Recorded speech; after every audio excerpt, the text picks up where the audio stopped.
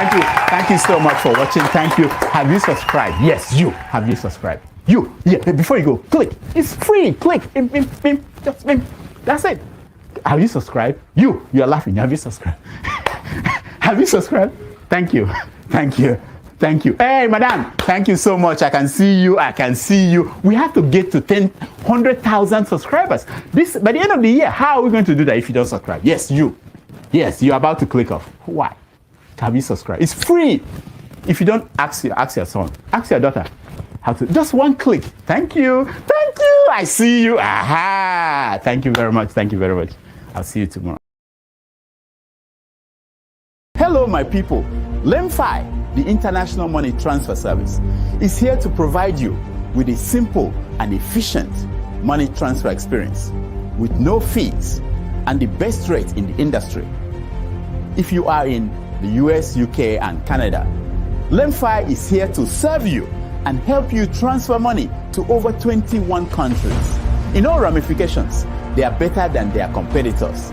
We at the Dr. Damages Show are happy to partner with them to satisfy your needs. To that end, anyone who signs up with them using the referral code DOCTOR will get $30 cash back the first time you send $100 or more.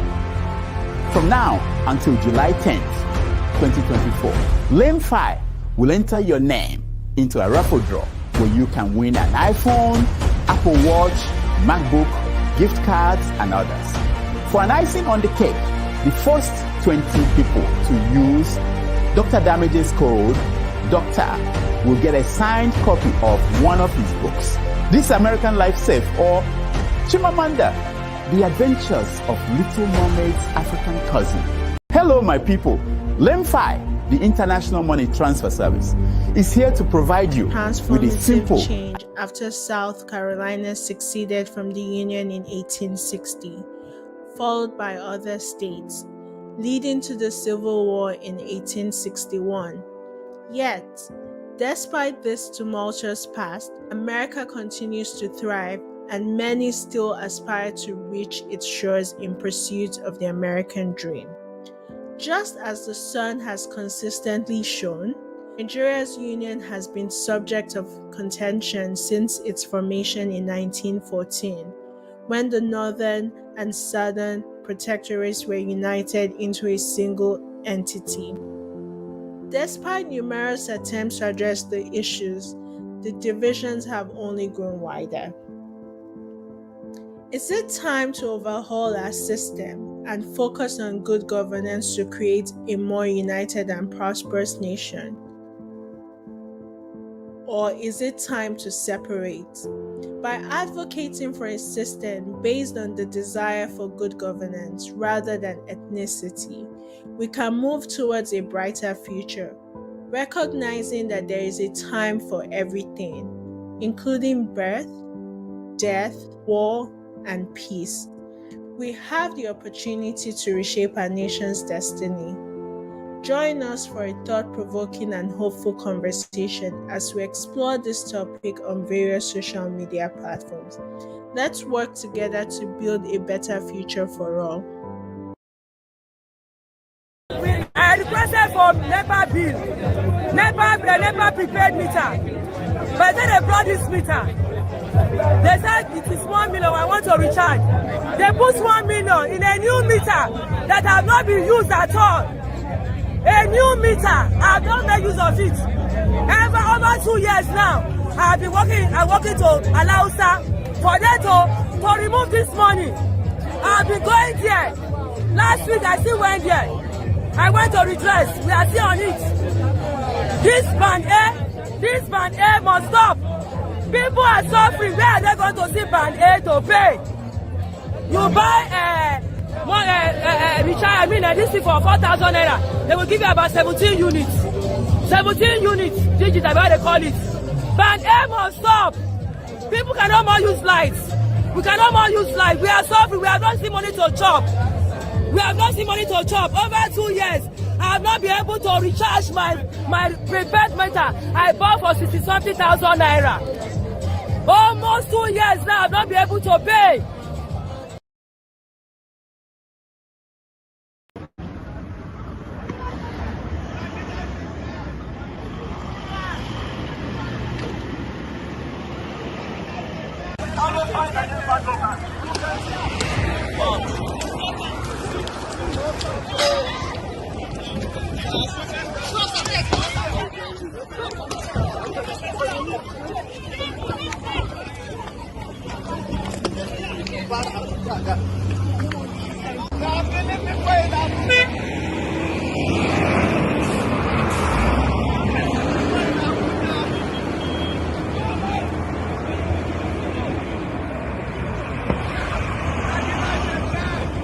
Nigerians!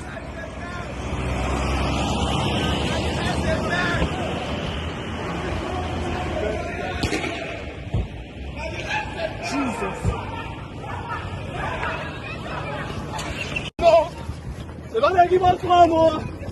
They are killing people in Abuja. To them, oh, to them. To them, oh.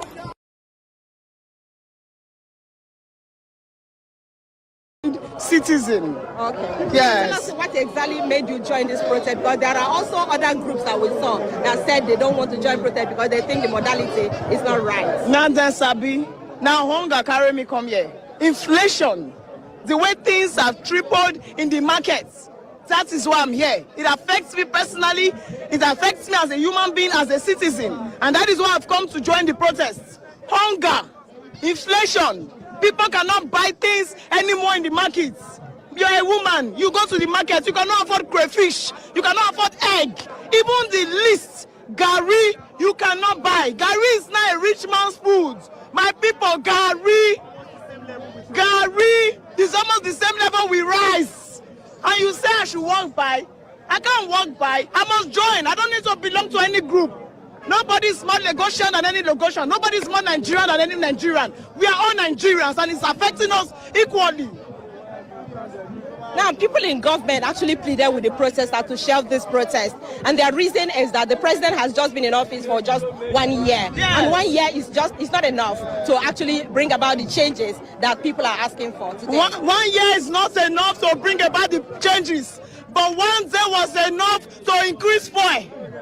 1 day was enough to give policies and instructions that almost ruined our lives. It's all about policies. Make these policies and implement it. You don't need forever. When Buhari was there, they said 1 year is not enough. 2 years is not enough. Till 8 years. He has started again, same APC government. 1 year is still not enough. People are dying. 1 year is not enough, and within 1 year, fuel has gone to 1,000 TRI per liter. How long should we wait? How long? No, let them tell us how long they want us to wait, and we wait. Let them tell us 2 years, and we wait. Okay, so I also listened to the SAN, that's the Senior Advocate of Nigeria, who said he's the lawyer to some of the groups that are protesting, and he has pleaded that the protest should be limited to a day or 3 days rather than the 10 days that the protests are set out for. Do you think that is a valid point? We don't have any leader in this protest. As we all say here, tomorrow if everybody fall out, everybody fall out. Next tomorrow, everybody fall out. Have you realized that what Nigerians are asking, what everybody is asking, is not so much? It is the basics. A word from the president, everybody will be jumping. Everybody will be happy. We are not asking for the impossible. So nobody should come and tell us a day, 2 days, till it now. We will keep coming until the answers. Okay, what specifically would you want the president to do now that will end this protest? Right now, carry fuel go 100 naira per liter. Because once they reduce fuel, everything will drop. Just reduce fuel. Barber, they use fuel. Driver, they use fuel. Who they wash clothes, laundry, they use fuel. Tailor, they use fuel. Once you reduce fuel, there will be peace. Let him show us a sign that he cares. That's all. A sign. No, but this removal of fuel subsidy in the first place was to deal with the corruption in that subsidy regime, which government talked about. Have you seen Dangote crying? Dangote is crying so hard that you will now realize that the corruption that we are seeing is nothing compared to what we are not seeing. Let them be fighting the corruption, but may they not use and press us. May they not use and kill us. They should reduce oil and sort themselves. Thank you very much. Okay, so you can see that's exactly what the cry here has been. Really, it's been so rowdy. People are actually very angry, and that is why they have gathered here to vent their anger. Now, if you look at this, it's the flyer that they have been distributing here all through the day. Please, can we just stop? Now, some of these points that they raised in this flyer is one, that these are some of the expenditure Tinubu and other politicians plan to do with our money. And they say 1 billion naira for Tinubu's sitting allowance. They said 98.5 billion Tinubu's personal cost, 21 billion mansion for Shetima, 10 billion naira computers for Tinubu and Shetima, and a whole lot of issues. And they say ina so in kira ga gwamnatin tarayya. Na'am baba. Mu yanzu mun gaji da shugabannin su rika hada kai ga turawa. Na'am. We are not American. Gaskiya ne. We are not Ingila. Gaskiya ne. We are not France.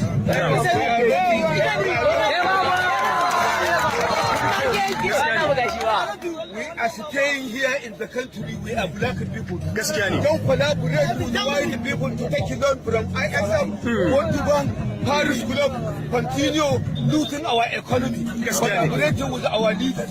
That's why they bring all these conditions. Removing subsidy, removing health care, removing unemployment. We don't like all this.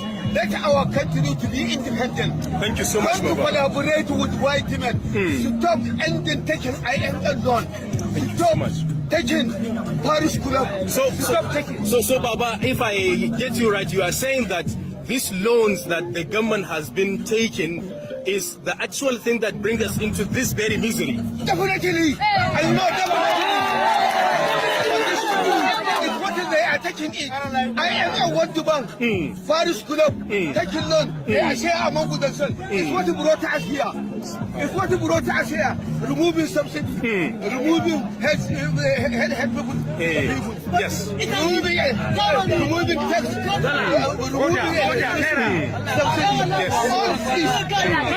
called us from taking loan. The loan they are taking from white men, they are sharing among themselves. We are paying for the money. Exactly. This condition. Exactly. Enough for we are tired of this. Stop doing this by our people. Then, Baba, what are you going to say about the fuel subsidy removal? The fuel subsidy removal, it has to be come back. Don't remove it. Come back as it is before. Thank you so much. Buy oil, petrol, a quarter or a fuel half to a 50 naira. Do you think it's our oil? Do you think, Baba? Do you think, Baba, this fuel subsidy removal and the loans and what have you are what actually bring the inflation we are in now? That is what you are saying is right. That is good. It is there. It is there. Yes. It's what he said. It's true. It's perfectly true. Thank you so much. It's perfectly true. Thank you so much, Baba. We want the government, our Tinubu government, House of Assembly, House of Senate, governors, House of Assemblies, all this they have to come together to reduce all this to back as it was. Thank you so much, Baba. I want them to continue taking loan. Your name, Baba? My name is Balani Banyakashe. Former AD Alliance for Democracy, we are all in Kano. Mashallah. Because Tinubu, we belong the same party with him before. Okay. He governed Lagos State. Okay. As an AD governor.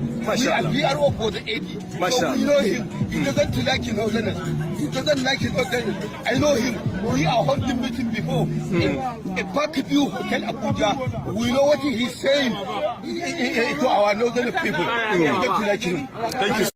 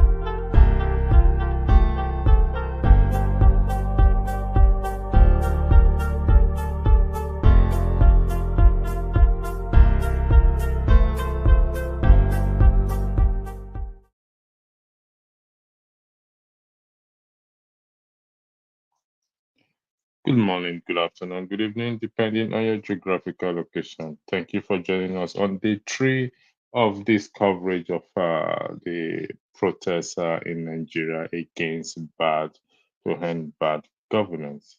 And, I want to thank every one of you who have joined us in the comment section. The link to come on the platform has already been posted. I want to post it early for those who wants to come in. I can see 1 or 2% on the backstage. Righteous man, I know you're in the backstage. I'll bring you up. I'll bring it in soon. This is another the 3rd of August, 2024. I highlighted Pansat comment because I took interest in it. I went for a walk today, and I was thinking in this line of Pansat, even though we don't say eye to eye, but it doesn't mean we can't share ideas or similar ideas together. And I was asking myself a question as to why, as a president, so far has not come out to address the people, Nigerians. Why is the second in command and the third in command making mockery of Nigerians without any remorse? And I came up with a conspiracy in my head in respect to even the announcement, the early announcement of this protest. And I asked myself again, what is exactly going on? Is it that these people actually don't have conscience, or this protest is actually staged by them? But there's no way I could get a proper answer to it. Righteous man, welcome. You are in Nigeria. I'm not going to waste much time in my monologue. So you are in Nigeria, you'll be able to provide us with the current situation of what is going on down in Nigeria. The righteous man, if you're there, can you please indicate that you want to join the broadcast? All right. Righteous man is not ready for us. Righteous man, are you ready for us? Yeah, good afternoon from here. How are you doing? I'm fine, and yourself? We bless God. It's just that nothing is working. We're okay. We're fine. All right. It's nice to hear that positive side of you today, that you're okay, you're fine. But what is the latest situation on ground, if you don't mind, please?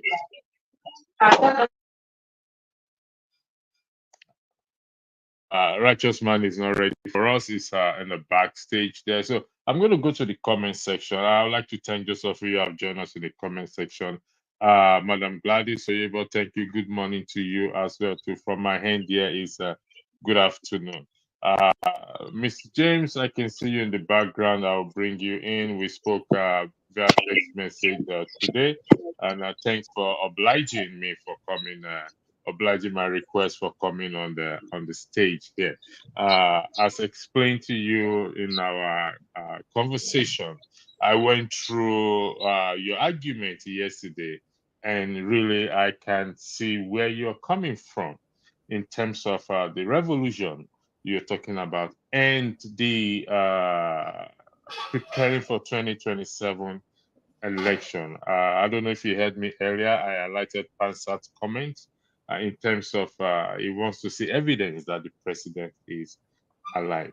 What joked me this morning was we are preparing for 2027 election, but we are not ready to deal with this statement I just highlighted, overcoming the program of ever increasing wickedness. This program has been going on for some time now.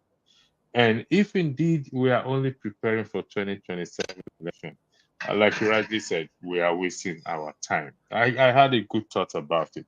So I thank you again for obliging for coming on this podcast today, for honoring my my request for you to shed more light on this on your argument in terms of we preparing for 2027 election.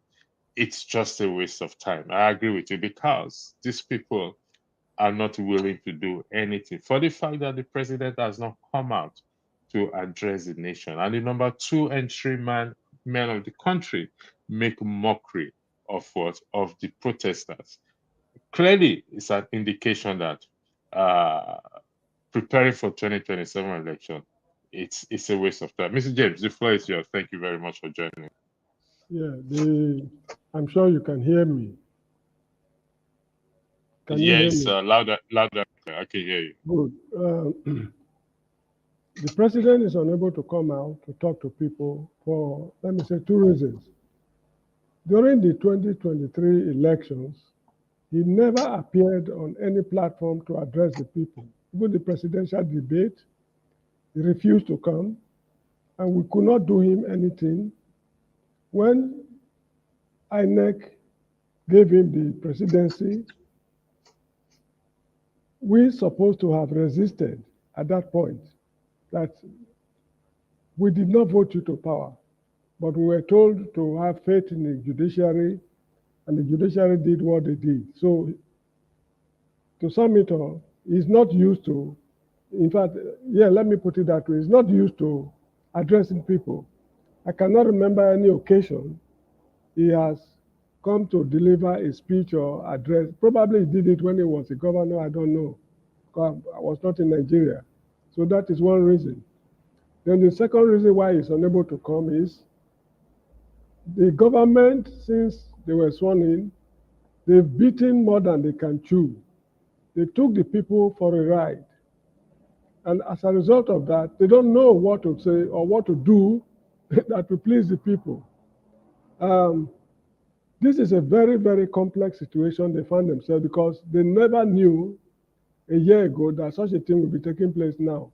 So I suspect, although without proof, that behind the scene, they are negotiating among themselves. I think I said this yesterday. They are negotiating among themselves behind the scene. Those who have been benefiting from the system, you have to, relax some of the goodies you'll be gaining from, like, for example, crude oil allocation, sources of milking the economy. I mean, there's a way they share this money behind the scene. So they just have to relax or cut back the benefits they are deriving from the corrupt practices. And as a result of that, some people will suffer, some will not be too happy. Maybe this is what they are negotiating behind the scene. So not until that negotiation is fully complete, they will not be able to come out to give you categorical statements that we are reducing petrol price by X amount of money. For example, those people importing petrol, which Dangote revealed from Malta, they've been making money behind the scene. Now, this is payback time. You just have to cough out some of the money to address the needs of the youth. So that is an example. Then those the EFCC has been after, like Yaya Bello and others, gentlemen, we know this amount of money is in your possession. You just have to square also some certain amount to solve this emergency problem, because this is an existential threat to the ruling class. So these kind of negotiations are going on behind the scene. Not until they complete everything, they will find it terribly, if not impossible, they find it impossible to come and give you any address. Should he appear on screen now and say, oh, I understand the needs of your cries. I understand the pain you are going through. Bear with us. This is not the grammar the youth want to hear. They want to hear concrete, empirical assurances that will shape their future positively. So I'm sure this is the reason why he has not been able to come out. Thank you, Mr. James.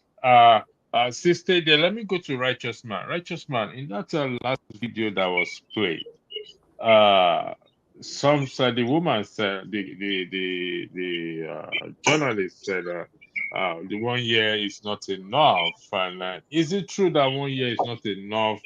Is 1 year enough or not enough for the president or the current government to have effected a positive change or a certain degree of change in the country?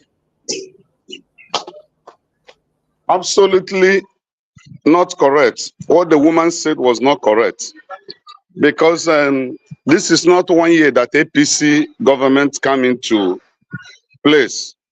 This is 9 years now APC have been ruling Nigeria. So for Anyone to claim that 1 year is not enough is arrant rubbish. The journalist doesn't know. It's one of these brand envelope journalists that have not been fair to the public. Tinubu had been part and parcel of the regime since 2015. It is their policy that Buhari executed, and he did not depart from that policy. He said he will continue where Buhari stopped. So if he is credible enough, having planned to be the president of Nigeria for many years, he's supposed to know things he should put in place, in order to achieve that hope or change they have propagated. But unfortunately, it had been what it is right now, opposite what they have planned that they are going to give to Nigerians. Anyway, for me, I'm not surprised what is going on now, because Tinubu only planned that he's going to give Nigerians maize and beans. But the unfortunate part of it is that the maize and the beans is nowhere to be found. It's the costless food item in Nigeria today. So that submission that is too early to judge him, it does not go down well with Nigerians. So that's my submission now. Thank you very much. Mr. James. You will backstage me because I'm about to drive now. All right, I'll do that. Thanks for letting me know for when are you here. Okay, I found you. Mr. James, irrespective of the government in power, is 1 year enough or not enough to judge or make a decision? Your meter, Mr. James, please. Yeah, let me answer the question this way. Assuming I'm admitted to the University of Lagos to pursue a 4-year degree program in geography. At the end of first year, I failed catastrophically.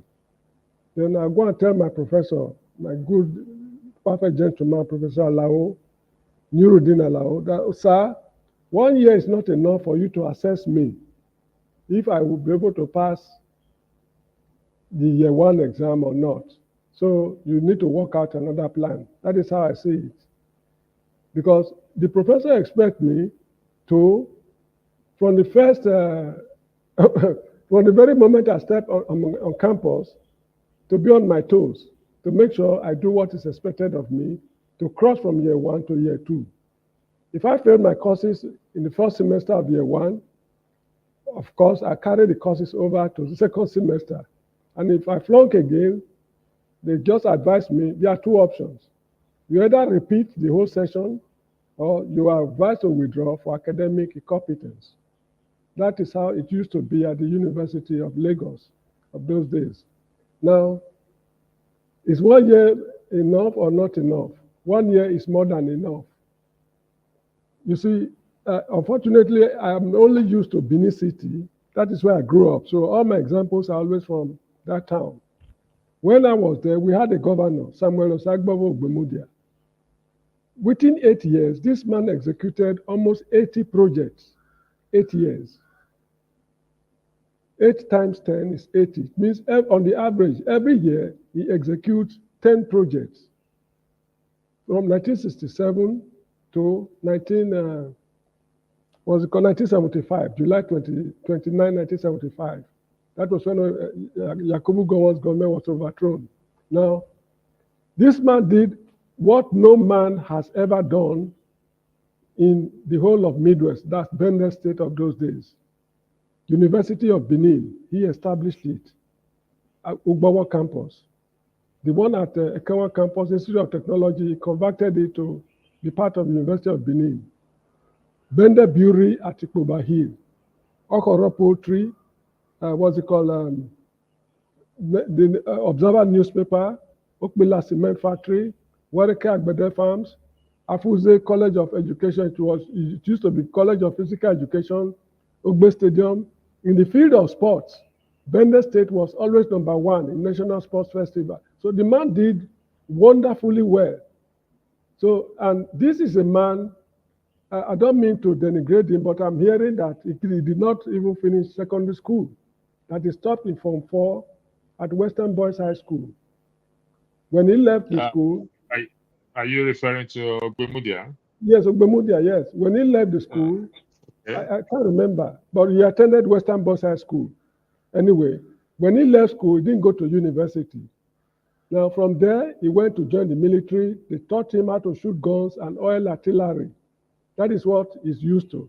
So if a man of his type can achieve such a monumental accomplishment under a military dispensation, 1 year is more than enough for Bola Tinubu to make his mark. This man has no plan for the country. That is my sincere opinion. Other people might have theirs, but...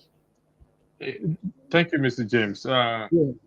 While we appreciate and highlight the importance of education, we also must understand that it is not it all the way. You are not denigrating that women that if you left school in class 4, he was able to achieve something. He was able to bring hope and peace and joy to the people in his time. The people we have today are highly educated.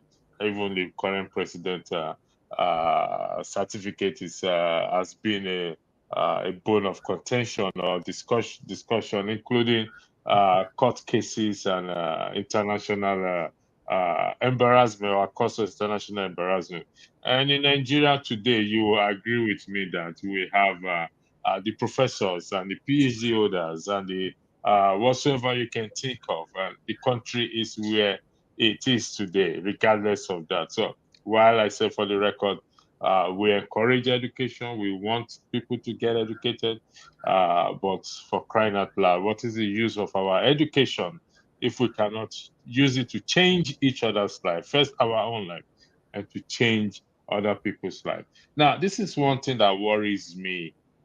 I'm going to highlight this comment, Mr. James. Yeah, Kulato said, learn power game for the feeble-minded. Probably true.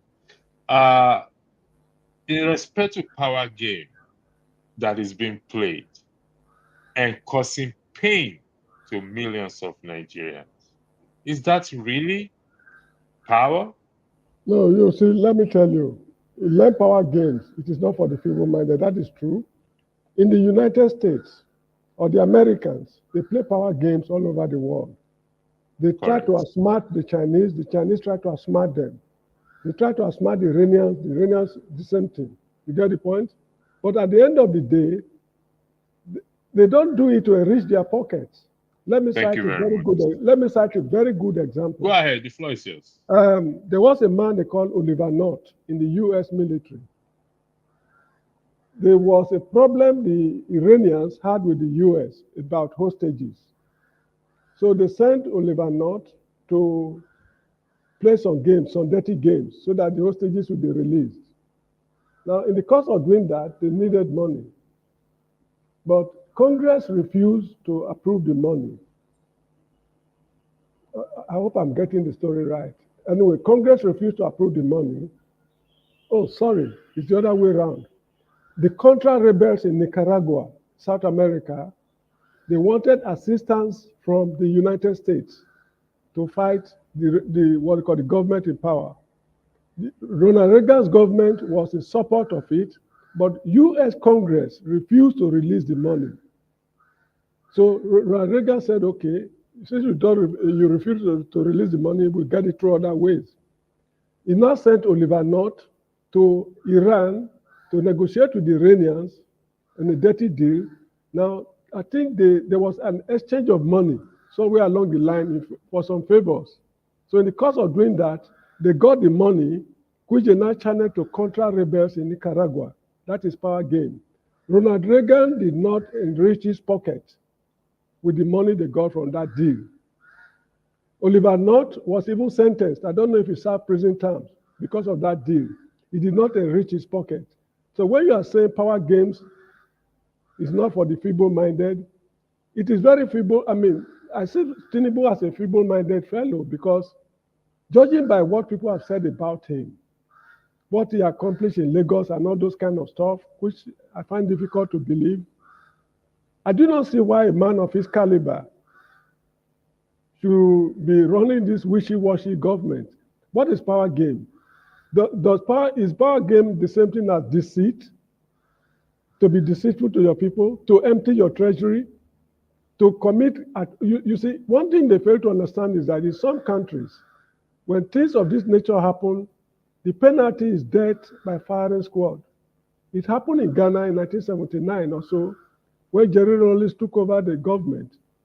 General Afrifa, who ruled 10 years before he was called to order, Akufo, Achampong, and other top military officers were taken to Teshi firing range at the outskirts of Accra, where they were sent to hell by firing squad.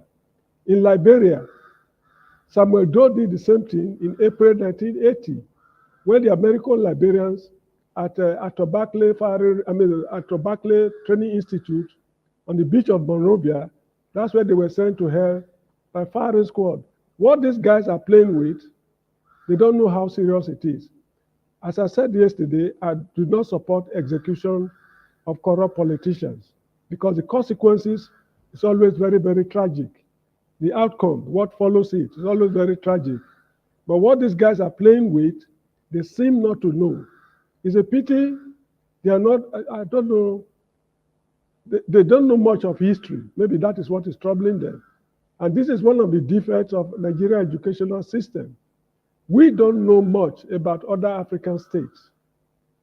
This is why we are unable to learn from their history. To buttress that point, if you ask a man now in the street of Lagos, what is the capital of Guinea-Bissau? What he will ask you is, what is Kosame with Guinea-Bissau? It's ignorant. You get the point? What's the capital of Sierra Leone? What is Kosame with Sierra Leone? Because we don't know anything about other countries in the sub-region. That is why when we send our troops, like to Liberia, for example, and Sierra Leone, to fight, the terrain is totally unknown to them. They rely on people on ground. And whereas we have military institutions in Nigeria, Defense Academy in Kaduna, War College in Jos, and other institutions, we're supposed to master the whole of West Africa, but we know nothing about them. So this is what is troubling the ruling class we have in Nigeria today. Thank you, Mr. James.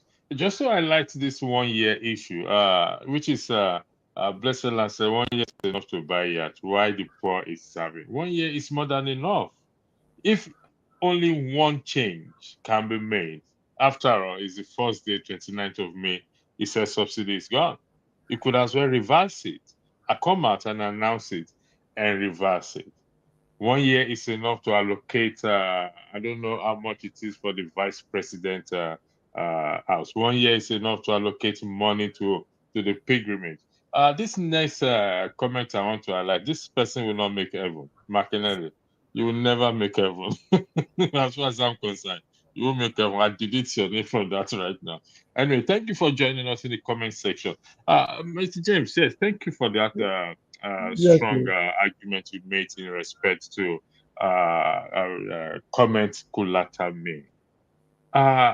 Legacy. Yesterday I was in a meeting, and one of the participants in the meeting made a very powerful statement in terms of legacy, including those of us in the comment section and those of us that preach divisive language, rhetoric, and sow a seed of God. What she said was that these things that we say and we do, they are on record. And one day it will be pulled out for our children to see. And I went back and I thought on it. And I agree with this individual 100%. We take the comment section, or we make comments in the sense that we can say anything, freedom of speech.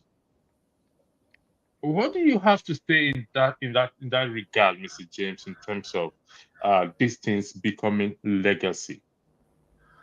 You know, when you talk of legacy, you mean what you are leaving for future generations to see. Yes, Yeah, correct. you see, legacy is meant for society with a conscience. The Nigerian society has no conscience. I mean, the modern Nigerian society has no conscience. So legacy means nothing to them. It's absolutely, I mean, it means nothing to them. When you talk of legacy, it means nothing to any Nigerian of today. That is how I see it. These are not just Nigerians in Nigeria. These are Nigerians in diaspora, quote and unquote, that we say they've seen the light. You know, seeing the light is a question of the mind. It's a question of the mind. Yeah, it's the mind. Yes, seeing the light is a question of the mind. A man like the guy I cited earlier on, was it Samuel Osagbo and others, they did not live abroad, although they've been abroad. Maybe they attended military schools, but strictly speaking, you know, visiting a country and living in the country are not the same. That's true. Good. Now, when you live in the country, you interact with the people, different culture, different, you know, you imbibe new ideas, you refine your former ways of doing things to be able to blend with them. These are some of the things involved in living in a country. Now,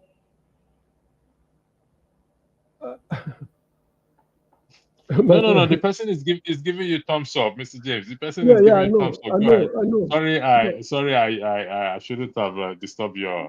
Go ahead. Sorry about it. Now, we are still talking about legacy. Am I right? Yes, sir. Please. Good. Now, I mean, a society with conscience can talk of legacy. Now, the character of a society is made up of a summation of the different characters in that society. What I mean is, if a society is loaded with good men, the character of a society and the individual characters are not the same.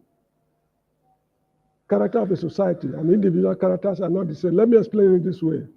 If you take a glass, you pour some Coca-Cola into it, you pour Fanta, you pour Vimto, you pour Sprite, and a lot of soft drinks, and you mix it. When you taste it, it's still soft drink you are tasting, but it is none of the soft drink, of the component parts that, form that concoction. But if you pour more of Coca-Cola into it, you get the flavor of Coca-Cola will be stronger than other drinks in it. Or if you pour more Fanta than the others, the flavor of Fanta will be stronger than the others. That is how a society is. The character of a society is it's an integration. I mean, it's a mixture. Yeah, it's a mixture of the characters of people that make up that society.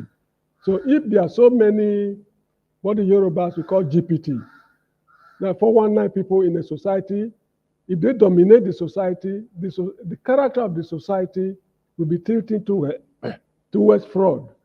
Then if you have a lot of holy men in the society, the character of the society will be drifting towards holy men. So in the case of Nigeria, it is pitiful that we don't have men of conscience.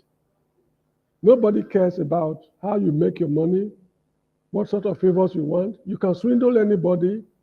According to, there's a saying in Benin language, Nohama Oge, that is, you can only accuse a pregnant woman of adultery. A woman who is not pregnant, you cannot be justified to accuse her of adultery.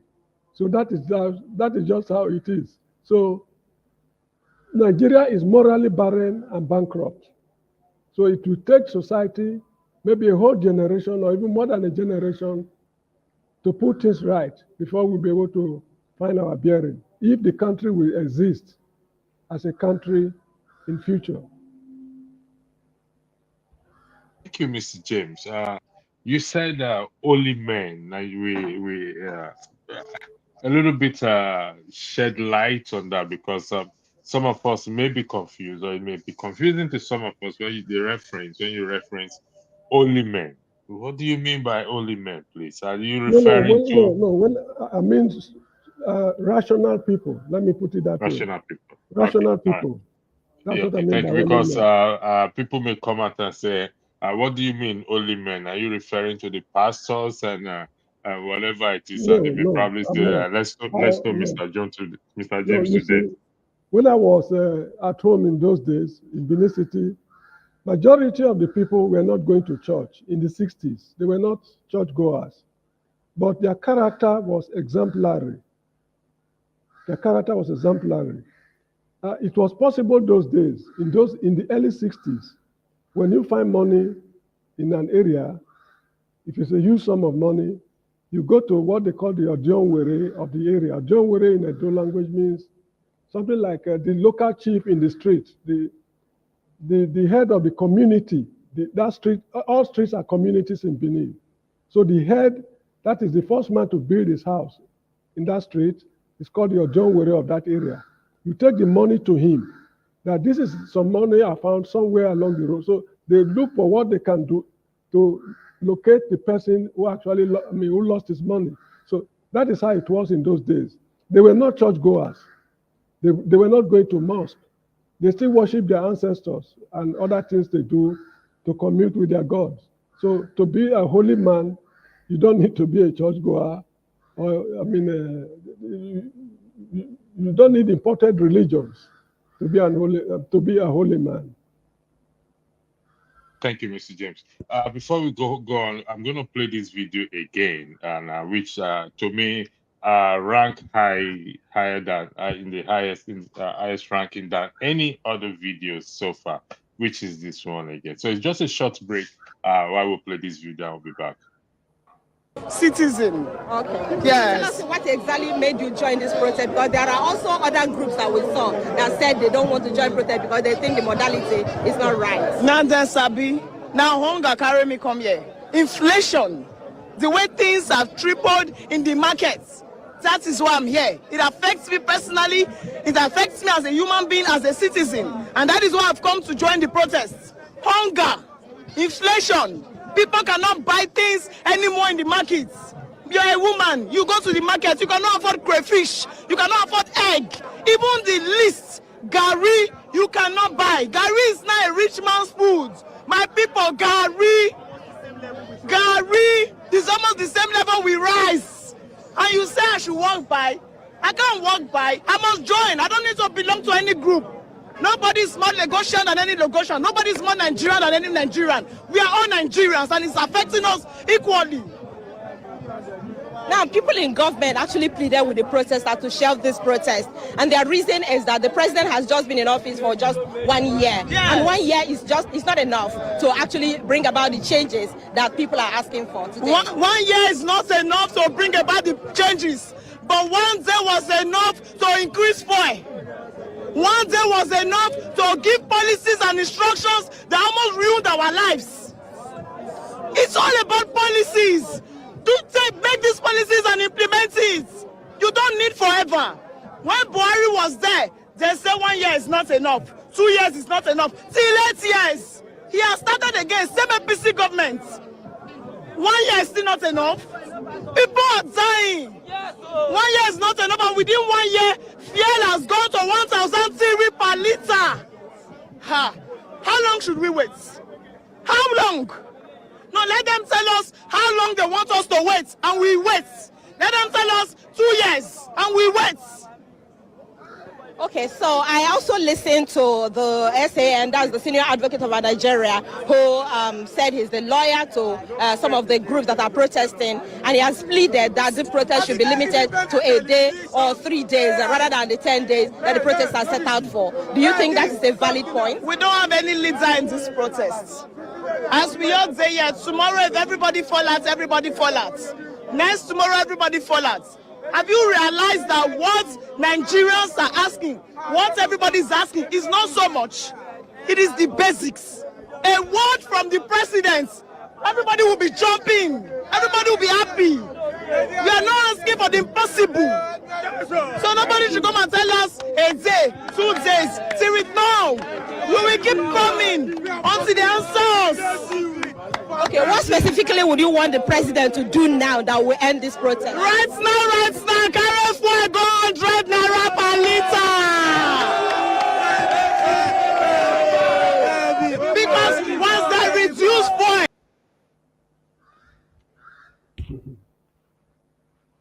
James, thank you very much for Yeah, being thank here. you. We don't have any leader in this protest. I don't know what she meant. I think I don't know if Righteous Man have finished driving, but I think he has not. How true is this that there's no leader in this protest? No, I thought they have organizers. if there's a leader or there's no leader, it is immaterial for a simple reason. Those who planned this protest, it took them a lot of brain work. Now, in NSAS, I think there was no clear-cut leader, but they were able to go behind the scene to freeze so many people's accounts suspected to be linked with NSAS. Now, why should anybody planning demonstration reveal his identity, knowing what happened to those they suspected to have planned NSAS? So this is why this movement has no leader. That's number one. Then number two, when people are saying we are pulled out of the, demonstration, the protest, we pull out of the protest, how do you pull out of what you did not take part in planning? You did not plan it with anybody. They didn't consult you. They are carrying out their own plans. You are saying you are pulling out. It is illogical for you to pull out of a movement you did not participate in forming. So that's the laughable thing. Now, the good thing about the protest is nobody is being forced to take part in it. If you like, you take part. If you like, you stay away. I phoned my brother in Nigeria. He said he found no reason to join them in their protest. He called it their own protest, that the matter does not concern him. That is his personal opinion. I cannot force him to take to the street when when he's an adult to take decisions for himself. He has attained the age of consent. So that is how it is. So the protest has no leader because of the way the federal government has been dealing with leaders of previous protests. If if the protest leaders have been known, probably by now they'll be languishing in Kuje prison or wherever they are. So this is just the reason why the movement has no leader. Thank you, Mr. James. She said it is hunger that brought me here. And we all know hunger has no respect for anybody. It doesn't know whether you are white or black, whether you are Chinese or whether you are this and that. But most Nigerians are not part of this program or came out to join this protest. Is it the case that they are not truly hungry or the situation is not affecting them? No, there's what the English call, I think, apathy. It's just apathy. They've given up on the country. What it go happen, make it happen. I don't tire. That's why, of course, the Easterners, they have special reasons for not joining. And I cannot blame them. They have special reasons. But for the other parts of the country, some people joined, some refused to join, but it all boils down to apathy, hopelessness. That's just what I see. It's hopelessness. So if we have come to that, if most have come to that situation, that position of hopelessness, then what do we do? That is what the youth are doing now. They're taking the bull by the horn. You see, government should not allow people to degenerate to this level. This man they call Yakubu Gowon, he was a very, very crafty young man in those days. When I say crafty, I mean, no, I don't like that word. He was a very intelligent leader. When the war ended, there was what they call oil boom.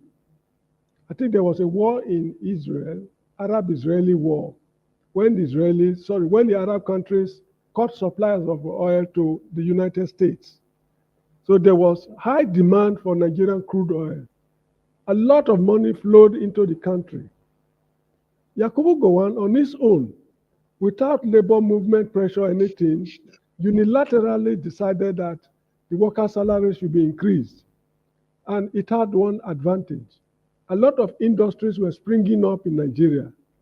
As the industries were springing up, they were overproducing. The Nigerian workers were not having enough money to buy aggressively, massively.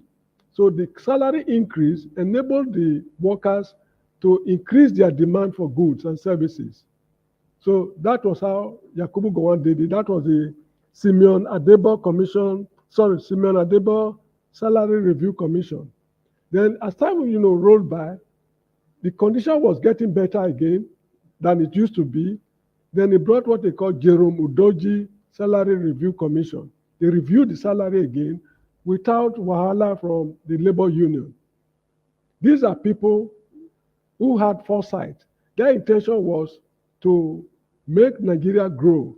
And Nigeria was able to grow in those days to the extent that we made our mark in the war against apartheid. You see, in Angola, I was told, there's a street in Angola, I don't know if they changed the name, it's called Murtala Mohammed Highway. When Murtala Mohammed removed Yakubu Gowon, he continued with Gowon's policies, and they substantially assisted the MPLA, the fighting force in Angola, fighting the Portuguese. So in appreciation, when they gained their independence, the major highway in the city of Luanda was named Murtala Mohammed Way in Angola. Mozambique, under Samora Machel, the same thing. As for Zimbabwe, Nigeria carried that problem on our heads. Let me tell you what happened. The Minister for Foreign Affairs, I think it was Obasanjo's time, he was called Henry Adefokpe, Brigadier Henry Adefokpe. They went to a conference in Dar es Salaam, a Commonwealth Conference. While they were there, Nigeria announced that British Petroleum, BP, there was an oil company they called BP, has been nationalized because Nigeria had reasons to believe that they were investing in South Africa. When they made that announcement, I think in Dar es Salaam, the conference scattered. All the delegates went home. Margaret Thatcher and others, they could not do anything about it. So that was 1979. Then that same 1979, there was what they call Lancaster House Agreement talks in London to map out, to work out a roadmap for the urgent liberation of Zimbabwe, of Southern Rhodesia, as it was called then. Then the following year, 1980, Zimbabwe got her independence. If Nigeria had not taken that move, Zimbabwe would have got her independence much later. As for South Africa, Nigeria, in fact, it was Nigeria's personal problem. So we did what we could in those days. Not this present crop of leaders who are busy stealing money, running after women, banking money in the overseas. These were not the kind of people Yakubu Gowon and other military leaders were working with. Now, that era is gone. Nigeria is now in the gutter. So I do not know the tricks Nigerians will use to pull Nigeria out of the woods, because I believe that Nigeria is beyond redemption. So this is just how it is, my friend. Thank you, Mr. James. Again, I would like to thank you for joining this show, and for your for sharing your vast knowledge history. Some people in the comment section, they've given you the thumbs up, and like I said, I reach out to you to come in this afternoon and educate us more on this matter. Day 3, again, this is day 3. We have 7 days to go, 7 more days to go. What do you think the government would think if, let's say, day 4, this protest collapse? No, what do you mean by collapse? What do you mean by collapse? This protest did not continue after day 4. What message will it send to the government? The government should be very worried if the protest collapsed on day 4, for one simple reason. They gave the government 1 month notice, if I'm not mistaken. Somebody should correct me. They gave the government 1 month notice to prepare for this showdown. And despite the notice, the government could not prevent the action from taking place. When they retreat, when they are coming back again, it's very likely they will not give any notice. And when they take the government on, you see, one thing they should know is that the youths are using their best brains to organize this demonstration. The ruling class might see them as nothing but vandals and vagabonds. But to them, they are using their best brains to work out the modalities. And I wonder the kind of people who are in government now, because if it were to be in those days, people like, what's his name?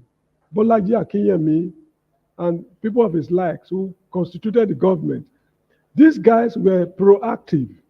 They see ahead, then they plan towards what they are seeing. But this is not the kind of people I'm seeing in government today. So if the demonstration should collapse on day 4, government should be very worried, because when they are coming, it's going to be a hurricane.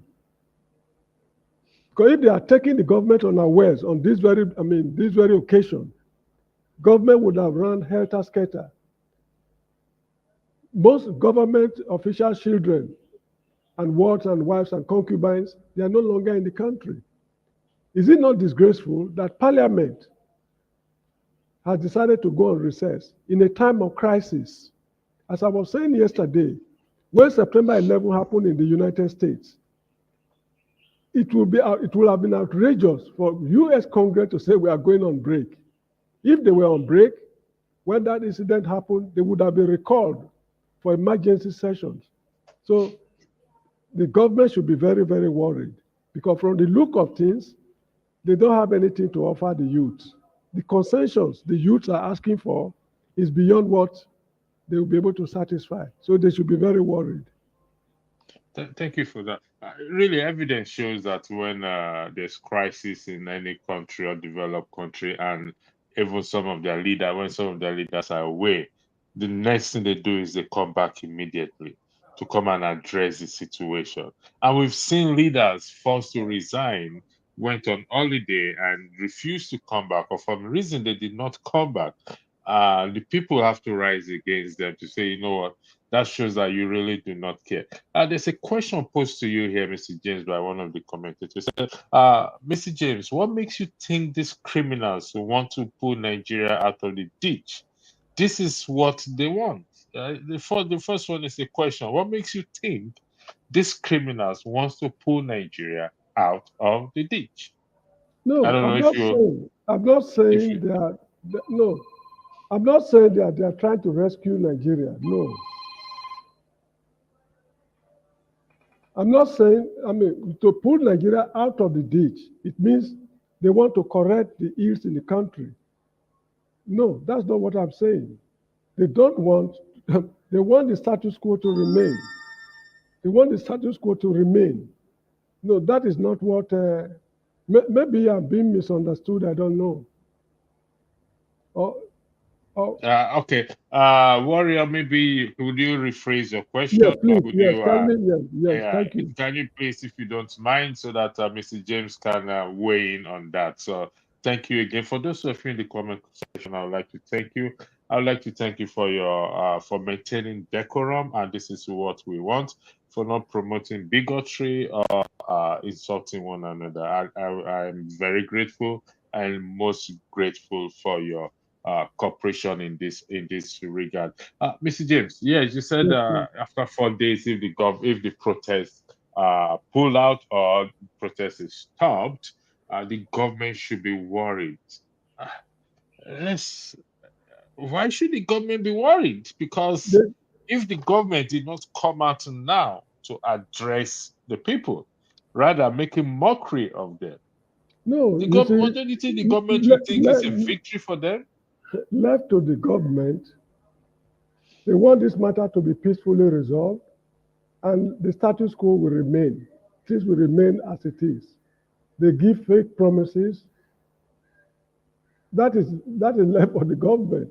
But if they are unable to resolve this matter, and the boys on the streets decided that, okay, we are retreating, I think they are retreating to regroup again. You see, let me tell you something. During the NSAS movement, Wole Soyinka said that if these people should come back again, they are coming back with full force. That was what the man said during NSAS movement. Maybe this is not the full force he's thinking about. This could be a ploy by those who are organizing this protest. This demonstration now is just to test the waters, to see the preparedness of the security forces. No, it is to the advantage. Oh. It is to the advantage of the nation and the ruling class for this matter to be resolved. It's going to be a give and take issue. It's going to be give and take, because if they want to eat everything as usual and let the youth go empty-handed, we are not addressing their needs. It will not work. This is how I see it. Mr. James, take your call. Maybe it's an emergency coming in for you. Take your call. Okay. I will come back to you. Hello. Mr. James said if this the question is Oh, I'm if sorry. I the, thought you did your student. oh, sorry, let me mute him. Okay, it's muted. Listen, thank you again. This is the tree of the protest, and we must commend those who have joined. Based on the video we have watched, it's all about what to end the bad government or governance, and what because of the hunger that is going on right now. So therefore, this is what we will be doing on this platform today, this afternoon, this evening. There is no the ladies' show will not be going ahead. This is in support of what of the ongoing protests in Nigeria. The ladies' show is going to resume back next week, Saturday, God willing. So it was agreed to what to pull it down for today to support.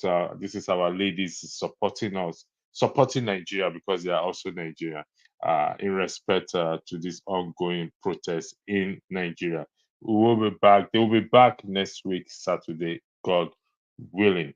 Uh, when I made a call to Nigeria this yesterday, and the stories I keep hearing in terms of the issue of the protests is that even some people, some shops have started to open. So the argument now is if some shops have started to open, how long can they go on for? There is hunger in the land. They cannot continue to put themselves out again in hunger. But what, like that lady said, if we are serious about this hunger issue, then every one of us will come out.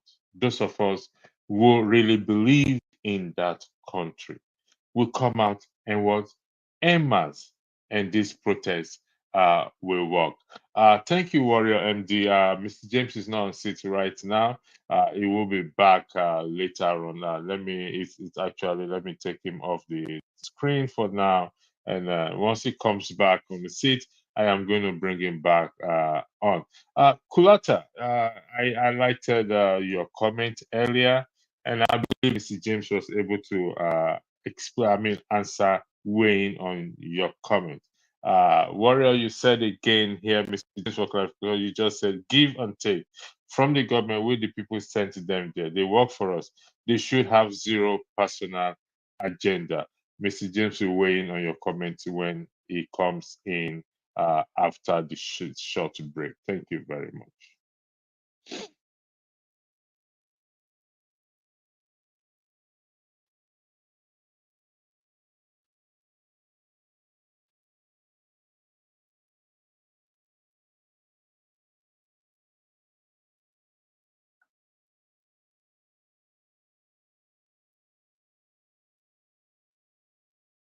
And tonight, this gentleman will be making his network television debut. This is his most recent album right here. It's called Spirit of Love. We're very pleased to welcome Majek Feshek.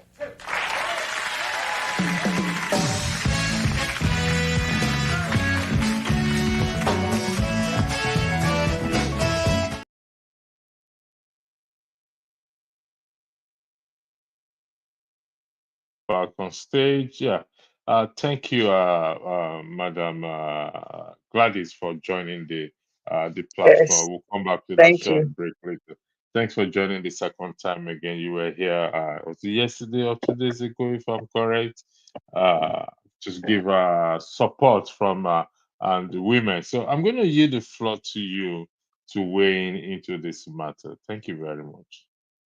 Thank you. Before you speak, I don't know if you watch the video by the lady. If you want me to replay it for you, I'm going to replay it for you. I don't know if Is you it watch the the one video. by Aisha or who? No. This let me play it. Let me just play it. I don't know if you saw it. It's not right. Now then, Sabi. Now hunger carry me come here. Inflation. The way signed citizen. Okay. Yes. Tell us what exactly made you join this protest, because there are also other groups that we saw that said they don't want to join protest because they think the modality is not right. Now then, Sabi. Now hunger carry me come here. Inflation. The way things have tripled in the markets. That is why I'm here. It affects me personally. It affects me as a human being, as a citizen. And that is why I've come to join the protests. Hunger, inflation. People cannot buy things anymore in the markets. You're a woman. You go to the market. You cannot afford crayfish. You cannot afford egg. Even the least gari you cannot buy. Gari is not a rich man's food. My people, gari is almost the same level with rice. And you say I should walk by. I can't walk by. I must join. I don't need to belong to any group. Nobody is more Lagosian than any Lagosian. Nobody is more Nigerian than any Nigerian. We are all Nigerians.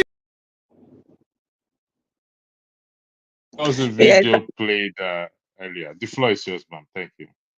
Yes, thank you very much. The woman has actually displayed her anger. I mean, Miss Precious. It is the same thing all over the country. If we look at what is happening in the northern states, we know that hunger or anger does not have a face. It's actually affecting the whole populace. And whoever stands by and does not want to get involved in what is happening, it's like you are trying to postpone what will surely come to pass later. It's like a cloud that is gathering or is looming. Eventually, the rain will come down.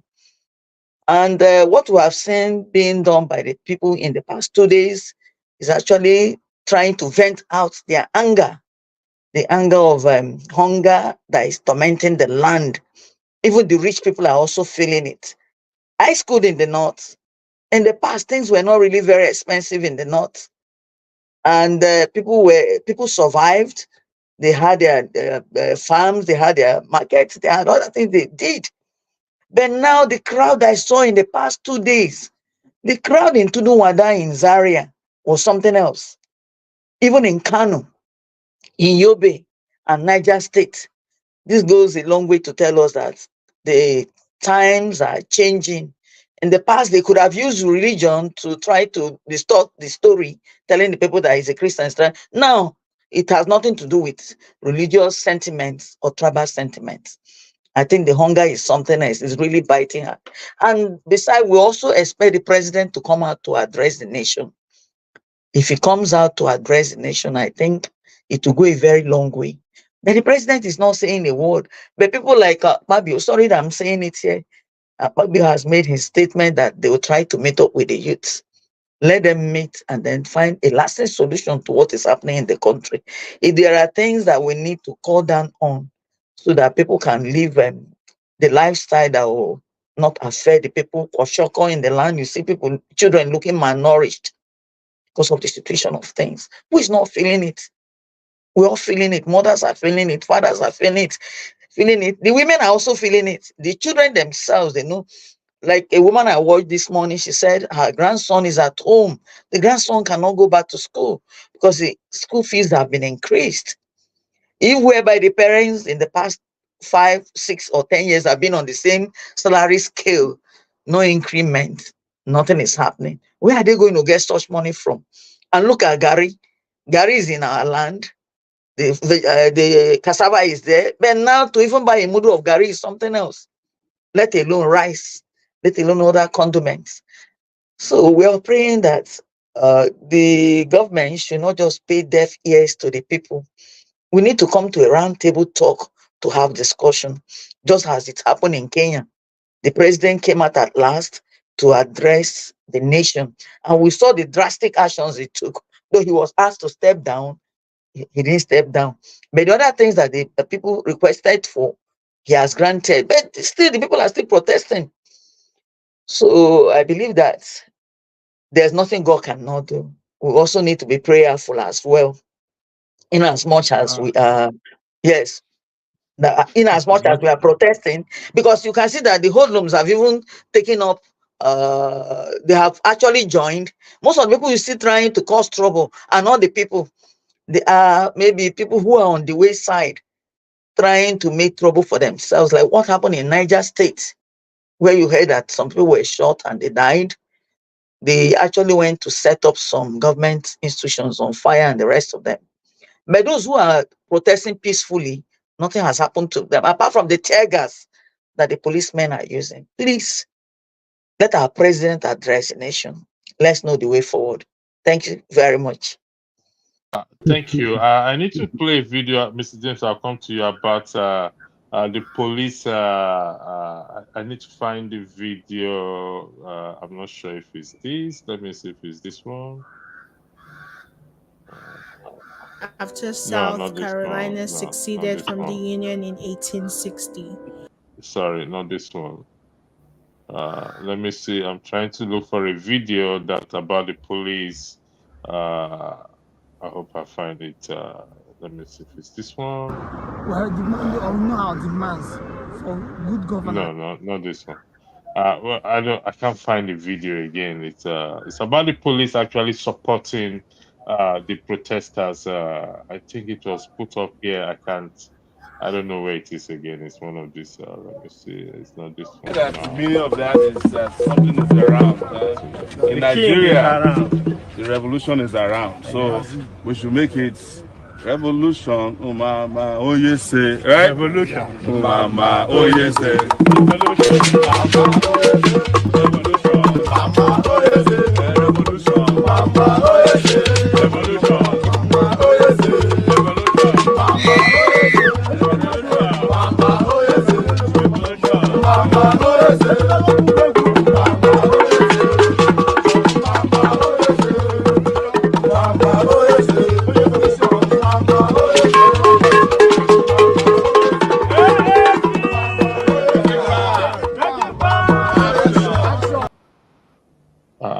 I can't. The video is refusing to, for some reasons, strange reasons, not to upload it. So, Mr. James, this is the comment by Miss Gladys. I'll come back to you because you said something I need you to further weigh in on.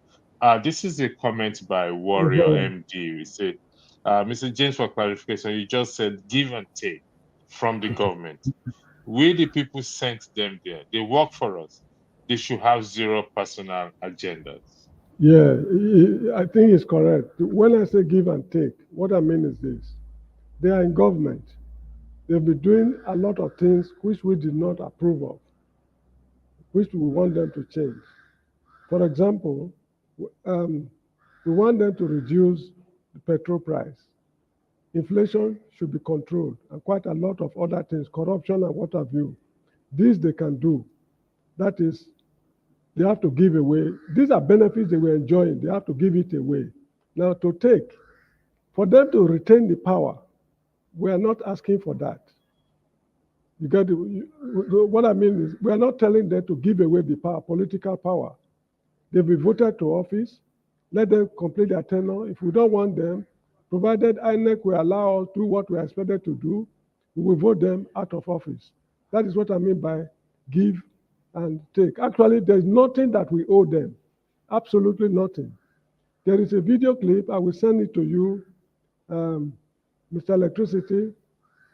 This clip is a very long one. Maybe you look for the section that is relevant, where, I mean, it contains the salaries and emolument of legislators in Nigeria. It is criminally outrageous.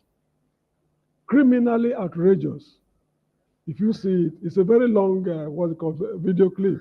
But try to look for that section where it shows the emolument, all sorts of unimaginable allowances they collect every month. It's criminally outrageous. So they just have to give away most of the benefits they've allocated to themselves. But as for political power, we are not interested in taking it from them. They should complete their tenure and confine themselves to the dustbin of history. So that is that. I thank him for the clarification. Thank you, Mr. James. Mrs. Gladys, you said I'm very curious in when you say what God cannot do does not exist.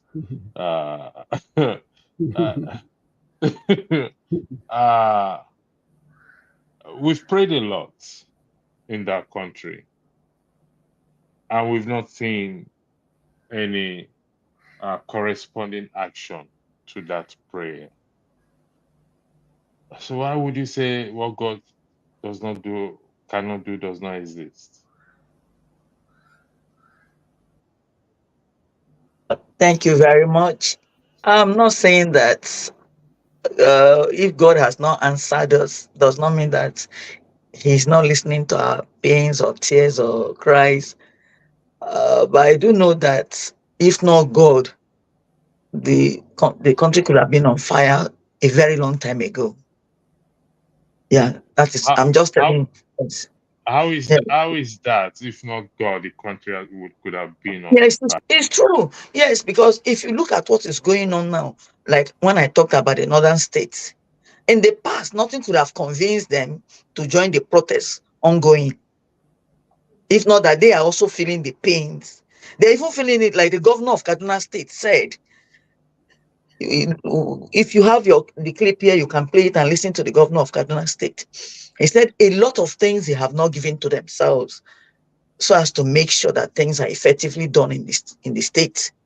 Like Mr. James has said here, a lot of benefits given to these so-called politicians should be cut down. They should remove such things they give them as allowances for this, allowances for that, and the people are crying in pain. The president has to address a lot of things because they are governing the people. Not that the people his cabinet, he's trying to please them, and then he's not making the people happy. Okay, why is it that many of them ran out of the country with their family members? Why didn't they stay back in the country? Because they were afraid that possibly what happened in Kenya could happen in Nigeria. Yes, that was why they all ran out. And those of them that are still in the country, they're not even speaking, they're not talking. But most importantly, the people are expecting the president to come up to speak. Let him address the nation. What is the way forward? What are the things that could be done to cut down on the inflation? The suffering is getting out of hand. It's getting out of hand. That is just mine. Yeah. Thank you very much. My co-moderator Alaba will be coming in soon. It's in the background. We will be anchoring this program after me. I hope Alaba. Alaba, I need to ask you a few questions before I hand over to you. I was reading your comments. Could you pop into the platform, please, Alaba, if you don't mind, if you are hearing me, please. Okay, I guess he joined the night crew yesterday, so I guess it's it's still sleeping. So, Mr. James, thank you again for accepting the honor. Mrs. Gladys, women in diaspora. There was a video played yesterday, them visiting going to the U.S. embassy. I mean, the Nigerian consulate in the U.S. I don't know if you watched that video. No, I didn't see it because yesterday I waited for you guys, but I didn't see it come up. I waited and I didn't see you. Yes, I missed yesterday. I missed yesterday. My boss was supposed to upload the video, but I can't just find it. There's just so much here that I have to play everything one after the other to find it. So, our women holds a key role in the society, and they've always been put on the back burner or put behind us. Which, what do you think we can do to bring them to the forefront in respect to this nation changing and building? Like I said 2 days ago, the women must get involved. We need to actually let women know that they are part of what is going on. And the few videos I've watched since morning or since yesterday, I've seen a lot of women speaking. And a lot of women that are in the front, most of them, they use tear gas on them. I saw a woman that was carried out of the way. That was in Abuja during the protest. I think the women should not just believe that they have to sit back at home. They need to also get involved by encouraging the men. And the men too also need to encourage the women, not just going out there to protest alone. The women can join. The fear of that maybe something could happen out there, nothing is going to happen. The women need to come out. Like when I listened to the speech of Aisha Yusuf, it was fantastic. It was nice. I enjoyed it. I enjoyed her statements, all that she said. They're in line. So the women cannot say, let us stay back and watch what is going on, because tomorrow when the history is written, they're going to say that women were not involved, if not the men. So I pray that more women should come out. The people actually organizing the protest, whoever they may be, they should also encourage women that they need to come out to be part of it, for us to have changes in our country. Because positive change can only come when you air out your feelings or your mind. It's not when you keep quiet. If you keep quiet, nothing will happen. So that's Thank you for this, Mrs. Gladys. You just said something very profound. Keeping quiet, Mr. James. Yes, please. Still, how would you address those who are keeping quiet or who kept quiet? They are neither on the left, they're neither on the right. They are just sitting on the fence. Yeah, It doesn't matter which class they belong to. There are a lot of reasons why people decide to sit on the fence. In the case of Eastern Nigeria, the case is clear. They've made it clear to the whole world. We have been protesting against the oppressive system. Nobody joined us in our protest. So we are now protesting against your not joining us in our protest. So they are staying at home is a form of protest. Because I think it was on every Monday or so, they were not going out, they have their sit at home. But now it's not only on Monday, it's throughout the whole protest period. So sitting at home is also part of the protest. Because the government should be people should they should try to understand why is it that they are not coming out. Business, everywhere is locked down. The whole country is locked down. So those who have decided not to join the protest, each man has his own reason. Some is what I referred to earlier on as apathy. They are just tired of Nigeria. What it go happen, make it happen. If we all go die, make we all die. So that's why they are sitting at home. That does not mean that they are against what the boys are doing on the streets. Because if they were to be against them, they will also come out to join the anti-protest protests. But they did not come out, they just sat at home. So those who choose not to come out, they should not be compelled to come out. They have their reasons, let them stay at home. But those who are patriotic enough to come out, let them do whatever they want to do. That is how I see it. It does not weaken the morale of those who are on the streets. If it's only one man on the street, that man is satisfied that he has satisfied his conscience. So that is how I see it. Thank you very much. Alaba, welcome. Are you back from the moon or from?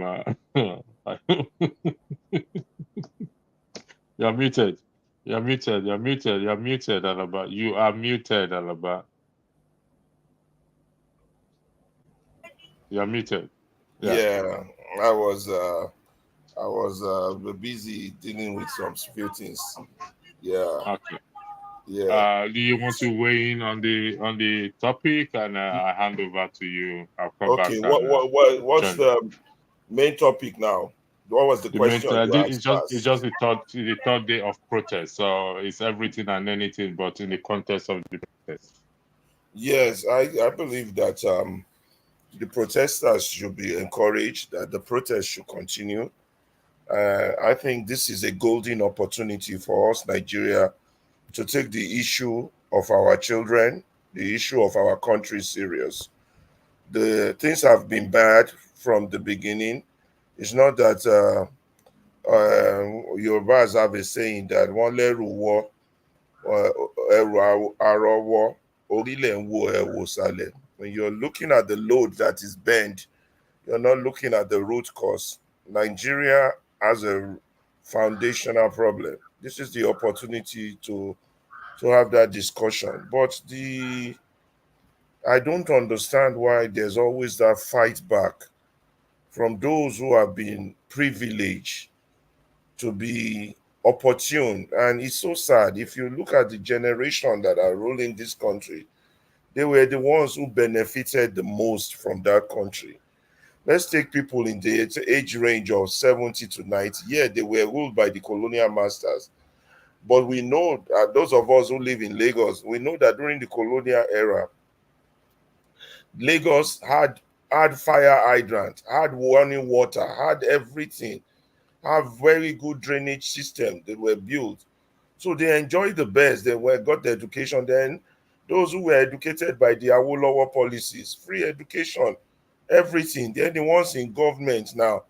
What did they do? They set up universities that even people cannot afford.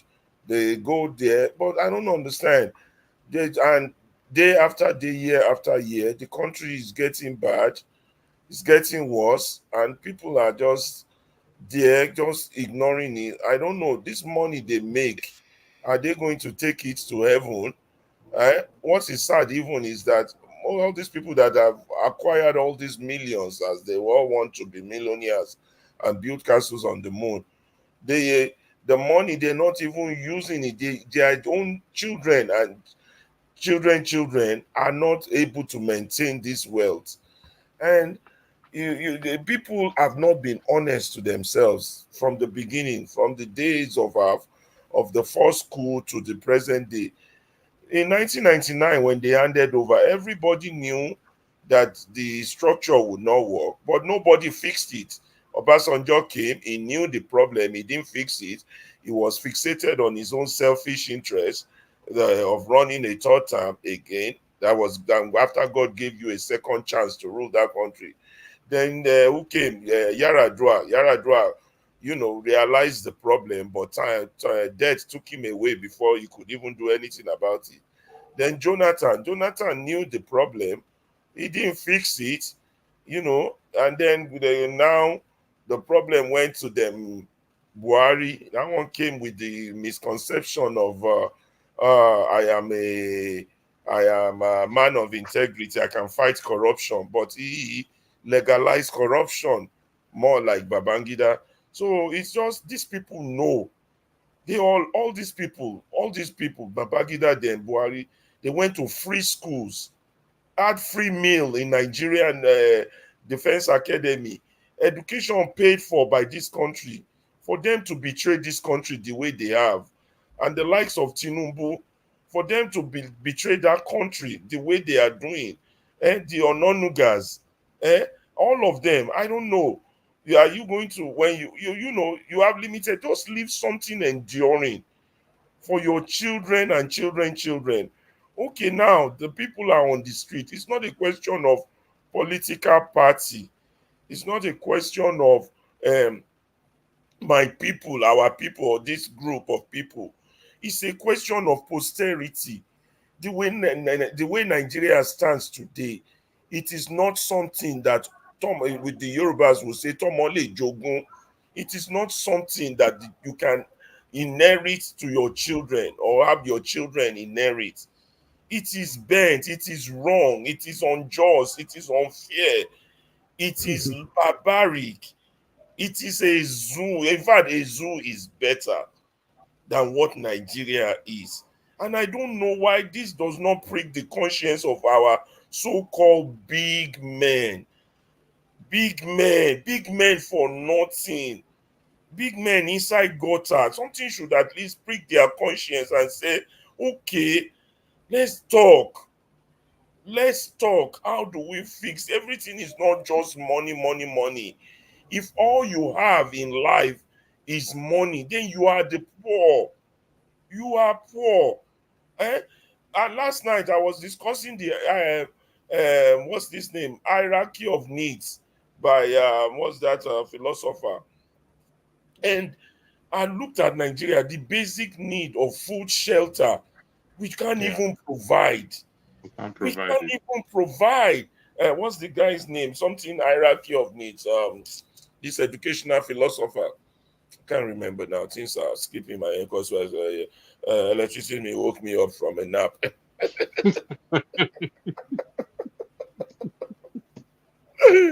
But I was just discussing it with a forefather yesterday. Somebody's hierarchy of need, and I can't remember.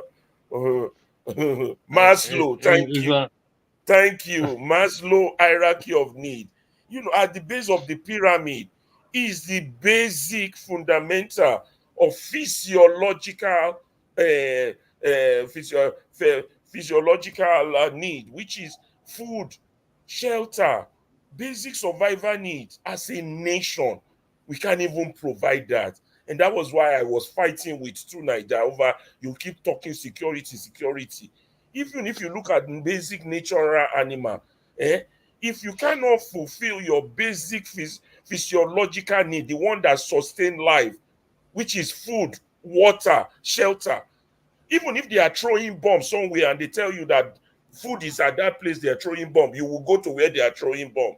And that is what is happening to Nigerian children. Every year we have misdirected success to mean run out, leave the country. Our children are dying in the desert, they're dying on the sea.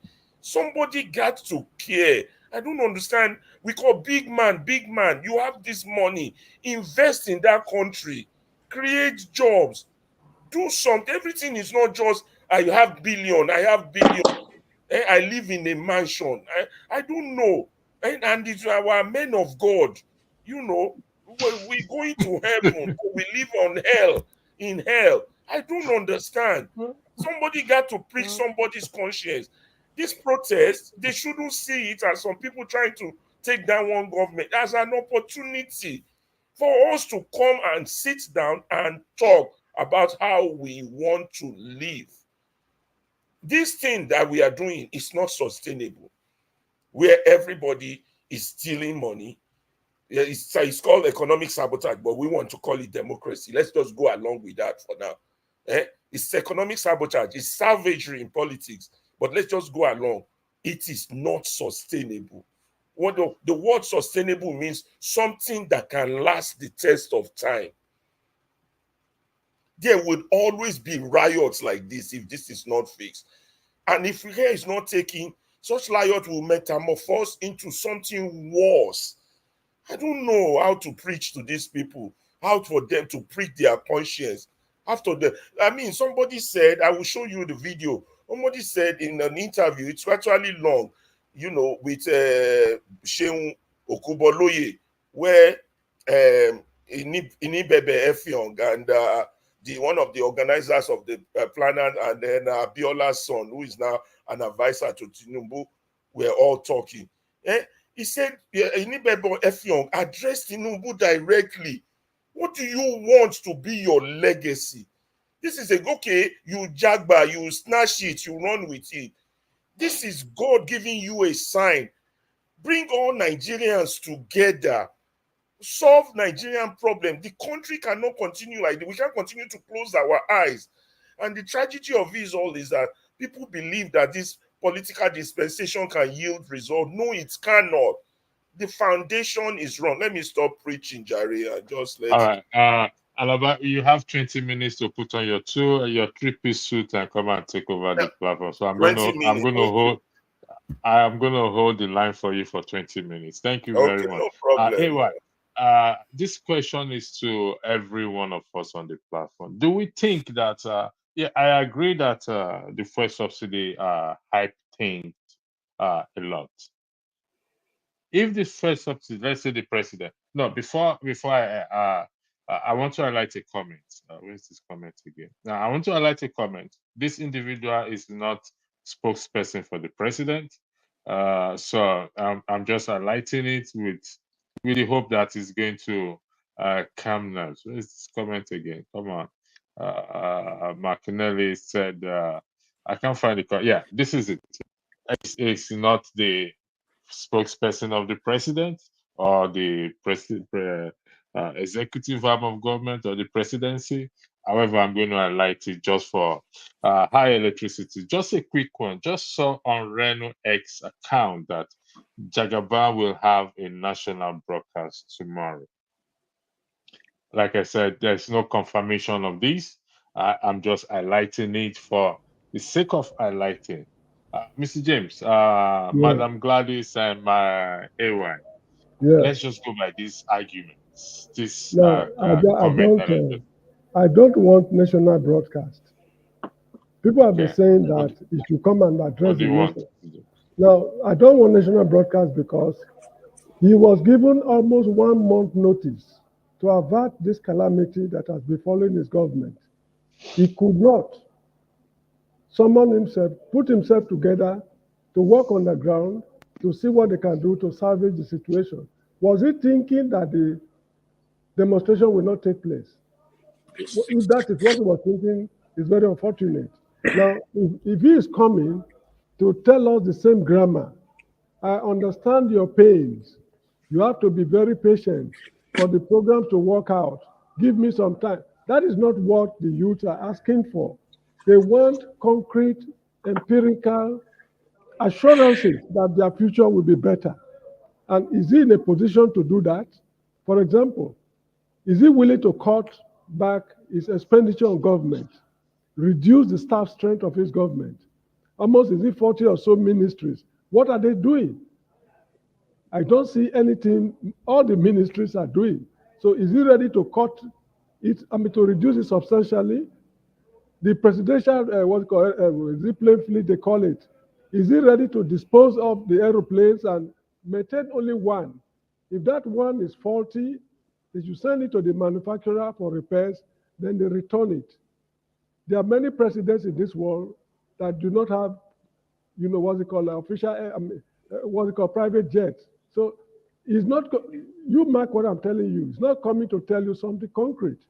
Because should he tell you something concrete, it will amount to it means the political class is committing suicide. So I don't want him to give us, look, whatever he has to tell us, he should give it to his Minister of Information. They post it on social media, we will see it. Then they implement it, they call off the strike. He has nothing to tell us. For subjecting us to this, mental agony, let me put it that way. He has subjected us to mental agony for the past 3 days. So what is he coming to say? If we truly voted him to office, we should not be treated in such a despicable way. So he should not come. I will not even listen to his address. Thank you, Mr. James. Anyway, before I go to Madam Gladys, welcome on the platform. What do you think about what I just highlighted there, please? Good morning, everyone. Afternoon from here, actually, everyone.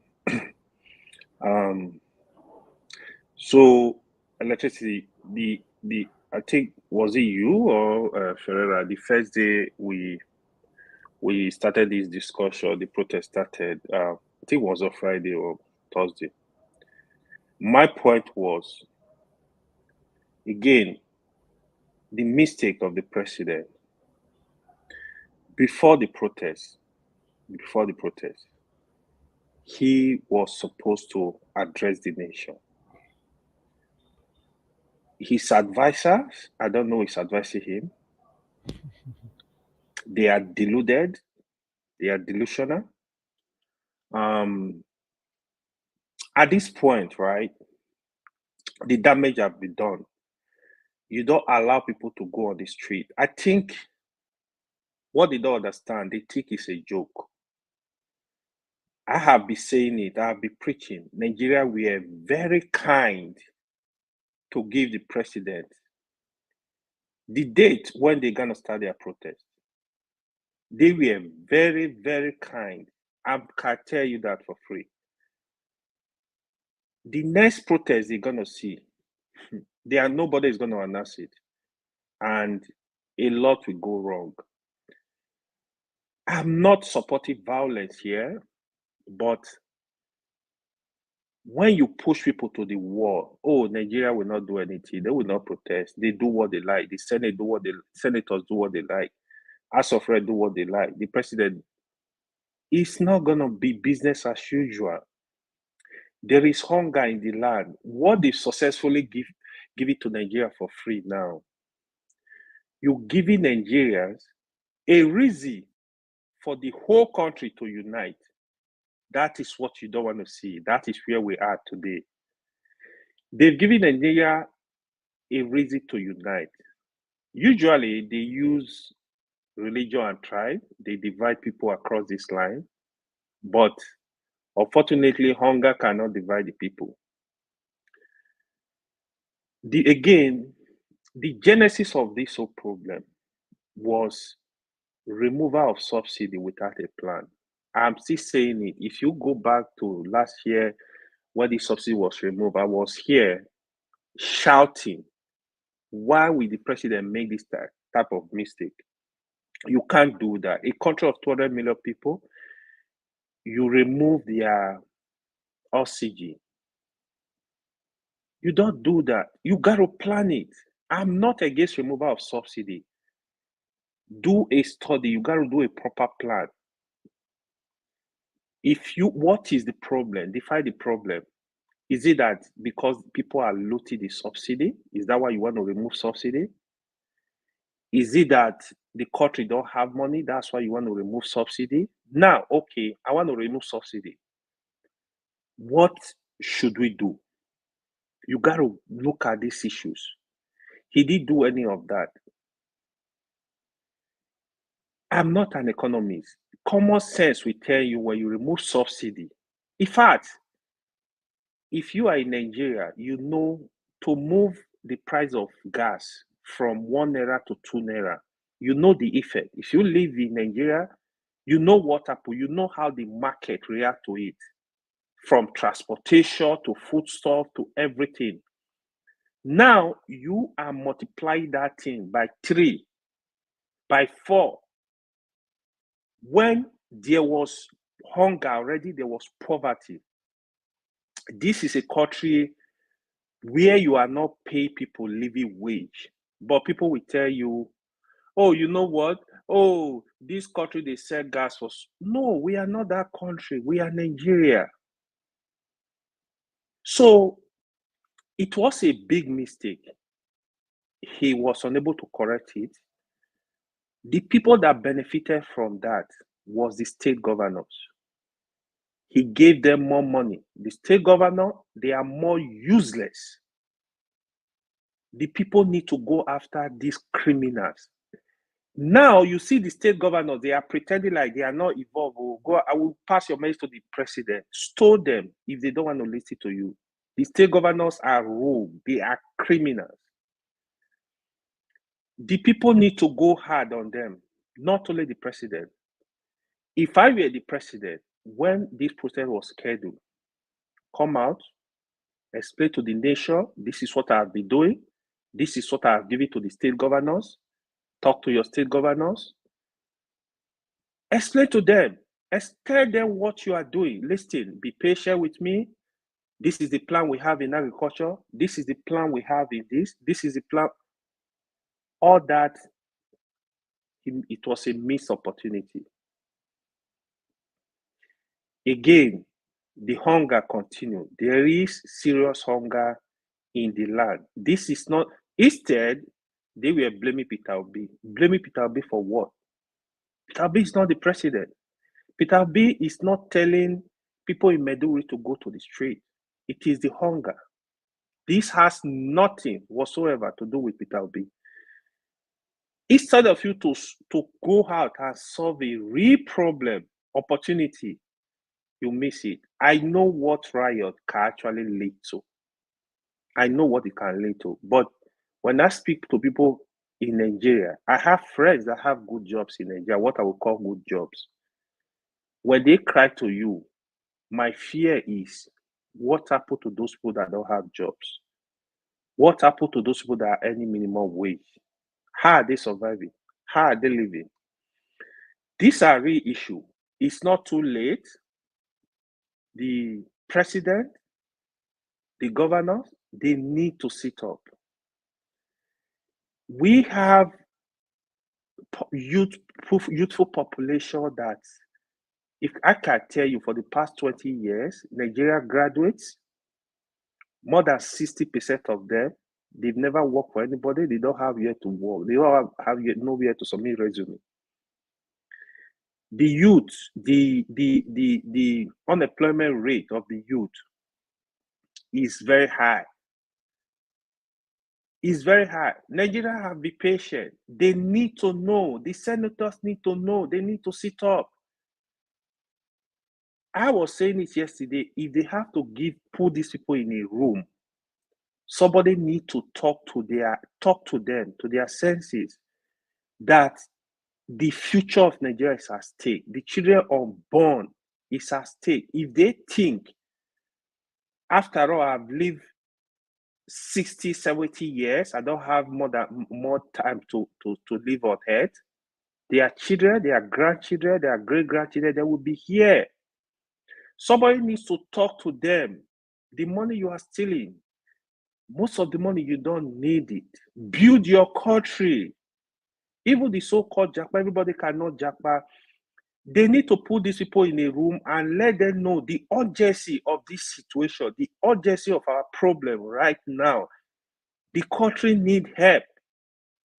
When they go to the Senate, go to the House of Rep, they should look for policy. They should look for things that will benefit the people. They should look for things that will benefit the country. They should have a discussion and have a genuine discussion and be looking at how to solve this problem.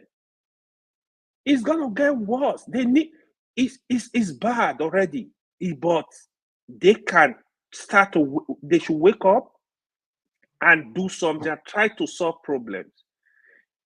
If it's more than this, by the time the people will, this one, I think Nigeria are very friendly. Oh, they are still very friendly. I'm telling you, by the time you see people die like fowl, like your friends, because they can't pay hospital bill, they are dying. Your relation, your family member are dying. By the time you make people go on the street and say, this is not a life, instead let me die, what will happen, they don't want to see that. It's not going to favor them. They are not going to win. That is what I don't have issue with whoever is the president, but I have issue with the problems in Nigeria not being solved. The crime rate is crazy. What do you expect? Instead of buying more weapons to the police, feed the country, feed the economy, get people jobs, get the youth busy. There is no two ways. So that is just my point for now. Thank you. Yeah, I appreciate it. We have one of our finest on the platform, which is Show, the ladies' man, and but for the record, Show is a married man.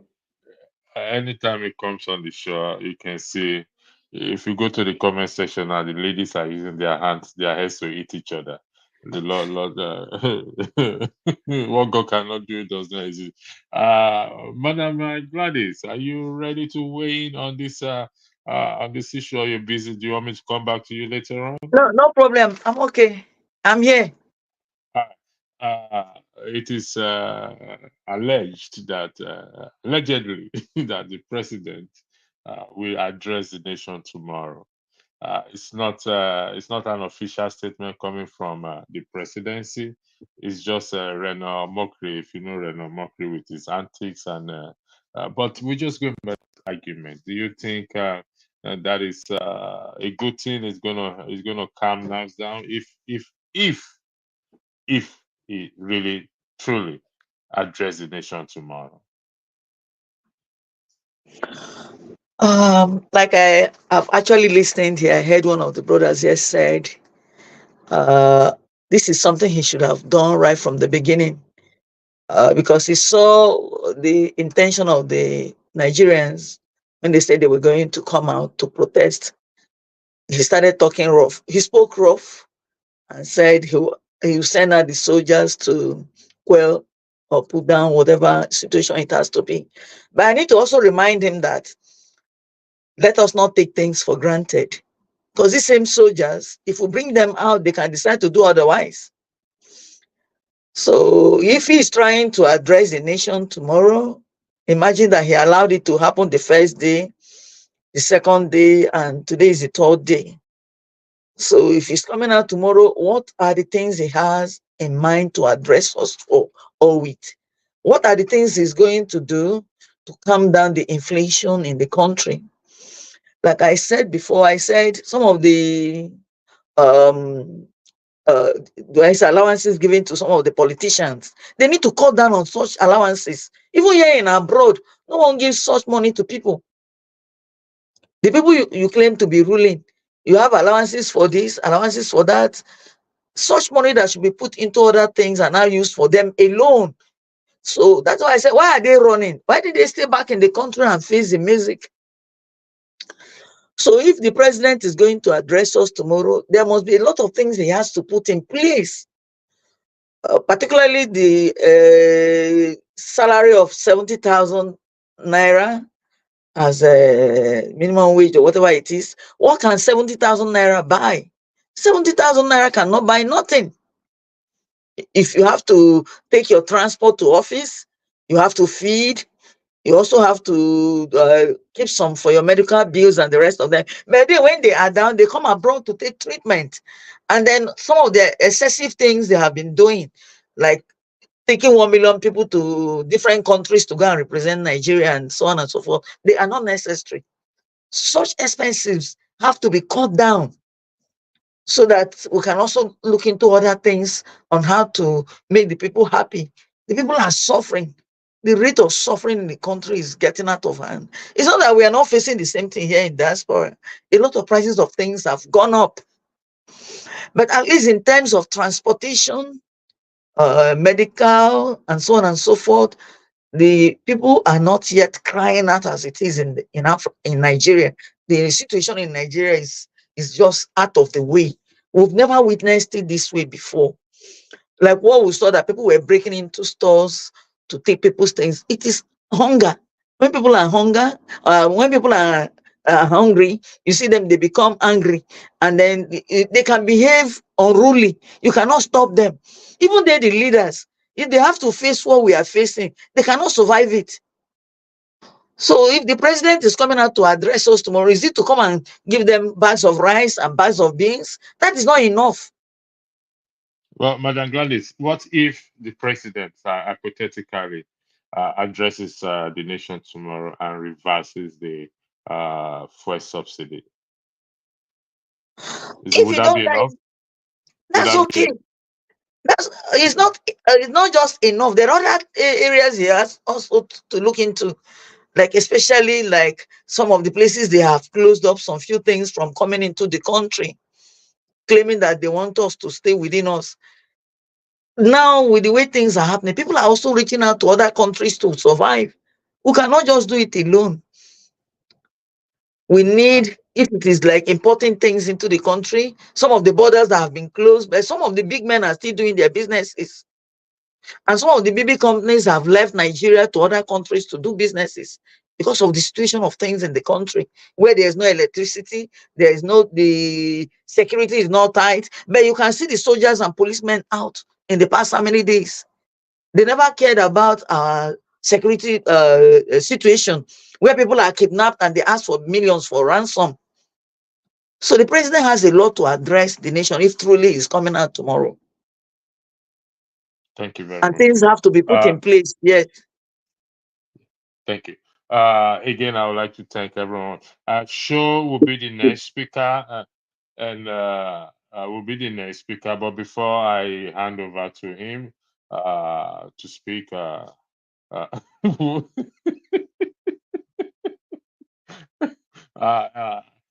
KJ will be coming in as well too, and I would like to highlight Madam Tope's super chat. Thank you for your super chat. It's highly appreciated. we will be. There are some certain individuals on this comment section now. I'll be charging them $10 to highlight their super chat. Certain individual, people like McKennelly that will not make heaven. I'll charge you $10 for me to highlight your super chat. It's gone hiding. Thank you very much for those of you in the comment section. I really appreciate your from in this podcast. It makes my day. And thank you a lot for that.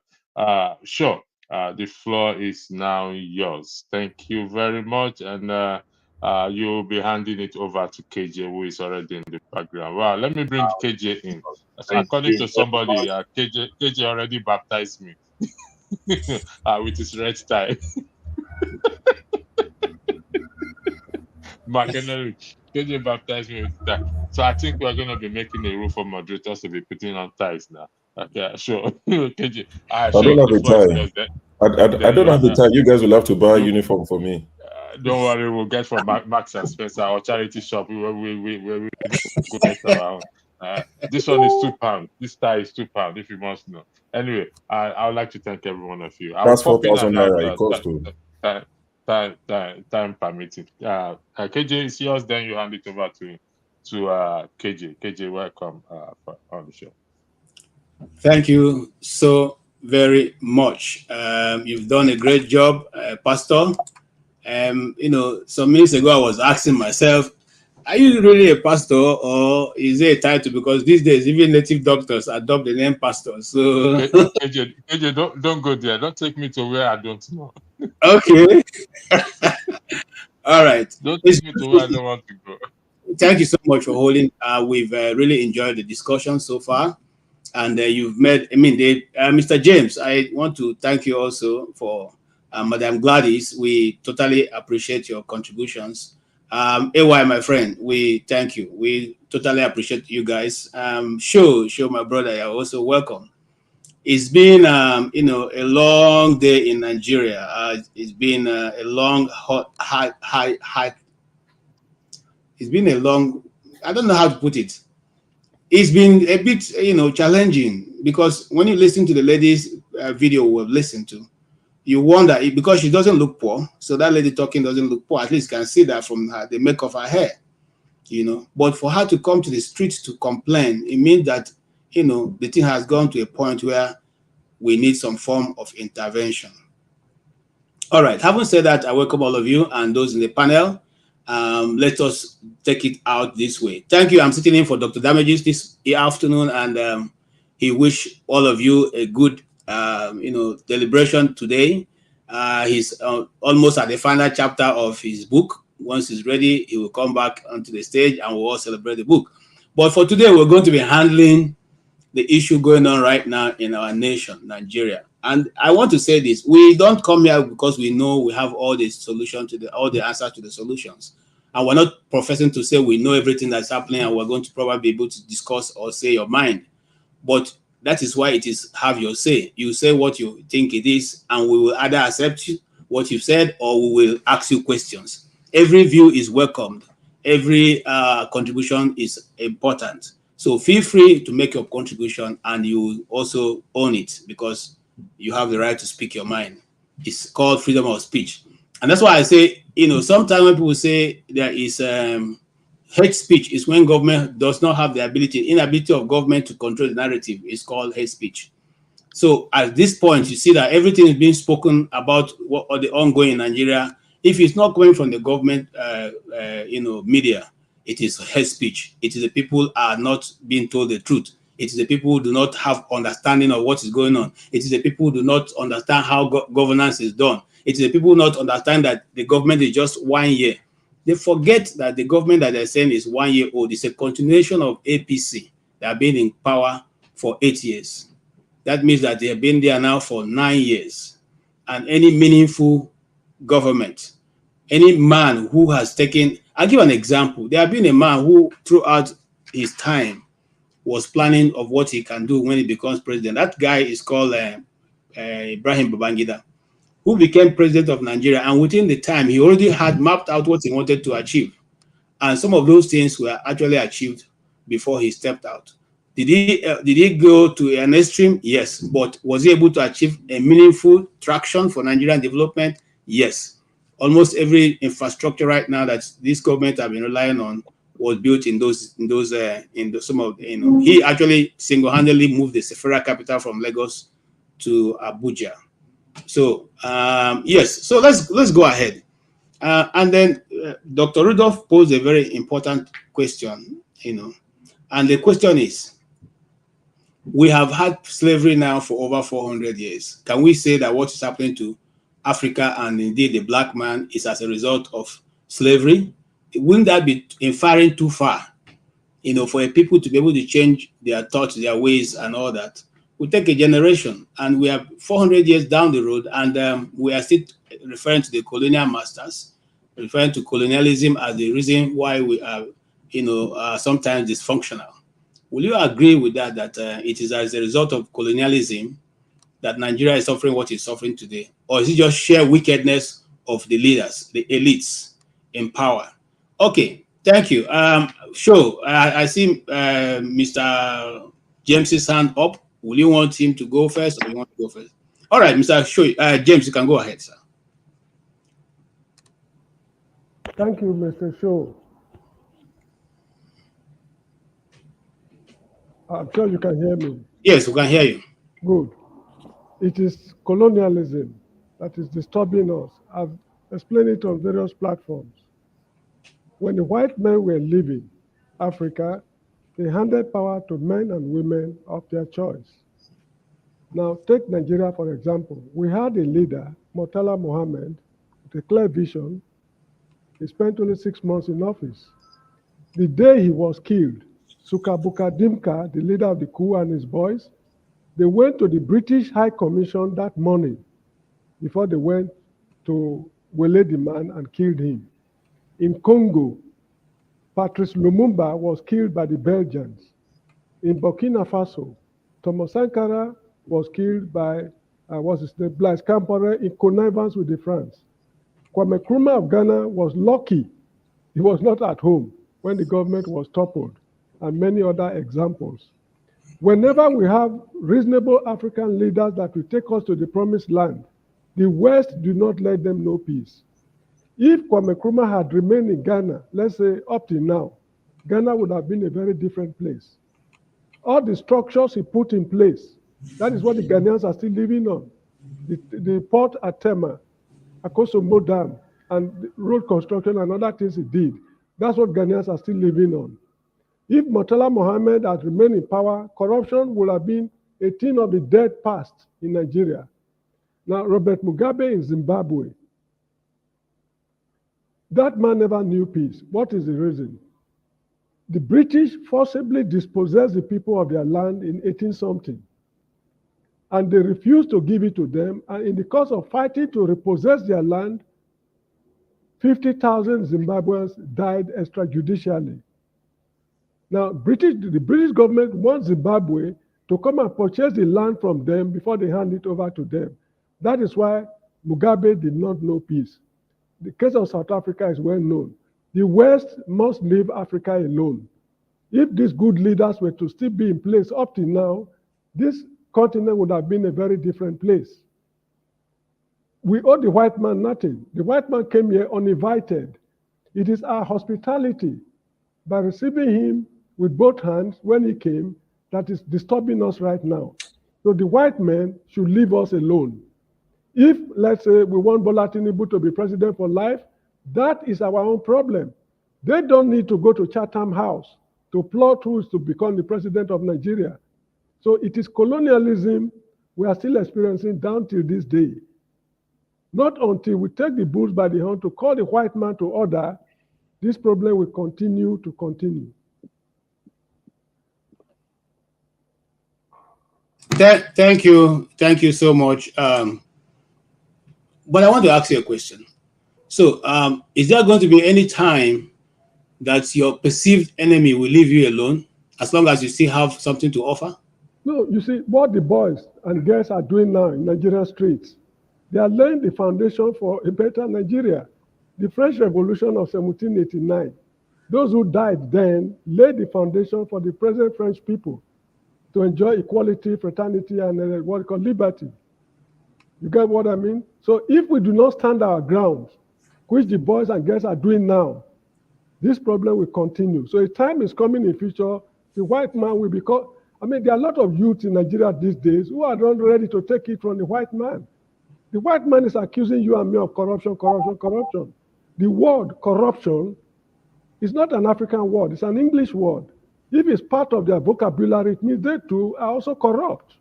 That's why they have it in their vocabulary. Whenever they steal money from Africa, you will never hear that an African is banking money in Japan, in China, in Hong Kong, and what we call Singapore, Malaysia. It's always London, Paris, New York, Amsterdam, and what have you.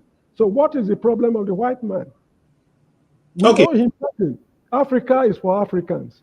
Whatever they do with their oil at North Sea or wherever it is, that is their own problem. They should leave us alone. Okay, thank you. I just asked that because, look, every other country that have been colonized over the years have all reverted. In fact, some have changed their names just to remove themselves from their old identity and have established a new identity for themselves.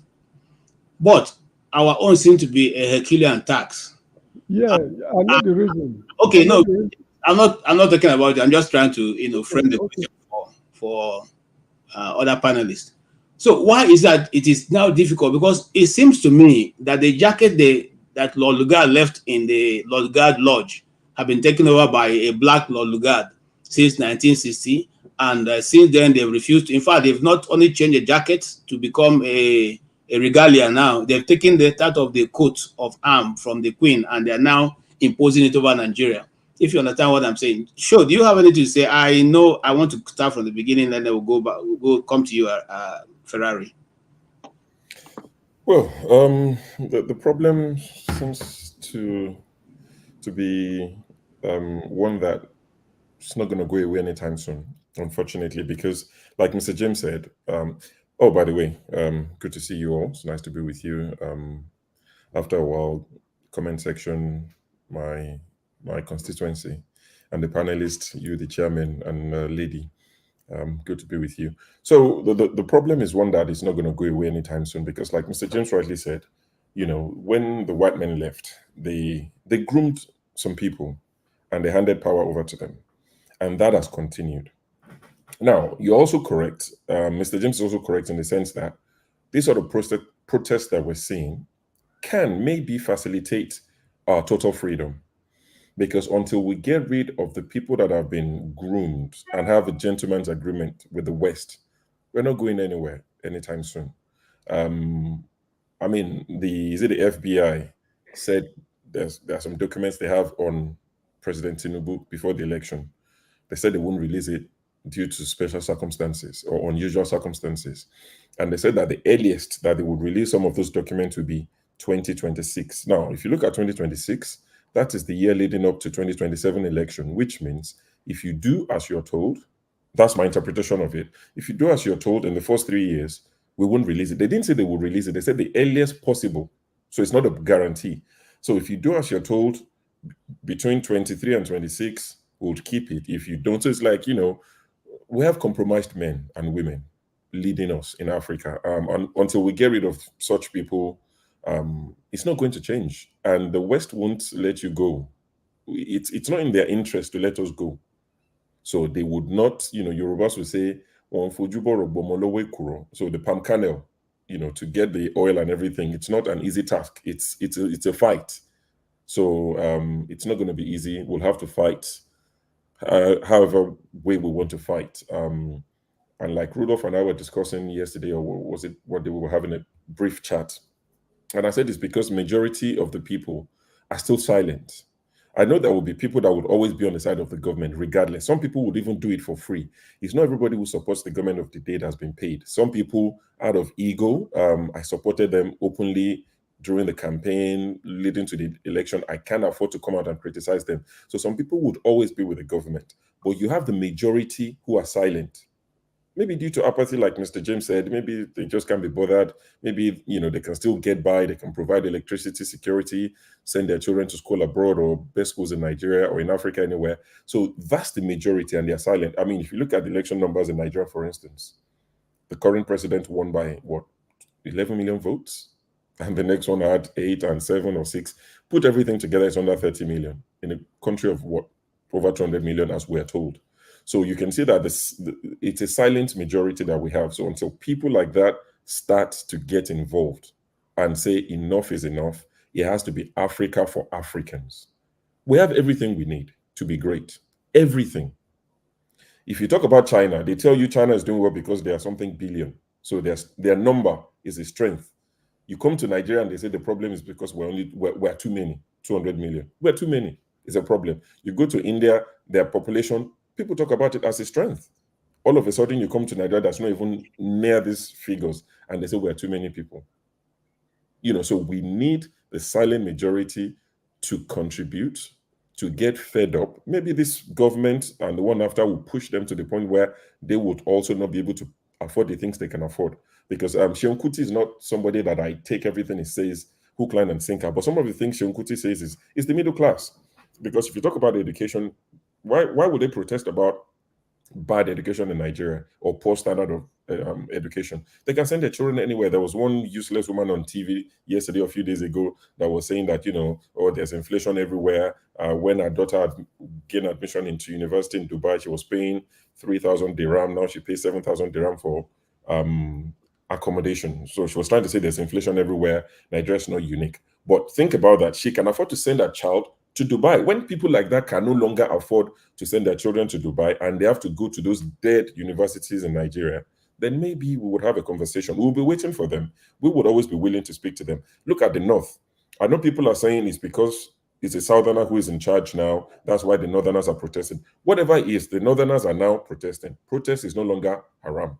So everybody at some point will get there. We just hope it's sooner than later. When everybody gets fed up, everybody will join. And at that point, we would have the critical mass, as you Oloyinbos would like to say, critical mass. Then we can, we can effect change. But I just want to touch on this protest going on right now. I've been working a lot. That's why I've not been here. But I've tried to keep an eye on what's going on in Nigeria, not as much as I would love to. But it's quite interesting to see that some people were deceived by the government of the day, or at least people loyal to them, to get people to go and protest against protest. I was just thinking in my mind, imagine someone like a fella wakes up from the dead, or if someone like Ganifa Imi wakes up and he sees his beautiful Lagosians, his sons and daughters, and he says, "Oh, you're protesting. I like this. What's actually going on? What are you protesting against?" Imagine the shock they would get. They will probably go back to dead. When you tell them, "I'm out to protest against protest. I am protesting that people should not protest. I am saying no to protest. And some of these people are now saying they've not paid them. See, some Nigerians will not learn, or it will take them a very long time. Some people voted on credit for APC this last election. This is not fake news. On credit, they were literally begging for their money after. Some people have still gone to now protest against protest for APC on credit. They are still not asking for their money. And these are the people we have to work with. I don't know how long it will take us to sensitize these people, but we are dealing with a criminal organization. They've perfected it, well-oiled machine, and you have to give them credit. It's criminality, but they've mastered it. So those of us on the other side, we have our work cut out. There's a lot of work to do to unseat these people, to sensitize our people, because when you see people going out to protest, I am protesting against you, that you're, I mean, how do you even compute that? But I'm happy that people are protesting. May the souls of those who have, been killed, may their souls rest in peace. I don't like to see people die, because it's not like they died from sickness or something. They were killed. It's two different things. Because we're quick to say, 10 people died. No, 10 people have been killed. It's different. Okay, sure. Sorry, I'm coming back to you. Well, I need to spin it up a bit. You just said something very pertinent, and that is the fact that this government, this is what we're seeing. It's not natural. It's not natural. It is man-made. And I want to build on what you said. Yesterday I was listening to former President Trump making a speech in one of the states, and he said something. He said when he comes in, he's going to drill, because America has more oil than Saudi Arabia, than Russia, or any other place. And its intention is to make sure that America it becomes energy free. And now that means there's still many more problems down the road for Nigeria, who depends on that source as our revenue. And we have a government that is lukewarm, have the inability to even assess the situation they are in and take a decisive action to bring people out of poverty or even out of just mere being able to eat one square meal. The question I come to Ferrari with is, do you now see, can you see any, do you see any light at the end of the tunnel?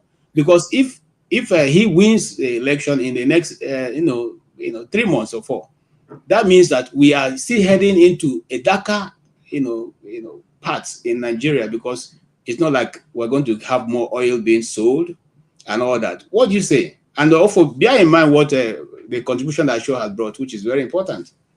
What do you say to that, sir?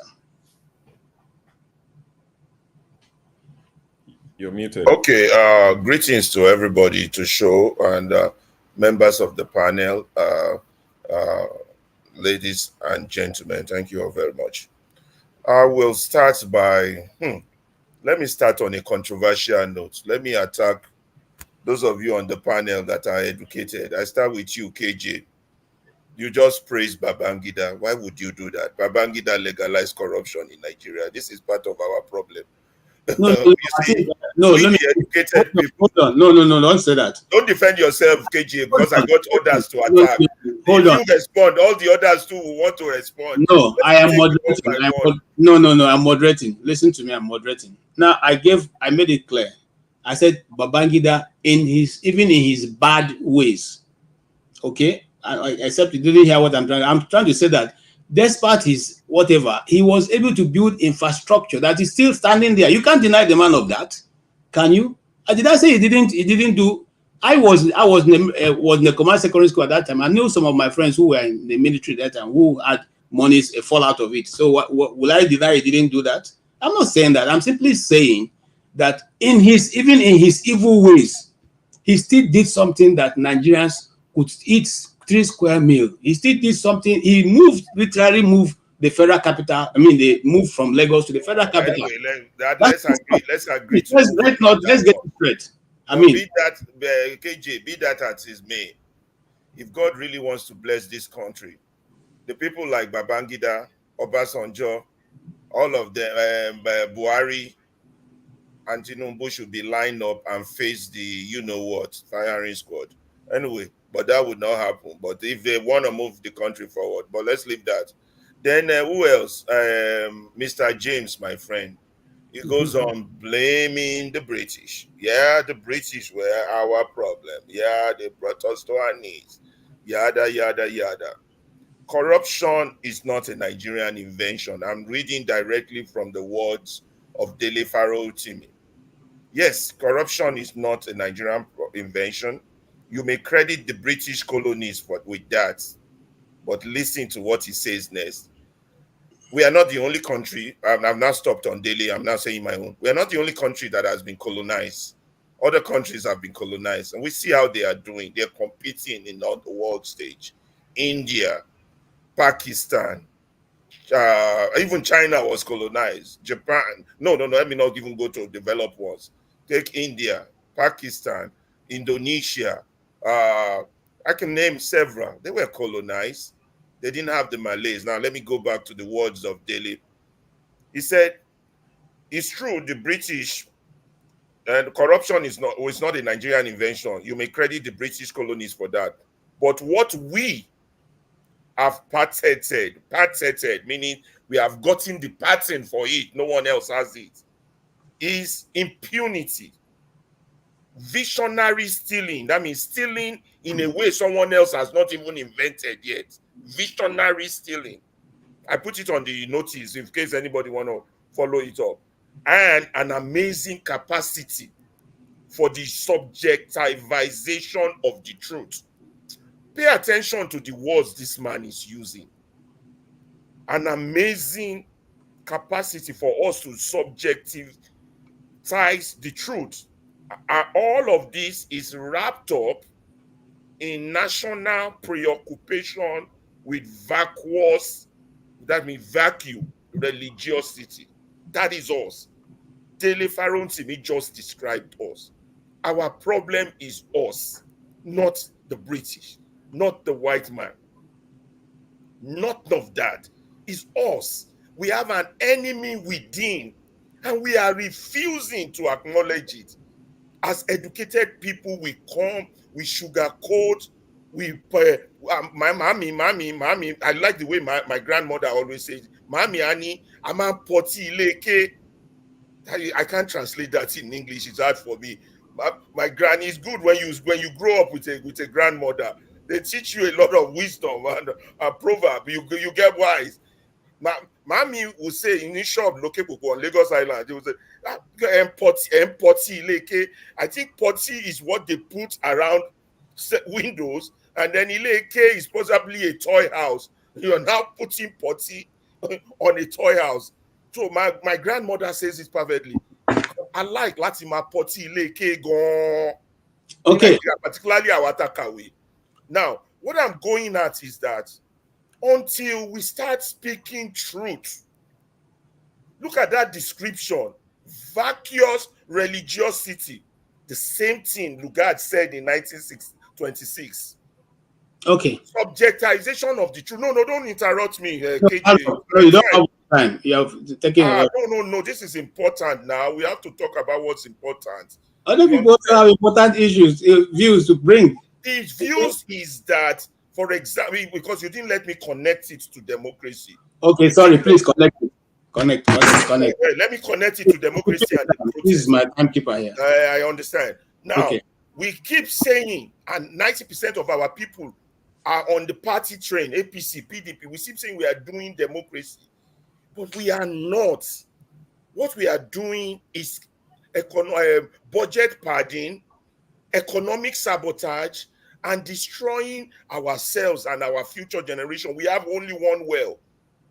In the name of politics, what we are practicing is savagery. It is in that same well that we fetch water, that we drink, that we cook, but it is in that same well that we shit, that we poo-poo.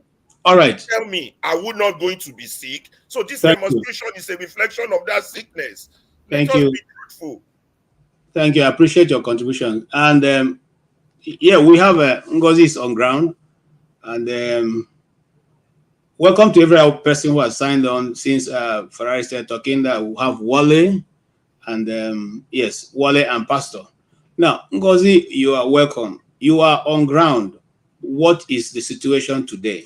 Please, I'm asking how, so people give her opportunity to say whatever is going on. Let nobody say she's talking from Igbo point or from Hausa point. She's giving us an all-round information of what is going on where she is. Okay? Please go ahead. You have 5 minutes, Ngozi. Good evening, Mr. KJ, Mr. Shu, Mr. Ferrari, Pastor, Mr. James, Mama. This is my first time seeing Mama Gladys, Mr. AY, and Mr. Wale. Good evening, everyone. I'm just coming back from the market. I got in not quite long ago, and we didn't protest again today. But at the market, I did see a very scary looking military armored vehicle or tank, whatever those looking ugly cars are called. Those really huge ones that are like 1 story high. I saw it. What was that?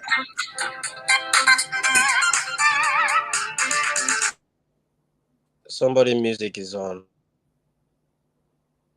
So I was at the market. It was passing by, and it looked so out of place.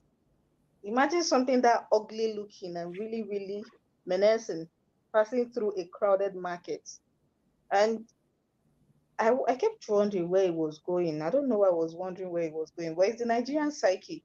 When you see a military man or policeman, the first your instinct, your first instinct is to run away. Even when nothing is pursuing you, because you know things can go from 0 to 100. So when I saw them at the market today, my first instinct was like, what is going on? Maybe something is going on that we've not heard of. Yeah, but we're not protesting today. Same thing with other southeast states.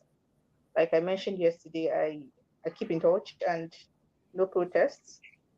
Nobody is being prevented from protesting. Let me say that again. Nobody is being prevented from protesting. People just have their reasons. Different factions, those who don't care, those who are tired, those who just want none of it. It's just there is no universal reason for why people are not protesting in the East. I can tell you this because I'm in the East. There is no universal reason for why they are not protesting. It's just something else. And I barely kept up with everything else that has been happening.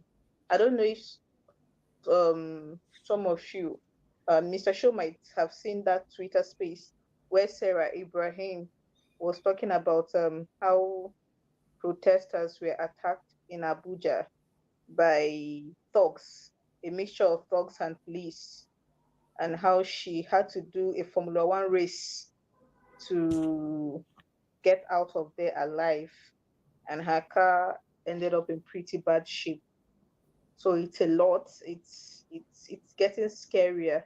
At this point, I think we are close to our make or break point. I don't know why I feel that way. I think and I wasn't the only one that felt that way when I saw that armored truck passing through the market. Everybody just had to look up on whatever they were doing. It was so out of place. And if you have been to the East in the last few years, you know how militarized the East is. There are checkpoints almost at every few meters. They're like, it's a normal thing. But even though we are used to them, we should have been used to them at this point. But seeing that truck pass through the market really gave me anxiety. And I have had anxiety, security anxiety since 2020 after NSAS. Since then, anytime I see a military officer or a police officer passing, and they're always dangling their gun, their rifle. Anytime I see them pass, my heart just skips because you are one accidental discharge away from being a dead person.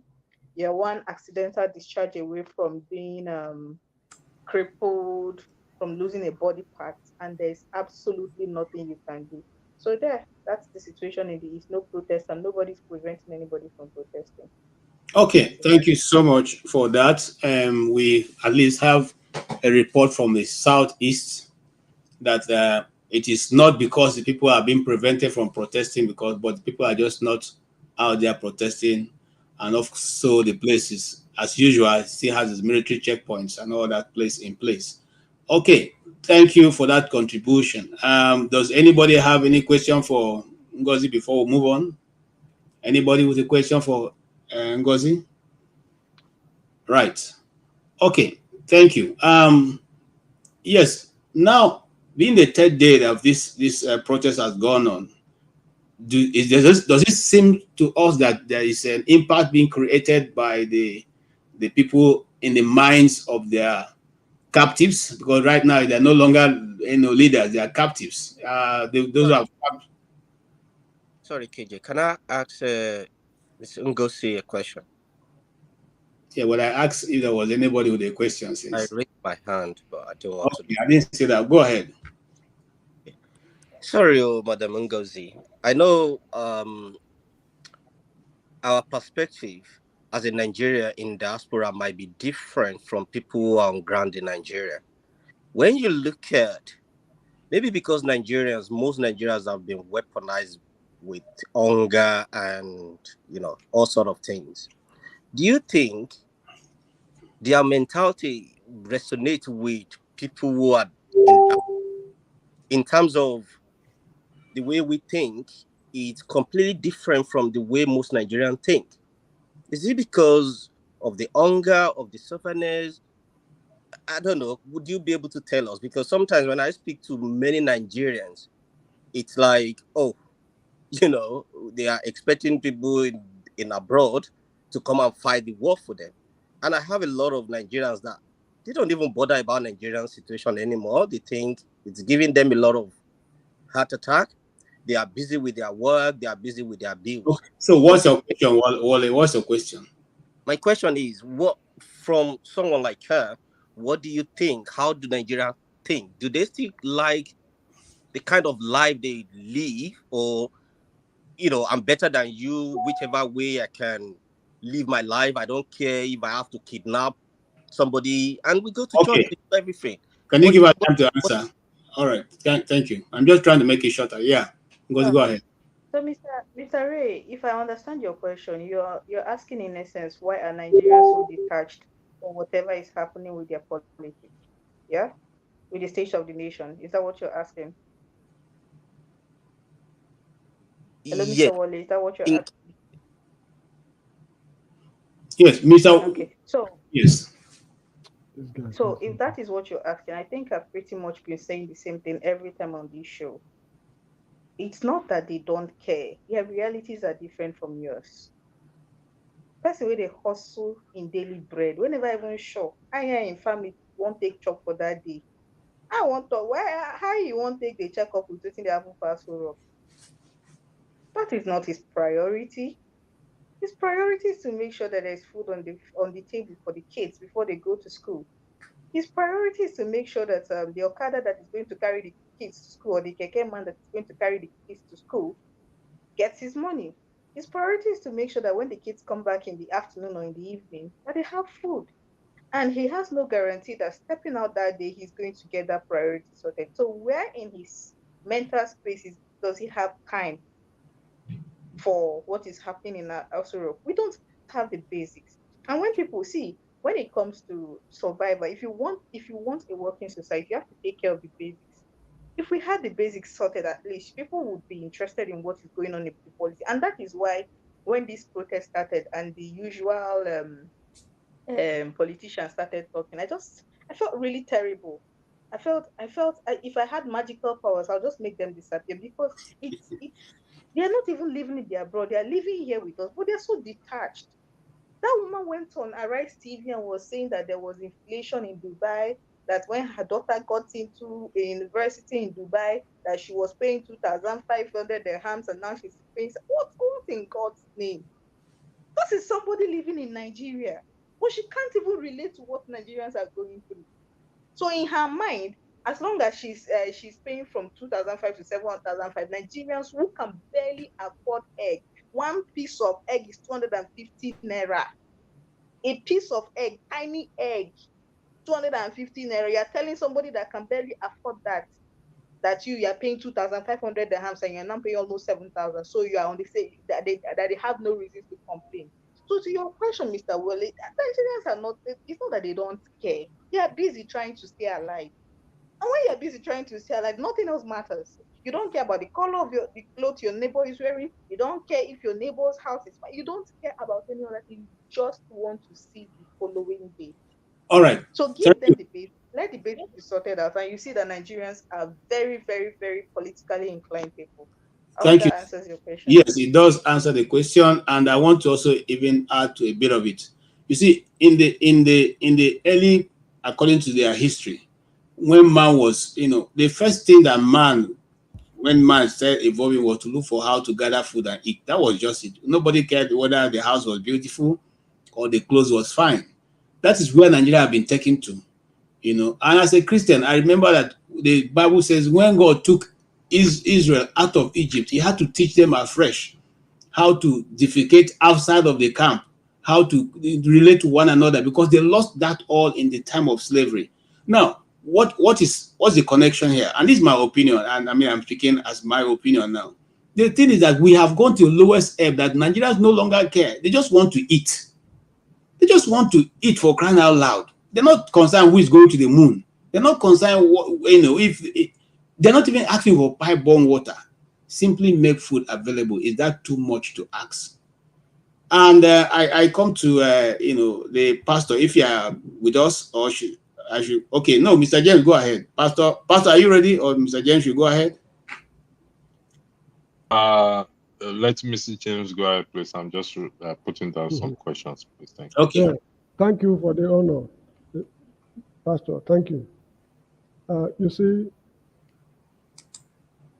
the youths are demonstrating right now. This is an opportunity for us to fix the country. If we miss it, we have to wait till another time to have this opportunity.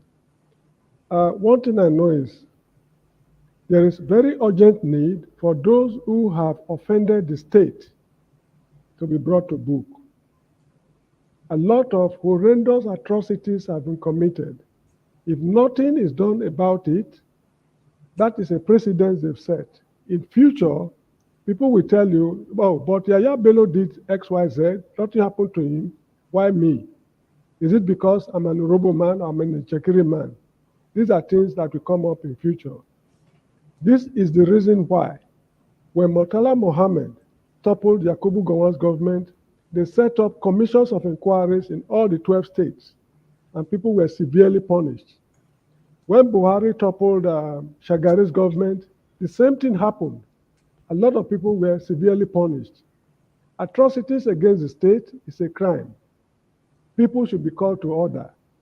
Now, the demonstration is going on. People are now talking about calling it off. What will you do if XYZ happens? What do you want the president to say in order for the children to move off the street? That is not the issue. They've been able to hold the state to ransom to some extent. So this is the opportunity. Those who have stolen crude oil since God knows when, those who looted the central bank, whatever atrocity anybody has committed against the state, both federal, state, and local government level, and in the foreign embassies abroad, people must be brought to book and given adequate punishment. That is how I see it. If not, this exercise, we should not, in fact, we should not let it be an exercise in futility. Okay. Okay. Thank you, Mr. James. Pastor, did you hear that? He's saying that people should be held accountable. Even those who have hitherto have not been held accountable should be called to account. When we were younger, we used to play with this school of thought that if we took over Nigeria as military officers, we would have just invited everybody who has stolen money and say, you know what, bring all your money and then we let you go, or we'll make sure that you don't see the heavens any longer. Is that possible to do in Nigeria? Because those people who stole this money are still there with Nigerians. No. Sorry. I'm not advocating execution. It's not for you now, sir. Don't worry. No, I'm sorry. That is ruled out. Please. We should not go for execution. We can send them to jail for life, 50 years, 100 years. But when it comes to putting people before firing squads, no, we should be very careful. I did not suggest that they'll be put on firing squad. I said they'll be put in prison. They either go to prison or the wealth they've stolen from Nigeria should be returned to Nigeria. Is that possible to do, Pastor Andrew? Yes. Thank you for having me in, and also I greet everyone. But I can see your hand. I'm coming to you. Go ahead. Come again? No, not you, sir. Yeah. Let me first of all echo what Mr. James is against, which is shedding of blood, firing squad. I'd like to echo that, and it's right point in that regard. I mean, if we, those of us who are familiar, they say when sentence against evil is not speedily carried out, the heart of man tends to what? Tends to commit the same evil. And that is what Mr. James is clearly saying. People must be held accountable. And listen, we won't get it right if we don't go back and say, listen, you did so thing and so thing at so time and so time. So you have to face the law for it. But the thing is, we're looking for that person that will be able to do it. That is what we're searching for. That person with the will, that has that mindset to say, you know what, during your time, KJ, let me use you as an example. In 1920, you embezzled 6 trillion naira. And even if you cannot recoup it back from you, this is the punishment for it. You will go to prison for it, or it will be suspended. It depends on your age. We must not dismiss this. If we're going to get, like they did in South Africa, truth, reconciliation, whatever they did, if we're going to face the truth about it, then people must be held accountable, must be sent to jail. So it is God, the wisest man, Solomon, that says that when sentence against evil is not speedily carried out, the heart of men tends to. Where is the noise coming from? No, The go heart ahead. of men tend to create or do more evil. So if show steals my money today, for example, and I don't cry out, I can only use you because I know you can do that, so no problem. Uh, and he's not punished. Where we work, there's what they call gross misconduct. There's a disciplinary policy in place. If this disciplinary policy is not in place, let's imagine how that place will be like. To be chaos. It will to be chaos. So we have to be realistic here. If the legislative arm actually serious, our legislative arm are serious, Tinubu should be dragged to the floor there and explain his statement, his comment, that if not for him, Buhari would not have been president. Do you know the gravity of that word? For him to explain what it means. Because if we say we're practicing democracy, people voted during the Buhari regime, and you are coming out and saying, if not for you, he would not have been president. What do you mean by that, sir? If you watch the screening of this George Kavanaugh during the Donald Trump era, every of his opinion was pulled out to explain his opinion, what he opined on. And this is why I keep saying freedom of speech. It's my opinion. One day, some of us will find ourselves in position of authority to be screened, and they are going to pull everything out that we have said on this platform. Trust me on that. I said it here before in respect to a job that I applied for. They asked for my social media handles, and I had to give it to them because they want to screen everything I say. If the job issue is still going on, it's over a year now. I can't disclose the job. I have to give them everything. Okay. Because I have to. So I will keep warning us. Those of us who make comments, here and think we will get away free with it. Not like even the embassies. Trust me on that one. I yield the floor. Thank you very much. Thank you so much for that contribution. Yeah, so when you're making comments, be guarded so that you can say this is your opinion. Don't make it look as if or at the same time, I think you are free to have an opinion. You know, freedom of speech is a universal law, and so it applies to every situation. However, when you make such an opinion, also be able to defend that opinion.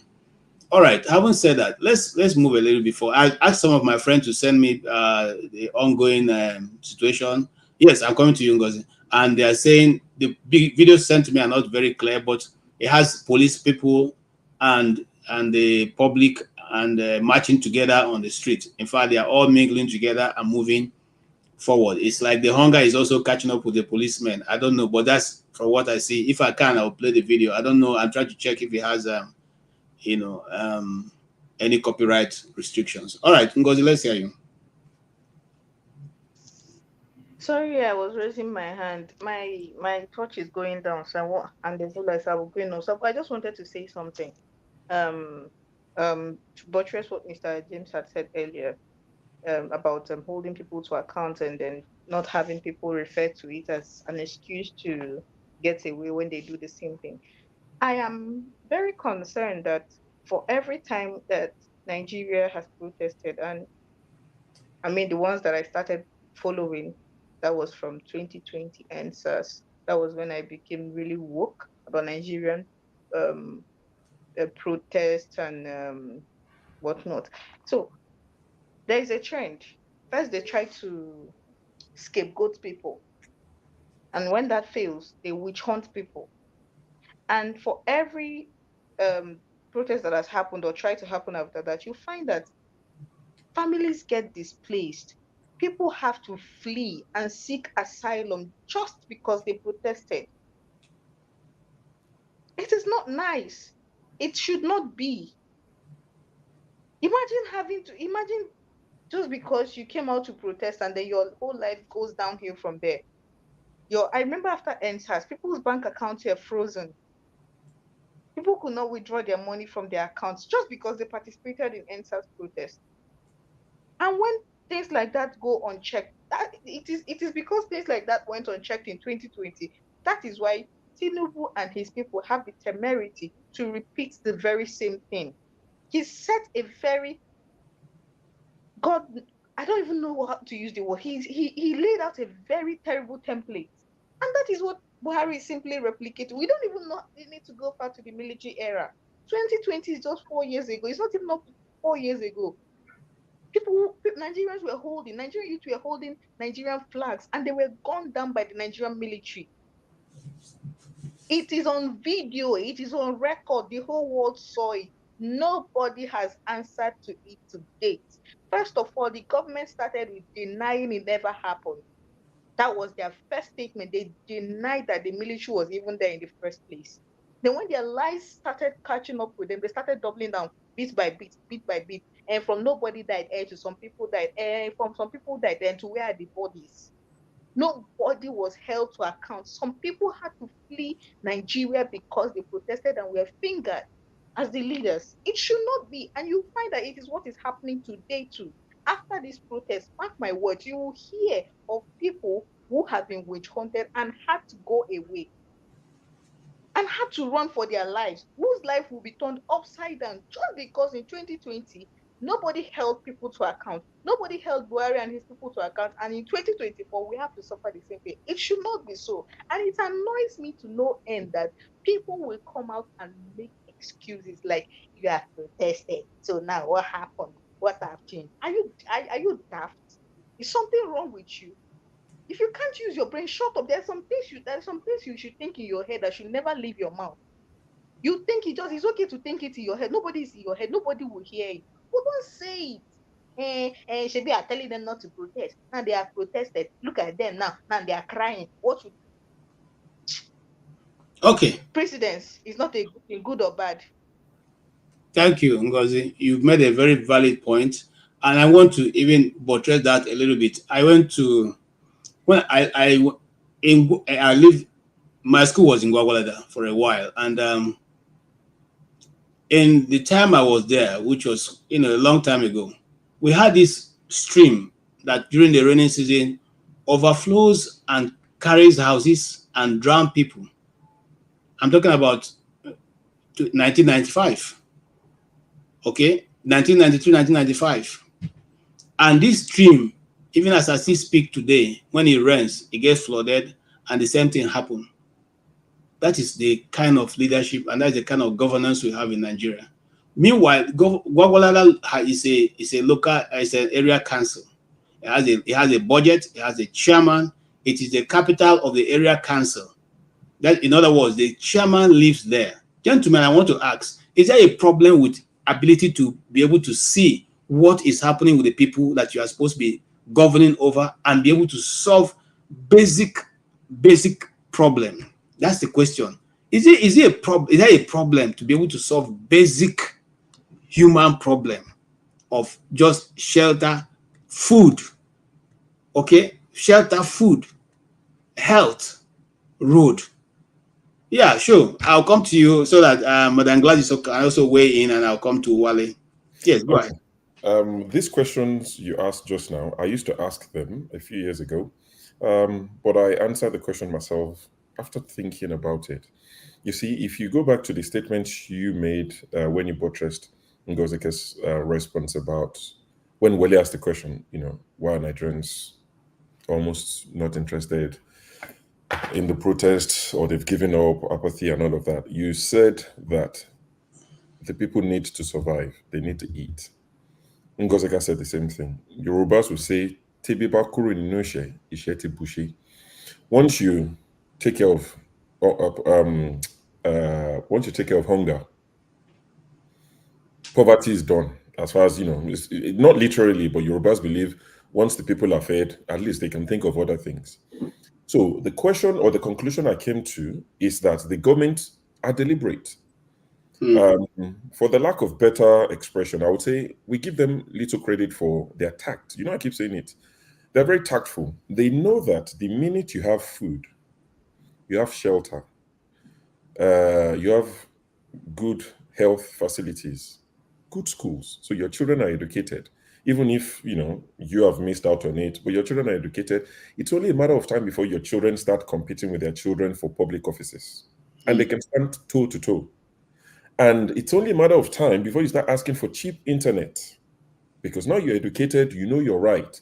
And when you have cheap internet, then you can watch the debate between Trump and Biden, as shambolic as it was. There was still a debate. Then you can ask questions. Then your children will start asking, but I saw the debate between Keir Starmer and Rishi Sunak. Why am I not getting the same? So this is deliberate. That is why they won't give us the basics. It is not in their interest. If Nigerians are educated, APC would lose more votes. I can guarantee you that. I'm not saying they won't win. I'm not saying they won't get votes. But if before this election, they were bragging, our voters are not online. Deep that statement. Our voters are not online. You think they're stupid? Who is online? Who is not online? You decide. So they are deliberate in what they do.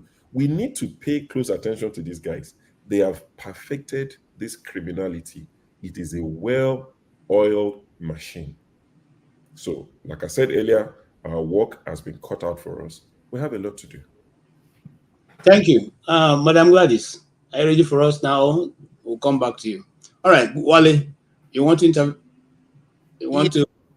Thank you. Without taking it Madam, long. Hold on. Madam Gladys, are you ready? They are muted. Okay. Yes, ma'am. Were you listening to us? Yes, I did. Okay. Yes. Madam Gladys, if your children are living in Nigeria right now and the situation that is going on, what would be your position, your action, and then what would be your advice to your children? My advice to even my nieces and nephews who are in Nigeria, actually advise them if they need to go out to protest, they should also be watchful. Because I've just seen a place in Delta State, the man helping to coordinate a place either in Asaba, one of these neighboring towns, he was beaten mercilessly with blood all over his body. The local government chairman invited talks to beat him up. So we need to be very careful that we do not ask our children to go out there to protest. These people they don't have heart of God. They have their children schooling in Ghana. Most people have their kids in Ghana. Most of their kids are here in America schooling. What is affecting our kids in Nigeria is not affecting them. So they don't bother at all. They don't have fear of God in them.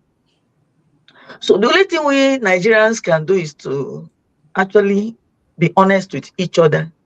A lot of places have been polluted, both in the church, the mosque. They have sold out. People that are supposed to speak the truth, they are not ready to speak the truth. Even the ministers of God that are ready to speak the truth, they don't want to set eyes on them. Things have actually gone so bad that if this situation is not arrested, I wonder how it is going to be. Ghana is even better than Nigeria at the moment.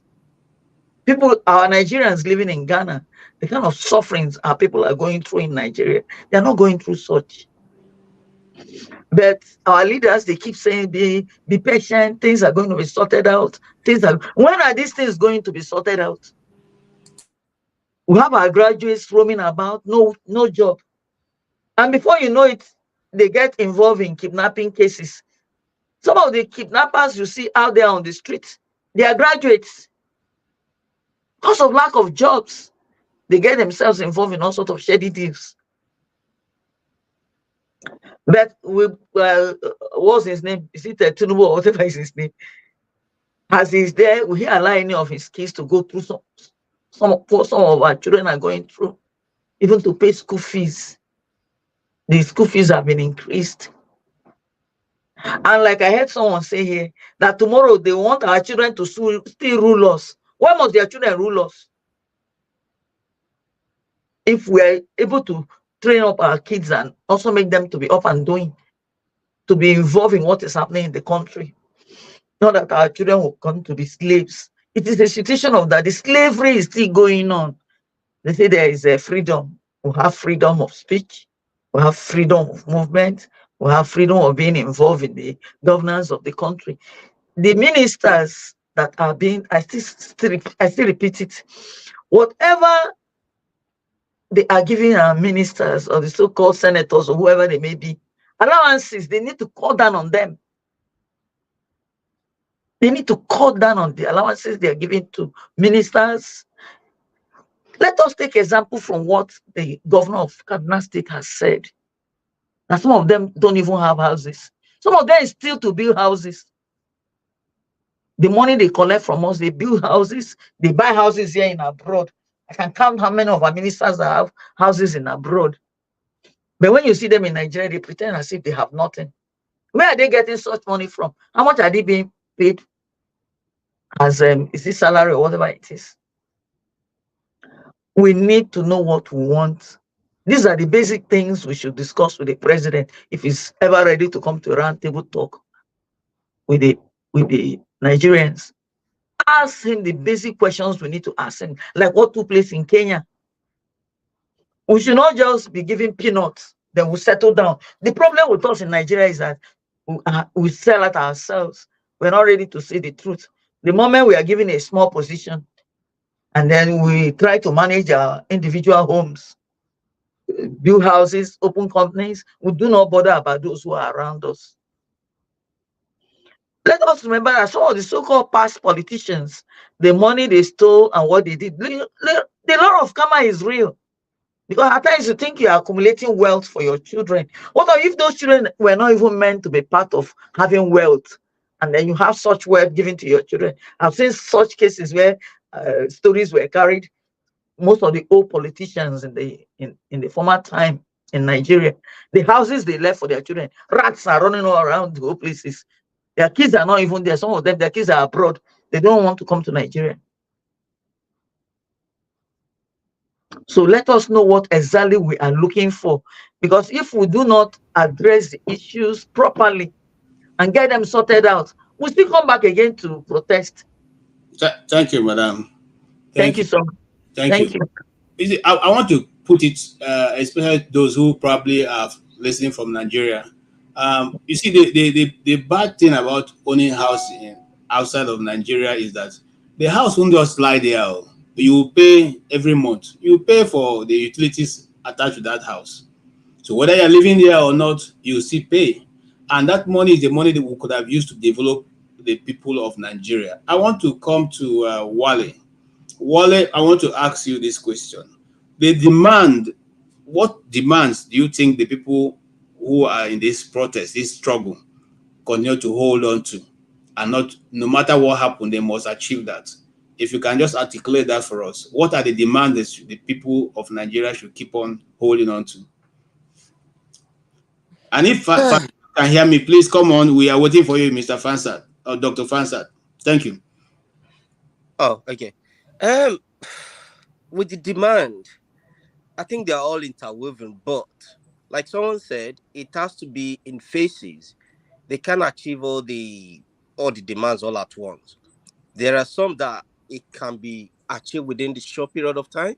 There are some that there must be a plan and the progress of that plan being seen. Say, for example, if they want the refinery to come up, that is not going to be something that will be achieved within 1 month. Maybe if they set a time of, okay, in the next 6 months, we want to see the progress of how that refinery is being, being brought back to life. That is, a short-term plan. Then there will be a long-term plan that give us 12 months. We want to see this done, this done. But in the next 3 months of hunger, maybe Ibadan to Lagos Expressway will be turned to a mechanized farming.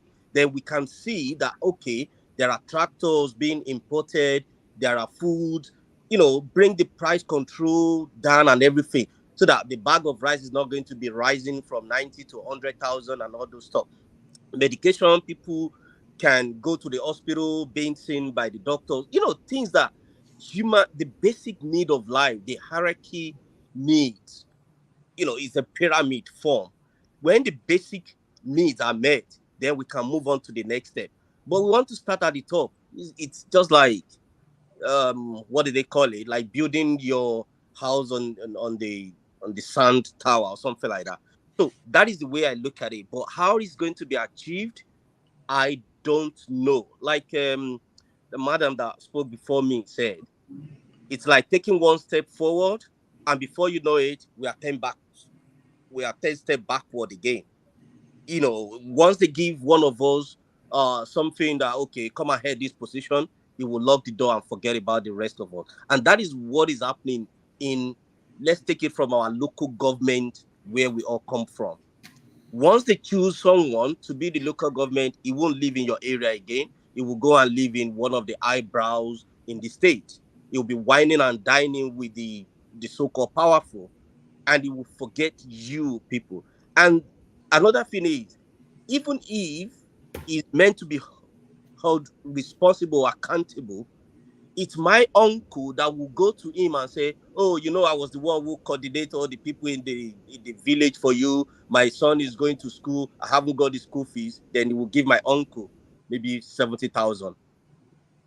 Does that work for the hospital or the primary school in the environment? No. And that is what happened with that lady that said she sent her daughter to Dubai paying 2,500, whatever money they spend there. You can imagine that kind of, who is she? So that is the kind of mentality we have until we hold ourselves, even if it's my brother, until I'm being truthful enough. If he does anything wrong, I'm ready to send him to prison. Then anybody will be very scared of me. Like, if he can send his own brother to prison for committing this crime, be careful of him. But he will come to equity, must come with the clean hand. I got in there with corruption. How do I not expect?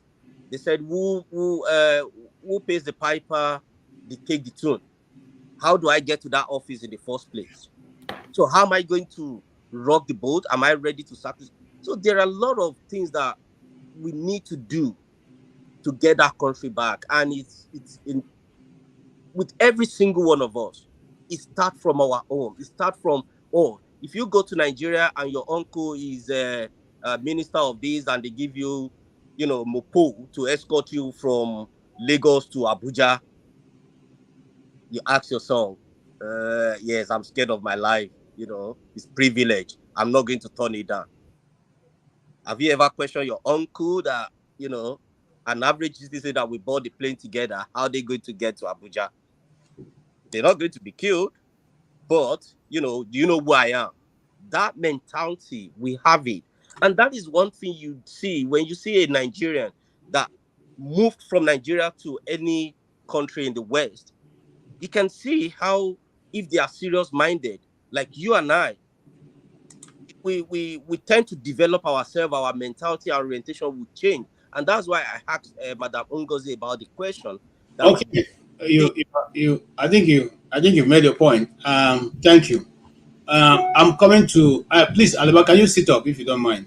Now I'm coming to yes, I'll come to James and I'll go to Alaba before I come to Show. You heard what Wale said, but I'm asking for the low-hanging fruits. Low-hanging fruits. There's a lot of low-hanging fruits that the government can implement immediately that will automatically bring some money back into the coffers of government.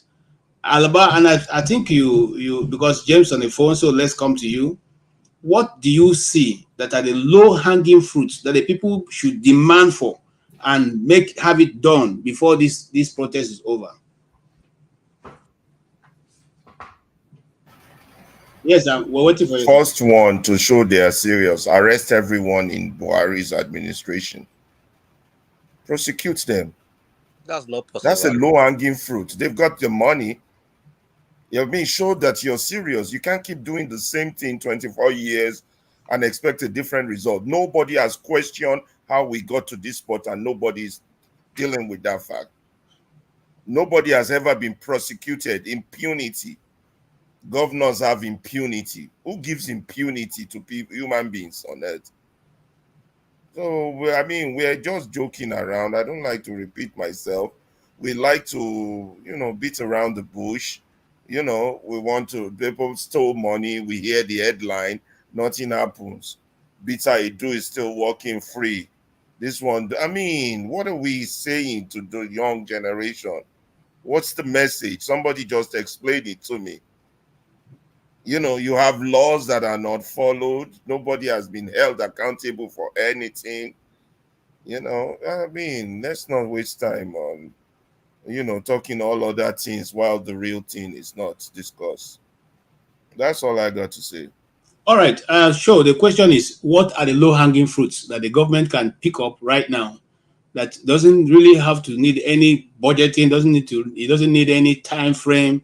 It's something that can be implemented immediately and we can see results. Do you have any of such? Yes, of course. That's that phrase, low-hanging fruit, was a phrase that I use quite a lot. I think 3 months after Tinubu took office, because for me, I felt like you don't need a rocket scientist to tell you some of the low-hanging fruits. And that was the clear sign for me that these guys meant evil for Nigerians, hardship. I mentioned things like cutting the cost of governance. You don't need to speak to the legislators to say there's no office of the First Lady. I was speaking to some older guys. I was at a barbecue 2 weeks ago, and I was speaking to some older guys, and they told me, "Oh, you don't know women. You don't know women." I said, "Sorry, what are you talking about?" We know the sort of society Nigeria is. Even a taxi driver, and I'm not denigrating them, a taxi driver, a plumber in Nigeria would tell you, would beat his chest and say, "I'm the head of this house." He would tell his wife, in that their one-room apartment, "I will send you to your father's house."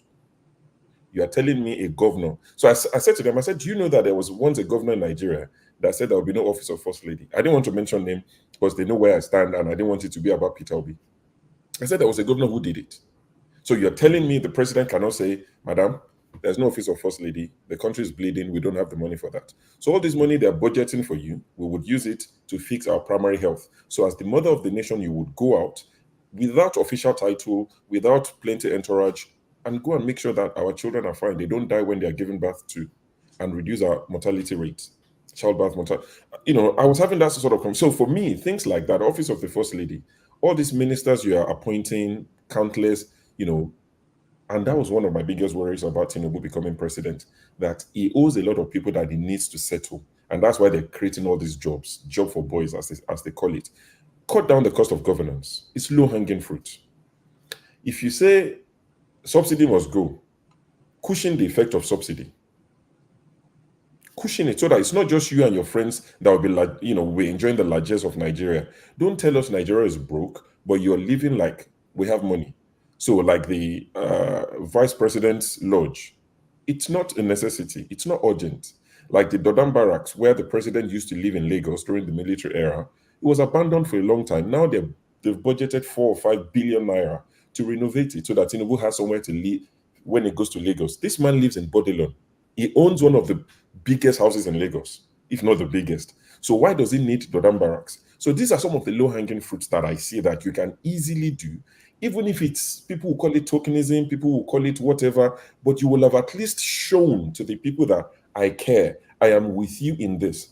It doesn't make sense that you are buying all these things. You are budgeting for the office of the First Lady. You're budgeting for this. You can, give people money to go to Mecca and the ones going to Jerusalem, but Nigerians cannot feed.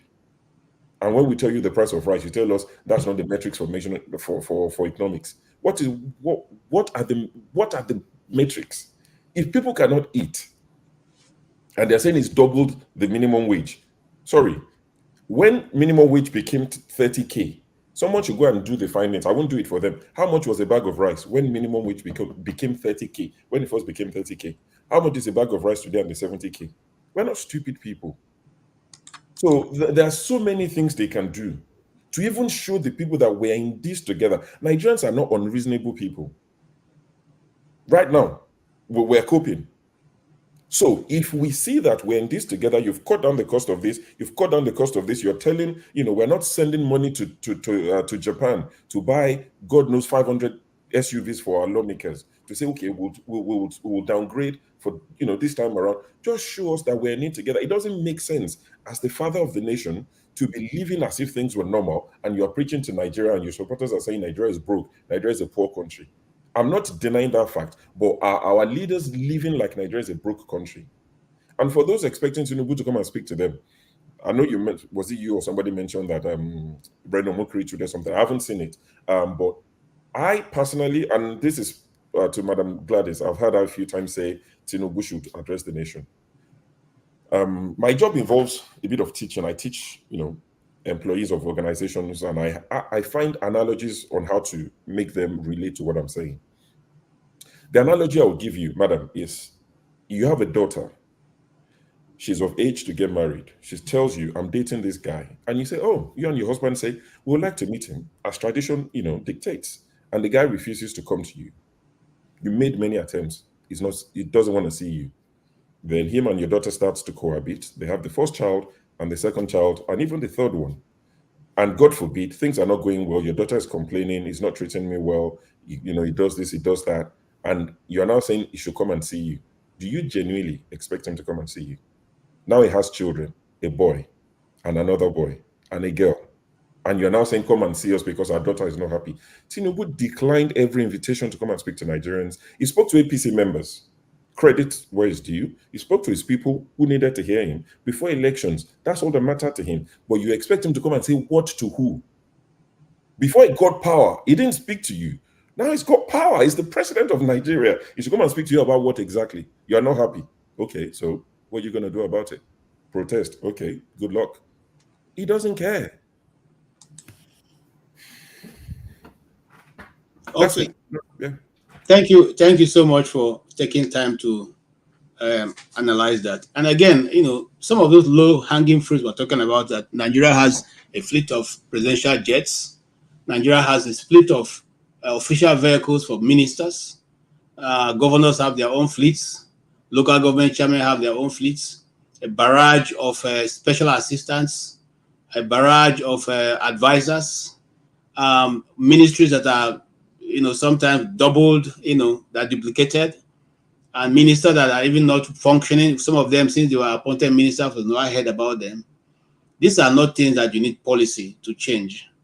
The minimum pay for everybody in Nigeria, including the assembly. The assembly itself, those are long term, but the assembly itself can reduce the salary just by making that pronouncement tomorrow. So I will dare say, and Kulata, I'm coming to you because you just came in. Is there other ways that Nigerians can actually make gain in immediate gains immediately? Nigerians, I'm not talking about the government, in what this struggle they're engaged in. Is there other ways, low-hanging fruits, policies that can be changed overnight? What do you expect, or what do we expect that the government should be doing at this time? Should I go? Yes, please. Oh, thank you. Well, let me just quickly start. I think the protest, they played into the government hands. They made a lot of mistakes. They announced a date for the protest. They allowed the governments to kind of like do their game. So at this point in time, the protest is not that effective, in my opinion. And it kind of like taught a lot of people the wrong lessons. Like the North now will be wary of protests based on what was experienced in Kano, Kaduna, and Jigawa, and some areas. Like you can see today, Kaduna people are not even out. It's only Kano folks that are out. So next time you're going to protest, don't project your actions. Otherwise, I mean, the people that you're protesting against, they're not stupid. So that's one thing. Now, in terms of, since the protest is not that effective, the leverage that the people can demand, it depends on how Tinubu plays it. There's there's not too much leverage at this point. So what the people can demand that is meaningful, the first thing they should demand is electoral reform. If there's electoral reform, there's better chances that when you are going to protest when it matters, which is the election day, that is when protest really matters. All these protests before election day is ineffectual. Electoral reform should be the number one thing that they should be protesting for. The next thing, all this subsidy removal, forget it. We already removed subsidy. We have implicit subsidy. The petrol prices are subsidized. If you're going to buy petrol in Benin Republic or Ghana right now, you're driving out of that door with like 1,300 naira per liter, and we are paying between, depending on the season, 700, 600, 800. So we're like 400, 500 subsidized. So we can't touch that subsidy because it's something we've needed to have removed. It started in the 70s. We've not been able to remove it. If we're going to subsidize anything, we should subsidize production. So I want the people to ask for subsidies on farming inputs, fertilizer, pesticides, tractor, things that will improve productivity, not things that keeps us on perpetual consumption patterns that we will not be able to invest in roads and invest in the necessary infrastructure that we need.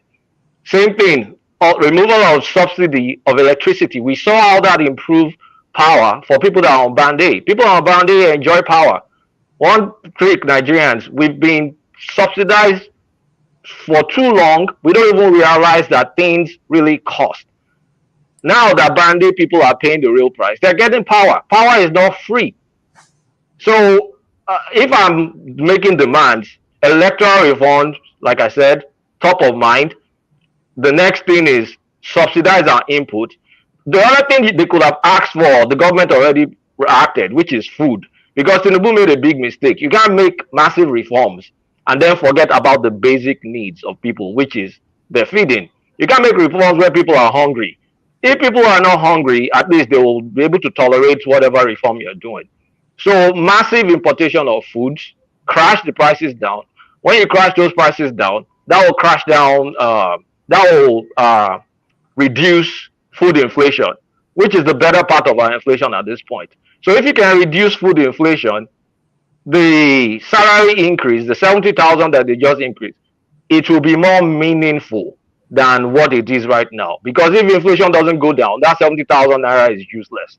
So if they allow massive importation of all manner of food, especially protein and grains, then I mean the people will be better off. Then they have some time to stomach whatever reforms. Because I can't sit down and tell me you're doing reforms and I'm hungry. An hungry man is an angry man. So that mistake can be reversed. But then it now brings out the issue of, okay, so what happens to our own food security? How do we secure our own food supply chain? How do we ensure Nigeria can sustain itself? Because we've never been able to sustain ourselves since the 70s for food. So they need to ramp up, like I said, ramp up agricultural productivity. I prefer industrial farming. Each state governor should be talking to industrial commercial farms. We cannot sustain ourselves with subsistence farming. Subsistence farming is just good on the books. Agricultural productivity will be low. Food waste will be low. You need people with real resources that takes farming like a business, make it seriously. Each state should have between 3 to 5 massive commercial farmers that they engage with that they should allow some parcel of land and allow them to farm. And then the government should subsidize that input. That will go a long way to increase our supply. That's on the long run. But on the short run, you need importation.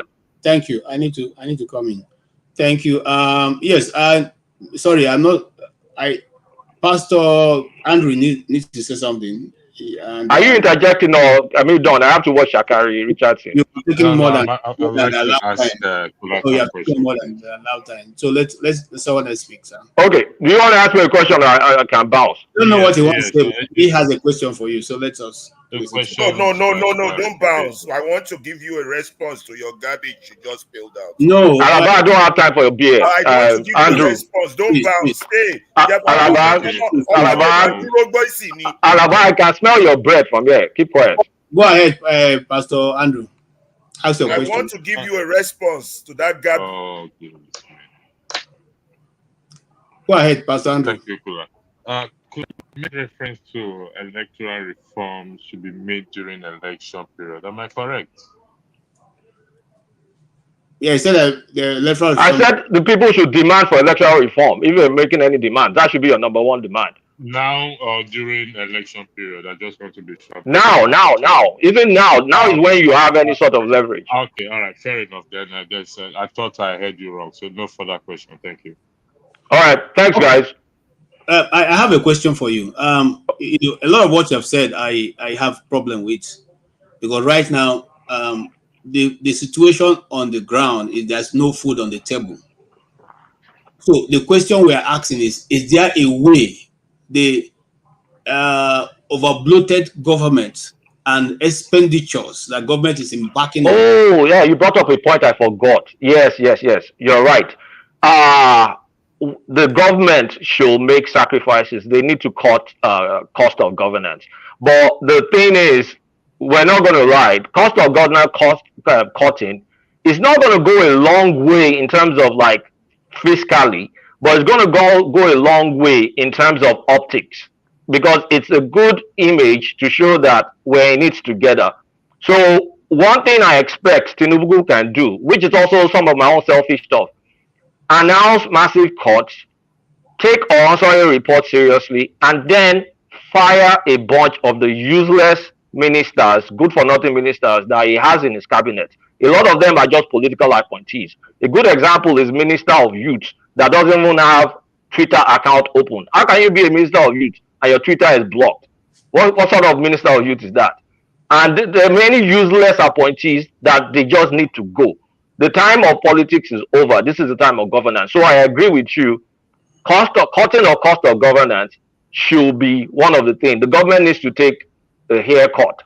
But if we are deceiving ourselves that is going to go a long way fiscally, no, it's not going to go a long way, but it will provide the right messaging to the people that, okay, we got some massive concessions from this government, so it will reduce the respite being felt. But food importation is not, they've already announced that, so I'm not really, I didn't really want to hack on that, but they need to scale it up real quick. Thank you so much. Mr. James, you have a response for him before I come to Madam Gladys. You are muted, sir. I would have responded, but I want to see his face. I want to see who I'm talking to before I respond. Okay, thank you. Madam Gladys. Yes, please. Do you have a response for him, the last contributor? I agree with most of the things he already said. Like I said earlier on, I said we must ask for the right things at the right time, because the opportunity to protest actually came by chance, because the government never believed that. If we ask, have they been very successful? Yes, they've recorded some successes in the outing of since the past 3 days. A lot of things have to be put in check, like the fund we are spending, trying to sort out a lot of things, creating offices and giving such offices to settle our supporters. The president has to look inward, cut down on some of the expenses being spent, and the money being given to has, I know they give them, what do they call it, allowances for this, allowances for that. Some of those allowances, they have to cut them down, because the money that is being spent on such could be put into other areas, like to make sure we have good roads, we have good schools, and then we have food on our table. A man or a woman that is hungry can decide to be very violent. The people are not even violent. They are going about the protest peacefully. Apart from that, they are using tear gas, and some of the people that have been brought in are not even really people protesting. The government, somewhere along the lines, like they brought in people to challenge those who are protesting. Those who are even challenging the people protesting, are they even sure they are in their right minds? No one will not tell us that the hunger ongoing in Nigeria, they are not feeling it. It's not that people living in diaspora, they don't have problems as such. Feeding is not as easy as that in abroad now. Things have got, the prices of things have gone up. At least people are managing. They have transportation anywhere you want to go to, even if you don't have your own vehicle. You go about it in a very peaceful way. Schools are there and the rest of them. I know that it took them time to arrive where they are today. But in our own situation, we are running down what we have. Meanwhile, we are saving money in abroad. Some of our people, their children are schooling outside the country. So there are a lot of things we need to get sorted out. If the president needs to have a roundtable talk with Nigerians and probably ask what is the way forward. He's been elected here as a leader. A leader has to have listening ears to know the people you are governing, are they happy? What are their problems? You don't just let them go ahead, riot, and get killed. Except maybe if after these 4 years, they're not coming back to contest again. And definitely, you are going to be held accountable for whatever that has happened in the wrong way. That's why we say law of karma. Whatever you're doing now, you are going to be held accountable in the next 20, 30, 40 years. Your children will reap of what you have planted for others. That's my humble. Thank you. Yes. Sorry, KJ, can I ask you a question before I leave? Yes. Do you think the Kenyan protest was successful? The one in Ghana? The one in Kenya. Kenya. Yes, the one in Kenya, to a certain point, yes.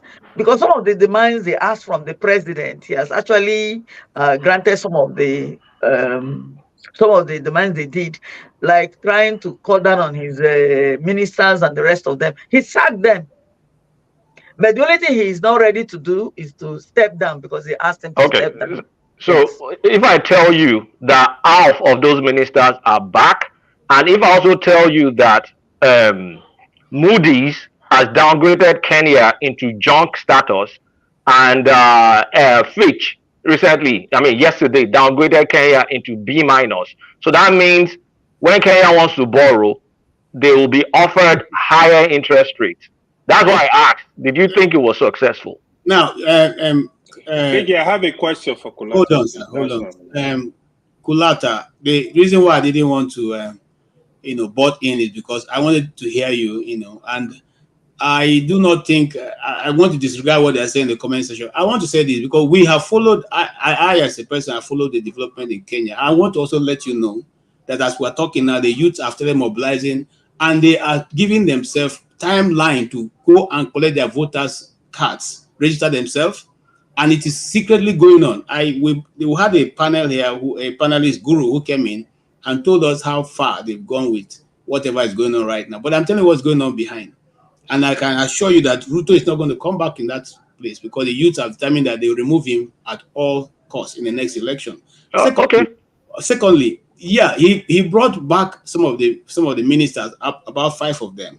But it has not stopped there. The mere fact that they were able to ask for government to be changed, the ministers to be dropped, and was able to cause that disruption for some days or weeks, is enough to tell a government that the power belongs to the people and not you. Okay? Because, but KJ, what about their ratings downgrade? It's going to cost them more money economically. Hold on. You see, that is where I am more concerned about, that we should take into account people like Fish and all the nonsense. Okay, they are all of them are new colonial organizations that are meant to put Africa where they are. Who say we cannot also? I'm coming, sir. Hold on, I allow you to speak. Who say we cannot also upgrade our minerals that were given to them, the gold and whatever they're taking, the coffee they're taking from Kenya? We can equally decide overnight and say we're not selling at the price they're giving us. And if they don't want, they can go. See, we come to a place where we deal with each other at a level that we are all equal. You don't come and tell me how much you want to buy my coffee. I tell you how much I want to sell. If you want to sell, you sell. If you don't want to sell, you go. So don't tell me they've downgraded. Who gave them the opportunity or the authority to downgrade Kenya to whatever they are downgraded? Why? Why do we have to accept it? Let me respond quickly. There's trade reciprocal English fails me. Reciprocity. Yes. And Kenya is not having the upper hand. And the existing loans that they have, there is new borrowing they want to do.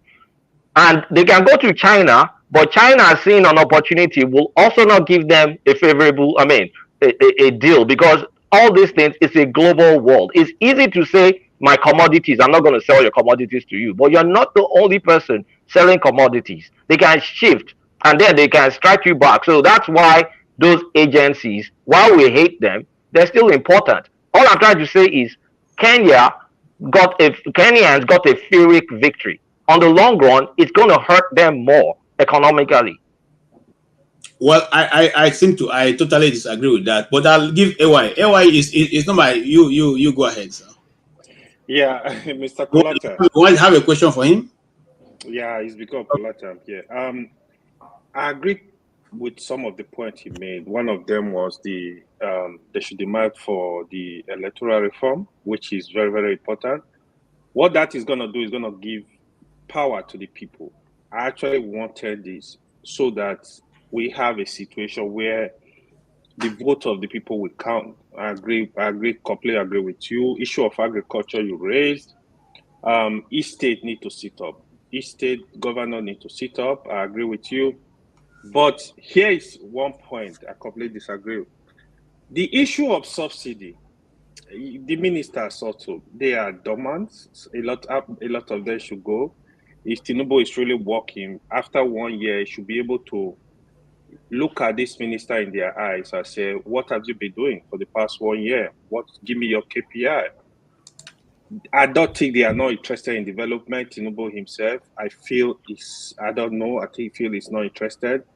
They are political appointee, like you rightly said. The issue of subsidies is of utmost concern to me. I'm of the opinion Tinubu made a big blunder day one when he removed subsidy without a plan. This is the genesis of the whole problem. And you may measure of, oh yeah, the subsidy is gone. But the question I'm asking you right now, is Tinubu pay subsidy or no? And do you believe the subsidy is gone? Can you expatiate on this? I'm going to expatiate. We have subsidy because this is not the market price. This is not the landing cost of petrol. Landing cost of petrol is not of 1,100 naira per liter, maybe even close to 1,200 or 300. So we're subsidizing, but it's according to World Bank documentation, they said implicit subsidy. So what we're doing, the exact manner or detail we're doing it, I don't know. I want to believe there's some deals going on between my own theory. Like I said, theory is maybe crude swaps deal within NNPC.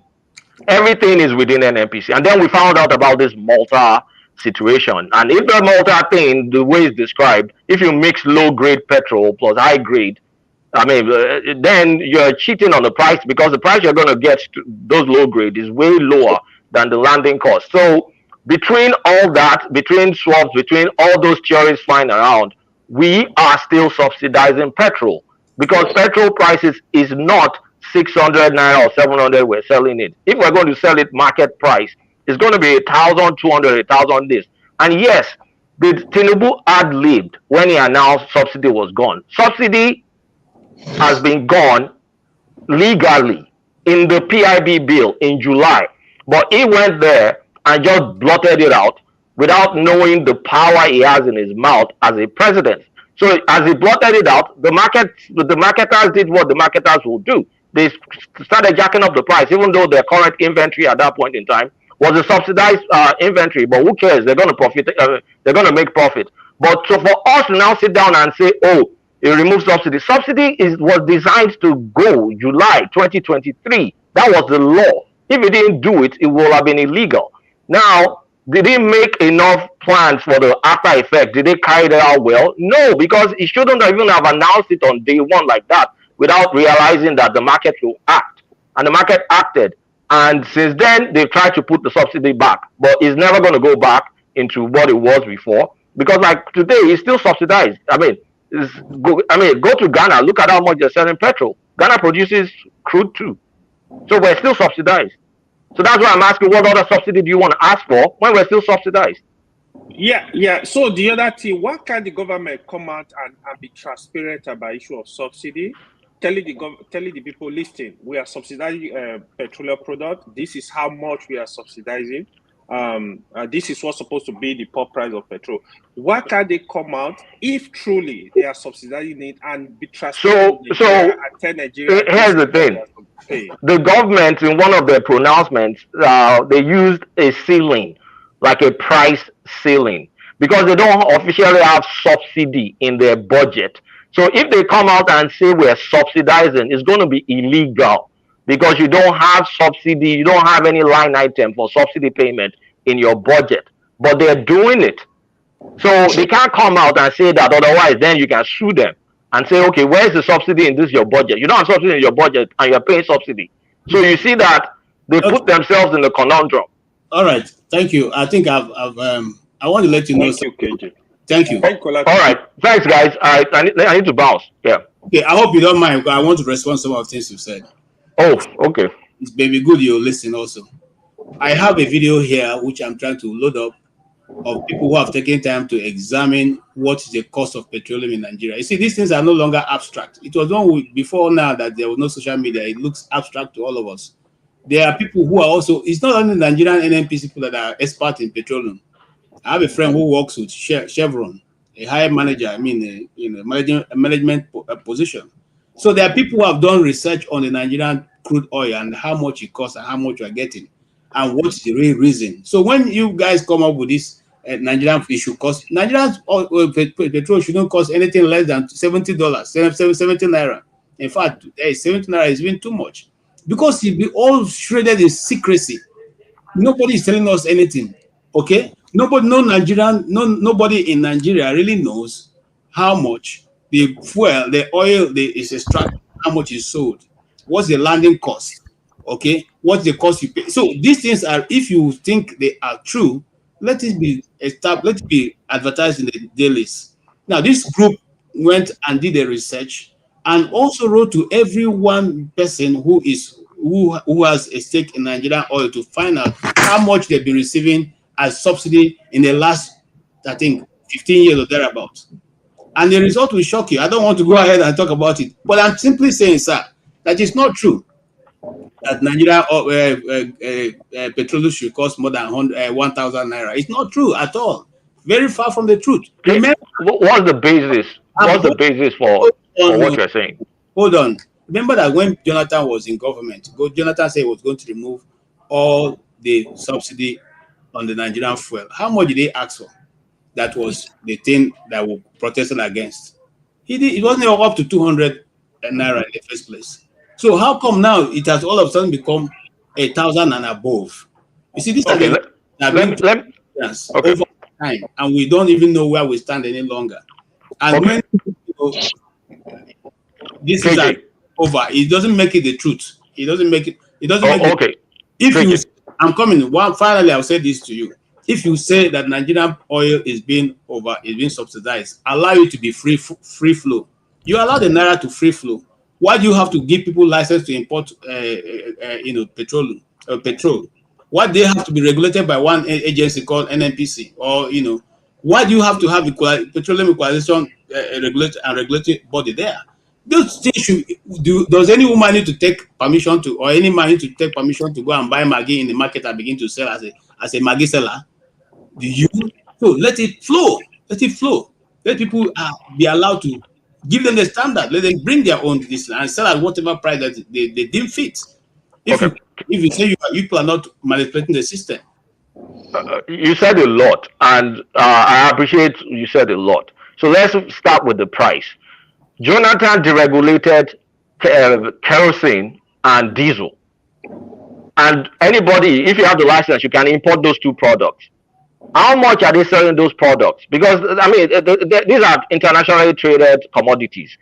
Petrol, sorry, diesel and kerosene are 1,000 something. I think it was when Dangote started selling diesel that he dropped the price by like 300 naira.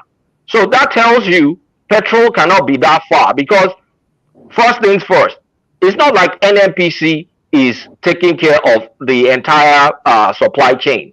NNPC is not refining it. NNPC goes to imports. They have contracts with refineries.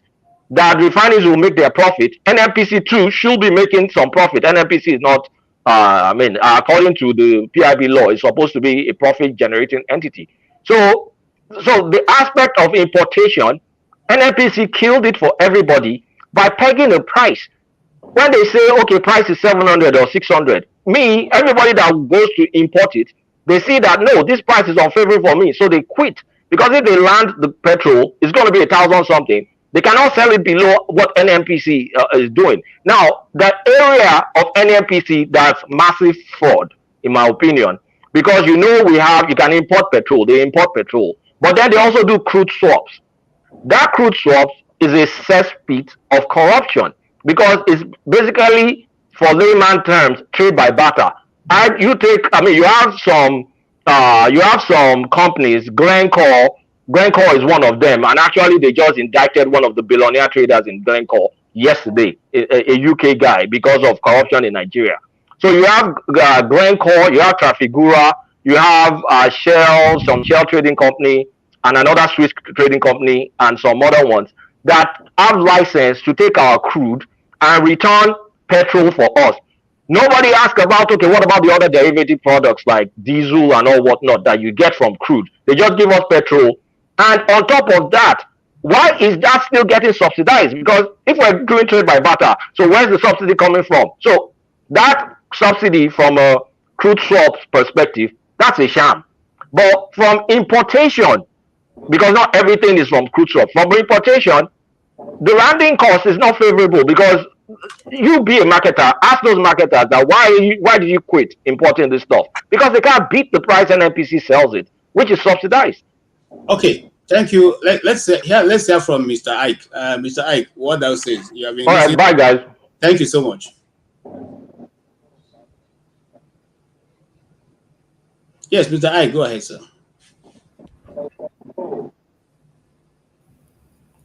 Good afternoon. Good morning, good afternoon, good evening from wherever you are. Good afternoon. In my beautiful island is still around 3:49, so I'm still in the afternoon. Okay, and Keja, I don't know what is the topic, but I was listening to your friend Kulata, who is an agent of Abgado people. You know, I wasn't even interested to talk to him or ask any question. Okay, you see, Mr. Ike, I'm one of those who probably followed some of the development in NNPC for a long time, and sometimes when they come with this this thing of saying there's subsidy in the they forget that the subsidies, the history of subsidy in Nigeria can be traced even on the internet. Babangida started removing subsidy. They have been removing subsidy since I was a 12 years old guy. Until now, they are still removing subsidy. How much is the subsidy they are removing? These are going to remove subsidy and then the subsidy will jump back. You see, all these are the lies they built over time. They're just the same way they built lies over electricity in Nigeria. It cannot be provided. Okay, and they get fresh people every year to mouth these things and keep saying it, and nobody yet, no government official can tell you how much is the Nigerian, how much it costs to land the last time this thing was held in Shehu was interviewing one of the guys in NNPC who's supposed to know, and the guy himself couldn't answer the question. Tell Nigerians, how much is it that people land this thing? Okay, and then somebody comes up, and every day they're framing new things of why Nigerian the subsidy is there, why it's just nonsense as far as I'm concerned. As far as look at, if you notice, all of them who are in this round this thing are all stakeholders in that industry. In the electricity, some of them are those ones who import generators into Nigeria. In the oil industry, some of them are the ones who own these tankers that supply these things in Nigeria. We know these things for sure. So it's not as if we don't know these things. So some, there is a young man who took his time to do a total research, almost 6 months. It's on the internet there. Anybody can download it. I don't know if we have the right. I will have played it here for people to see. Systematically tracing how much, petrol should cost in Nigeria. But nobody wants to listen to such people. I mean, why would somebody give you a way how things can be reduced for people and you don't want it? You want the hard way. You want Nigerians to suffer for everything. I'll give an example. I mean, when people say this, there's so many ways Nigerians can benefit from this ongoing protest. Just to manipulate the Nigerian people, and then MTN asked Nigerians to go back and revalidate their DBN, and the whole Nigerian people were in the streets. Millions of people all over trying to check. Where does it happen? In which other nation does this kind of nonsense happen?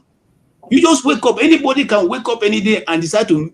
The army can decide tomorrow nobody is coming out, and that is it. They will block the road. Everybody just go or decide to say the road safety one day woke up and told us that we must have what do you call that? Those the things, the reflective this thing on our cars. And we all went to line up to buy. Yeah, you can only buy it in one place. It is only in road safety. We all went to line up, leaving our jobs. You line up for days trying to buy that. And if you don't buy it and you take your car into the street, they will stop you and charge you. What nation oppressed that way and go and become a nation that people can? And then when we discuss it, look at some people think we are. You can only listen to people and from there deduce what you want to do. But I don't care if you think I'm happy to, whatever. It doesn't really bother me. So, that's where we are. If you have a contribution, if not, we can come back to you later on.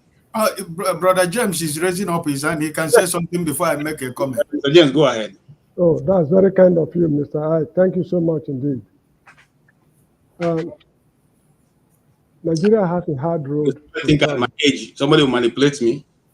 Brother, no, Mr. James, Ferrari, I think you're totally wrong in that. And I've been allowed that. Please stop saying that. I'm getting annoyed about that. Don't tell me that. Thank you. Go ahead. Yeah, as I was saying, Nigeria has a hard road to travel. You understand what I mean? These guys are not open to any agreement, nor are they open to negotiations. We've got a very, very hard road to travel. We should brace up very hard times. So that's all I have to say. Kindly permit me to sign off. It's already nearing bedtime over here. Thank you so much indeed. Thank you. But I'm glad I've read the Mr. Kolata's submission. What do you say?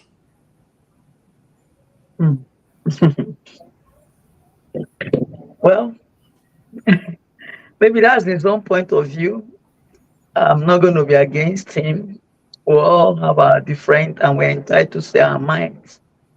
He has actually expressed what he felt about the whole thing. That's just my view about it. All right. Okay, listen, my brothers and sisters, listen, Nigeria is a fraud, right? Listen, it's just the people that are defending the government of Nigeria, the NNPC, and the market oil and gas, whatever. These are the mafians and the criminals. It was established on criminality, and it has been operated by criminality that has been operated by criminals.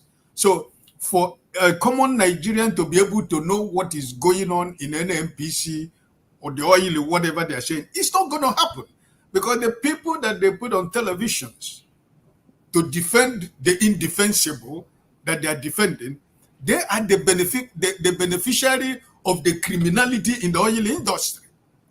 Look at what Dangote is going through. You understand what I mean? What goes around comes around, right? In as much as I do not support what Dangote is going through, but he has been there all these years. Has he been complaining? No, because he monopolized every industry in Nigeria. You want to buy cement, you buy Dangote cement. You want to buy rice, you buy Dangote rice. You want to buy tomato, you buy Dangote tomato. You want to buy toothpick, you buy Dangote toothpick. They have been all be eating together, right? So, but in as much as I want to forgive him, because, we are no more young, like my brother KJ is saying, by the grace of God, I'm 60 years, right? So I cannot continue to be angry about what these people are doing or what they have done. But presently, it's to tell you. And that's why that even though they are saying they're subsidizing the oil, there is nowhere to be found. Even people have the money to buy 1,000 plots, but you don't even see the petrol. You don't even see the fuel, right? So all these things is that, like P2B used to say, you cannot steal oil and put it in your pocket, right? This oil is not sweet. That you go to supermarket, after you buy your product, it's still sweet and put in your pocket, right? There are processes that this oil come and go, right? There are processes it will go through. And those processes is not something that you can hide. It's not under the water. It goes on float on top of the water, right? So this is why Nigeria is a fraud, right?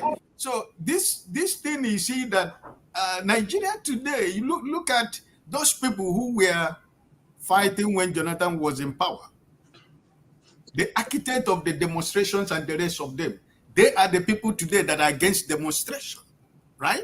So a country of about 37 states, including Abuja, we have 48 ministers. We are going to get to 50 because there are the new ministry they want to create, the Ministry of, I don't know, if you remember, last 2 weeks, they said there is a livestock, the Ministry of Livestock. They want to create another Ministry of Livestock, which means it's going to be 49, right?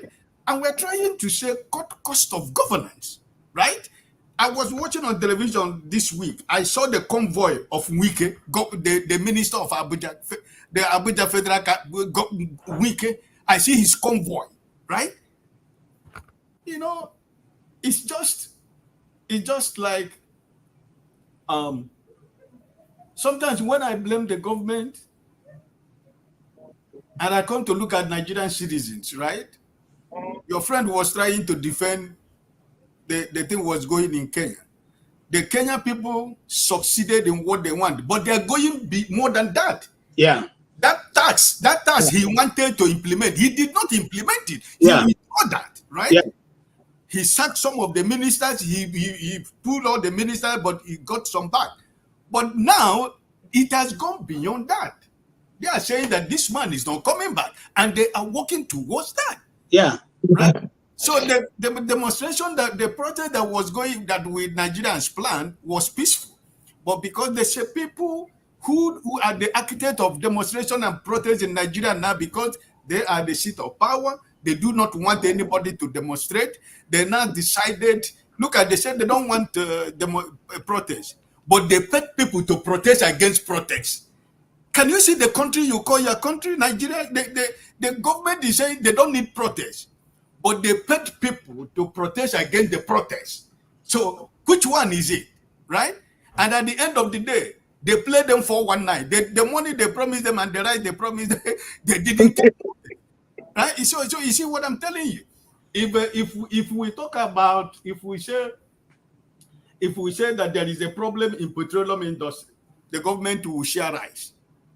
If we say the transportation cost is too high, they will share rice. If you say that we have shortage of fuel, they will share rice. If we say that the road is not, we have so many bad roads in Nigeria, they will share rice.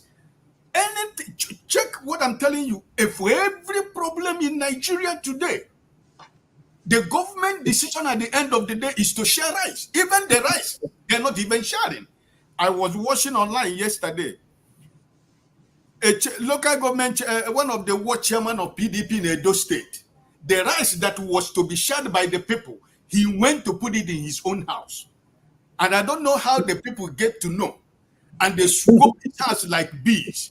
And they opened everywhere, and everybody was packing the bag of rice. This was a rice that they were supposed to be shared by the people, right? So, sometimes when I cry, or when I feel pain about what is going on in Nigeria, and sometimes I look at my fellow Nigerians, because sometimes when we are talking, they say, oh, because you are outside Nigeria.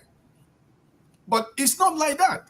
I did not come outside Nigeria because I'm not outside Nigeria because of the bad governance. I run away from Nigeria. No, everybody has an ambition. Everybody has an ambition in life, right? and everybody have some aspiration to achieve something. So but for the fact that still I'm a Nigerian, I think that this protest, no matter whatever the government want to do, I'm encouraging Nigerians to continue to protest. Okay, thank you, Mr. I appreciate your contribution, and yeah, we ahead. And I see one of the reasons why I allowed those comments to be made is because sometimes these things are made, and we don't want to hear from those who don't agree with. That's not the way of having a useful discussion. You must listen to the other person, other side, and sometimes don't close your mind. You say I never close my mind to information, because you may think you know everything, but the other person may just have an information that will help you change your mind or change the situation that you are in. So welcome all views here. Everyone's view is important, and nobody is more than the other person's view. We take every view into account. Right now, in the north, there was a man called Prophet Buba, who led the peaceful protest in Jos, and it had been commended by a lot of people for being able to organize it. In other words, some people have said the church is not doing much, but the church in this case has also helped to marshal out people. And I'm not talking about a certain group of people of the church said they were not part of it, but another group led. Can we also talk about that? Can we, Madam Gladys? Okay. The Blackstone is a pastor is a de facto pastor in where he is. Maybe he will help us out. What will you say has been the role of the church in this so far in struggle? Correction, I'm not a pastor. So okay, you are still supposed to be there. All right, go ahead. I'm not a pastor. Thank you, Mr. KG, and good day to everybody. In that case, I don't know what to say, because I don't think we should separate the Christians or the pastors from ordinary people who are demonstrating, because we are all Nigerians.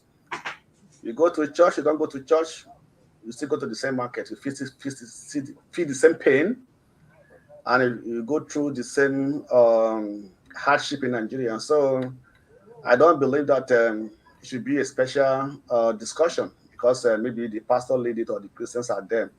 In fact, it is a responsibility of the so-called the pastors and the churches to, in fact, to be the forefront in changing the narrative of a country. Because if you look at the Bible, the prophets were leaders. God used them to direct the affairs of their country. So today, if the church have let that responsibility to the people who are not supposed to be to have that responsibility, that is left to them. But the members, the people that goes to church, you have to realize that you also go through the same pain. You feel the same, you buy from the same market. Everything that is happening in a country is not separated. It's not, it doesn't have, it have no two faces of religion. It is one thing. So I think that if the pastor lead a demonstration, yeah, kudos to him. He tried. He took the courage to lead them and led them through a peaceful demonstration, right? And it is good. And every other people should join, no matter your religion, no matter your belief. We are all being affected. We are all going through the same pain. So for me, I don't see anything special about it. It's just a normal thing. So let's remove religion. Let's remove tribalism and everything. Let's face it that we are all going through the same pains. Like you said, like Obi said, nobody buy bread cheaper. If you know where it's cheap, tell me I go and buy from there. So that's what it is. So for me, it's good that he led it. Fine, but I think if we can be able to talk to other pastors to lead their people, let them join in the demonstration and let them see how it will go. So coming to the demonstration, I think that they should continue demonstration, because sometimes if leaders are stubborn, you have to also to deal with them with stubbornness, right? So, and another thing, but I'm not sure anyway if the government is going to change anything because of the demonstration, right? But let the people have their view in a hard way. Let them present their feelings. Let them make it known to the people that this is what we are going through. We are suffering it, even though you know or you pretend not to know. But we are going to express ourselves in a way that it will also hit you very hard, that you should know that we are suffering. And if they can actually do it even for that 10 days or even more than that 10 days, for me, it is kudos to them. And in fact, in one thing, I'm disappointed about the demonstration is that most people doesn't even join the demonstration. I know in 2012, I was in Nigeria when they were having Occupy Nigeria.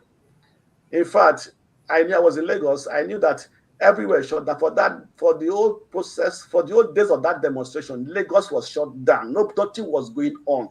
No market, can't you find food to buy, right?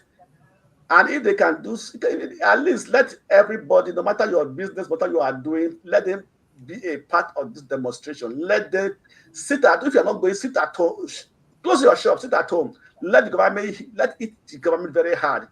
If the government calculate how much they are losing by day, I think they will rise up and begin to talk to the people in a better way, right? So for me, I'm also disappointed with some people who are the businessmen and everything who are not joining. People are still going to. I know some friends. I call them. Oh, so where are you? So I'm in my shop. I'm in my office, so on and so forth. So that we're also disappointed about. So some people who are not really taking it to be very serious. Thank you. Again, let's look at this video and talk about it. Now, people in government actually pleaded with the protesters to shelve this protest, and their reason is that the president has just been in office for just 1 year. And 1 year is not enough to actually bring about the changes that people are asking for today. 1 year is not enough to bring about the changes, but 1 day was enough to increase fuel. 1 day was enough to give policies and instructions that almost ruined our lives. It's all about policies. Make these policies and implement it. You don't need forever. When Buhari was there, they said 1 year is not enough. 2 years is not enough. Till 8 years. He has started again. Same APC government. 1 year is still not enough.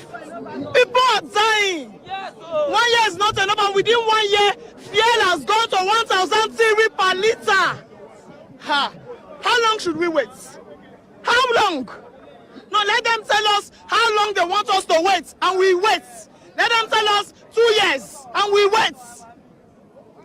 Okay, so I also listened to the SAN, that's the Senior Advocate of Nigeria, who said he's the lawyer to some of the groups that are protesting, and he has pleaded that the protest should be limited to a day or 3 days rather than the 10 days that the protests are set out for. Do you think that is a valid point? We don't have any leader in this protest.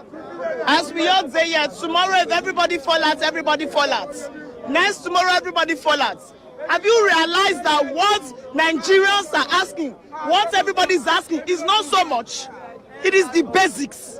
A word from the president, everybody will be jumping. Everybody will be happy. We are not asking for the impossible. So nobody should come and tell us a day, 2 days, till it now. We will keep coming until the answers. Okay, what specifically would you want the president to do now that will end this protest? Right now, carry fuel go 100 naira per liter.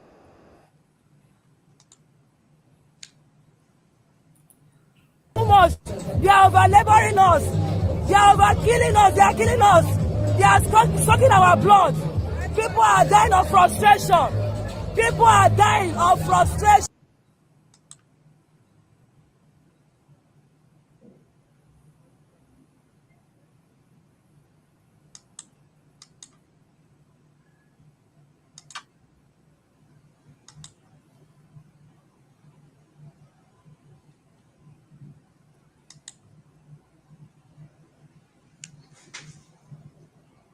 Well, I don't know why audio is not playing. Why? Okay, I can't seem to get that audio on. Try again.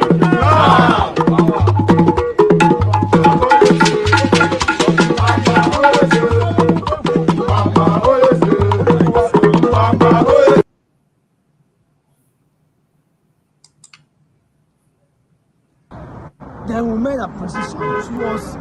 the National Hospital. The police barricaded us and attacked us, shot at us severally. We ran back, we were scattered and moved towards the National Stadium. And they faced us with live arm. We run again to the bush. Then when we recouped at the National Stadium, so we could actually have a head count to know who is missing and not. Then the Muslims had to have their prayers, and of course we had to sing our national anthem. Moving from there, they faced us again with tear gas again. And at this time, we said, what did we do? Because we were still at the National Stadium, the approved point. We even knelt down, was begging them. One of the policemen was holding my Nigerian flag. One policeman shot directly at no more than 15, 20 feet away from me. Shot at me. Right on my forehead. You can see that. Right on my forehead. Don't know if he intended to kill me or something, because this scratch up me. When he shot me, I immediately fell down, immediately passed out. And coming, rising, I was just bleeding all through. I barely escaped for my life. And then we were lying flat on the floor. They were still shooting at us on the floor. So they came and said was hitting us with iron and big woods. And one of them had to hit her, and I said, okay, let them. We had to run into the bushes for our life. I had to run from there to wherever I don't even know. I thank God I'm able to find my way back to a place that I know. I barely escaped today. I barely escaped with my life today. You can see. You can see the thinking of our heritage. You can see this is why I used to control my bleeding.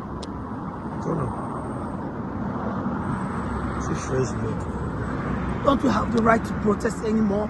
Don't we have to come on? You see my head. Protest anymore?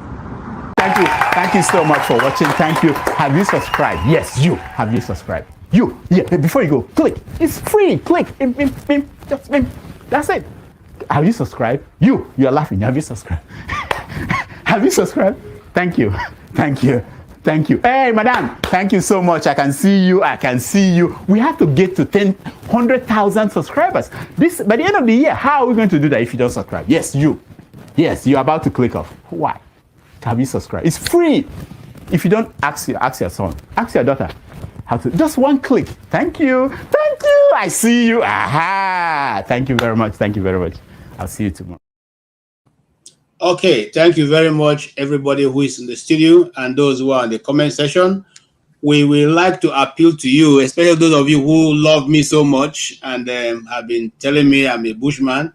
Please subscribe or support the channel. That's the only way you can see me. If you can't support the channel and Dr. Rudolph can no longer support it by himself, it means that we can no longer be meeting and you have your swipe at me in whichever way you like.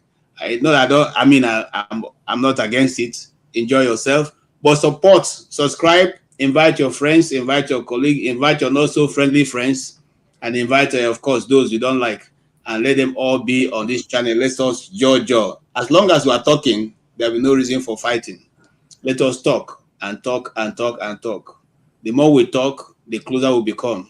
All right. Thank you. And of course, let's do our best to, broadcast rebroadcast it in your own part, the parts you made comments, the parts you have contributed, the writings you have put up, and the ones that have been highlighted.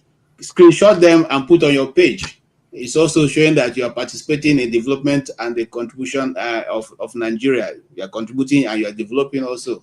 You are also forming a member of the national discourse and changing the narrative that we have in our country. God bless you. Let's move on. Mr. Show, let me come from you. So go in, clockwise. You saw those videos. You saw the comments, especially the last young man who was shot almost. He was able to escape like former President Trump. His own is on. It is a head that thing passed. The other guy now ear he passed. What do you say in this situation? Sorry, I'm laughing. It's not because it's funny, but just imagine what will happen if you had gone the other way around. Around. You're muted. Yeah. Yes. Sorry. It's quite unfortunate that it has to get to this because I'm not sure why exactly people are being shot at. The government clearly have a strategy. Every time Nigerians want to protest now, You know, you hear the military, the police, all of them come out, DSS, and say it's going to be infiltrated, it's going to be hijacked, you know, it's going to be this, it's going to be that. And from what I've found quite shocking from mainstream media is that every time you've had a police officer, the DSS, you know, you've had some of the top guns appear on these TV channels leading up to this protest saying it's going to be hijacked, there's going to be protest, it's going to get violent, you know, we can't allow that to happen. I would have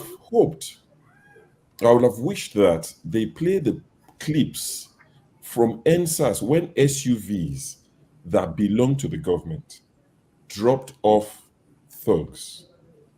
When BRT bus, is that the one in Lagos, the blue one or whatever? Yes. When it dropped off thugs, these are not made up videos. Nobody has said it's not true. Even the strongest supporters have not said it's not true. I would have expected mainstream media to say, when you say it's going to be hijacked, these are the people who hijacked the last one. We know who owns the BRT. We know who owns these SUVs. Did you investigate any of this? Because they're quick to say it's going to be infiltrated, but that's your job to make sure it is not. And also, when the counter-protesters went out, nobody told them it was going to be infiltrated. They were allowed to protest. They didn't want protest. They went out to protest that they didn't want protest, but they were allowed to do it. You know, they were allowed to do what they wanted to do. You say that protest is the fundamental right of Nigerians and everybody around the world, but you saw faces of people who went out across Nigeria, and they were there telling people days before the protest that, you know, if they burn you well, come out and protest. Check where they're walking and see the. Go ahead. These are the people that you know clearly are going to infiltrate the peaceful protest. Did you make any attempt to invite them, speak to them? So we're not saying lock them up. We're not going to do exactly what we're campaigning against. So we're not saying just go and pick them up and lock them up, but at least invite them or go after them, speak to them and ask, why would you go out and tell people not to protest? It sounds like you're threatening them, but the police will show no interest in such things. Then the minute people go and protest, you send, you know, whoever sends people to infiltrate them, start causing problem, then it's an excuse for the military to be. I saw a video, oh my God, it's not one of those ones we can share, where one of the, I think it was a water cannon, ran over a policeman. It was a military tank, almost like a tank, ran over a policeman. The man died on the spot. He was killed. This was yesterday. When they were trying to scare off the protesters, run after them, one of these eager police officers or military guy drove one of their tanks, or whatever you want to call it, like water cannon, over a policeman. It was the protesters that ran to that man trying to see if they could save him. The video is there, it's online. I couldn't watch all of it. So I'm not sure why our police, I've seen some police officers, at least some of the videos that people have shared online, so it's not all negative. I've seen some videos where the police officers were cooperating with the people, they were dancing, you know, they had like this gyration thing going on with the people. That's what we want to see. I don't even want to see you gyrate with the people. Just stand there and do your job, not necessarily dance with them. That's not part of your job. But protect the people who want to protest. That is your job. And this idea of restricting people to stadium or stadia to protest, sorry, what does that even mean? So you keep them locked away somewhere to protest. How does that achieve anything? And the police are saying there's a court order saying that, you know, people should be locked up in a stadium somewhere to protest. It makes no sense to me. Let the people protest. I'm for peaceful protest. Yes, when protests happen anywhere in the world, most times, occasionally, whatever, it gets out of hand, but that is where the police come in. Our military are quick to roll out their tanks against the Nigerian civilians. But when they say there's insecurity somewhere, you will tell us the terrain is difficult, you can't reach, you couldn't reach. They'll be ransacking a whole community for hours. You won't turn up. But when it's armless Nigerian citizens, you show muscles. Your Viagra kicks into action. Honestly, I'm not even sure what to say to these people. But just to let you know, KJ, I added an image which I'm going to share because it's an image. It will take only 2 seconds. But this Edo lady that video has been trended, I added another video. I'll let you play it when you deem it fit. So if you look at the videos, I'm not sure there's a way you play your videos. I add mine to the backs. I'm not sure if you know. If you go to brands, yes, to the videos towards the bottom, you will see her there. That's another video of that lady. But let me share, with your permission, let me share this image quickly, because people are quick to forget. And we need to remind them that, you know, we are not crazy people. I hope it's bold enough. And people can see. You can read it out, KJ, if you want to. Okay. A military and a police force assembled. A military and a police force assembled and paid. That's it. So let me read it. A military and police force assembled and paid by the Jonathan government and PDP cannot serve national interest, but they are paymasters. That was Ahmed Bola Tinubu, August 12, 2014.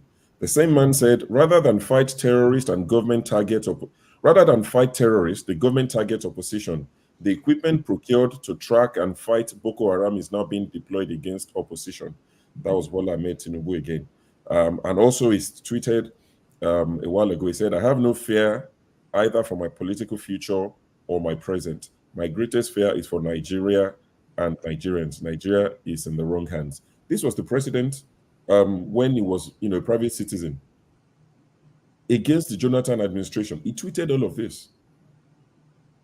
Heavens did not fall. So why is it that when people tweet similar, when people say similar now, you're looking for ways to, you know, to demonize them? I mean, we've seen tweet from Bayo Ononuga. He insinuated that Peter Obi was the one, you know, organizing this protest. They are looking for ways to pin it on Peter Obi. I saw a video that they concocted, some of the APC supporters, where they showed Peter Obi addressing the public. But this was when, I think, during their court case in Abuja, but they made it seem like he was addressing the protesters in Abuja. The man said, I'm in Onitsha, or wherever he lives. But they're just looking for ways, you know, give the dog a bad name so that they can hang it.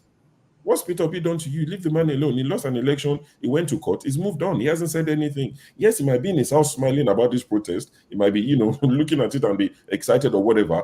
That's an assumption. But why are you trying to pin it on the man? Leave him alone. He's not your president. It's not because of your misery. Okay. I just thought I would share this image. These are tweets from the president when he was a private citizen. Very apt. Very apt. And you see, that's the problem with Nigeria. Let me tell you what happens in some of the communities I've worked. In the university community, the people who treat lecturers very harshly are those professors who are taken from the same system and made VCs. They go in and become lords over the rest of the lecturers. In fact, most times, most VCs end up having problems with their former colleagues, you know. And that's what happens even with we as journalists. Those who are taken as journalists, when they get into public office, occupying a position, they fight the rest of the system. Even though they know what should be done, they will not do it. They now turn and become the worst, even worse than those who are not journalists, who occupy positions of ministers and commissioners of information. It's so difficult, and it's a shame. Now, here's the video you're talking about. Let's watch it. Government cannot be enjoying on our behalf. They are buying private jets and people are staying under the bridge. If the vice president says that those protesting for their rights, for their life, for their survival are idiots, then the vice president is an idiot. Yes, if he has the powers to call us citizens, not refugees, he looked at us and tell us that we are idiots, then the vice president is an idiot. Because they are building presidential villa for you, we don't have places to stay. Have you seen the amount for house rents? You cannot pay house rents in Lagos. 10 people inside one room. People are suffering. People are hungry. And Abiola, the Senate president, the unfortunate Senate president, is telling us that he will be in the house eating while we are protesting. If we don't ask him, we will ask his children. Our children will ask his children what he has done to us. You are approving budgets of billions upon billions. You are buying jets for the president, and people cannot afford transport fare. That is wickedness. And you still say they should not protest. Wow! Who protests? Day one of the proposed 10 days. There will be day 2. There will be day 3. There will be day 4. And if you guys not taking it, will be there forever till we get our results. Thank you very much. I'd like to see what's written on your shirt. Police do not attack protesters. Your children are involved. That is what your the lives said. are involved. Your children's future lie here. And this is from the president that the police should not attack protesters, that their lives are involved, their children's lives are involved. To be sincere, the president has been lenient in trying to converse with us, and he's been trying to give directive. We don't know what he's doing behind though, but the one when we then see and say is same they don't attack us. So we are wearing it as a reminder to the police. As you can see, they are even looking more hungry than us. We don't know put vest on our face. Are you not apprehensive that there could be a reoccurrence of the NSAS protest, talking about the way it ended, given the presence of the military men here and the other security personnel here? That they will shoot at us? Share their life, would they live like this? We don't die, we die alive. They will shoot at us. We kill people that died at the Lekki toll gate. Are we better than them? We are not better than them. I'm not scared. Yes, I'm not scared. We are not even alive. We are not alive, we they live. I know kerosene there inside my bag. If they shoot tear gas, I get kerosene. If they shoot going, don't let me escape. I don't already tell my mama where they go, and I don't tell them bye bye. Thank you very much.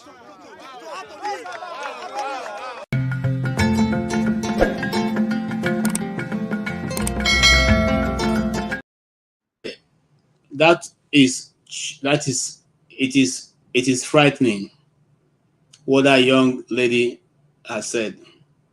It is frightening. It is, it leaves you, I don't know, speechless. Because in this time and season, where we are, it means that, wow. Madam, what do you say? Having listened to that young lady. I'm coming to you, Egus Air. Madam, what do you say? As an angry woman, I think she's had enough of the suffering. She's not hiding it. She's actually saying that those who have made us to suffer, and they're busy there trying to throw words at us, like they are mocking us. So it is terrible. Really, very rough. Yes. It is. It is. Eagles Air, she said something very interesting, which has what I've not been able to sleep, since yesterday about over. Now, Senate President Akpabio, and I think I have the video somewhere, said while they are in the street, they'll be in their house shopping. Yes, I've seen it. Yes. Yes. If he's God fearing, he won't make such a comment. It's only a person that has an animalistic tendency in him or her that will use words against others, trying to mock them, make them look as if they are not human beings. It's very bad. Okay, thank you, ma. Eagles Air, you have come in at the right, and you have watched all the videos. KJ, thank you so much. Just that I try to think what happened. How did we get here? Why is it so that this thing happened to Nigerians? What kind of government are we having in this country? What is it that is wrong with our brain? Because sometimes there's somebody that I hope people can hear me clearly. Yes, we can hear you. Sometimes I used to think, who do us? That's the question. Because if you watch the kind of statements, the kind of word the Senate President, the third person as a citizen in Nigeria is opening his mouth to say, even in his chamber, when they give him some alphabet, some figures to read out, he can't even read it out. Sometimes he said that this money passed him. Who do us? Now, Tinubu himself is against people coming out to protest. There's something that I must commend Lagos State Governor. There is a sense of maturity that he shows in this protest. What is that? He came out to address Lagosians concerning this protest. He talked to them. Here in America, when they go to America, when people is about to protest, people are not happy. You find the president will come out and address the nation. Ruto of Kenya, when the protest going on, he addressed them several times. Even when they lay allegation the kind of money he spends and travel to US, He addressed them, give them the statistics of how the money comes, how the money is spent. But in our own country, I asked this question, since Tinubu, they inaugurated him in office, has he ever attended any journalist interview? He have not done that for a day. Because if he dare try it, his ear should be open. Because he don't know what to tell people. Last time, one of the ministers he appointed was said that some bills and some policy they made is some policy that P2B and Takeover brought. That they apply it now, it did not work. Could you imagine? Who do us? So that means they came with nothing. They don't know anything. They are confused. They don't know what to do. Now, instead that you don't want people to protest, but you organize people to protest against protesters. Now, they begin to remind people of what happened in NSAS 2020. But what happened in that NSAS 2020, if you watch KG, you're a journalist. If you watch, the protest was going well. People were sharing food. People were sharing things in common. People were playing music, dancing.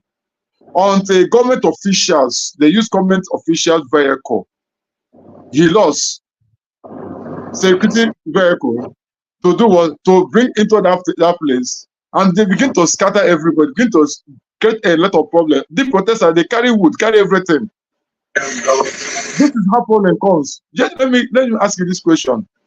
If you are on your own doing the right thing you're supposed to do, according to the law of Nigeria, and somebody came to you and slapped you 2 times, what will you do?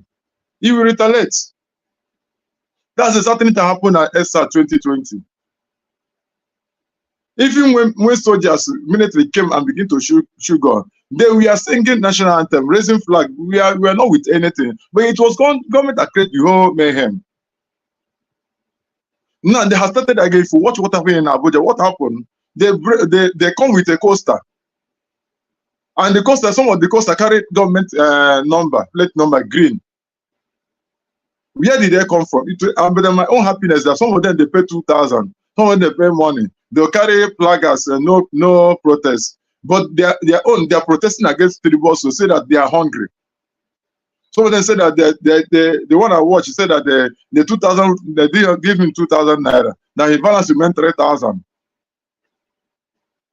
They are hungry, they can't even buy food. Some of them, one of the guys said that formerly used to use 100 naira, buy gari, and they put water, put granite. But now 500 cannot afford that. There's somebody they paid come and protest against protesters. But from the day one, I've been following the protests. Though I'm not in Nigeria, but I follow every news that concerns the protests. So he found out that there's a problem in Nigeria. Tinubu himself said that he don't want to protest this and that. But he forgot what he did to the military era. He forgot what he did in 2012 against Jonathan. But Jonathan is a wise man. He control.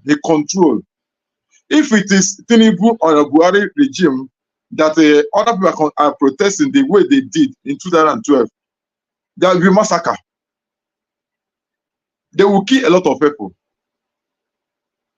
But what happened? The people try to control themselves, trying to make sure that things do not work that way. Best thing to do as a government, he behaved like a Rutos of Kenya. He came out and said, okay, if you are demanding for me to change the cabinet, okay, I will change my cabinet. If you are demanding, now this need to be changed, okay, I will do that. Even if you are not going to do it, but come out in national television and say you are going to do it. And when he said it, people will know that, okay, you are listening to us, we are coming down. But he opened his mouth and said that he bought the seat. He paid for it. So they should allow him to enjoy it. The most less, sorry for use this language, it's very wrong. But the most pitiful somebody we have in the Senate president, said that he should go and protest, that you stay in South and be eating. What kind of insult is this? Now still finish. They don't have any value forever. Look at the military chief. Obi is man who cannot battle who cannot battle Boko Haram, who cannot battle bandits. Come out and say that if this thing go out of hand, we are going to come in. Is it a civil war in Nigeria? All right. When the protest come to a civil war, evidently said that they are ready to do what? Why Sambisa Forest, there's a lot of things happening in that place. They cannot do anything. So you find out that there's a lot of problem in Nigeria, and with this hand, we had no way. All right, thank you, sir. Thank you so much. Blackstone, you have been sitting there since, and what have you heard from what Eagles Air has said? And then, why would your uncle Akpabio tell us that you'll be eating food while Nigerians are in the streets protest? Thank you. If Akpabio and my uncle, I don't take kill him. Because it doesn't want to be anybody uncle, because I don't expect a man like that to just be talking anyhow like a child, like a person who has no sense. His part is senseless, who has no value for the people that voted you, or even though if you buy it, if you got there illegally, right, you still went to an election, people still voted for you. Though you got the nomination in through the back door, right? But people still voted for you. No matter what, you have to respect the people. You have to talk to people in a respectful way, right? I don't think he talked to his children like that. So, for me, Akpabio is just, for me, I had no single value for him. That's just the truth, because he has been a man without integrity, right? It has been a man right from very beginning. He has been a man without integrity, and he has shown it that he is the man without integrity. He has nothing good in his mind, right? Coming to the demonstration, the video you showed, right? I praise that lady for her to stand firm and to speak like that. And we need such people like that, right? You were saying something that you are surprised that journalists, people were actually against the government, and once they get there, they become a different people. I always say one thing. I always just wanted to clarify Nigerians that talk too much, that actually criticize the government too much when they are not in power. I said, don't take these people by their words. Once they get there, they become in fact, they become the #1 liar for the government. So that is what you see in Nigeria. So if they are talking, they know why they are talking like that. So the protest has been effective so far. The government, I don't know if they are actually listening to them, because one thing is to promise, one thing is to deliver. I can come out and give you every promises and everything, and then you calm down, you are expecting, but can you force me to deliver, or do I have the willpower to deliver it, right? So looking at this government, even though they come and talk to the people, they promise them this and that, they are not going to deliver. The first thing that will make me or make everybody to believe them is that you start the transformation right now immediately, just as you did when you were being sworn in his first speech. This is what it is. The second time he did another one that turned Nigeria to what it is today. So his policies, there are policies that actually changed this immediately. And that two policies he did, removing the petroleum subsidy and also floating naira.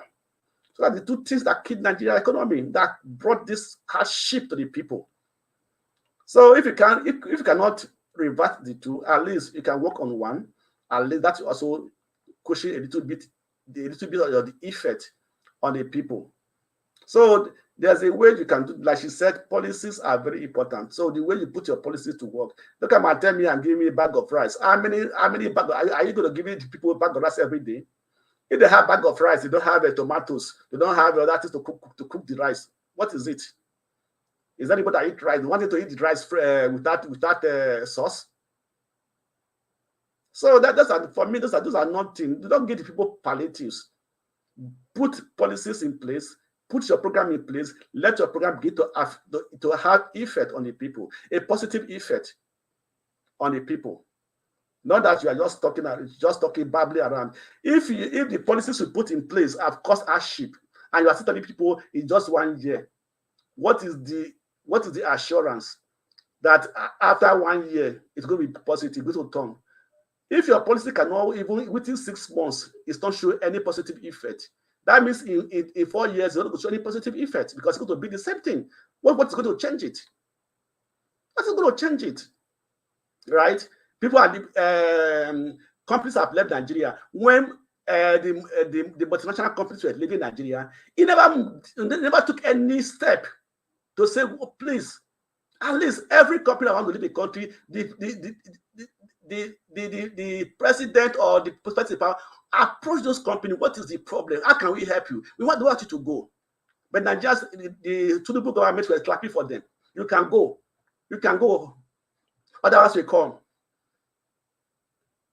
How can you expect investors to come into your country when those already there are leaving? It's like somebody is going on a road. He said that they are robbing. Other people are turning back. Then you are going in. For me, it is really foolishness. The government is the people in the government are really, really foolish. I don't think they are wise enough to actually to handle Nigeria. So I don't think they are wise enough to do Nigeria. So I don't see anything positive that after this protest that the government is going to do, except they will come out and announce we will revert some of the things that we have put in place, or these are the adjustments we are going to do right now, immediately right now. Then that's when I will say, okay, they have something good for the people. All right. Thank you. For now. Thank you. Let's watch. When I was a kid, there was a hospital near my house. When they take me there, whenever I have malaria, they're going to give me injection. I'll just run away, and they will drag me back. I'll run away again. Then they'll finally hold me and they'll give me the injection. After 2 days, after the pain, I'll now be happy because I'll be playing around. I would have recovered. So sometimes for you things to get better, they have to get tough. It's a test and it's from God. But you see, God is testing people. And it's not just in Nigeria. So God, in America, there's a hand of God in all of this. There's a hand of God in everything. Even in the United States. Which part? Even the hardship, everything. or the protest, the hardship, the or sweetness, the president everything coming you into go power. through. The president coming to power was divine. What is happening is also, even in the United States, the highest level of inflation in the United States this year. It's never happened like that in the US before. The whole world, it's like, I don't know what's going on. I think God is really testing us, And I'll tell you this, we have to pass the test. When I see people looting and all of that, all in the name of protest, I say to myself that the person you are looting, you don't know what he has gone through to even open the shop. I would like to respond to a few things Mr. Jamiu Abiola has said, and to remind Nigerians that in 2019, Mr. Jamiu Abiola told Nigerians that the then Buhari represented the vision of his father, and in fact told Nigerians to vote. He told Nigerians in 2019 to vote for Buhari to honor his father. In 2020, you can fact-check me on this, Jamiu Abiola, who is President Tinubu today, told Nigerians that Buhari had the same vision with his father. When Buhari left in 2023, thousands of Nigerians were slaughtered. The economy was nothing to write home about. The so-called wall against corruption was a complete flop. The entire country was in ruins. Tinubu came in, and even Tinubu has said that he made Nigeria destroyed. At least people loyal to him are saying so. So I begin to wonder whether Buhari's legacy represents the vision of Abiola for Nigeria. I think that is the question Mr. Jamiu and his family should think about, because when he speaks in this manner, it is a desecration of the name of his father. And I'm saying that because I'm very upset about some of the things he has said. Okay. That was very good. That was a good reply. Okay, you heard that, madam. The first person who spoke is the son of the late Moshood Abiola, and the other person who spoke, the last person who spoke, is a human rights lawyer who incidentally just a few years ago was locked up for defending for handling a case against a defendant in Cross River State, in Cross River, in Akwa Ibom State. So, question B: what the two opinions have been canvassed in this thing? What do you say about them, madam? It's like the same group of people. It's like turning around and turning around. What goes around comes around. That's the way I see it. That's in my own simple. Okay. Yes. Eagle Square. Eagles. What do you say?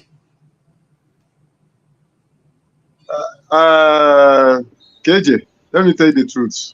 Okay, Maybe I see respondents, that Effiong from Akwa Ibom State. I know that he will give him voto back. I trust the guy. I used to follow his any comment, any place, the session they used to ask him question. The guy don't send anybody. And if you watch the way he respond to the young man, he's trying to remind him foundation where he's coming from and the kind of person he is and the kind of background he grew up with. He's trying to remind him that he grew up from a criminal background and that criminality is still speaking out of you. That's what he's trying to let him know. That's what he's trying to remind him from his father, what his father said. And you now, he has come up to continue with the criminal life that people are living. Let me tell you, there's no way a snake will come and give birth to a lion. A snake give birth to a snake. So he's trying to let him to understand that your father is a python that swallow money in the government house. Now you are come out to support somebody, a monkey, who come and swallow money for job office. So he respond to him clearly. And if you watch, the young man don't have mouth again to say anything again. Your criminality has come out. Okay, see what is happening in America right now concerning Kamala and Trump. Trump want to come out. Trump don't have to open his mouth and talk to people anyhow. The way he's talking to Joe Biden. The Kamala come out and say that as a prosecutor, I know him. I know the kind of criminal life he lives. I know how to handle the people like him. And Trump himself is a problem. Your problem know that this lady know me very well. If I come out now to show myself, he will bring out my case file. So that's what the Effiong from Akwa Ibom State did to this young man by telling him his taproot in his lineage and trying to make him to understand that I'm not surprised if we're able to support the criminal life your foundation have been living, your family have been living. So you dare to support your criminal life, so as long as you're getting for APC. So that's the main issue. So if I'm not surprised, if you go to a comment section and you find that some people here now, they are tackling people because they say the truth. It's not their own fault too, because they have died and paid. So any social media you see them talking about APC, please, you are there to tackle them. You are there to face them. But my own greatest happiness is after give them 5,000, give them 2,000, they will still go and suffer the same way other people are suffering. Like there's somebody that write in the comment section. He said that he cannot buy bread cheap, but he want to buy petrol cheap. When I look at that person, I see stupidity that existed in the life of that person. But the person did not understand the parable word they use concerning that bread. Yeah, but you just see it, just talking about bread. But it's not that thing I'm trying to generalize everything, using bread as a point of contact to make people to understand how things are going. Let me, I want to, say something about that. You see, some people, when you talk about petrol in Nigeria, people say, I saw also in the comment section, somebody is saying, how much do you buy petrol in America? There's a difference, a very difference between the level of petrol in America with the petrol in Nigeria. The petrol in America, 1 liter of it can carry you for more than what a 1 liter of fuel can carry you in. In fact, it will double or triple, or if not up to 10 times the quality. When I mean quality, both in strength. Both in strength and otherwise. And then the comparison doesn't match. You see, we're always trying to compare apple and oranges. It doesn't work that way. Anyway, go ahead, sir. Okay, in terms of this petrol price you are talking about, PMS price you are talking about, I live in India. I buy petrol. Do you know a liter of petrol, what they sell it in India? 105 rupees. India don't have oil, though. They buy oil from Russia. Sometimes they buy from Nigeria. But 105 rupees, they say petrol. Even when they increase 5 rupees, they do protest. The government and the petrol is very high. The price is very high. 105 rupees, people that import petrol. If you find out that there's problem with us in Nigeria, especially some citizens, there's problem with us in Nigeria. They want to compare their own country to another country. Do you know, KJ, as I'm talking to you right now, I'm using the Wi-Fi in my house to talk to you. Do you know the Wi-Fi? The Wi-Fi, I pay 500 rupees monthly, 28 days, uninterrupted. Nothing will stop it. Then if I want to use my phone data, I will pay, sometimes I recharge 200 and 230. Out of 200, I'll use it for 1 month. I can use it to make call. I can use the internet every day. I can use it SMS for 1 month. They want to compare to Nigeria and other countries. So you found out that we have a bad God. Do you know that? Okay, last week, sorry, I use this to summarize. Last week, I went to a hospital to visit a friend in Nigeria, government hospital. The government hospital, if you go to that place, that government hospital will be like a Lagos State. Okay, let me say government Lagos State government house 2, 1 hospital, government hospital. Do you know how they treat people in that place? Whether you are foreigner, whether you are citizen, free of charge. Even surgery. Somebody that makes surgery on the head, it was free of charge. Even the ambulance that came to the house to pick the person to the hospital, ambulance was free of charge. The guy spent 7 days in the hospital. It was free of charge. Both the medicine, both the lab tests, scan, whatever you may name in the hospital, it was free of charge. Government hospital. And if when he entered, now is the summertime. Heat in India is so much. Do you know that in the hospital, immediately you enter the door or the step in that hospital, AC will blow you. In fact, you will be running away from AC. And they will take care of you. Cleaners are clean everywhere, do everything clearly. But in Nigeria, tell me where you go in government hospital, they give you fencing free of charge. Okay, let's this is what people are protesting in Nigeria. Give us the basic thing that we need. Let's dive back. Ike, you just came back, and you've heard you know what the response of Enefo, I think that's his name, to the son of one of those who kept Nigeria where it is today. What do you say? Hey, my brother KJ, sorry, I'm still in the office working, so sometimes I need to step out to see. Okay. The thing is that I want to refresh back to the pastor from Plateau State, the pastor Buba. Pastor Buba. Yeah. You know, Pastor Buba, what he did, he didn't just start today. This is his life. Follow his history.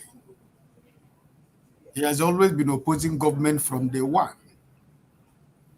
He has been on the side of Nigerian people.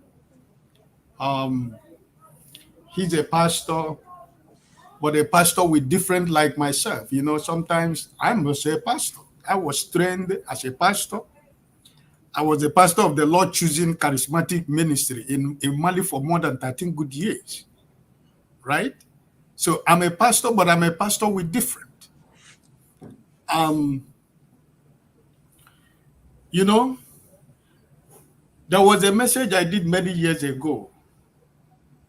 Where has righteousness gone from the pulpit? And I had another message that I did, I called, who will speak when God have not spoken? You know, what is happening with men of God in Nigeria and Africa in general is because truth and righteousness have departed from the pulpit. And what we are doing today is glorifying men. Tell me in any pulpit in Nigeria today where you hear about righteousness and sanctification and heaven. What they hear in Nigeria today is miracle, prosperity. Every pastor from Monday to Sunday, the message of holiness has gone. The pulpit of the holy God has been defied by the men of God in Nigeria. They build schools. It was one of the messages that I did in my branch in Mali that I had a problem with headquarters in Lagos. This is a little testimony I want to share with you right now. We build hospitals. We build schools. We do private businesses from the church. The money that is contributed by common people that are members of the church. And at the end of the day, when the hospitals are built, the members of the church cannot afford the money to pay to go to that hospital. The schools that we build, it is the people of the rich men in the society that attend the primary, the nursery, and the secondary school that churches build. And at the end of the day, the same people you call them unbelievers. The same people you say that they don't know God. The same people you claim that they have no relationship with God. Now, when you build the schools, when you build the hospitals, the people that attend those places are the so-called unbelievers in the society because they can afford to. But what about families who live in one room with 12 children, who at the end of the month they pay tithe, they pay offerings? Their children are in public schools. Their children, sometimes they send them away from school because they cannot afford to pay school fees. Now, the money that I paid as a believer and as a member of a church, the tithe that I pay, not because you are telling me to pay, but because I believe in giving. I don't give tithe or I don't give offering because I personally am an Igbo man. That spirit is even already in me when I was born, before I become a man of God. We believe in giving. We don't believe in receiving. Then when I give that, you use it to build the schools and the hospital that I cannot afford to attend. And the same people you tell me to go to the street and take the gospel to them, they are the people that are making use of the tithe and offering of the members of the church.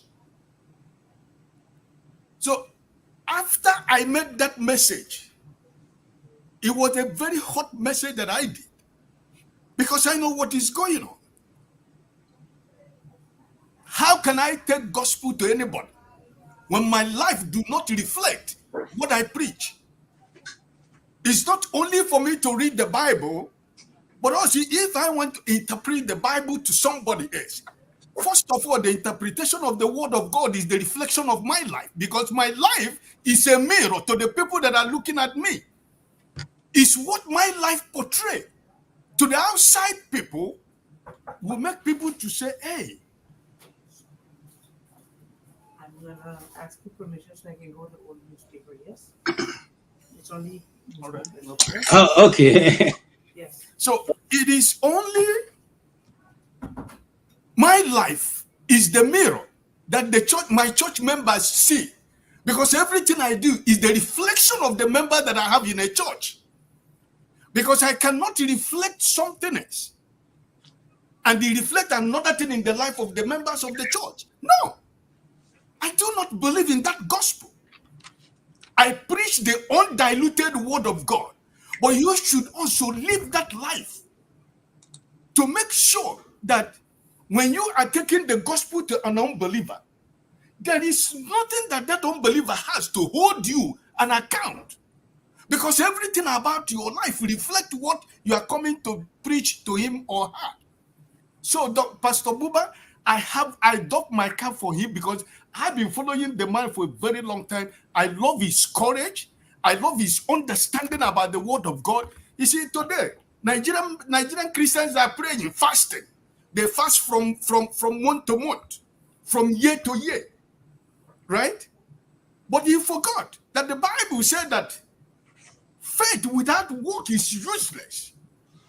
God has given Nigeria, God has blessed this nation with everything. What do we need to pray? What are you praying for? He has given you everything. He has blessed you with everything. He has empowered you with everything. So what are you fasting for? You are fasting. Your pastors are driving on private jets. And every day you go to the bus stop, you are struggling to get a transport to go to your house. At the end of the service, you are looking for lift. Why the man of God is flying on private jets?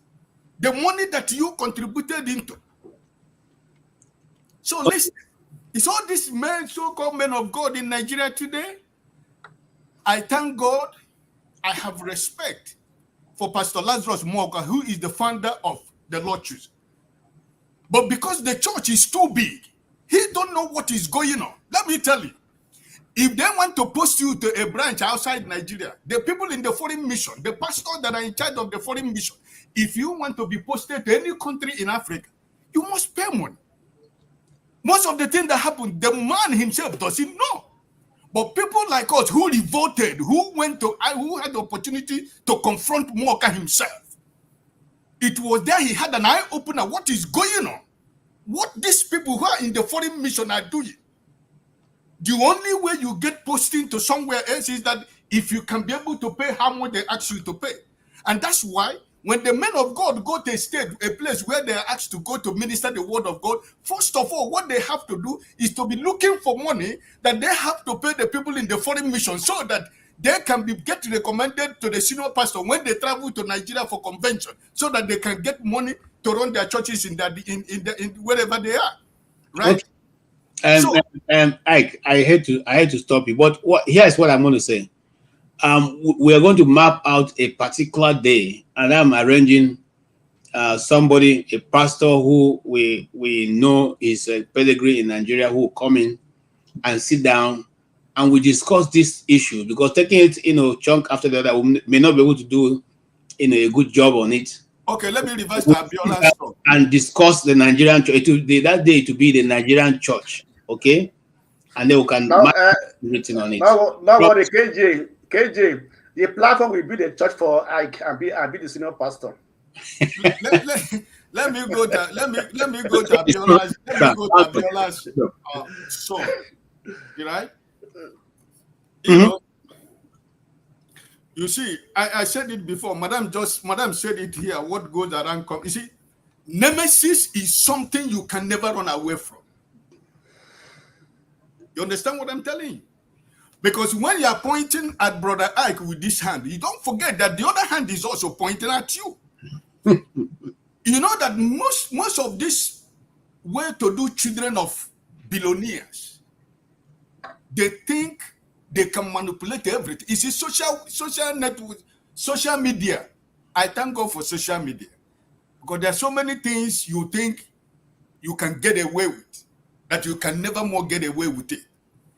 So, what that son of Abiola was saying, he's only been a man filled with tribalism, a man filled with tribalistic tendencies, a man who tribalism has removed his consciousness as a living being. He has no more conscience to think like a human being, that as he's sitting down on that television, a lot of people who think that is coming from a background of Mr. Abiola should be looking at him as somebody that they are going to gain a lot of information or good news to be able to have a better Nigeria. No, but he went there to play the same politics that has kept us where we are today.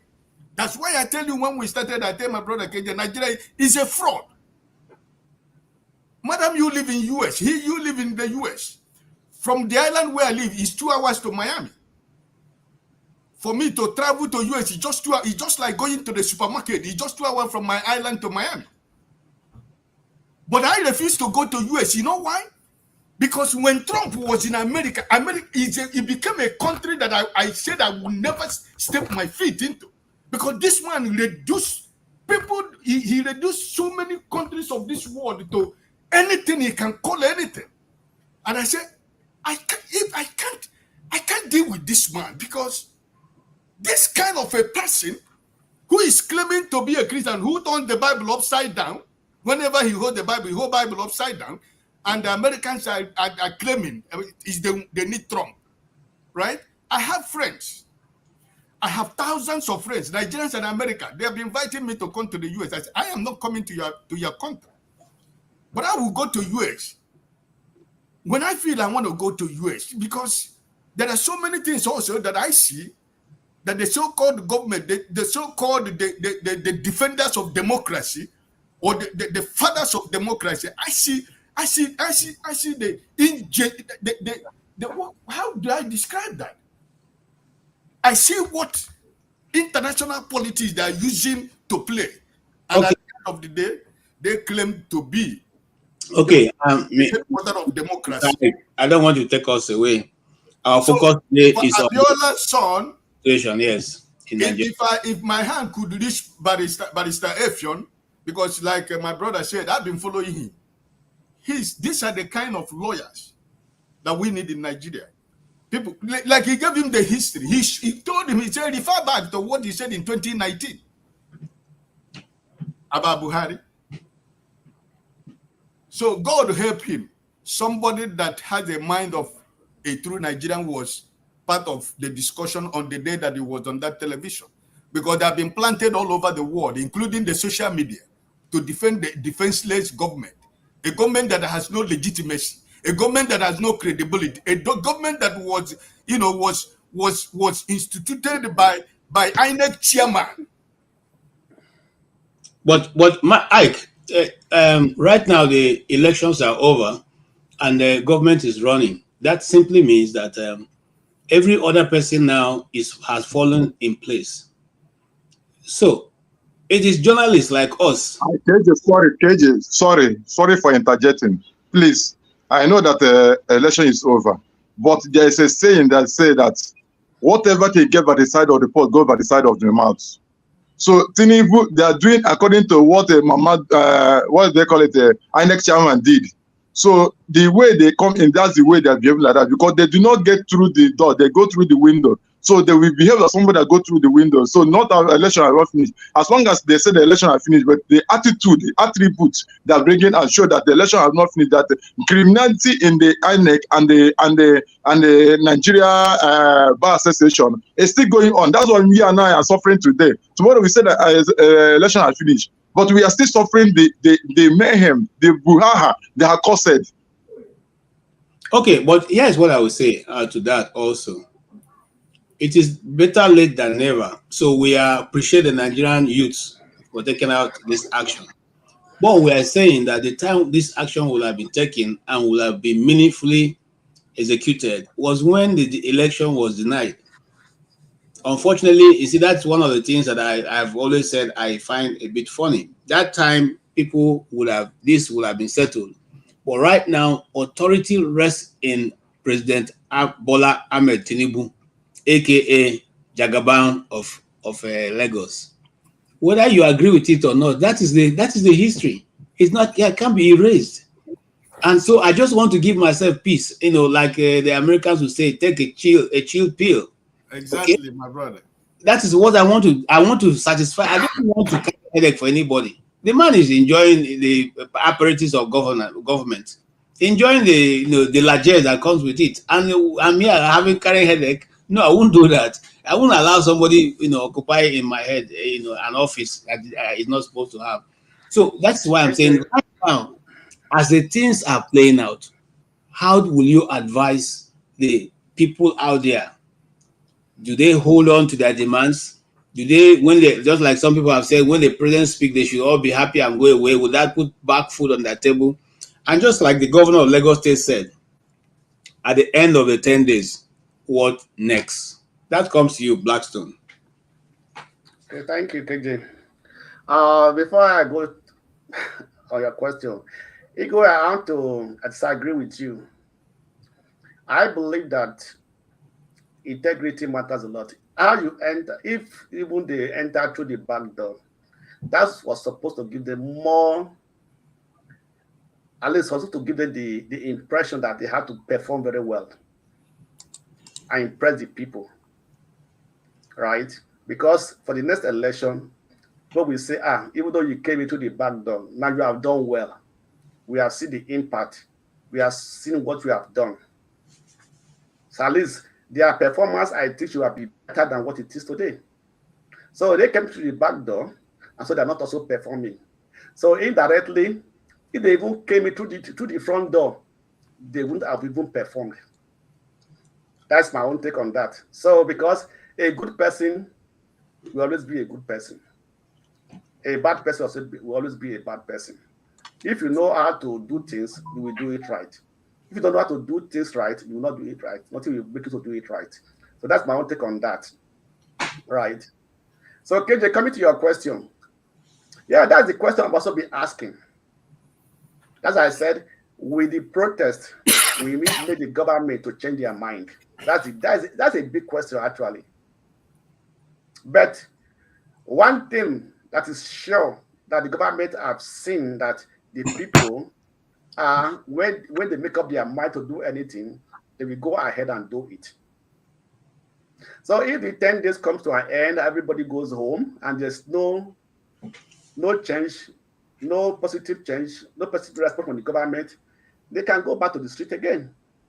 So I think that if there's no change, it will be a continuous, it could be a repeated something, right? So this will give them the audacity that, yes, we did it first time, we will succeed. So if they do not listen to us, if they do not respond to us, we will go back to the street again. So it is a beginning. So it's either you come back to us and respond to us, give us a positive response, and start performing what you want to do, put them in place. If not, we are going back to the street again. All right. So that's the way I say it. So the 10 days, this one, I just say, it's just like a trial protest. All right. So if they could not do anything, let us see what's going to happen. Let us watch this video together. Nigerian youth. Nigerian youth. Nigerian youth.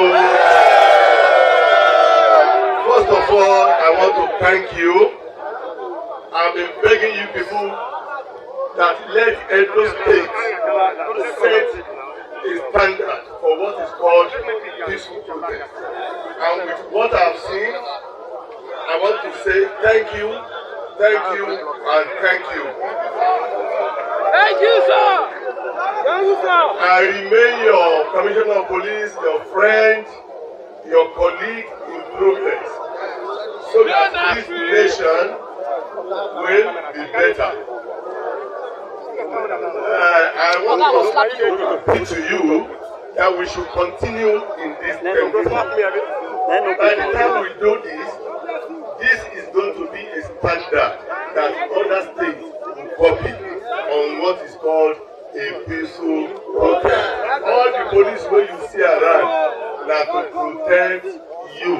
We are here to protect you. It is your fundamental right to show your grievances, and we are ready. Even if you have any letter, I can assure you, myself and government officials will come for it. And I want to assure you that in the next few hours, your letter will get to the appropriate quarters.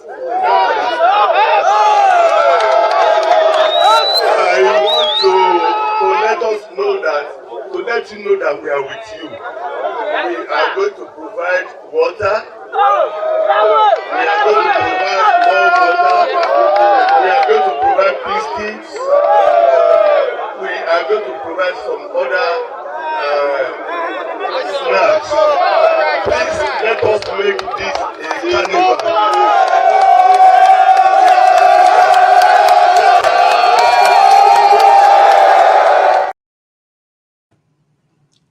Okay. You don't catch them now, and then I can't even. Now it's no more protest. So now you don't catch them.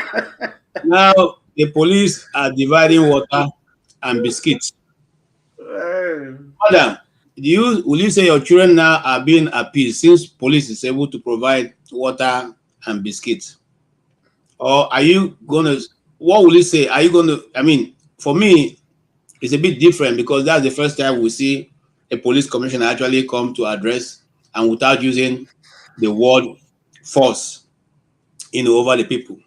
So the question I ask is, now these things are going to provide, will it help to dissuade the Nigerian youth from pressing on, or is it just a relationship that will eventually result to something?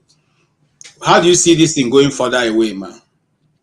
Giving them water and biscuit to eat is not enough. It's not enough for the protesters. That's the way I see it. Because even if they drink the water and eat the biscuit, what about when they get back home? Is the biscuit still going to be there and the water? They are trying to get to Tinubu. The police commissioner is doing his work because he's only trying to let them know that what they are protesting for is their right. Not those ones that have used the tear gas on the protesters by trying to disperse them and tell them, go back, go back. Are they also having a good lifestyle? What is the lifestyle of the police people in Nigeria? Are they well protected?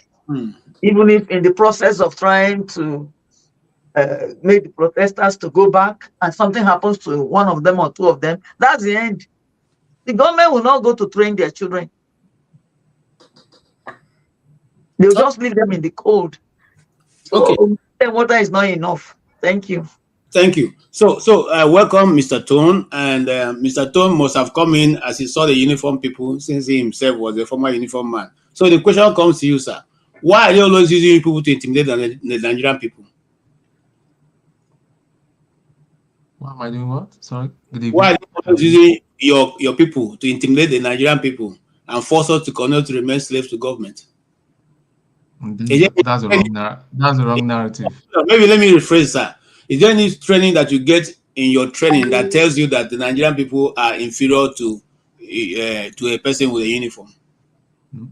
No. So if that no is the answer, why is it then that people are always eager to suppress any form of revolt against a system that is causing poverty and defrauding the Nigerian people? Okay, just to draw a line there, I'm not a police officer. I don't know what their training is like. But when it comes to the military, as in the army, the navy, the air force, the officers are trained as gentlemen. They're the most polite, but you don't take them for granted. Now, most of the contacts, most of the face-off with civilians and members of the public has been largely with non-commissioned officers, and we found out that, because as a matter of fact, if there have been instances where people have kind of mustered courage and come in and reported a soldier for assault. That's why we have a military police. They are arrested, and they are actually arrested and put in guard rooms sometimes, and tried and warned. So it's not, because the general thing there is that all soldiers are brutes. They call people bloody civilians.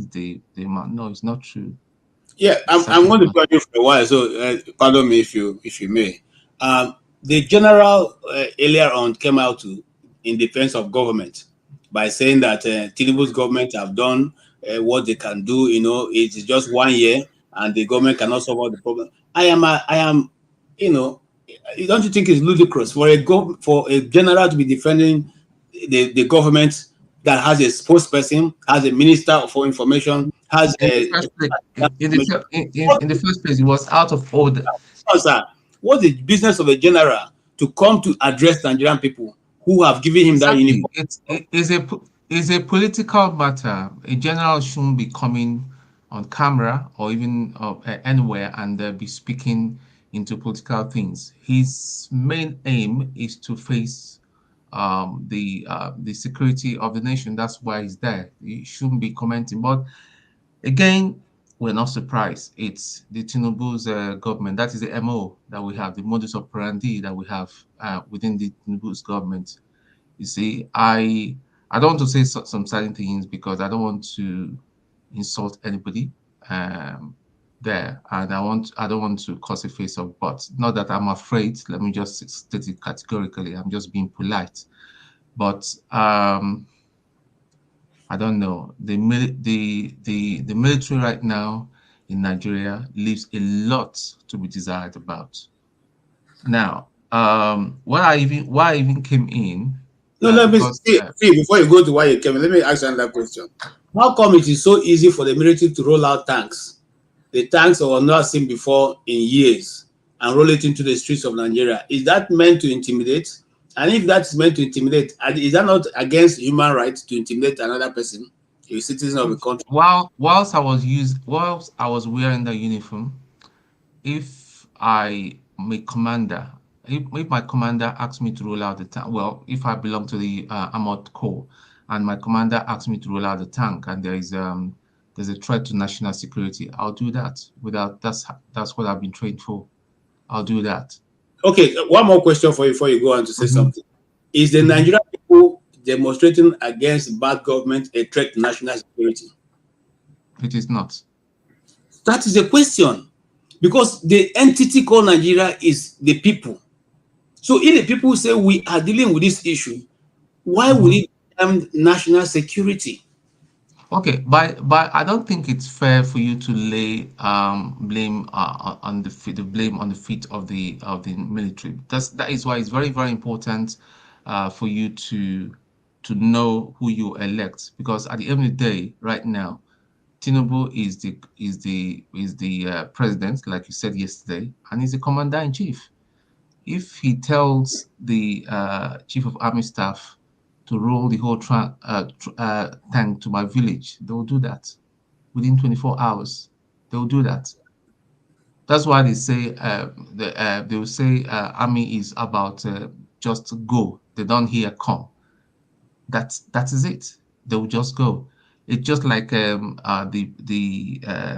president of America. If he says he's going to release instruct one of the ships that is that's got a nuclear capability to shoot nuclear weapons into Russia, they'll do that. They're not going to start asking, sir, are you sure what you're talking about? They will do that. That's just, I know it's not morally, it doesn't make sense, but that's just reality. Okay, thank you. Well, sorry, I just needed to hear, maybe there's some form of training you guys have that says, No, at all. See, listen, there are people with conscience that in various organizations. If you want to carry on and your conscience doesn't prick you and some certain things and all that, the best thing you do is to find a way out and honorably leave without being disgraced or charged for insurrection and or being jailed or even firing squad. It's best you just find a way of saying, listen, I'm done with this, I'm going. And I think I'm one of those that have done that. Some did not even bother. They just left. They just dropped their uniform and left. Some of them a lot of people are out of the country that left like that. But what I'm trying to say is, let's not just take our focus. The person we should be focusing is the head of the criminal organization that we know as APC. And the name of that man is Bola Ahmed Tinubu.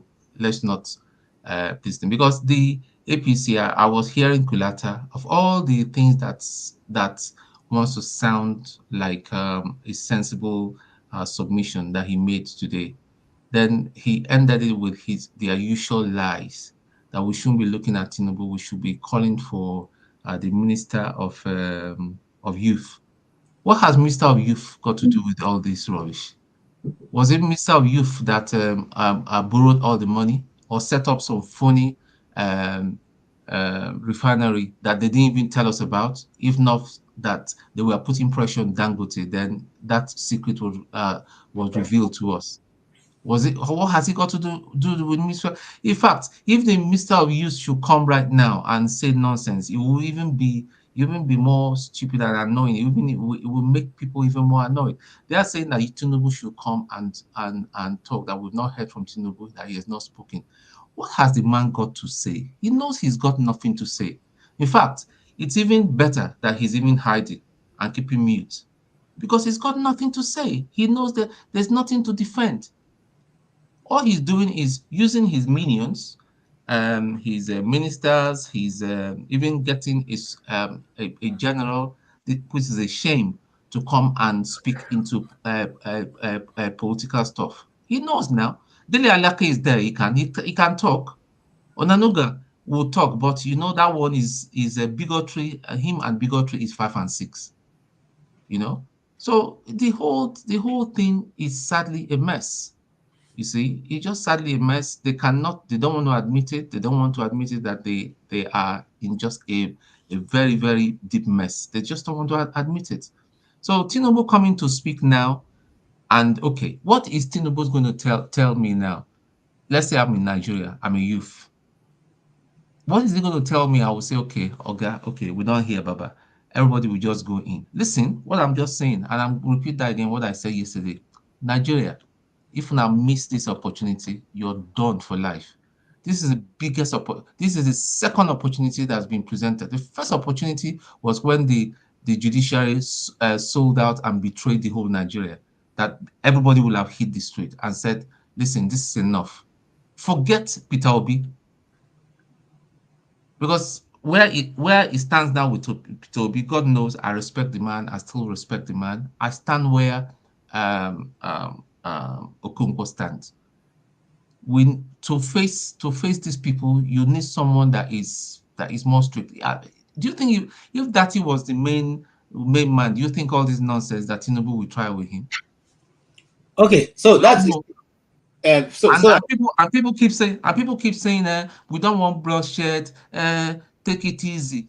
Listen, this country that I'm living in, that I'm enjoying the peace I'm enjoying, people paid the ultimate price at some point. Blood, that's the reality of life. Even Christ, for us to be saved today, Christ had to go to the cross. Even though he was a man of peace, he was without guilt. He shed his blood. He paid the ultimate price. Sometimes we have to pay the ultimate price. For us to eat chicken in Christmas, some chicken we need to pay the ultimate price by us killing it. So that's just the reality of life.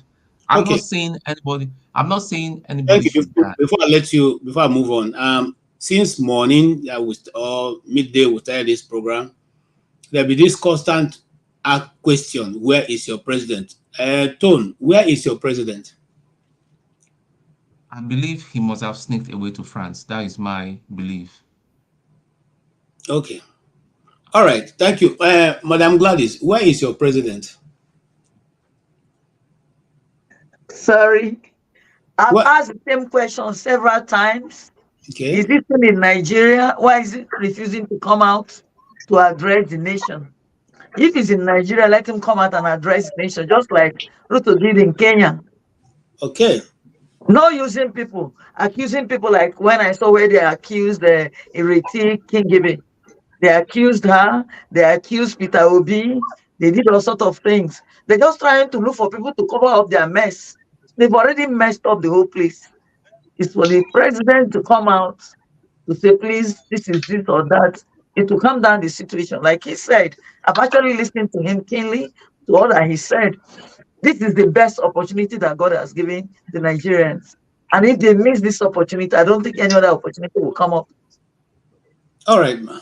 Thank you. Sorry. Koji, 1 minute. Yes. Kulata, I applauded you. This is the best thing I've ever heard from you since I've known you. I applauded you. But what I disagree with you is when you are calling out, you should be calling out the president. Instead, you decided to call out the Minister of Youth. That doesn't make sense to me. I applauded you. Most of the things you said. Why I said so is that because in some of the places they spoke, they said that these were the people that gave water and food to the youths to come out to protest. But they have actually come out to defend themselves. Peter Obi said he is in Onitsha. As at that day, they mentioned that he was in Abuja. It was like a case he had. They brought back the picture to play to make it look as if he's involved. That's what I'm trying to say. Okay, no, Tone wasn't referring to you, madam. She was just answering. It was Kulata, the gentleman that came about an hour ago. That's the one I was. He said something to what my submission now. So I'm just addressing him directly. That I applauded him, but saying that we should address the Minister of Youth. I don't think the Minister of, I don't think this is on him. It's on the president. Let him come out. At least we know he's not going to say much. He's going to go bala blue and all that. But at least let us hear what he's going to say. But I just believe that he's got nothing to say, and that's why he's just keeping away. Okay, great. Thank you, and welcome, Mr. Omori.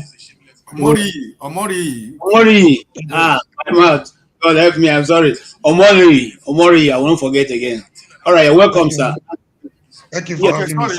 Sorry, KJ. Before my brother Omori talked, hey, Omori, it has been a long time, my brother. It's been a while. Good evening, Where have sir. you been? Good evening, everybody. I was here yesterday, because he has been making money. I've been saying money.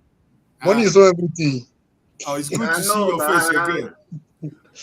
All right. Before you respond, I don't know, Mr. Omori, are you coming in because you heard something you want to respond to, or you are going to be here so that we can know how to arrange ourselves? Yeah, I want to respond to something, and I also want to make my quick submission. All right, and make your response. Yeah, somebody was asking. Good evening, everybody. My greetings to everybody on the panel and our esteemed audience across the globe. Somebody was asking about Tinubu, and Lance is coming to address the nation tomorrow morning at about 7 or 8 a.m. But that I'm not expecting anything from him. If you look at, I'm not surprised at the way things are going. If you look at the activities leading to the presidential election, he never said anything to Nigerians. And the little opportunities he had to address the nation, he was just blabbering. At a point, he said he was going to reduce the living standard of living of Nigerians. I don't know if you follow that clip. He never said anything concrete. He was not prepared. He just wanted to grab power for grabbing sake. And I'm not expecting anything from his address. I'm not expecting anything concrete or positive from what he's going to say. And I think the last panelist was talking about, Mr. Tone? Now, I'm not so concerned. I'm concerned about what is going on, but I'm more concerned about where do we go from here. I like objectivity. Is this how we're going to continue? He made mention of Peter Obi. A lot of people Peter Obi has a cult followership. A lot of people love the man. There are a lot of things going for the man, Peter Obi. Integrity. He's not perfect, but he has integrity. I told people in the last election, when you put Peter Obi side by side, Atiku and Tinubu, Atiku on one side, Tinubu on the other side, they made, automatically, they made Peter Obi look like Jesus Christ in the midst of those criminals in the Bible. So, that is not enough. That is not enough. With the thing that really prompted my interest in this discussion is where do we go from here? Is it how we're going to prepare? Tinubu was not in power. That was why he lost the election that was finally given to him by the court. Now, he's sitting right there. He's on the throne right now. It's going to be more difficult. And we still go, what are our preparations? What are our alternatives? Well, Peter Obi will lead well, but nobody gives you political power a la carte. Nobody gives you political power on a platter of gold. We need a revolutionary-minded person that will be ready to lay down his life, that will be ready to fight for what he wants. No, and I think, sorry to say this, a lot of people may not be comfortable with this, especially the obedient. This is not, it might not be very palatable, but this is the truth. Obi is one of the elites. The elitist characteristics of Obi will not lead us to where we want to be. So, you are accusing Obi of leading the protest. What is bad in that? This is not the time to shy away. Though he's giving his tactical support to a peaceful protest, this is the time to lead from the front. what does opposition leader do in a democracy? It's to lead to create an alternative government. It's to put the government in power on their toes to avoid the anarchy and the tyranny. So this is not a way time to say I'm taking to court because you say they're accusing you of your constitutional right of what you're supposed to do. What we doing, bitch? Back to like I'm back to reality. I don't know where that's coming from. What we doing, bitch? Where is that coming from? Is it because I mentioned obedience? Go ahead, please. Someone sent me a video, and I'm sorry. Okay. Well, no, please. I don't need to be rude. I like Peter Obi. So this we should try. Can we begin to now find a common ground? Can we begin to disassociate our mind and disabuse our mind from this ethnic coloration, religious coloration? Can we now begin to have an alternative thinking? Can we begin to take the narrative deeper than just falling from what the politicians are giving to us, making it look like a tribal war, Igbo versus Yoruba, Yoruba versus Fulani, Fulani versus... No, those are not the main issues. Those are what the language they want to speak. Those are the language they want us to, hear a take from them. That is not where the problem lies. Like I said yesterday, when they gather to share our national cake, they don't discriminate among themselves. And this hunger is currently facing everybody does not understand Yoruba. I told somebody yesterday, I went to Lagos briefly. A landlord, Yoruba landlord was begging for 4,000, saying they have not eaten for the past 2 days. That is not an Igbo man. So what do we do? The person, if we have a revolutionary minded somebody that's ready to live from the front, hold on, sir. We should begin to say where this person is coming from, what you have done in the past. We should throw our weight behind such a person so that we can have a headway. Can you hear me? Please hold on. I was trying to stop because you're wearing a singlet. Can you put on something so that... All right, yes. I will do that right now. Yes. All right, thank you. Dominic, yes, sir. The doctor is here. What have you been able to see with the doctor's eyes? With what? Doctor's eyes. Bring medicine for us. Let me say something before my brother Dominic, my brother. Okay, shortly, just if you can take like 2 minutes, that'll be okay. Hey, my brother Dominic, God bless you. A long time. How are you? I'm doing great, sir. Now walk. My brother, now so now walk I do. I just asked KJ, make I come in small. Now I say now walk. Man, no walk. Family no eat food. You understand? Exactly. Hey, KJ, I wanted to talk about what after 10 days, what next? Listen, it's not about how many days. Most of the time, we might not achieve everything that we want, but we want a peaceful protest. Something that can be able to yield something. I'm not expecting miracle from what the president is going to say because he has nothing to say. Actually, for me, he doesn't have anything to say. And Nigerians, I think Nigerians will never be in a position to accept anything that is said on the national television until we begin to see those things being practically put in place in Nigeria. Where we have had so much stories from politicians. They are now preparing speech. What is going to tell us tomorrow, right? Or this tomorrow, yes. We are not interested. But we're interested in the demands of what Nigerians are making. At least if nothing else. They say, if you know you're serious, reverse the pump price to $100 or 100 naira, right? If you tell us tomorrow is revising the pump price to 100 naira, at least that is a starting point, right? So in all this protest that is being done, for me personally, what I think my first priority is the Electoral Act and the removal of INEC chairman and everything that has to do with INEC. I think that is the fundamental.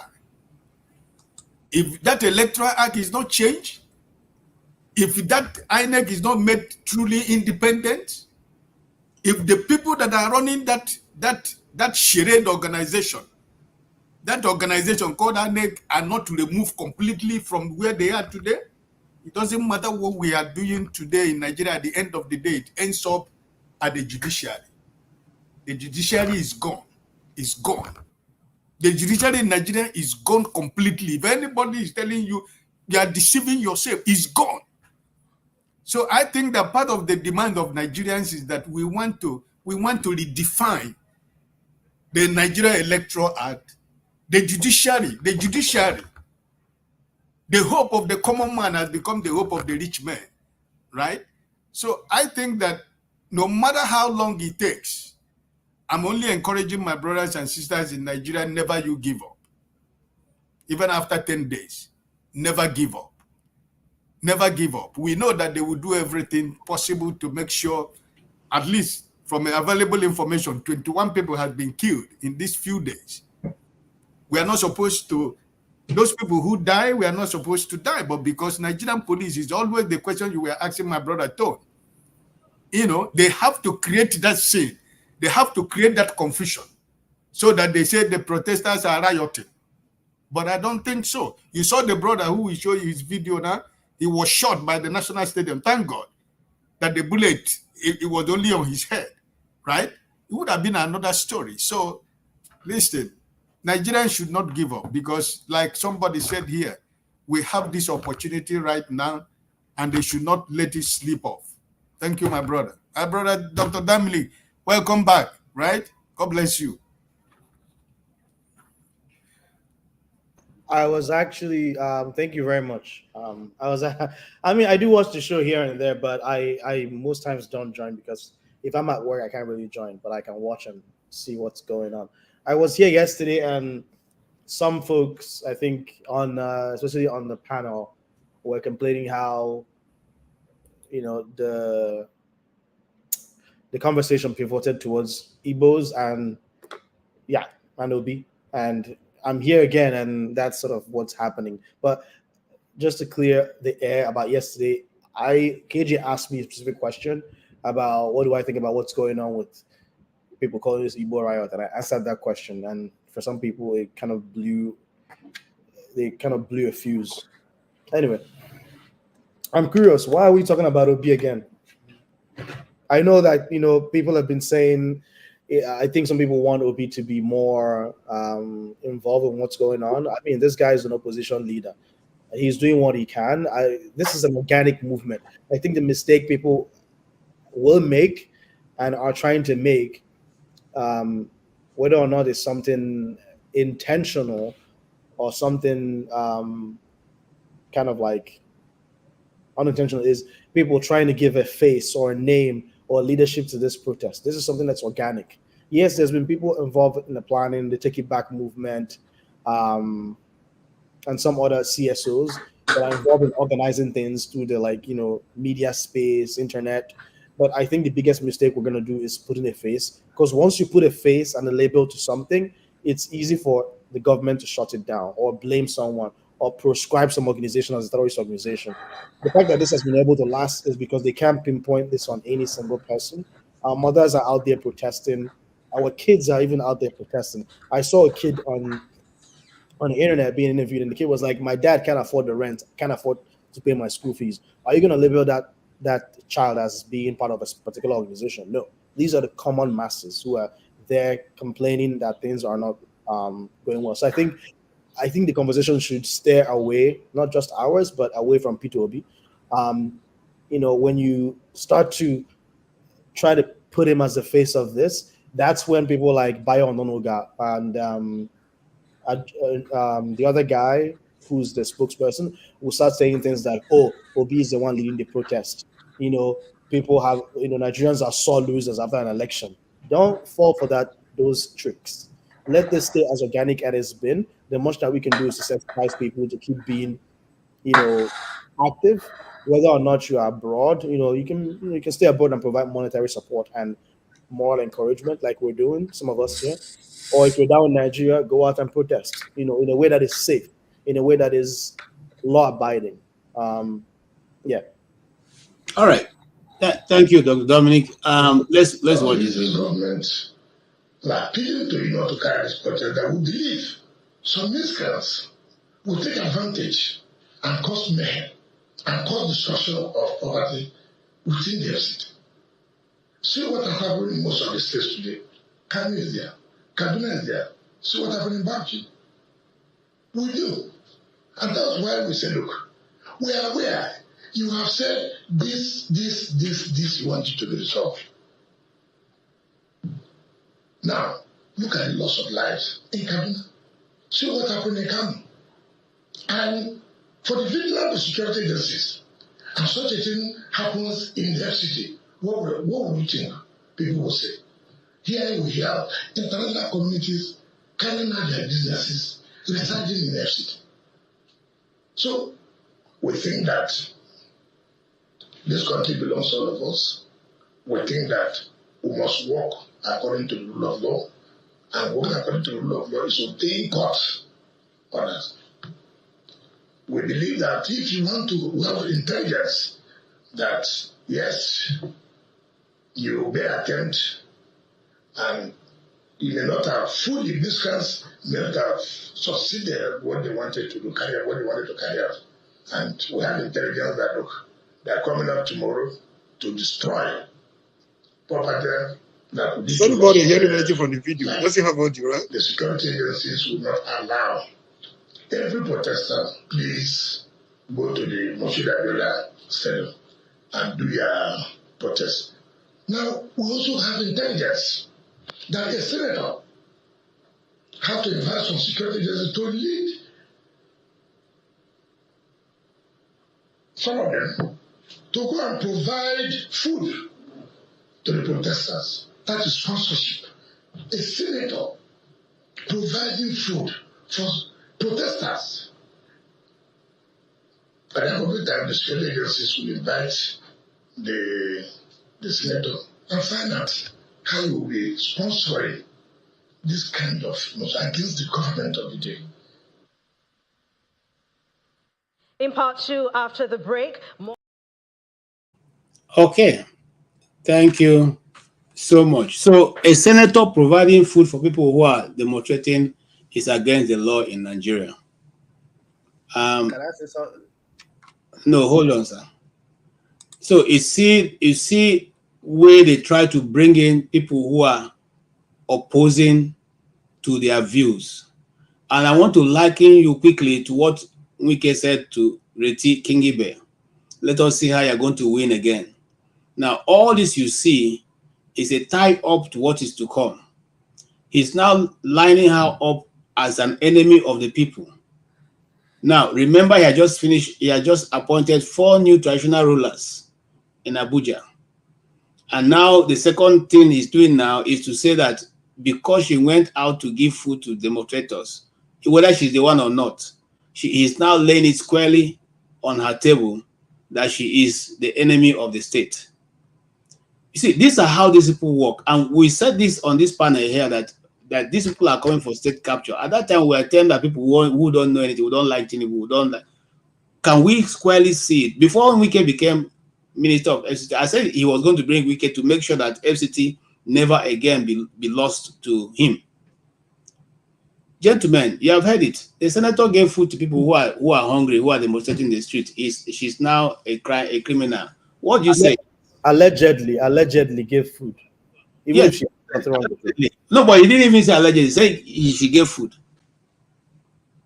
And you see the way the law, is it one of the why I fear in Nigeria, the way the law works is when the big man talks, these miscreants called police people will go into action. They don't even wait to see whether it is law or not. Or guy just say, yeah, look at him. You saw that with the governor of Niger State. The man wants to pray, say they want to pray. The governor say, why do you want to pray? Are you an imam? Slap him, beat him, lock him up. And that was exactly what happened. That is how it works. And so sometimes when people like Kulata come and say there's law in Nigeria that to be followed, I just wonder whether it's in Nigeria that I know. KJ. Sorry, let me first, then Blackstone. Hold on. Just hold on. I want to say something. How will you compare that senator giving food to the people and the police want to give water and biscuit to the people? No, the police is not against the law. It's a senator. Go ahead. Okay, no, that's what I'm asking now. So, what's the difference?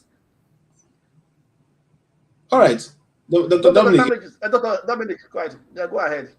Look, let's. This is just Wike being opportunistic. That man has always had something against Senator Kingibe.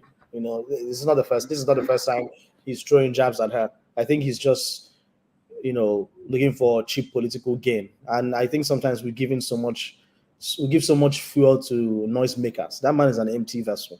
And I think we're wasting so much time on him. I don't even want to address all the nonsense that he's talking about. So long as he's not a danger to people's lives. I was actually a little bit apprehensive before the protest started, especially when I don't know if it's a Take It Back movement's spokesperson. I think it was who was on Arise, and they had given a letter to Wike, who never really responded, and they were being asked, you know, what are you guys going to do? Like, you know, since you haven't served Wike yet. They were like, if people are talking about it on the news and it's in the public sphere, you assume that Wike has heard about it. And the commentator was like, if Wike doesn't allow you guys to go to the Unity Park or whatever, like, what are you guys going to do? And they were like, we're still going to go and protest there. So I was a little bit concerned because Wike can be very high-handed, heavy-handed, and can be very dangerous given what has happened in Rivers State, especially during elections. But I think so far it's been sort of okay. I'm a little bit surprised. Protesters are able to at least move around to some extent in Abuja, but I think we're giving so much airtime and so much fuel to an empty vessel. That man is a waste of our time. I think we should focus on other productive conversations. I think he just revels in that, you know, just like Trump, you know, when he sees himself on TV, it's like it gives him a high. Let's talk about something else. KJ, you are mute. Sorry, I see you, sir. Let Madam come in, then you can speak. Madam, yes. Gladys, yeah.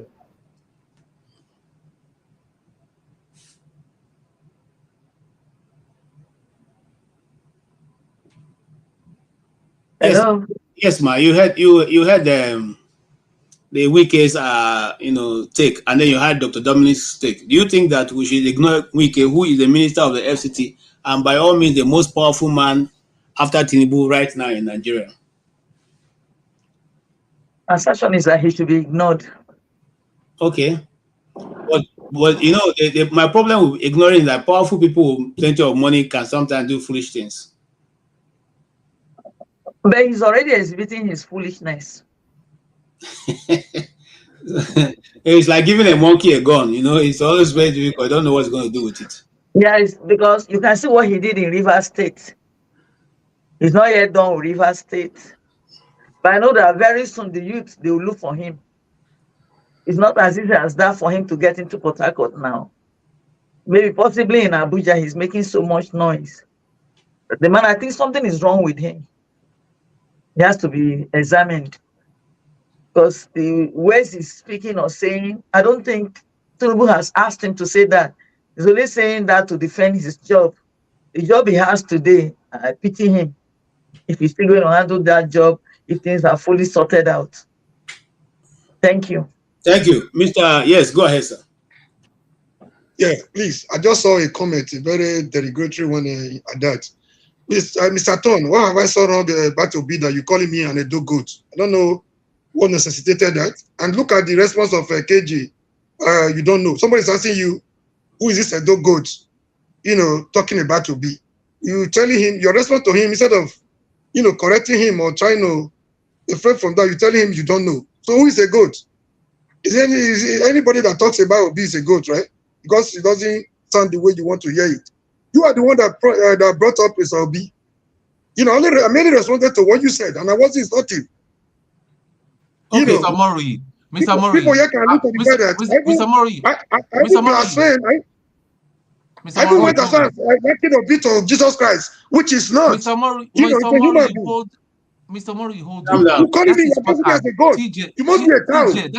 That's part of the thing I'm talking about. We have said in this platform that no personal insult. The guy even insulted me and all that. Nothing was done about it.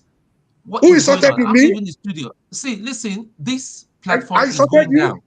Because Okay. no, I'm not talking about you. I'm talking about the other guy, the guy that insulted you as well, and nothing was done about it. I'm leaving the studio. I can't have this anymore. I This thought you were double the one that standard. addressed me as a goat. Who is this a dog goat? No, it's not I thought you were the me. one It's that not wrote down me. his name. It's Sam. It's Sam O.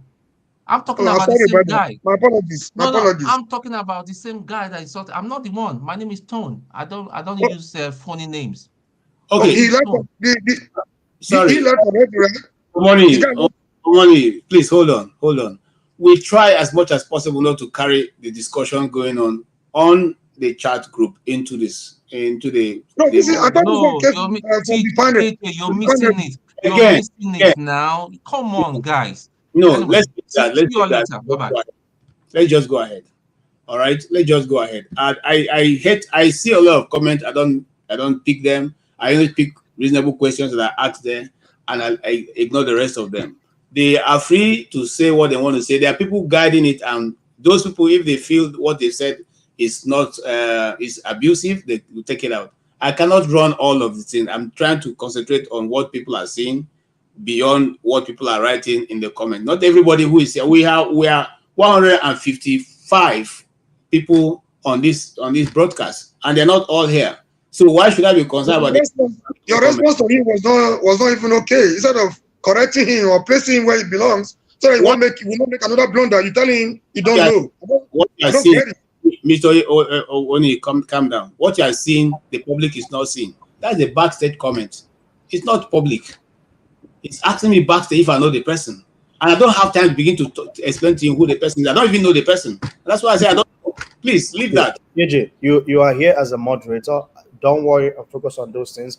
I don't like when backstage stuff is brought up here.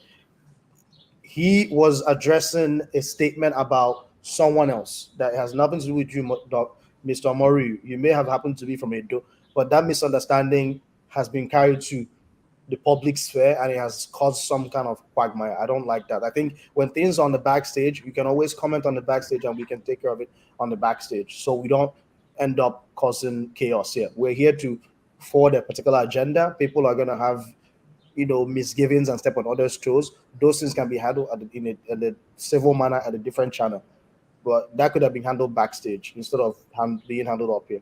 But it's fine. The misunderstanding was there, but Toad, please come back.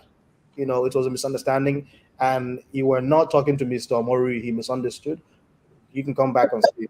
Please come back. Let's continue. KJ. All right. Thank you. My apologies to Mr. Tom. I thought that one came from him. I know he's too refined for that.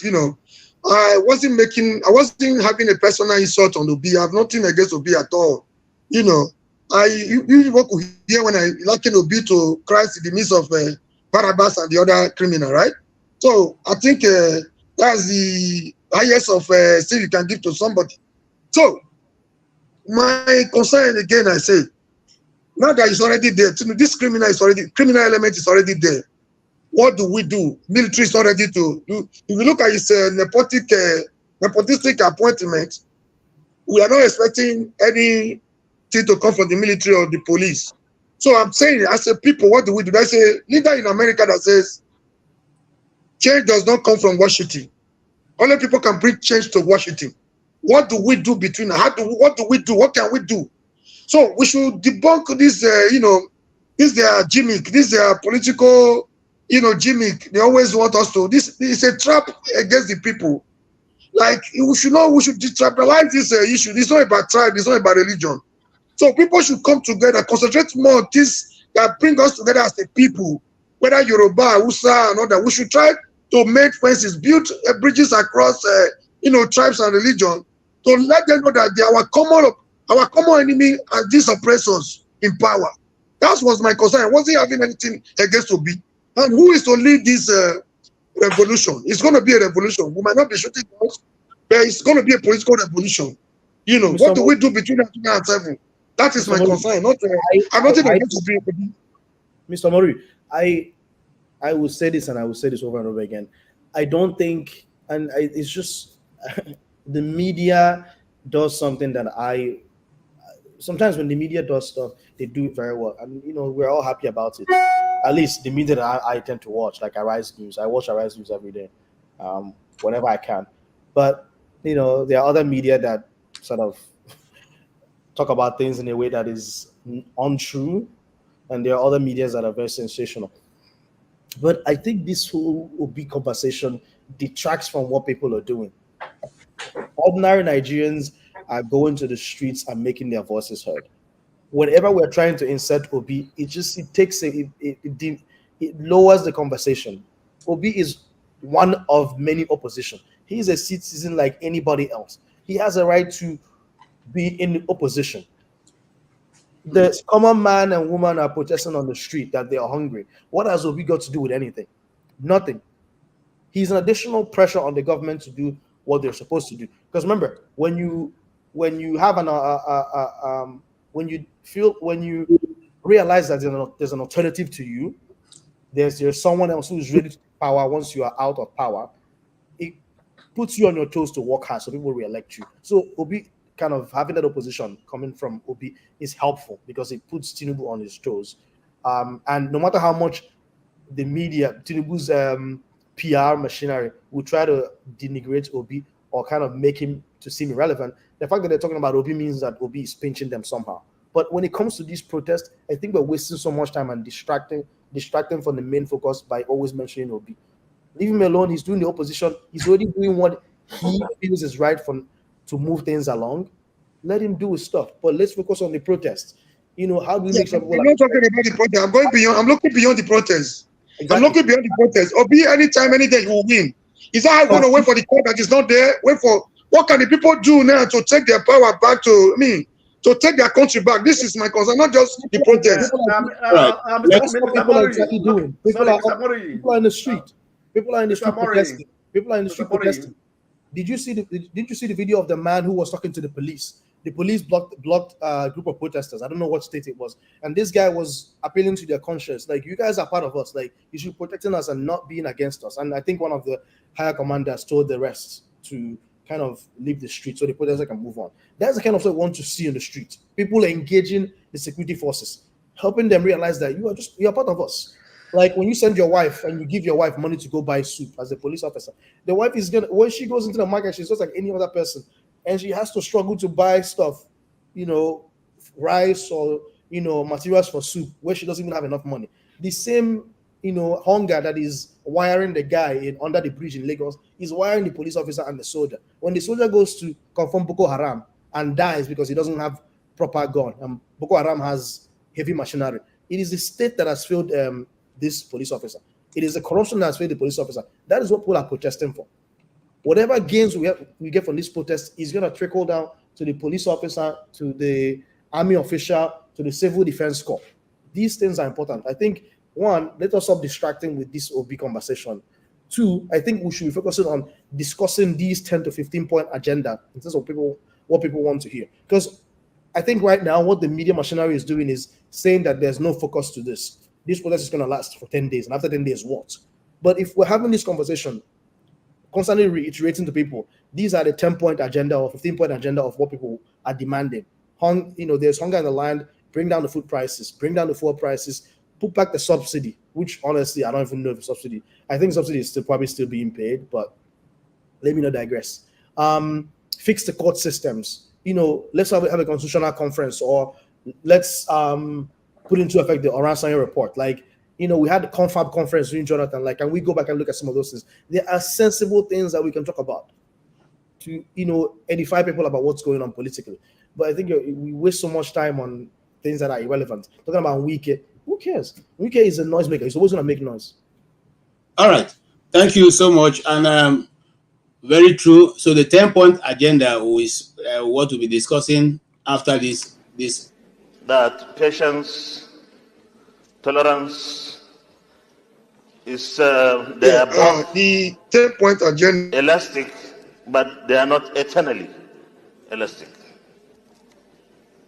Our citizens are facing real hunger.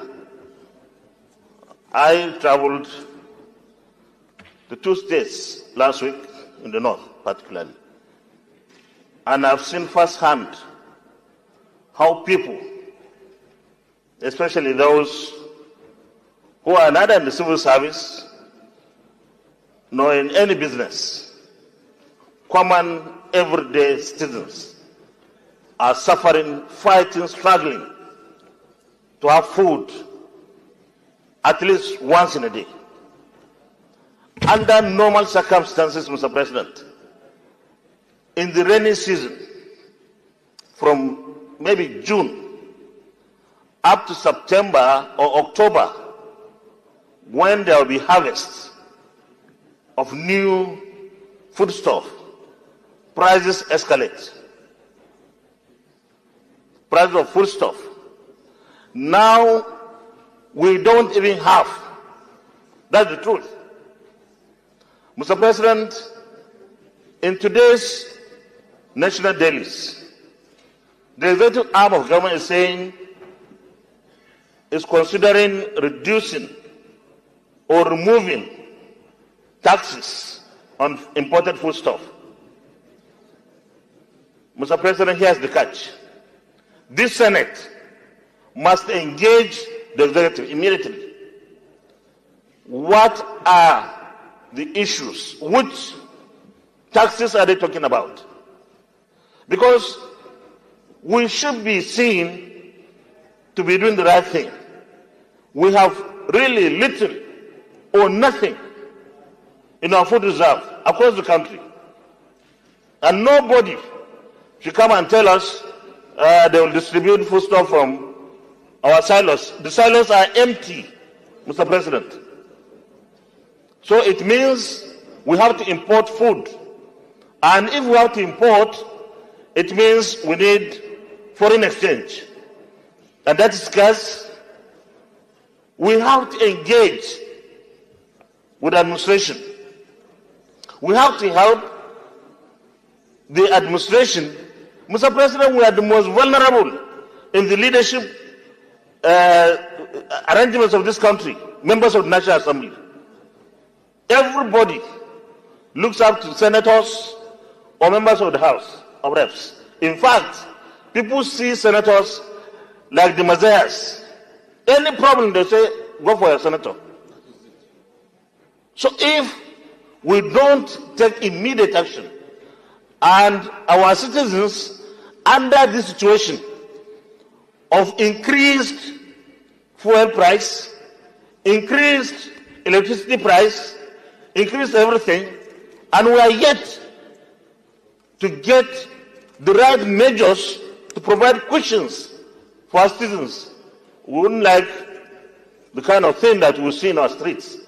And it is time that we take every possible action together with the executive arm of government to ensure that food flood our country, the right food. Importation, government must be entirely responsible, because we cannot take people for granted for too long. We have come almost to the end of their patience.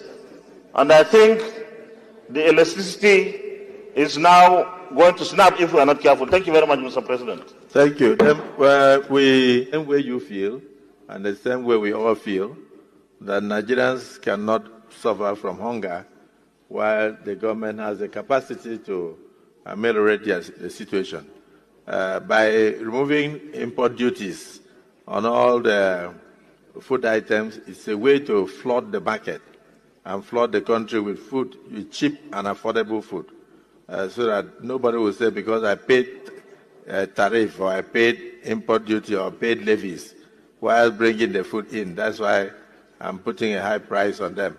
So that's only one step. The other aspect of it is that Senator Mustafa has just informed me that this morning he showed me videos of tens and tens of hundreds of trucks moving from Indorama and other places with fertilizer to see how we can take advantage of this window before. Okay. You all saw that, and you see my challenge. Okay, well, I don't have a view here. Dr. Dominic, you saw what the former Senate President said and what the Senate President said. How do you marry the two? Because one said there's no food in the silos. The other one said that tens and tons of thousands of trailers coming in with fertilizer. How does that help the Nigerian people? He said, I was just told. Nigerians can lie. Chai. Hey, there's nothing I will not see in this country. Nigerians can lie. That man's lying through his teeth. Tens and tens of truck. Intelligence has told us, maybe use intelligence that they keep quoting, that some of these silos are exhausted, empty. And that's what I believe. I think they're wasting their I'm not even wasting energy on this guy. This guy is ridiculous. Look at all these Abada or whatever that is. So you know how much that thing cost? Mm-hmm. And it's so weird. It's like someone who's clad in gold. You know, they're clad in gold and they're here telling you, oh my goodness, you know, people on the streets are poor, are hungry. Like, look in the mirror. Are you kidding me? Their wardrobe allowance. Even that, you know how many people that wardrobe allowance will feed for a whole year? Give me a break, please. Just listening to him just was giving me headache. I have no patience for such nonsense. These people are hypocrites. They are playing to the gallery. I think every once in a while they feel a sense of, they get scared that people are going to attack them and pull them from power. And so they have to play to the gallery and pretend that they're empathetic. Oh, you know, in my district, people are hungry, blah, blah, blah. Look at the abada you are wearing. How much does that cost? Thank you so much. Welcome, Bob Chisco and Ngozika. You are welcome to the to the debate. You're welcome. You're welcome, every one of you. Bob Chisco, you came first. Tell us, what's your take so far? We want a fresh input. You must have been following it. Yeah, can you hear me? Can you hear me? Go ahead. We can hear you. Hear you. We can hear you. Looks like network is. We can hear you. Network. Bob, go ahead. Bob Chisco, go ahead. Okay. I greet you all. But my time is 5:13 p.m. here. I live in Milwaukee, Wisconsin. Okay. I came out here to enjoy a picnic organized by the Kenyan community here in Wisconsin. So they are having their party over there behind, but I decided to come out, and I have been following since when you guys started, some hours ago. But I decided to, add my own point of view. I just finished listening to Ahmed Lawa. This was a former Senate president that added no value to the House of Senate. If you could remember, this man and Abiola, they are the only two senators currently who never won an election. But by the powers of Supreme Court, they were given a green card to automatically go back to the Senate, even when Lawa himself had relinquished power to the man who defeated him in an election. But surreptitiously, he did a U-turn and found himself in the chambers of the Senate.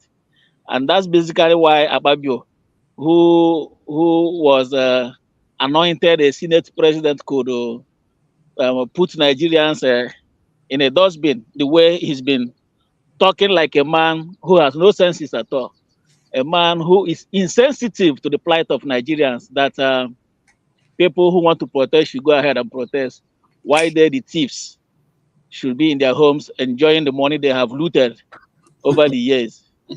I think Nigerians, if nothing comes out of this 10-day protest, I don't think anything again will come out of it, because I think enough is enough. As Charlie Boy will always say, our mumu don't do.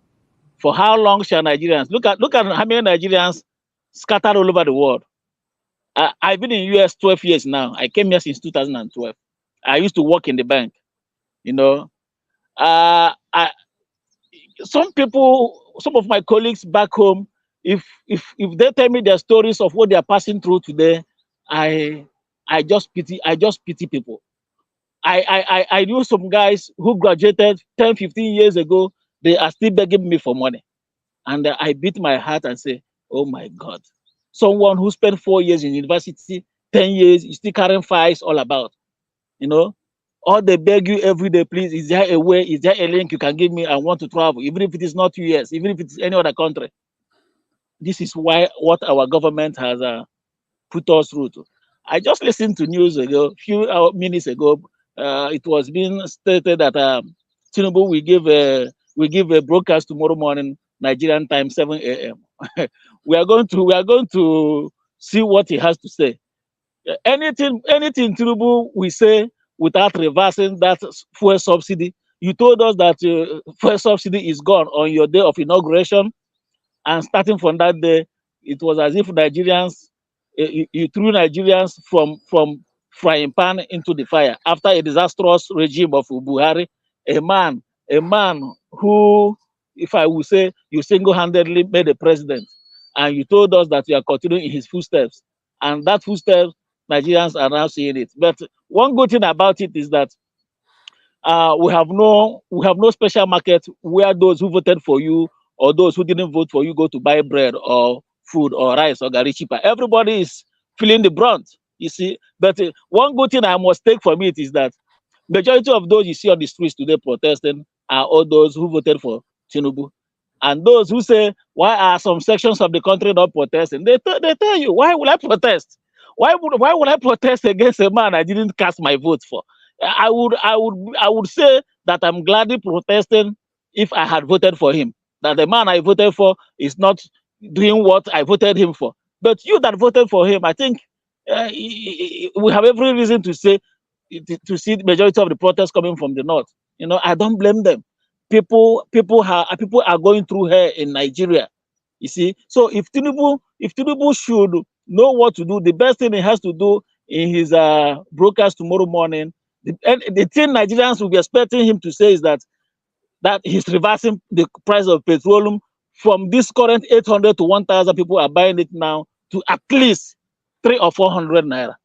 You know, the protesters are saying 200, but if you should come back to at least 300 or 400 naira, that would be a good respite for Nigerians, you know, because to me, that is the basics of every other hardship Nigerians are going through today. You can't tell a man who takes probably 5,000 from Enugu to Lagos, and today it is 20,000 or 25,000. How much is that person's salary? How much is the person making a month? You go to buy a bag of rice, 80,000, when it was 7,000, or when Goodluck Jonathan was there. My brother, Nigeria, I think Nigeria, we are in to see a make or ma of our country. KJ, thank you very much. I have a question for Bob Chisco before we move on, because I want to encourage us to discuss solutions. Okay. You said that you were hanging out with a bunch of Kenyans. What does the pulse feel like there? Like, are they talking about Nigeria? Like, what do some of these folks think about what's happening in Nigeria? Yeah. I don't know as well. You see over there, cars are parked. They are just blasting their music because of the noise over there. I just came out. We are having fun eating Kenyan food. See all kinds of food. They make rice too. You know, they make all kinds of foods. I tested some Kenyan foods, and Kenyans are so many Nigerians are over there too. So they are all saying that Nigerians have woken up, that they are watching online what is going on in Nigeria, but their own, our own is not as much as their own. I told them, well, we are putting some civility in our own. You know, you guys took some certain steps. No, but our own is just the third day. But I believe if the president has to do the needful tomorrow, Nigerians may have to back down for the protest. But if the fuel price is not, step down, believe me, that protest might to continue to go. If you watch what happened in Port Harcourt today, the Port Harcourt protest is as if every day the crescendo is going up. Yeah, the intensity of protest in Nigeria every day is going up. Go and watch the clips in Port Harcourt and see for yourself. Everywhere was blocked up in Port Harcourt today. Yeah. Thank you. All right. Dr. Dominic, you made me forget what I want to ask. Okay. I can give you something to ask. So I've heard this over many weeks. Tinubu announced the end of the subsidy, right? No one really knows whether the actual subsidy is being paid or not. Some folks will tell you the subsidy is being paid. I think, was this well-renowned commentator who had to go out of exile to Ghana I forgot his name. Kunde. He said that it's still being paid. I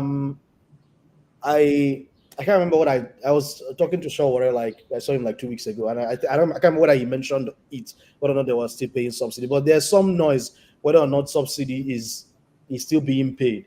Subsidy is still being paid much higher self. They're paying subsidy. They're paying subsidy, yeah. But they have no shame. They have no shame to tell us that they have put it back.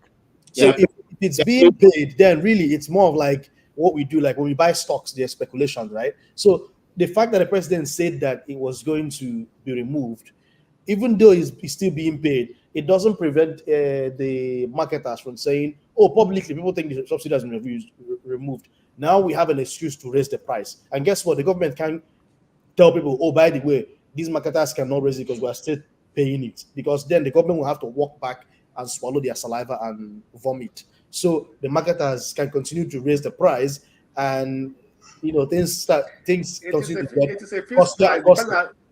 No, they are being fixed by NLPC. It's not a market price. What you have is a collaboration between government and those people. Both of them are benefiting. So it is for the benefit, it's for the interest of the government to continue to say it has been removed. It's for the benefit of the some of those who actually selling to say, oh, price have to go up, because at the end, all of them they share. Because if you go back to the back room and you see those who are importing the fuel and distributing it are all agents of NNPC and people in government. So at the end of the day, it's corruption. They are lying to us. If it is true, it's just a lie and it's just speculation. If you had money off of the backs of Nigerians. If you have come up earlier, I told you that Babangida started removing fuel subsidy. And at one time we were told that fuel subsidy all have been removed. So the question is, did another one manufacture a bomb picking? Anyway, let us go to Ngozi. Ngozi, I've been waiting. Ngozi, give us your update. It's night time in where you are, and is the city okay? Where you come back again? Okay.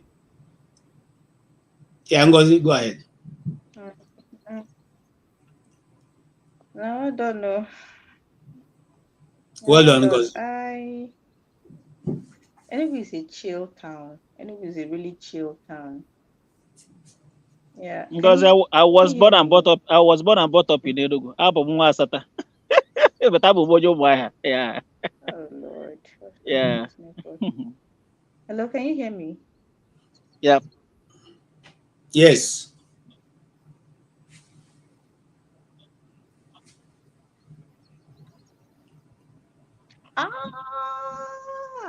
Nice. Ndị Obiago, ndị na-esogbu. Am I audible? Yes. Am I audible? So, oh God, what is wrong with this thing? We can hear you. Okay, good. So I was saying that Enugu is a really chill town. I said earlier when I joined the show. Okay, I was saying that Enugu is a really chill town. Like, they just like to have fun. They like enjoyment. They just like to relax and be taken care of. That is Enugu for you. So I gave the update earlier that there was no protest.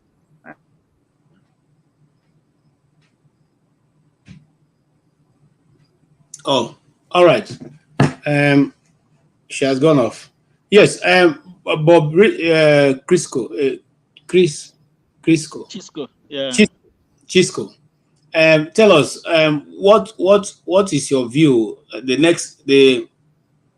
We have 10 list of items being presented to government. Is there any order in which we should press for them?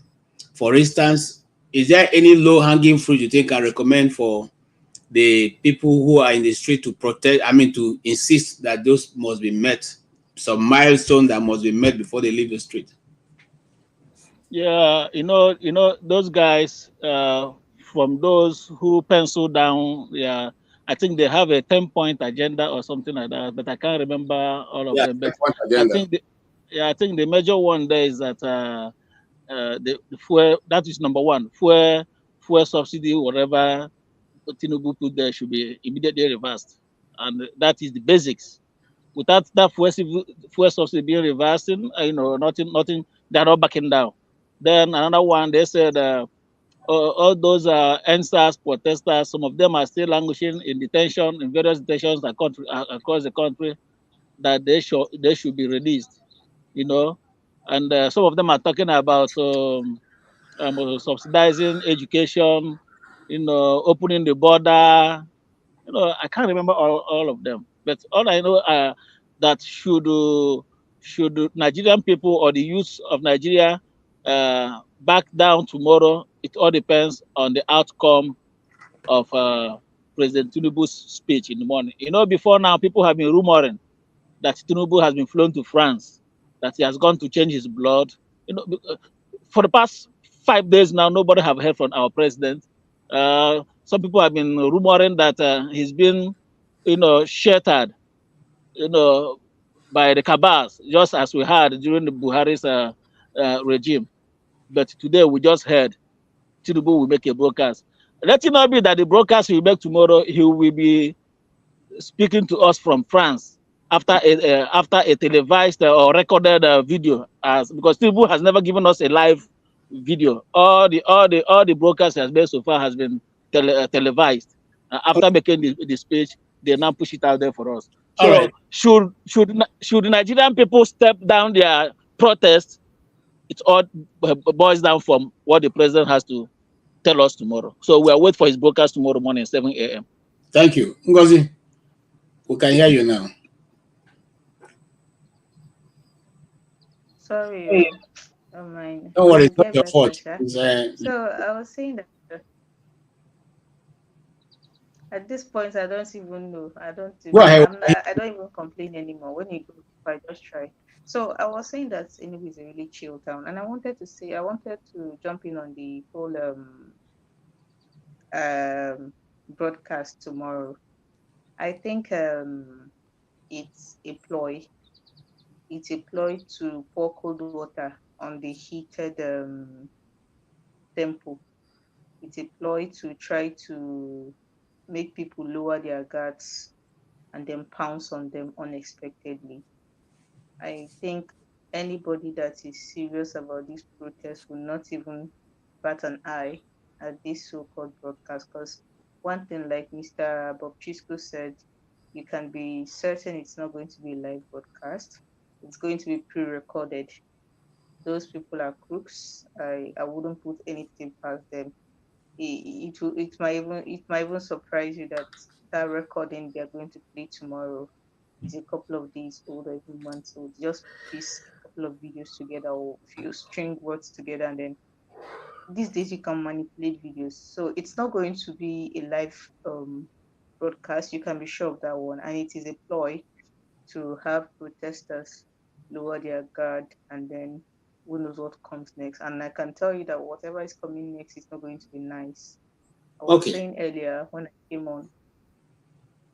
Yes. Do you Do also think that this part of this protest is also a cover up for Nigeria to forget the Samore agreement? I read somewhere that the agreement had been withdrawn. I don't know how true that is, because this time sometimes there's so many information filtering in at the same time, you do not have time to fact check everything. So you just shelve it for later when it becomes of interest to you. But the last I read about the Samoan agreement, I heard it's been the controversial part of it has been dropped. I don't know how true it is. I don't know. You see, that there's something with this protest. Forget the fact that they've been announcing it for a while that, oh, from August 1st we're going to be protesting. This is not your usual, oh, you people should come, let's go and protest. People are angry and hungry, and that's a very dangerous combination. I am seeing people that in my wildest dream I never thought they would come out to protest, but they are protesting. Is it the Baba that was shot in Kaduna? Very old man. Man has probably lived the best of his life and is waiting for the day God will call him home. He was protesting. Abi is the mama in Lagos that came out with an empty pot? Or was it the grandma in Delta State? They said she's one of the oldest people in the community that was leading the protest. It's not. I don't believe it's a cover up for anything. People are genuinely frustrated. Sometimes when I go to the market, I wish I can It's just that this whole privacy thing, I do not like bringing out cameras into people's faces and whatnot.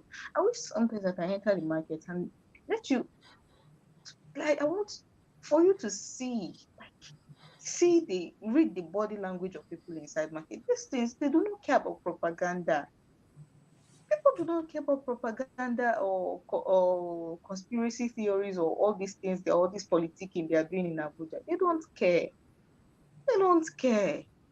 People are hustling. They're hustling. They're genuinely hustling. And I saw a comment earlier about every time people are complaining.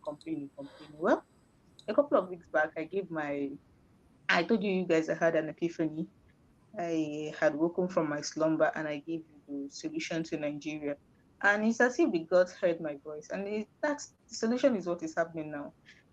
I was telling my friends yesterday that at the rates, I don't know if some of you are active on X.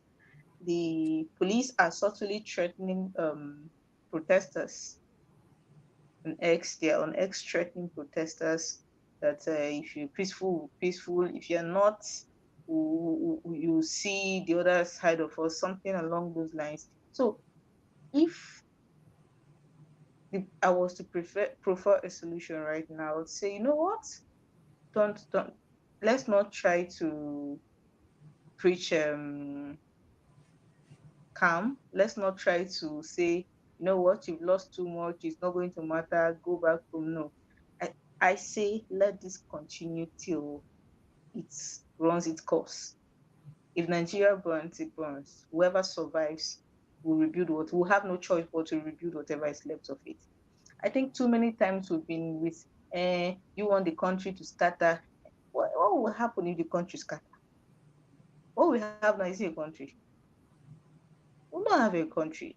You can't call what we have a country. People, we have become so desensitized about the very terrible things that happen every day in this country that they are no longer used to us. Almost every day, if you go on Twitter or on Facebook, or especially on Twitter, you would see the case of a missing person.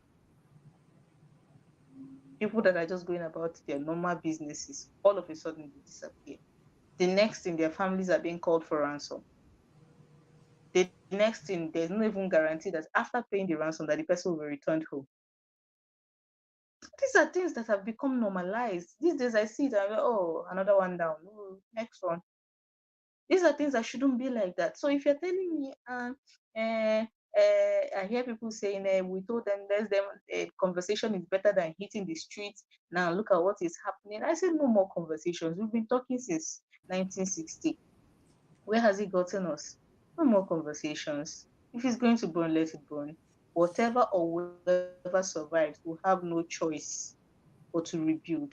And at this point, rebuilding seems like the best way forward to me. I don't know about any other person because Thank what you. we have currently is not working. I agree with you. What we have currently is not working. It's either we tinker it or we'll do something drastic about it. The Blackstone, what's your contribution as we gradually begin to round up?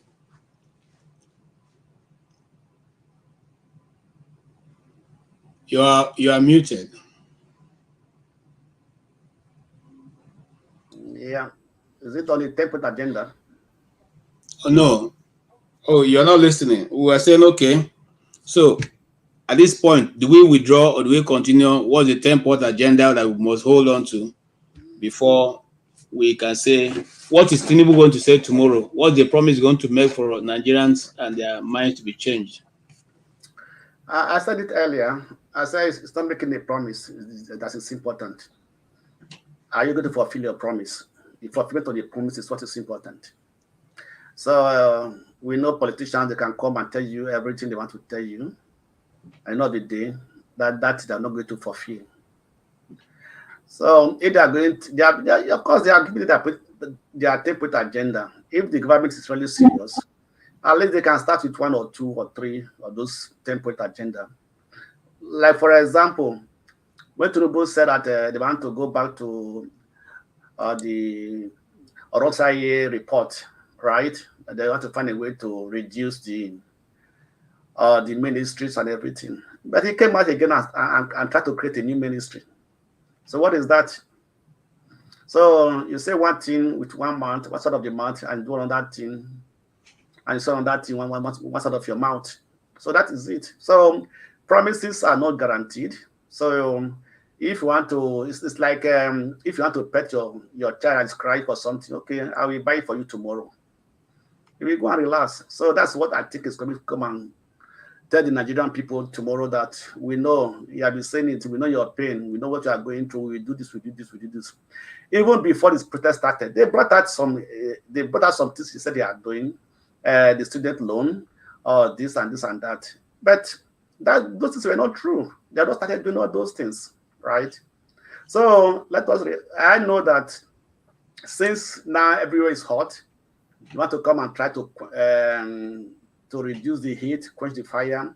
The people should go home, as all of them have been saying, go home, go and relax. We have heard you, and we try to do something, we are doing something. These are all just promises, words to try to calm down the people. So I believe that let them continue for their 10 days. So let them not be like labor leaders who will say we are protesting for 3 days. After doing for 1 day, they go and meet with them, they go home. Let them continue and let them finish their first 10 days. So on that ground, the government will know that they are actually serious. They are not joking. So then let them wait and see what if they are going to do what they promised they are going to do. Thereafter, if there's no changes and everything, maybe 6 months later, they can go back to the street for another 10 days. So you cannot take the people for granted.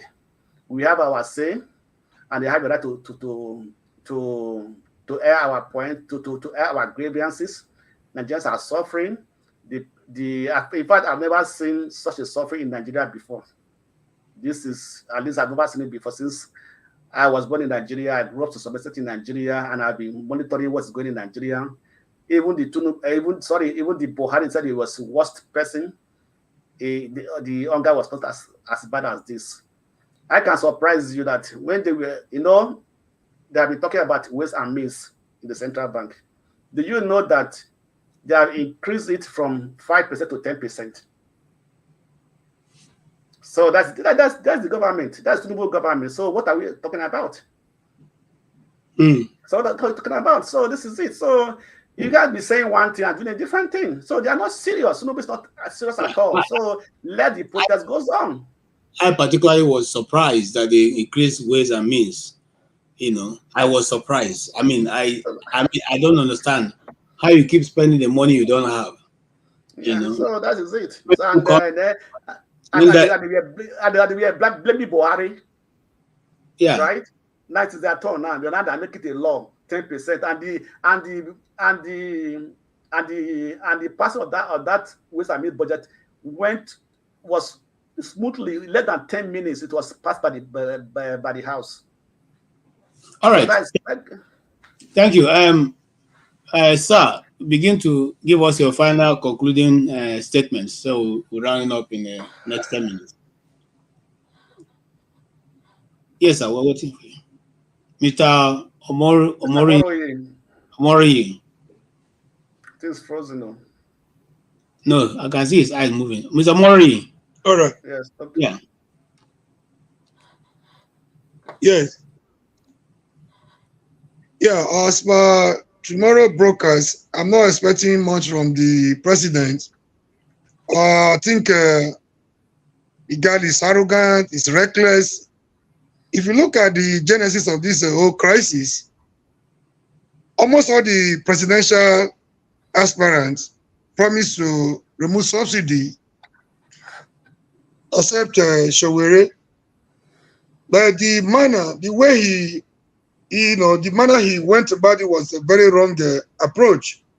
I like that wasn't even part of his original speech.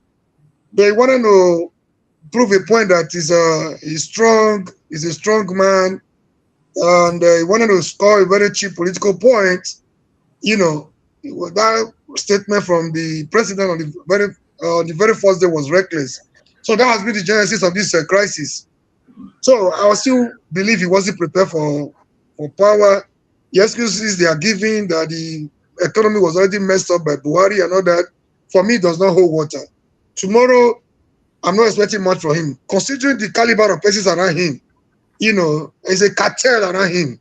Is he Gbajabia Miller? Is he Senate President? The moment I saw Tinubu supporting Akpabio for Senate presidency, so the moment I saw Tinubu appointing Gbajabia Miller as his chief of staff, I knew we were in for serious trouble. This is a cartel. He's the chairman of this cartel. So I'm not expecting much. Like somebody said, it could be a recorded broadcast from somewhere. I think it's a bit coming too late. First time you see people giving you an ample opportunity, like a month in advance, preparing for protest. I expected series of, engagement from the president, series of addresses to the nation, engaging them like they do to labor and all that before the final date. No reasonable president want to wait till crisis and start looking for a solution. Yeah, there was a long period to address the 10-point agenda. He never did. So tomorrow I'm not expecting anything serious. That's why a brother that came to the show to say certain people should not protest. People that are protesting are the people that voted for Tinubu.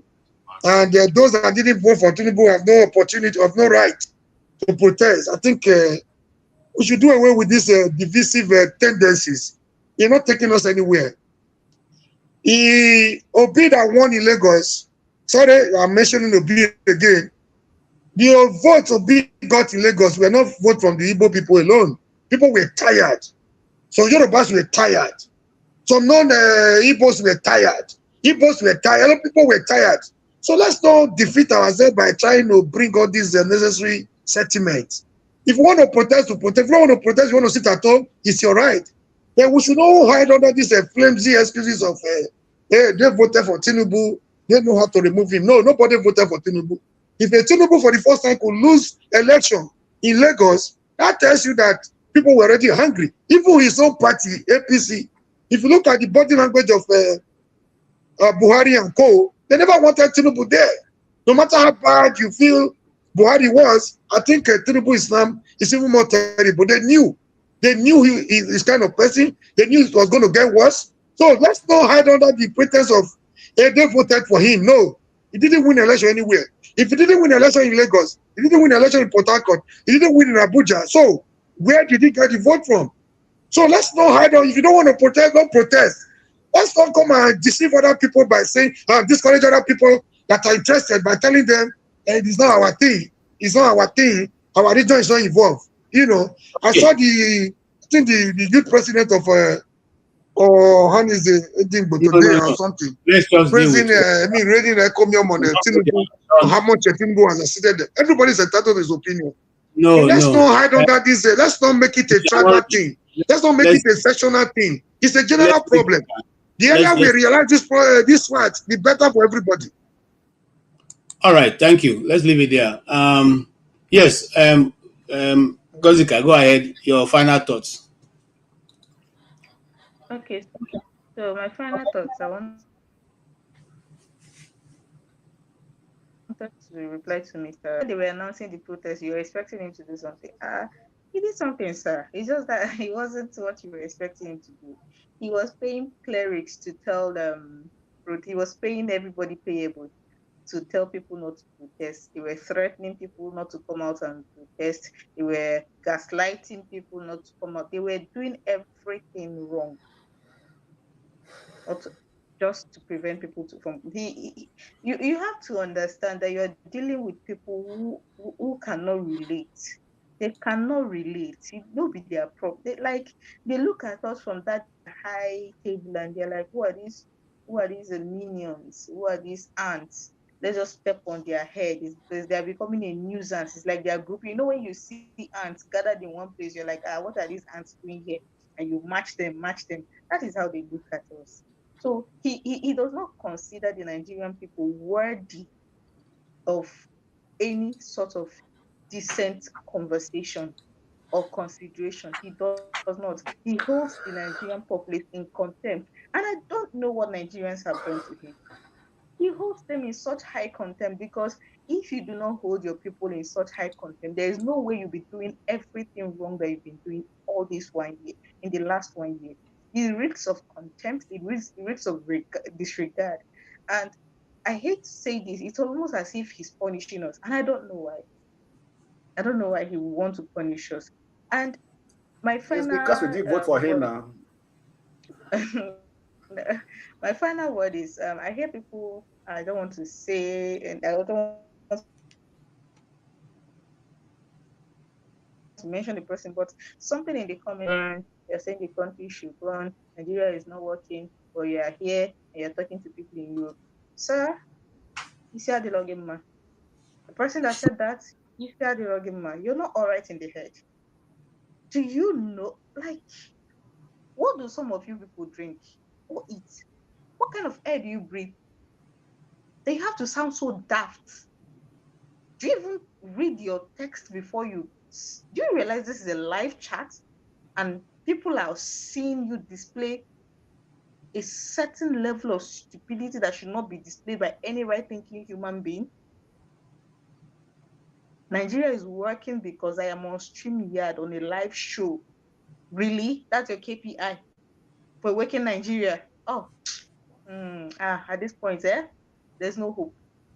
The same show I have had to log off, log in, struggle, come back. The network will die. Well, if this is Nigeria working for you, may your life be like this, chaotic and without direction. Because at this point, it's obvious to me that people like this, there are many. And the saddest thing is that people like the person who made that comment, there are many. Yeah, the stupid people we have in Nigeria more than the sensible ones. That is where we are. That is just the bottom line. We have more stupid people. And I sometimes wake up and I wish there was a way nature would just select these people and give them their own, living space to deal with their collective stupidity and, mess up themselves and their environment and their lives. And we that we have small sense, nature will carry us and put up. Because how can you be sharing the same space and the same nationality with people that are reading like this? It's abhorrent now. Okay. Thank you so much. What kind of nonsense talk is that one? Thank you so much, Ngozi. Yeah, Mr. Ike, your final words.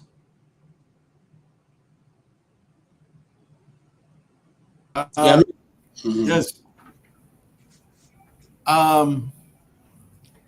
Like I said before, I said Nigeria is a fraud until everybody recognizes that Nigeria is a fraud.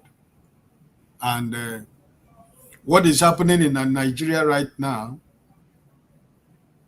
I think is the best thing that will ever happen to Nigerians. Until when people decide that it is time for them to take their destiny in their hands, to when people decide that it is time for me to locate really who I am. And I think what is going on now in Nigeria,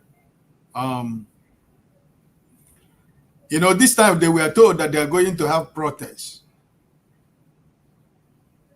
But I am one of those believers who believe that the next protest in Nigeria, they will not know. And it is going to consume everybody. And that is not going to be a place where they're going to run away from. This one, they were told there is going to be protests. They were organizing, spending money, calling traditional rulers, calling religious leaders, calling youth wings of organizations, spending unnecessary money, trying to prevent the protests. But at the end of the day, I want to encourage and I want to thank Nigerians who decided to come. And also I want to pray for the souls of Nigerians who were lost in this protest, that their soul rest in peace. Amen. And I want to believe that as many that lost their life, that those that are still living should use this as a point of contact to make sure that their soul rest in peace, by making sure that whatever is the demand of Nigerians, that we're able to meet them. Because if we meet them, the angels in heaven is going to rejoice on their behalf. So I sincerely believe that the next one, my brother KJ, there is not going to be any information. And there is not going to be any room for anyone to escape. You know, this time they have time. They have private jet. They were going all the whole members of the National Assembly, or the whole everybody is trying to find a way to go and hide. You know, the next one, there is not going to be any hiding place for anybody. So I think that this government, this illegitimate government, because that's what I say everywhere, is an illegitimate government. I have no respect for this government. And as long as they have decided, they took the joy of Nigerians away from Nigerians, they're going to know no peace. All this propaganda machinery that they are using to rule, to do what they are doing, is not going to help them. But because the time they spend in propaganda would have been enough for them to think about the policies that will be able to alleviate the sufferings of Nigerians. But no, they spend their time trying to use propaganda, trying to deceive the people they want to deceive. But you see, it's in the open right now, because why I'm saying this is because I believe that the time they spend in propaganda, the time they spend in trying to see who they're going to blame that is the cause of their problem, I don't think that these people that is in Asorok, these people that you call that are ruling power or ruling people in Nigeria, listen, the prayer and the cause Nigeria laid upon them is working in their lives. This government is not going to find no peace anywhere. There is nothing that is going to work in their favor. I am telling you, because it is coming to the point where they are beginning to discover nothing is going to work in their favor. So I am just saying that the next one, there are not going to be any information, the next one. But this one now, they have time. We can think Abuja is River State. He went, Senator Kingibe is the sponsor of riot protest in Abuja. He gave water, he gave biscuit to protesters. You know, these are the only thing that they can come up with. So, my brother KJ, I am telling you, the next one, there is not going to be any information. Because if they think that they have succeeded in this one, they have not succeeded. This is just the beginning, right? Yeah. So these 21 people that have died for nothing, for the cause of a better Nigeria for everybody, I don't think their death is going to be in vain. If anybody is trying to tell you what happened during the NSAS, that it has passed away. We are in a new time, right? So these souls of Nigerians that we are lost because they are asking their government to give them necessary things that me and you enjoy, where we are staying, where we live. That is the primary responsibility of government, to secure the life and properties of people. You showed me a video where some Nigerians in New York were demonstrating at the embassy house. You see how far the police is? You see where the police is standing? The police were just there watching, right? I mean, we all live in a civilized world. You live in the US. Have you been to New York, a Nigerian embassy in New York? Because what we are saying that is going on in Nigeria is what is going around the whole world in the Nigerian embassies. They are more corrupt. These people are more devilish than the people that are in Nigeria. The only embassy that I've gone to is the Nigerian embassy in Den Haag. That's at the place where you have human beings. I have traveled around the world, and any place I go to Nigerian embassy. And I go to seek Nigerians where they are. I want to know what is going on where they live. Okay. You live in the US. You see what is going on at the Nigerian embassy in New York. Okay. Thank you. Thank you, Mr. Ike. CM, you're welcome. And we are actually closing. I have less than 5 minutes because it's going to shut down by 7 o'clock. Sorry. And I have not been able to lay my hand on anybody, so we're shutting down. I have not eaten since afternoon. Some people are even telling me that they are going to send me food. I have not seen the money for the food they are trying to send to me. So, CM, if you don't mind, you can give us your final thoughts so we can Well, my thought was, I mean, good evening. What is the time? Well, it's night here anyway. It's getting to midnight UK time. So, Omaruyin, longest time, no, I never see you since. They say, I think that since last year. Ike, good Good evening. evening, sir. Good evening, Abiola, my they talk. boss. Waiting. Who? Good to You see don't you, know bro. your, don't know your boss. You are fired. If you call me boss, I go fire you. Anyway, I came in because of Masker. You don't go. I wanted to ask him what happened in Kanu because the only this thing, the only dark side to this protest is those people they pied that they shouldn't, and then this idea of burning. I think that was a IT facility in Kano. I read about it. I think I know the area because I stayed in Kano a while. I'm not happy about that. If we wanted it to be 100% peaceful, don't burn down anything, don't loot, it's of no need, and then don't be violent so that the army will not have a reason to shoot anybody. But be that as it may, probably maybe it's not on the high side, but although one person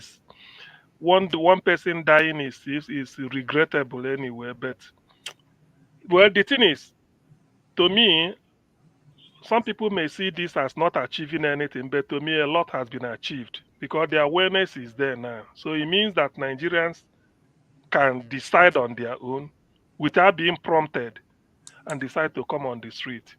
Although they say tomorrow Tinubu will speak, but I really think the impact it will make. He might say, I hear you, I know you are suffering, all this, all that. The presidential jet is still there, all the looting is still going on. So I don't think it will change anything. Ordinarily, if if it's a listening government, it should have announced on air electoral reform immediately. That one doesn't require anything to make sure that going forward, starting with a do election, any election that is any result not transmitted electronically is as good as not taking place. So many things like that, far reaching. Then secondly, the constitution, we embark on it immediately. And then the price of petrol. You bring it that you can announce. You bring Nigeria can afford to sell a liter of petrol for 200 naira a liter. In 100. There are things you will do. And then all the protest will bring down the cost of Gary a little bit. But, well, until tomorrow, but I know that a lot has been achieved. I still say it. Nigerians achieved a lot by coming out at all at their own volition and without nobody prompting them saying this is the leader. It means they are ready to take the district into their hands. And then the northern, for it to take place in the north of all places without being deceived, they normally tell them.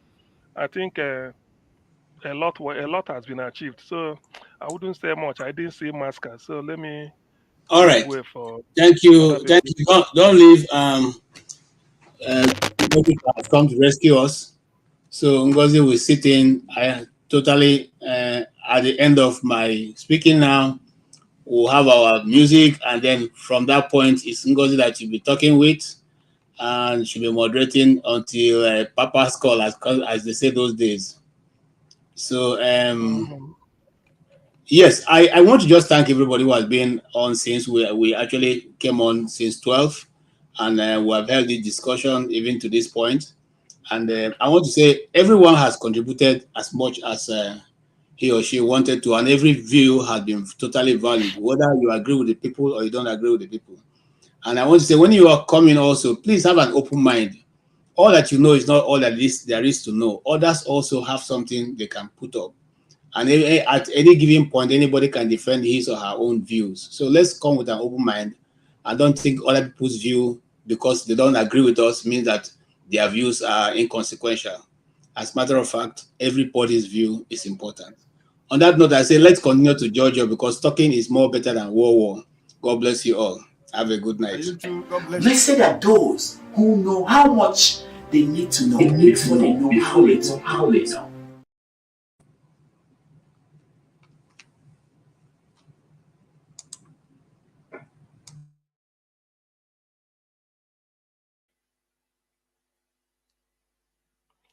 Is that all? So Ngozika, nwanne m nwaanyị, gị na-eme n'Enugu. Kwa n'Enugu ka ị nọ? I believe. You are muted. You are. I'm in Enugu. Today that I decided to step in. Today that I decided to step in and help is the day the network is going to the hates. I really hope the network does not scatter everything in no time. But if I was hoping we could move the conversation. I know the protest is what is on the burner for now, but Nigeria. If anybody that has stayed long in Nigeria or that has followed Nigeria events and topics know that when things like this happening, the people in power use it as an opportunity, as smoke screen to do every other nefarious thing they want to do. So by the time this one blows over, we'll meet a very huge shock. So I was hoping we could move the conversation away from that. I don't know if that's possible. But if you have any thoughts on the protest or any other thing, you can just go ahead. I will wait for other people to join in. Not really. The only that, like I was saying, the protest, to the extent that people came out to say one or two things, to me, it's a success. A success in this because it has not been before, unlike in the past. But this time, first, second, third day, but I'm particularly happy with the way it was conducted in Edo State. Commissioner for Police, Edo State, the man should be given a medal. He addressed the people, even promised, I just let it be peaceful. We supply you with water, biscuits, some snacks, and the crowd were happy. Police or commissioner for police saying this. So why shouldn't you? That's why they have to be. He said, whatever is your message, write it, bring it, I will take it up. That is what it should be. That is what they say when they say the police is your friend. And not this idea of every time crush them, this you crush them, it pains me. Now look at people they killed in, is it in Kano or Borno? It's not necessary. They're already hungry, came out to vote. You are shooting them. It's not. We're all suffering the same thing. Rather, I think if really sometimes I say this are our police, is it that they don't talk to all these commission, I mean these big men, politicians? You tell them, look, Oga, with the street, do something. Do something. Let them go of their greed. Let them go of their greed. In fact, if there's anybody, the richest person to ever become president of Nigeria is Tinubu. People like Yaradua, Obasanjo didn't have shishi when he was president. Yeah, the same thing with Yaradua. The same with what is his name again? Jonathan. So you came in as a billionaire, you've looted Lagos, still looting it. Why not give up certain things? You went to federal and you are still looking for money, buying presidential jet. That's what angered me. One for you, one for your VP. You bought a yacht, kept it, where is it called? In Lagos. And then be wasting money, 90 billion for Hajj. Those type of things. It's not the best. I so feel disappointed. I want the protest to continue, but let it be peaceful. The fact that people are saying, and I don't think there's anything the man will even say tomorrow that will convince me, unless he's prepared to make sacrifices, maybe to shock Nigerians. He will say, look, we've considered all the state of the economy, all this, and people are not happy with certain government policies. We drop this policy on petrol. This is what we are going to do. The petrol price must come down. To be honest with you, the petrol price must come. That it must be flat. How he's gonna do it, I don't care. But the petrol price must come. After air, the air people breathe in. After air, the next thing Nigerians depend on is petrol. So if you were to suggest, sorry to cut you in, if you were to suggest a flat rate for the petrol price, what would you say it should be? To me, if he makes it 200, it's not bad. To want something. Yeah, Omoru is laughing. How much is presidential jet? You sacrifice presidential jet. No, Omoru. No. You see, Omoru, in this case, this is the way to do it. When I had when I when I had that rice, only that government you can't trust them. They say rice is now 40,000. I tell them, when I go there, protest ground, negotiate Rice and is dance. not 40,000. No, No. listen, listen, listen. This thing. You play along. Rice is 40,000. Okay, yeah, we want it at 5. Maybe when I go negotiate, I come down to 20. You see, all these things, if they give up of their greed, all these things are nothing. To be honest with you, all these things are nothing. Just give up of your greed. What do you need? 21 billion to build a house for somebody who is not homeless. You see, how do you explain that? Obasanjo, what is the not Obasanjo? Atiku lived in that house for 8 years. Jonathan lived in that house with Yaradua. What is the name? Namadi Sambu lived in that same house. Professor Oshibajo lived in that same house. Then when he gets to the turn of Shetima, he want to build 21 billion. Now, he's not homeless. There's no Mr. justification for CM, that. sorry to Yes, cut please. you short. Mr. Tone, is there anything you want to say? I see your hand is up. My brother. Good evening. Good evening, Okay. Mr. Omoru Omoruyi. again. Welcome, You my see, brother. Sorry for the last this time, man. is this Sorry, is my no this is apologies. no this is why I stormed out. Because you're my sister and you're my very good friend.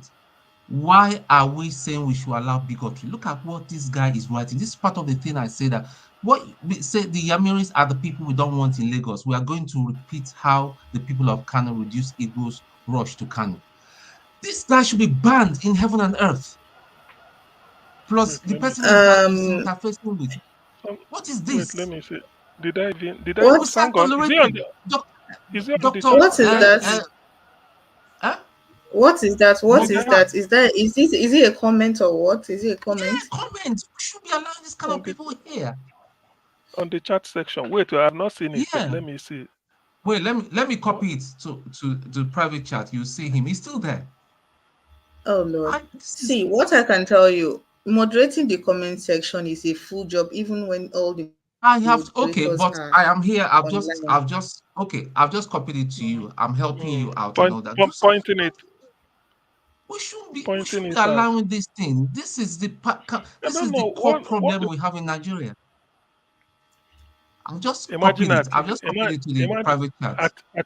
Atiku told ICC. I think I read one tweet. Whether it's from him really. ICC and all this UN to investigate this shooting of Yeah, innocent please. Such protesters and comments, all. such people should be blocked. They should be blocked. They should not be Private allowed. chat. Please. Because here, look at the private chat. So Is this right? I apologize for that. I apologize for Oh that. I my think God. I see the comments We'll now. go back. There's the people who don't what want. you can do. We don't want elections. We are going to Totally. repeat not even how the because people of of this Kano evening. reduced Igbo Let rush me just to say Kano. this. Let me just say this. Not even because of this evening. When you see comments like that, I know Dr. Damages has said this so many times.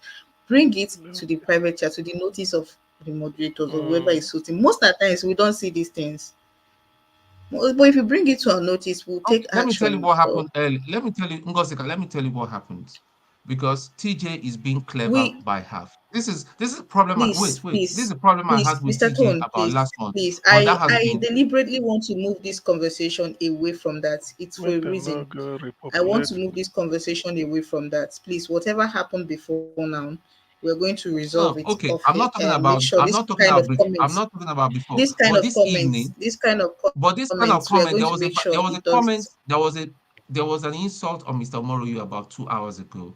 I told the guy politely, please, this kind of language, please stop it. You'll be banned. He insulted me again, and then I copied both insults and called TJ's attention. TJ lied and said he did not see it. That was when I stormed out. You saw me now. I'm not going to be a member of here when I see people promoting bigotry. And that is why Alaba may not even come back here again. I'm saying it now on live. Alaba may not come back here again. Normally, this Please, type of thing, let's move it on. Thank you for bringing this one to our. the You person see, should I've be taken care blocked. of it. The person If should be you blocked. bring it to our notice, we'll either delete the comment or put the person on timeout. Thank you for bringing it to our notice. That's the best way you can do for us, and we'll take care of it. Now, moving on. I don't know if you gentlemen have anything you want us to talk about. Seeing that my sister Damma and Miss Tokwe are not here, I miss them today. Oh. I No, actually miss them. Look, there is more. We are talking of protest. Their topic is more of an abstract. We are talking But of. their topic is more of human interest angle. Yeah, topic is more of human interest angle. But Mr. This is CM, you were saying protest time. something before Mr. No, Tone came on, please. No, so I think I finished. Let me give Omoru a chance. Okay, Mr. Omoru. Yeah, thank you very much, Bros. Tone, and thank you for coming back. I didn't get that message clearly, so I thought you were the author of the message, and the way KJ responded was kind of giving support to such evil comments. I don't know. Who is this goat shouting? He's just merely say, I don't know. So that really infuriated me. I'm sorry. Apologies once again. No, Mr. I understand that you didn't. I know you didn't. I'm not annoyed yeah, at you at all. I know you did. You were the one that brought it to my attention. Thank you very much, Awa. Thank you. I appreciate it. Mr. CM, you see, nobody can give what he doesn't have. You cannot build something or nothing. These are popular sayings. You were expecting anything to go from this kind of criminal gang. See, the chairman of all gangsters, the chairman of all criminality in Nigeria is in charge. So if you expect something to come from these people, I think it will be somehow, I don't want to say delusional. I'm only trying to imagine what he will, the song he will sing tomorrow. I hear your voice. I know I've heard you. I know the things I heard. That's what I'm just trying to. There are normal rhetorics.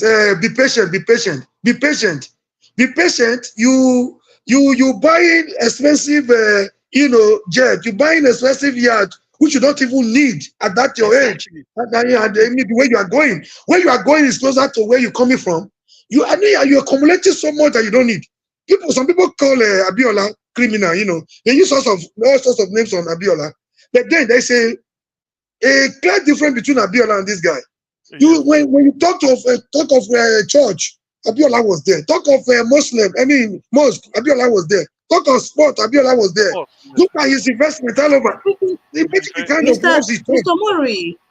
Mr. Mori, now that you mention Abiola, I don't know if some of you saw his son's outing on the news. Yes. I'm coming back to that. What are your takes on what is your take on that? Do you think Mr. Sion, please hold on. I want to please hold on just 1 minute. I wanted to ask you, you said you saw his outing on the news channel, and I want to ask, do you think if his father was alive, of course, many people know that he and Tinubu, there is a lot of inference and mixing them together. What do you think his father would have? Do you think he's speaking for his father? Is he his father's son? Or No. you think he's being a typical Nigerian politician or wannabe politician? What do you think? Yeah, it's neither here nor there. It's very unfortunate. Sorry to the Abiola family. I don't want to be rude. I don't want to be mean to them. There's a saying in my place, we call it Agaze giant, does not give birth to children that resemble him sometimes. I don't know if you have a similar saying in your area. If you look at, sorry to say this, I want to go straight, I want to hit straight. From Kola to the one that was there that day, apart from, I don't know, the girls are even more, I think the girls, the ladies in that family are the men in the family. You look at them, you look at the way they look at their standing. If you listen to Kola, you'll be more disappointed than the one you heard. But my greatest joy that Enibi Efyong and the other guy that was there, they were able to do justice. They placed him where he belonged, and he left there with shame. If you look at the Abiola business empire, nothing to write home about. The guy that was coming to contest for Nigerian presidency, if you listen to him talk, you will be like, is this really from Abiola? You know, a lot of people were saying that, oh, he gave birth to too many children. So there's every tendency that nuisance will come in. I'm sorry, my apologies to the Abiola family. He was a man I have a high regard for. I fought to nail for the revalidation of June 12. I didn't care where he came, whether he was Yoruba. I was just fighting for the people's mandate. You know, we lost lives and we continue. You know, I was ready to die. I wasn't afraid. You know, seeing death around me wasn't even enough to scare me. You know, I was ready to die for the man Abiola. Then, I didn't even really know what I was doing. I was just concerned about people's mandate. If you didn't want an election, why will you allow it to go on? Why will you allow people to stay in the sun and the rain? And one man from nowhere will, you know, I didn't even really, I wasn't as matured as I am today. It was 93, 94. We put our everything into that struggle, you know. People will say a lot of people told us we were fighting in vain, but we didn't actually fight in vain. You know, we succeeded in removing IBB, where Abacha went the way he never expected. And our struggle was what gave birth to what these criminals are enjoying today, you know. So, no regrets fighting for Abiola, but I don't see anybody that has the semblance of, you know, anybody, except the young man that is in America. If you listen to that young man talk to his brother, you know, you will know that this is the real Abiola. I think there's it's, one. yeah, there's a young one. Yeah, I watched him on an interview with Kim Baloye recently. Jamil. Exactly. Jamil was the one that was. Sorry, No, not Jamil Jamil, was not the Jamil. one that was on the show and was checkmated by Inye. No, not Jamil. There's a younger one in America. I would remind you of his name. If I remember, I will tell you his name before the end of the show. Jamil So was the what one you're on the saying show. is that he's not his father's son. That is what you're saying. That he's not speaking for his father. No. In terms of character, in terms of see, Abiola wasn't perfect. Abiola wasn't a saint with the way they tried to, but you could see the humanity in him. You cannot take away that one from Abiola. You know, Abiola was concerned about the people. If you listen to the campaign, the Hope 93. Oh, you will have cause to say, you know, if they had allowed that man to rule, either he would have done so much for, either he would have done so much for Nigeria, or he would have done so, worse for Nigeria. But I expected the best from the man, although I still see him as the best president we never had. To me, going by his campaign promises and all that, and the support that followed him. I'll come back to you on Abiola, but I see Pastor's hand is up. Pastor, welcome, sir. Yeah, Ngozika, thank you for having me. How are you? How is Nigeria? We hailed you. Nigeria, we nail Nigeria. We don't hail Nigeria. Nigeria, we nail D. That is what we do. We don't hail it. Okay. Thanks. Good evening, CM Omori and Tone. So I came in for two reasons. Reason one, the show we continue next week, the lady show, we had to take it down this week, just in support of the protest, so that this broadcast will run on and on and on for 24 hours or 48 hours, whichever how far it can go. So it's just, I made this announcement earlier and I felt I should come back again and make this announcement. And two, I came in because of Tone as well. To Tony, yesterday, I made an appeal for people to take it easy on you and not to call you names in the open broadcast. And I'm appealing to you yourself to take your eyes off the comment section and don't let it infuriate you. That is an appeal I'm making to you. People are going to comment, people are going to say things. They've said things worse to me than even you. So please, my attention was drawn to you being complaining of the comment section. Take your eyes off it. There's a clause there that you can place. You can cut off comment section from your screen there. So if you, just for your own good, please. This is a special appeal I am making to you. So that is all I have to say. I don't know if you want to say before I hand over to Ngozi. Is that okay, Tom? Okay, let me say. I'll be having a word with Dr. Damages himself. Okay. Pardon? I think I'll be having a word with Dr. Damages himself All right. later. Okay. All right. Okay. Thank you, Ngozika. Thank you very much. I Okay. appreciate for Okay. having me. Thank you. Amaru, the Abiola person is, think Mumuni is the name. The one that Shego Kimbalo interviewed. If you see the ear, everything is MKO. You know, whenever I hear Abiola children speak or one, I will say whether that one pass DNA test. Not be everyone I go to listen to. I go first of all find out whether it's among those who pass DNA test. So so so you can always imagine. No, Abiola cannot be the same thing with Tinubu. Like the man was saying, no, they can't think alike. One, Abiola cannot, even if was governor, he cannot hold Lagos the way. Abiola is more like giving people chance. He had business, manage. Look at his African Concord, editor, Fidel Odum, Igbo. So many people, Delegiwa started with the rape, all that is this like meaning. Go, people will tell you, everybody. Abiola is everybody's man from north to south. If he had become president of Nigeria, I know what he would like to do is, first of all, poverty. He said it, that poverty, because he used to say he didn't eat egg until he was how many years old in the symbiote, the first wife's house. That's where she ate egg for the first time. If not for scholarship, he couldn't have gone to University of Glasgow. And he passed BSc accounting. I think 2-1 he made. So he's at least in education. You can no, it's not. He didn't forge certificate now. Abiola can pass, and all his children. Look at where they are. They are highly like that. Kudirat. No, not Kudirat But is the wife. Hafsat. sorry, Huh? sorry, Mr. CM, but just like Tinubu, he did have some baggage. There were some pretty. The issue of baggage was because of military. The thing is, when he was executing all those contracts with the military, it's not that they don't give it. It's like person, sort of laundering money for them because they will give him contract and collect their kickback and all those things. And eventually, but then, why I like the man be say, forget about the money he made, but he donates openly. So he was a benevolent thief. He gives out money easily. He donates. So was he a benevolent thief? Well, if you go, no, Tinubu is just too mean. This why they don't. Tinubu is not even clever like Abiola.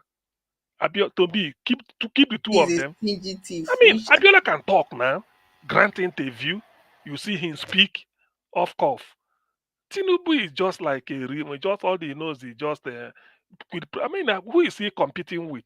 Abiola came out the time you have politics was still driven by a bit of principle, and you see educated people in, but not what you have now, reference, all this in quid pro quo, and then in the time of MKO, 91, 92, 93, Mbana, politics was still seen as a very sane people that we get into it. So to me, Tinubu does not measure. I wonder why this man is saying if Abiola is alive, he will behave like behave like this Tinubu that is interested in. Said he bought his seat. He said he bought his seat. Mr. CM, please hold that thought. I want to throw this question to the panel. Anybody can take it up. What you mentioned about Abiola's giving nature, it seems it's a Nigerian thing. So if I want to try and widen the conversation, do Nigerians often give people with questionable character a pass because of their quote unquote philanthropy? Is that the case with Abiola? Is that what we keep having today? How did we get here? What is the way forward? So Mr. Mori, you can go first. Yeah, the philanthropy, I think that one came later. I want to say allegedly, because I'm not sure he wasn't convicted, right? There is this case of an entity, international entity, ITT contract. Yeah, a lot of people felt, a lot of people still feel tomorrow that the money he made from there, was abnormal and all that. and he had this relationship with the military. What we're talking about, the side of it we're talking about. Now, there's allegation that people are deliberately frustrating the effort of Nigerian ports, Nigerian refineries, for their selfish interests, for the one they have in Malta. Abiola wouldn't do that. All his investments, let me put it this way. Nigeria was the centerpiece of Abiola's, principles. So, all his investments were domiciled in Nigeria. He has a humanitarian feeling. It's not because, okay, which one comes first? Is it because he's a giver? No. Is it because he made money? He made money from Nigeria, either by hook or by crook. I wouldn't know. I don't want to go into that. But we're trying to juxtapose his characteristics when it comes to feelings for humanity. I don't think he was giving those contracts because he was giving. No, because he was a donor. He was a Father Christmas. No. The point we're trying to make here is what he did with what he had. How he made the money. I think that one is, is a subject for, it should be secondary. We're talking about who he was. In the mosque, he was there for all of them. In the church, he was there. In the entertainment industry, he was there. In the sport and whatever you can think of, Abiola was there. Abiola has this humanitarian feeling. Abiola was against suffering and, poverty of the masses. That is the let me throw a question to you. You said we should forget how he made his money, that it is secondary. How do we do that? It shouldn't that be the crux of the matter, how you made your money? Okay. Are we putting the cart before the horse? No, depending on where you belong to. Abiola is not here to say nobody has a proof of how he defrauded Nigeria. You ask the question if it's a Nigerian thing or Nigeria is structured, to fail from beginning. The genesis, the foundation is bad. Okay, I'll give you a vivid example. Today, you say security vote to governors. Security vote without accountability. Nobody comes back to say, to find out how the security votes are being utilized. And the greatest problem in Nigeria today is security. You giving somebody a security vote, it's like giving him money into his pocket, right? So they will come back, okay, they will come back to tell you, oh, I've used the security vote for A, B, C, and Z. It's like their constitutional right, right? So if you are accusing somebody of stealing a security vote, it's like you are accusing him of stealing what you have given to him. What is entitled, constitutionally entitled to him. That is my angle. I'm not here to support criminality. Another thing, you say immunity clause, immunity. You say immunity, a governor is above the law. Why in the office? You saw the governor of Kogi State shooting Yaya Bello, taking Yaya Bello. If the SCC were there looking at him, it's not the governor, it's not the convoy, people around him that has immunity. It's not Bello that is within that has immunity, but only the governor, which is even wrong, right? Instead of taking Yaya Bello away from the governor, you are coming back to tell us he has immunity. So it's counterproductive. I'm not in any way trying to support what is wrong. I'm just looking at what he did, after making the money. I didn't know how he made the money. So to him, to Abiola, to another school of thought, they have a suspect for Abiola. Abiola is not here to speak for himself. Abiola will tell you, I made my money genuinely. That is subjective though, depending on who is talking. Another thing I want to say, Abiola was ready to lay down his life. He had the option of backing out. At a point, they told him, your mandate or your life. Chief, go back and enjoy your wealth. Forget this mandate. Go and enjoy. You know what he told them? He said, you cannot tell a barber to barb your hair while you are not there. Whatever they are discussing behind me, he does not make one. When they finally called him to say, sacrifice your mandate and move on with your business and your whatever you have, he refused. That is the hallmark of a genuine leader. He was ready to die for the people. Amaru, just a moment. You don't really need to go that far. Just stand in Cairo, Johannesburg, and mention Abiola and mention Tinubu. Abiola is known all over Africa, pillar of sports. Abiola is known, CAF Corp. I think they wanted to name it after him. Abiola is like, he is champion reparation. He's known. Tinubu is just within Lagos and what he does. That's all. Abiola So, travels Mr. CM, worldwide. are you also going with Mr. Mori that it didn't matter how he made his money despite the controversy? What mattered is that he did good. See, listen, the much I know is that they said ITT. He was working for ITT.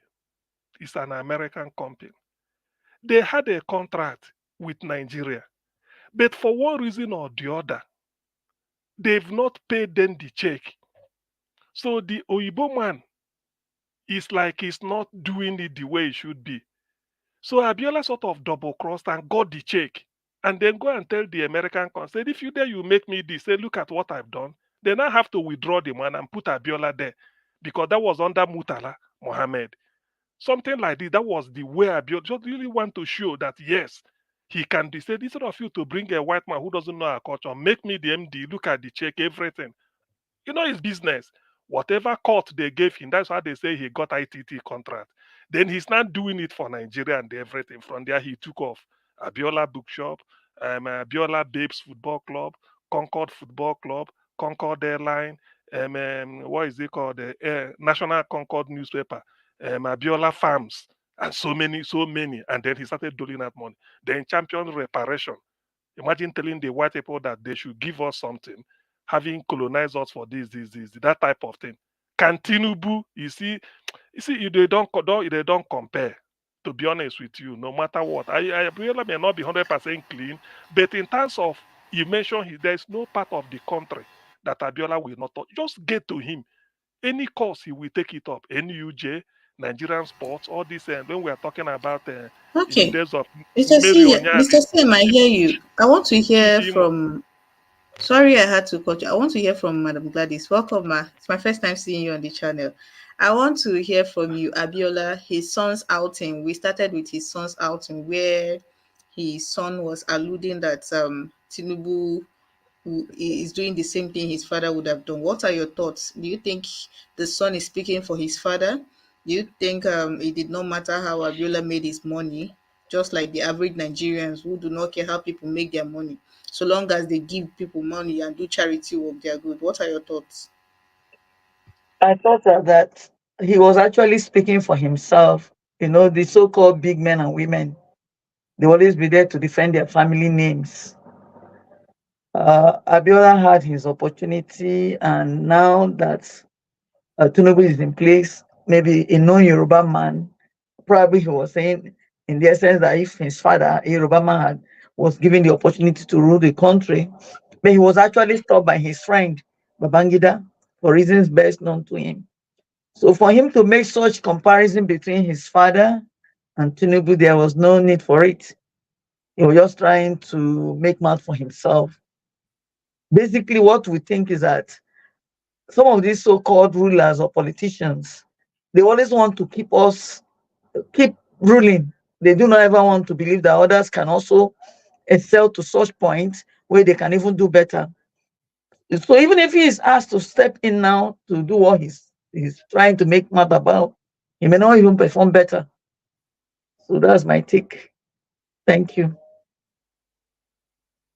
Thank you. Mr. Ton, do you have anything to say? Abiola's son, Abiola's history, and Nigerian politicians and philanthropy. I don't know why I don't know why you keep connecting him to Moshood Abiola. Moshood Abiola was a personality himself. All he said simply is alluding to his paymasters. And if we must know, he's one of the special assistants to the vice president. So what do you expect him to say?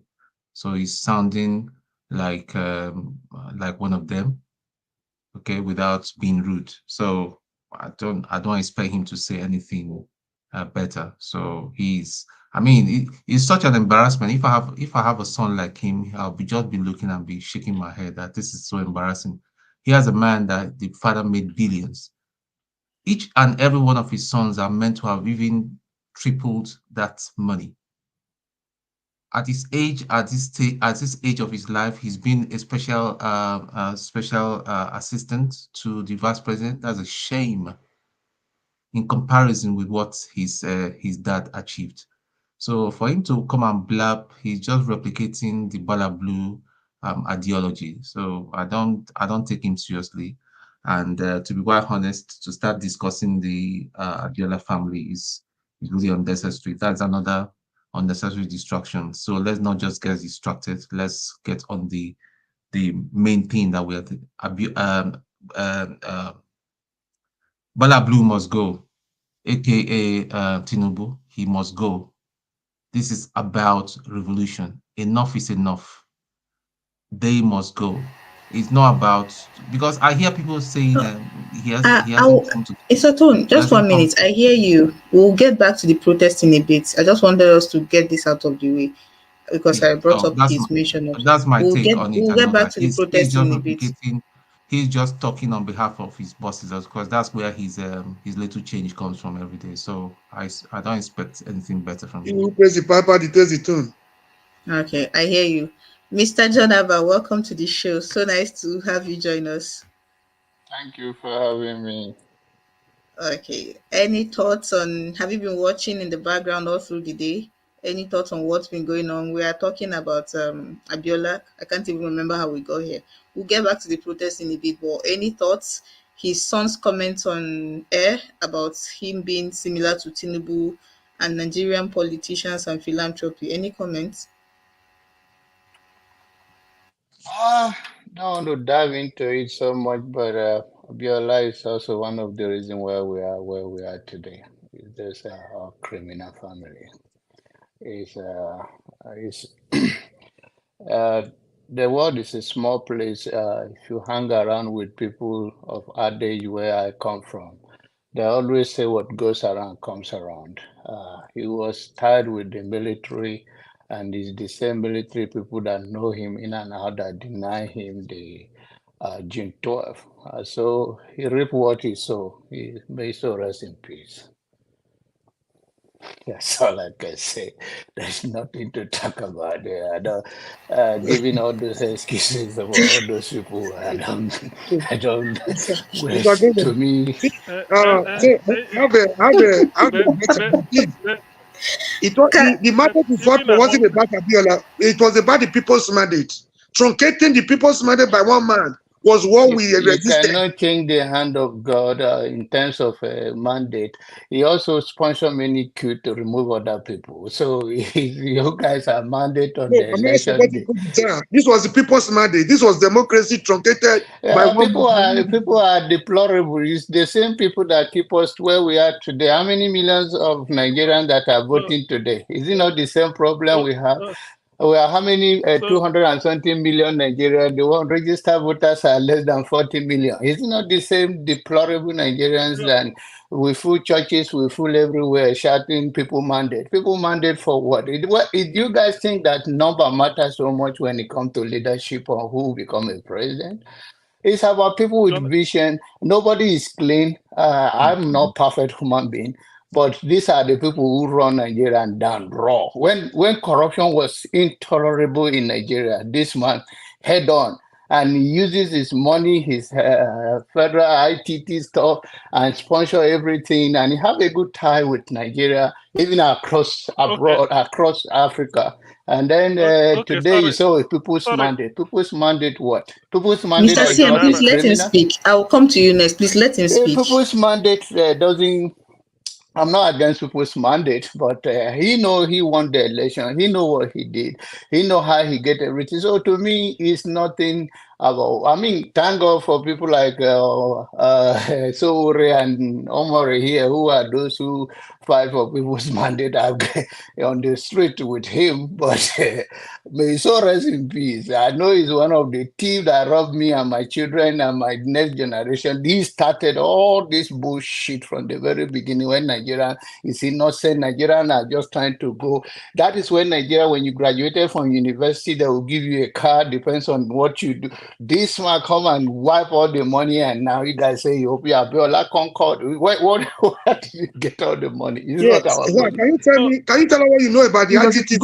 Please do not interrupt him, Mr. Mori, Mr. CM. I'll come to you. I will come to you, you gentlemen. Allow me to speak. I only spoke for 2 minutes before you stopped me. I don't want us to have a back and forth. Please let him finish. I know you have your opinion. Everybody, you have your opinion. You speak the way you want of him. I speak my own way, the way I view of him. I'm not attacking anybody. Good luck on you guys. Compare him.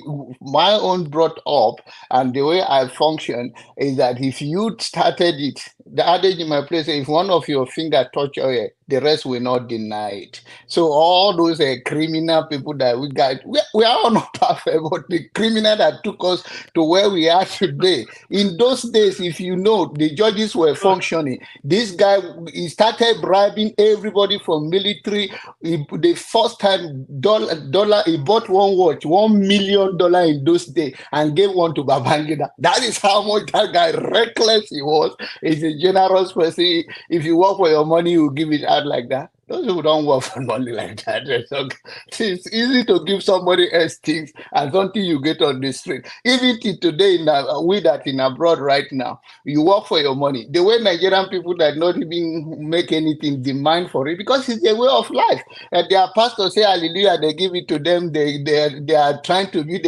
a mansion in heaven or buy land in heaven.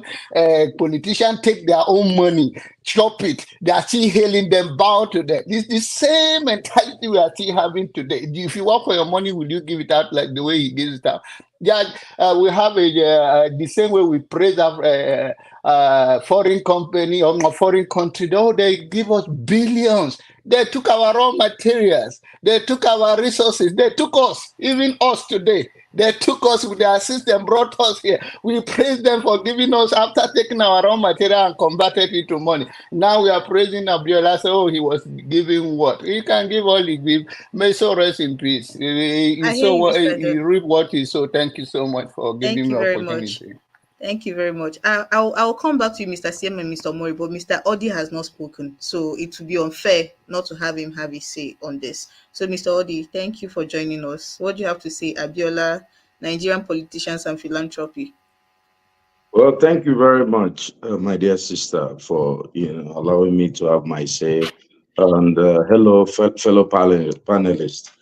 I think I jumped on because of this Abiola issue, because I did watch his song on that program. Our Iniebong, or that lawyer, I think gave him, very good response, like right away, he canceled it. I think the Abiola's song, Iniebong was wrong, actually, in a way, because Abiola's song actually was right that his father is the same with Tinubu. These guys, came from the same, they are like, I hardly agree anything with John Abba, but, he's spot on here. These are the guys who stole Nigeria to the brink, who decided, this guy started working for, someone was talking about ITT. He started working for ITT during the Biafran War. That's when in like 3 years' time, he was already chief executive. These guys ruined Nigeria. Nigeria had this was about the time we were just gonna start building a nation. He took it from the crop of the neck. And he started giving, like how do you steal maybe $100 million from folks and you give them back maybe $100,000? That's what he did, and he was celebrated. Look, nobody should die. We were very excited about Abiola, growing up. Even Abiola, he won most of the country, but we were in ignorance. Thank God for the social media and the internet. Then we didn't have internet. We only had Tel magazine. We had, all these Punch newspaper and those few newspapers that you could read that will tell you it was controlled. He had Concord. So this guy was controlling information. Now he can't, nobody can, we can dig in and find out what happened in the past. He was a thief. Tinubu is same thing. Tinubu is a thief too. He stole Lagos, and Abiola was on the verge of becoming president. Well, if you look, even Tinubu now, if he if he's able to deliver the goods for the people, people will praise him. Even bad people can repent. Most people felt that Abiola would make a good president at the end of the day because he was a much nicer guy than Tinubu. But Tinubu, two of them, they stole from Nigeria. They are the reason why we are here. Two of them, their path led them to almost become president for Abiola. Tinubu became president. But for Abiola won free and fair. Tinubu stole the election. That was, so there are some similarities and differences, but two of them, the main problem we have in Nigeria is corruption. And that's why, with the, current protests we're having in Nigeria, we have to find a way of getting rid of these folks. Whether we'll get a good electionary process whereby if we elect you for 4 years and we don't like you, we'll vote you out peacefully. But these men would not want to leave. So the kids have to save themselves. I'll rest my case here. Okay. Thank you very much. Mr. CM, I will start with you. I don't want to have to time this, but you have the floor. Okay. No, I wanted to even ask a question to John Abba. Now that Odi, my brother, has spoken, so both of them should crack the question. If the option is Abiola and the Tinubu, which one will you take in every ramification? Before they answer that question, please, before they answer that question, we should not have to choose between two thieves. We should not have to choose between two devils. No, I'm not saying both of them. Somebody has to be there. Somebody has to be there. Nature does not allow violence. No, that is. I'm trying to bring up something. This thing we constantly do about the devil and the Red Sea. Why do we have to have the devil and the Red Sea? We shouldn't. There is the heaven. There is the earth. There are other things. Why do we constantly have to choose between? This is what we did with Jonathan and Buhari, and very soon now, when it's time to re-elect in 2027, we're going to do it with Tinubu and another person. Why are we constantly doing the devil and the Red Sea? I think I already answered that question. Have to choose between Abiola and Tinubu? I think I already answered that question. Fundamentally, there are fundamental issues with Nigerian states that needs to be addressed. But what we're saying, if I ask a question, maybe you didn't understand my analogy. I gave an example of the security vote given to somebody. Now you turn around, you gave him the money without a feedback mechanism, without accountability. You turn around to say the man is a thief. There are fundamental issues in Nigeria that need to be addressed. There are loopholes for corruption. There are loopholes that make corruption a norm in Nigeria system. So that is not the issue here. That it was a thing that he stole. I wasn't there. I'm not supporting that. But if you want to compare Abiola with Tinubu, it's like comparing the day and the night. They have nothing in common. If you say they stole together, they stole. But Tinubu has been in charge of Lagos since 1999. Now he's still the de facto governor. Abiola wouldn't do that. Look at the investment he's making everywhere. The money he stole from Nigeria, invested in Nigeria. That does not really mean. I'm not saying I'm giving support to criminality, like I said before, but I don't even have fight of the issue how he stole and how much he stole. But there's one thing I know. He hated poverty. He wanted a better life for the masses. So that was why I defended that mandate to the extent I did. To the extent of putting my life, I was ready to die for G12. I have no regret it tomorrow. Fair enough. I want us to move on now to Wike, Kingibe, and the protests. No, he asked the question. He asked the question. He mentioned our names. Sorry. Let's do it this way. Mr. Jonabo spoke before you. Mr. Jonabo, do you want to answer the question, or you should leave it for Mr. Odi to answer? Because the two of you can answer. I still have a question for John Abba. Odi should answer it. Okay, Mr. Odi, you have the floor. Well, John Abba, thank you. Anyway, so I just wanted to draw up another similarity that most of you might not have known about MK Abiola. He was involved in narcotic trade, just like Tinubu.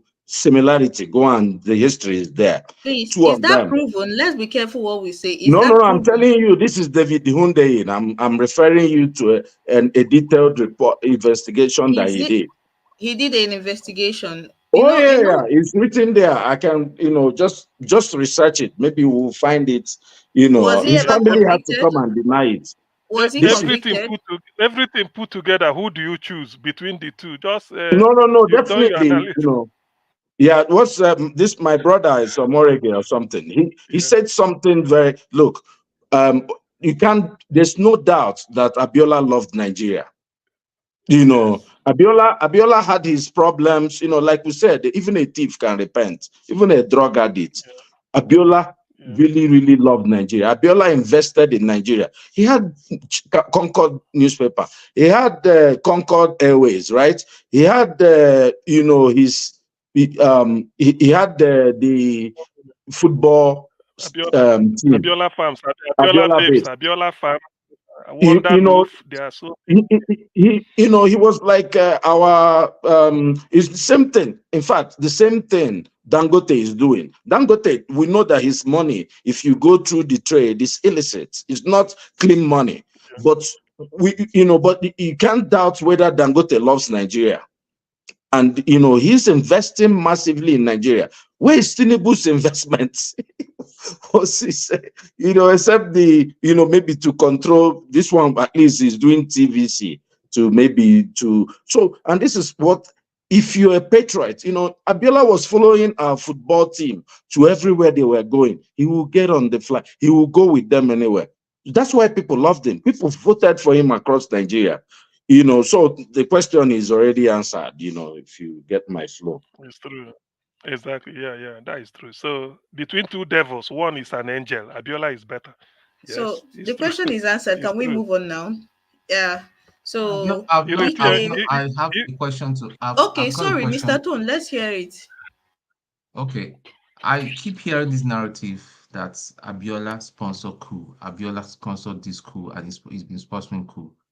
What I want to ask Mr. Abba, do you have a credible evidence that he sponsored any coup?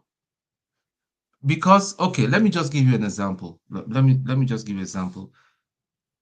Prior to the time I joined the academy, don't waste your time. I'm not going to answer anything. Don't waste your time. You can talk it tomorrow. I'm not answering your question, so don't waste your time. We are just wasting your time. Let me just address this here, because most Nigerians like character assassination. When you're successful in Nigeria, I'm good with you. If you come after me, I will come after you. I don't mess around. You should know that. Make my opinion. I say I'm not answering your question, right? If you go that route with me, I'm going to go another route with you. I'm not answering your question. If you go that way to become a lawyer, I will go after you too. I don't like go how there this with me. is going. I don't want this forum to be close your question. Don't worry about I'm not mentioning. I'm not okay. Let me say this, Mr. Tom. Just one. Can you allow give me 30 Let me seconds. finish now. I'm not talking to you. 30 seconds. You continue. Generally. Okay. Let you continue. What I just want to address here. I'm not saying that Abiola. I don't know him. He's not I'm not related to him. I know that. But what I just want to say, I want to put out there is, there's a trend that we have seen that when somebody is successful, people try to pull him down or try to connect him to something that is not legal in Nigeria. That's just us in Nigeria, whether we like it or not. Abiola may be a criminal or may have engaged in one criminality or the other. There's nobody that is entirely 100% clean in Nigeria. Two, and that thing that people, this statement that people make all the time, that he has sponsored coup. There is till today, there is no evidence to support that. People just, I don't know where even that rumor started, that rhetoric started, that Abiola, all the coup that has happened in Nigeria, that he's the one that sponsored it. I personally, as far as I know, I don't want to go into some details, okay, for security reasons and otherwise, and respect some personalities, because I'll be forced to mention some name. Abiola, yes, he had friends in the military. Abiola never sponsored any coup d'etat. Let's just get this and have peace. If you say he was a womanizer, maybe because he had many wives. If you say now David Hudein, I read that he said he was. I read that piece and all that. It made sense. I don't know. ITT, whether he cheated Nigerians out of the money he made from ITT, maybe. Where are you going with this, really? Where I'm going with this is that Abiola did not sponsor any military coup. Let's just Abiola did not sponsor any military coup. Yeah, He did no as not far as problem. I sponsor know. any coup. Yeah, I hear Okay, respectfully, no you. Mr. Abra, problem. I'm There's I not hear no, attacking you. you. Let's That's your move opinion. this. I'm not Let's attacking move you. this So on. let's just get it right. With all no, due it's not. respect. I didn't say that. Though. I don't know if I don't know Let's anything move it about on. coup. Let's move I, it on, I gentlemen. As far just as So I quoted know, David Dundein, let's I move agree and as with this his far as her. I on, support. know, what please. I know, I agree he with did not, her. I yes, agree with Can we you. move this I he had agree. on? friends that Can we were move high, this? yeah. Can we move this on, I, please? Move on, move on, move on. Let's you people were asking for us to get back to the protest. So I don't even know what's the whole excitement about Abiola all of a sudden. Anyway, Yeah. back to the protests. Wike thinks he's still in Port Harcourt. Now he's trying to make Abuja his new Port Harcourt. He's issuing directives left and right. Don't do this, don't do that, we'll do this. He's always had issues with the senator for FCT, Ireti Kingibe, and now it seems this protest has afforded him an opportunity to try and stain her white. And so I want to hear your opinion. What do you think? Do you think he's finally found his golden opportunity to taint Ireti Kingibe? Do you think he has anything on her that will stick? What are your thoughts? Let me start from top to bottom. Mr. CM, you going first. well, as far as I know, the Wike that has that people know, or Wike that is in the public domain, is talking nonsense. I don't believe anything Wike says, to be honest. Ireti Kingibe is so disciplined. The way I look at the woman, to even the fact that she's replying Wike is even a minus. Certain things he should just ignore Wike.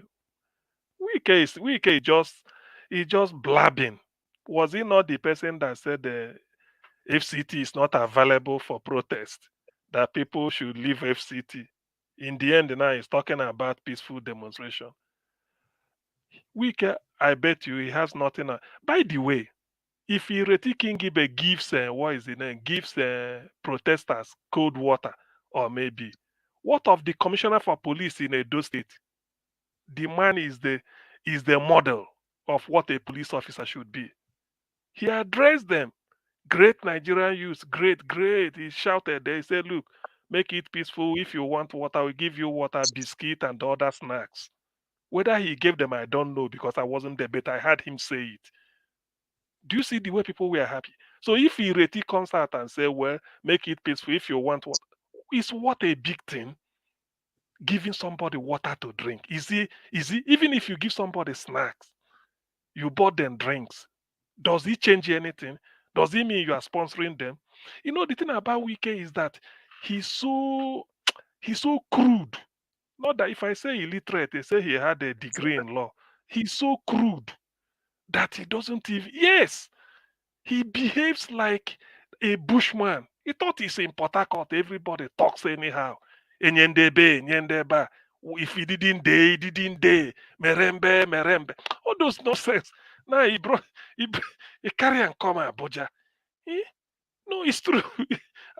according to Dele Mamudu said Abuja is the diplomatic city Nigeria has because all the foreign missions are there, unlike what you do in Port Harcourt. He said you need somebody who is more of a diplomat, though being a minister. How can Wike be talking all this? Eh? If he goes to Motor Park, see the way he'll be talking to Agbero them, as if they are we. You see, this thing won't be here. You have to clear it. CFO, go to court. Those type of thing now. You see, that guy is, to me, if Tinubu should do cabinet reshuffle, Wike should go.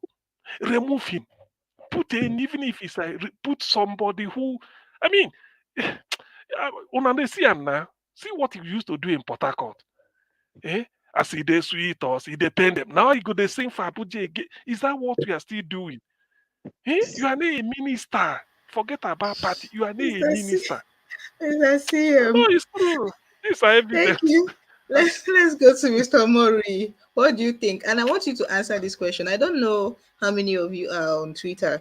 Before yesterday, okay, it's yesterday now. There was a so-called memo that leaked where a police officer was allegedly warning that Wike is cooking something, that he's trying to pin the protest on Ireti Kingibe, and then the following day this happens. What do you think? Do you think they are interconnected? What are your thoughts? And I'm timing. Oh. No problem. I'll make it very short. I want to attack my friend first. Fear. You see, we have to be very careful the way we go about these people. I want to remind you of we had an altercation one time over Wike. I told you the way Wike was going. Wike was we were preparing a monster. Yeah, I remember how you answered me then that he was doing a dirty game. That the game was so long as you could think then the game was favorable. You know, because I told you, this that you could start blaming Wike. That is right by the wayside. And that was another forum entirely. Today he has become a monster. We all prepare Wike to become the monster that he is today. We clap for him to become, because he was building bridges, extorting money from Port Harcourt. We thought he was the best leader Nigeria could ever had. A lot of people even supported this idiot to be, sorry to say, this monster to become our president. Then he came up with the issue of South-South. I told you guys that this guy wasn't interested in South-South. He was interested in his own personal ambition. You guys attacked me then. My friend, especially CM. The answer then was that the game he was playing was favorable to our own interest. And I cautioned you. Today, look at what he has become. See, these people have no thing to say. So all they know is propaganda. From one propaganda to the other, they have no meaningful solution to what is happening, to the issue at stake. So all they need is to accuse people like Peter Obi is responsible for this. If somebody gives water to protesters, what does that mean? But the people in charge, like CM was praising the commissioner of Edo State. Don't be surprised that this time they will fire that guy. Would that be removed from Edo, either redeployed or relegated to the background? Because the chairman of all criminality in Nigeria is in charge. He doesn't want people like that. If people he can work with are the likes of Akpabio, the Wikes, and the Biamilas of this world. You know what? Biamila was a lawyer in America. He lost his license in America. That is the chief of staff you have today. So the chairman of all gangsters is the one in charge. So he cannot work with people like that commissioner of Edo or the TDB. Those people, the likes of Peter Obi, they will continue to get blames. The my only concern here is if I were Peter Obi, I won't take any of them to court, and I won't even deny what the allegation, because they are reminding me what I'm supposed to do as an opposition. So it doesn't really, I don't see it as allegation per se. They're looking at like the Johnny man, they're looking for who to hold up to. They're looking for somebody to drag along, to push their blame on, instead of tackling the solution and the issues at stake headlong. They have no solution. They have nothing meaningful to offer than to come up with unnecessary propaganda and accusation. That is my take. Thank you very much, Mr. Mori. Mr. Tone, you think Nigerians made a monster out of Wike? You think we cheered him on and now we have created a Frankenstein we can't control? Wike has always been Wike. He's a low-life, classless tweet. It wasn't made by Nigerians. It's just that he got celebrated in Port Harcourt, and he thought that Abuja was going to be another Port Harcourt for him. That's what he's doing. Same thing that Tinubu is doing, thinking that the federal level is Lagos. So Wike, for me, it's a matter of time. He will be put in his rightful place, and his rightful place he should be rotting in jail. Thank you. Thank you very much. So, Ma'am Grace, Wike, Ireti Kingibe, and Abuja, is it a battle of the sexes? What do you think? You think he's going so hard at her because she's a woman? Or are there other things we do not know that are playing out here?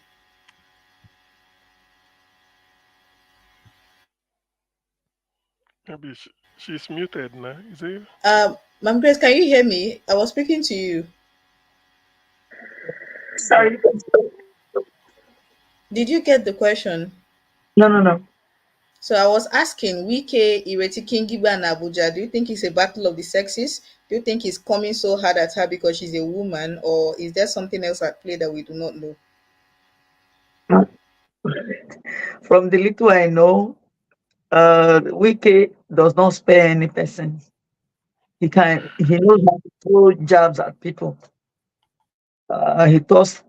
I don't think he weighs his words. He talks carelessly, and trying to indict Ireti Kingibe is not relevant because woman has not done anything wrong. She's a mother. Apart from being a woman, if she's showing kindness, there's nothing wrong with that. If truly she did give water or give food to the protesters, there's nothing wrong with it. So for him now trying to pick on her, maybe there's something, it's called he's trying to settle with her. But whatever it is, I know that Kingibe has a clean record. When I mean clean record, she's not as careless as he is. Because Wike is just looking for who to point at. He's also trying to pinpoint at Peter Obi. That Peter Obi was out chatting with the protesters and the rest of them. Meanwhile, the man came out to defend himself that he was in nature on that very day he mentioned. So it is not relevant. It is not something to talk or discuss about. Just trying to make mouth. Just we saw what happened between him and the governor of Rivers State. The man has no shame. That's just my conclusion. Thank you. Thank you very much. Mr. Jonaba, what do we do about Wiki? What do we do about that man? Nothing. He should continue to take his medication for his diabetes and all of that. That's all he should be doing. I don't know why he's there. He's supposed to focus on his head when and all his Agboro and Akpabio that those who define legacy of Tinubu. I don't know why all those people lousy, careless talkers and this is the kind of Nigeria we are seeing in 21st century. All of them supposed to be on medication and stay away from the public. Very much. Mr. Paul, welcome. Before I come to you, let's hear Mr. Odi. Mr. Odi, what do you think is going on in Abuja between Wike and Ireti Kingibe? Um, Mr. Jonaba is shocking me this evening. You know, he's on the well. We thank God for him. But anyway, Wike, let me talk about Ireti Kingibe. You know, I think I have a slightly different view of her than most people. I think she's just a regular Nigerian politician. I don't think she's different from Wike or Tinubu or anybody. It's just that she has not had the opportunity to do her own thing. These people have been in that Senate. We've not heard anything from her. People were, look, Nigerians were just looking for someone we can sympathize with. Look, how did we get Wike? Because we just wanted I think Nigerians wanted somebody who would be against Buhari. We just wanted some sort of opposition. No one wanted to be an opposition. No one had a voice to speak against Buhari except Wike. And people just got endeared to him. Ireti Kingibe, remember the first interview she gave? She was hand in glove with Akpabio. She came and she was the one Akpabio sent to give after Akpabio said he would send prayers to their inbox and their bank account. Ireti Kingibe came out, had an interview, and defended the man. Now it looks like they don't want to bring her into the group so that she can chop. Now she's not crying. And then we are supposed to start feeling sympathy for her. Come on, look, 2020 election, most people just wanted to be, and he went to Labour Party, and people just voted whoever was in Labour Party. All of them are the same. Look, if they settle there, don't be surprised. Mark this here. Before we get to 2027, let's say Tinubu does one or two good things, which we hope that he will do. Ireti Kingibe will be in APC by 2026. Mark this here. They are all the same people. Thank you very much. Mr. Paul, welcome. Oh, thank you. I am so tired this week. I choose just to stay away. But when you talk about Wiki, you just wake me up from my bed. You understand? To make comment. Truth be told, you see, if you look Wiki very well, Wiki is reflecting one thing that is going on in Nigeria that I have never seen anywhere in the world. I travel a lot. Do you know in Nigeria you will never see any trailer driver, Molue driver wear eyeglasses? Is it that nobody hide the worry for Nigeria? You understand? So Wike is just the one that is just being real among equals. You understand? Like the only one that wear glasses. Now people will say, no, I'm not going to enter this my motor. Like say I the pay now because he's the only one that is real. You understand? Among equals, nearly every one of them, they're all just the same. But Wike is just being organic. Then talking about Kingibe, let me tell you, all this spoke my mind. You understand? The position of Wike is the one that is acting. Wike is the governor, is the deputy governor, kind of, because the president is supposed to be the president and the governor of FCT. So because of the president have a lot in his hand, so he deputized that position for Wike. And Wike is doing his work as a governor. The senator is there to make laws. They give them one small chop constituency project. And that money that they give as constituency project, they give you the senator. The money that they give you from the assembly, what are you doing with your own constituency project? Why are you interfering in the position of the governor, the one that the governor is doing? Let's be fair. Let's be real. You understand? This woman has been there in the house. What bill is she pursuing that will shame other people that she's trying to pursue this bill? These people, this one don't want to sign it. This one don't want to sign it. This one is trying to kill the bill. You understand? If she's doing something like that, then we will say, yes, she's in the house, she's making headway. Remember, Ireti Kingibe has contested 4 times and lost.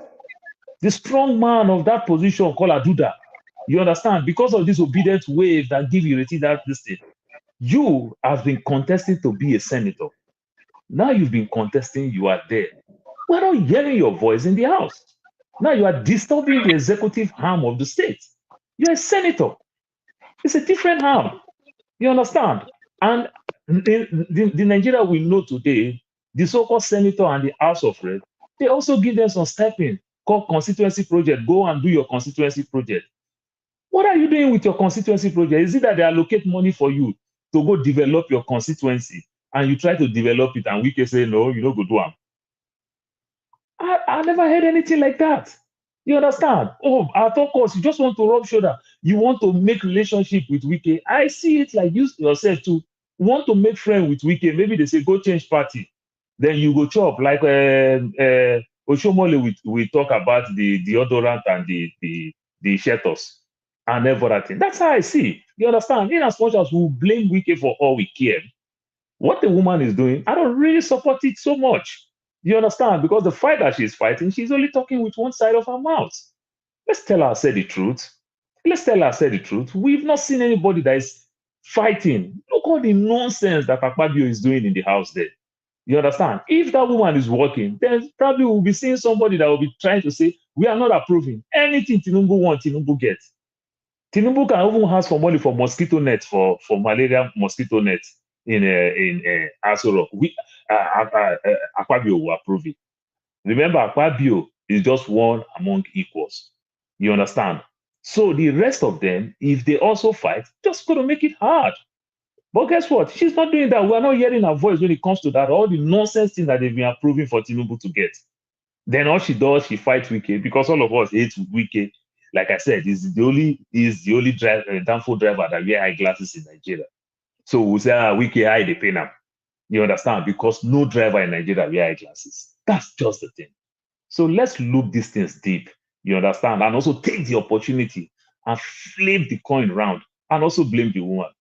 What are you doing with your constituency project? All the allowance money you get from your constituency, what are you doing with it? Is it that Wike is denying you to work with the money that they give to you? These are the things I want to know. Thank you. Thank you, Mr. Paul. Awimborn, Akwaba, it is saying Ghana Muhu is saying. So welcome. We are talking about hello. we're talking about Wike, Ireti Kingibe, and Abuja. What do you think is going on? What are your thoughts? You mean Wike, right? Yes, I mean Wike and Ireti Kingibe, and their thoughts were in Abuja, their fight and Everybody, accusations and counter accusations.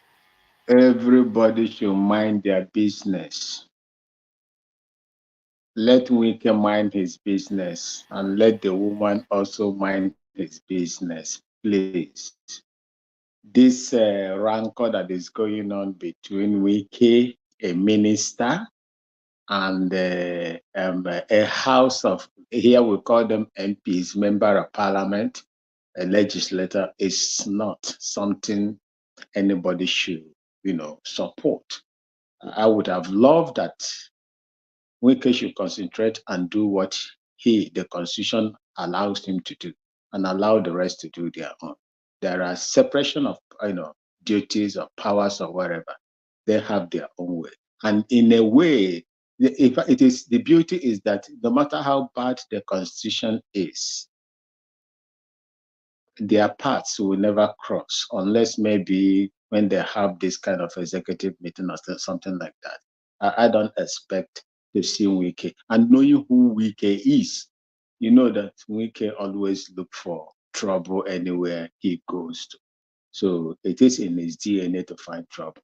But I hope that the woman, none of them, I will not vouch for any of them, but I hope that the woman will just, allow Wike, or Wike should allow her to continue to do her work. So that is what I would like to say about that.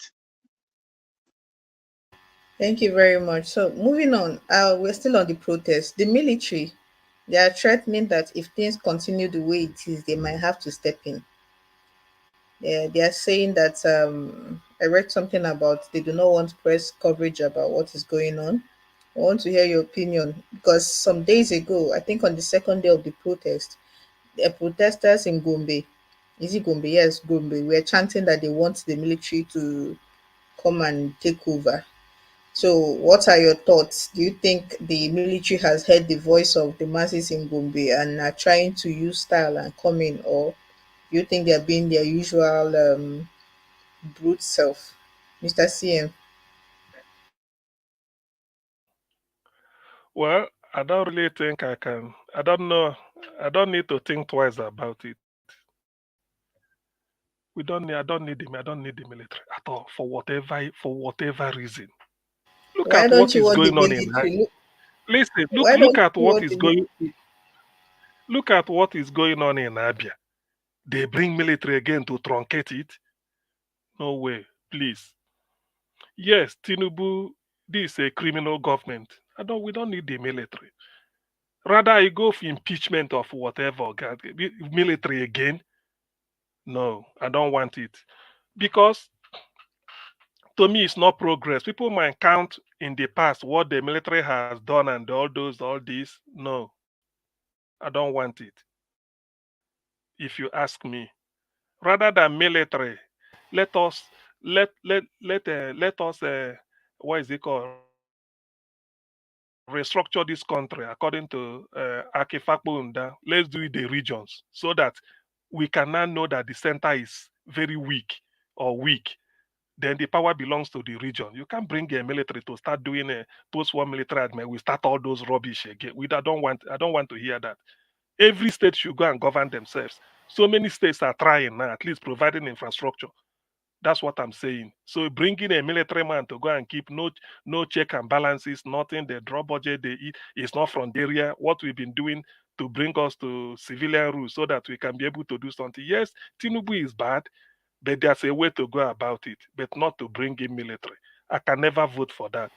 For whatever Thank you. it is worth, I don't want it. If only for Abia State, I don't want military. Thank you. Thank you very much. Mr. Tone, this is your turf. What do you have to say? Do you want the military back? Do you think they are interfering? What are your thoughts? What's the difference between a bad military man and a bad civilian? What's the difference? I don't see any difference.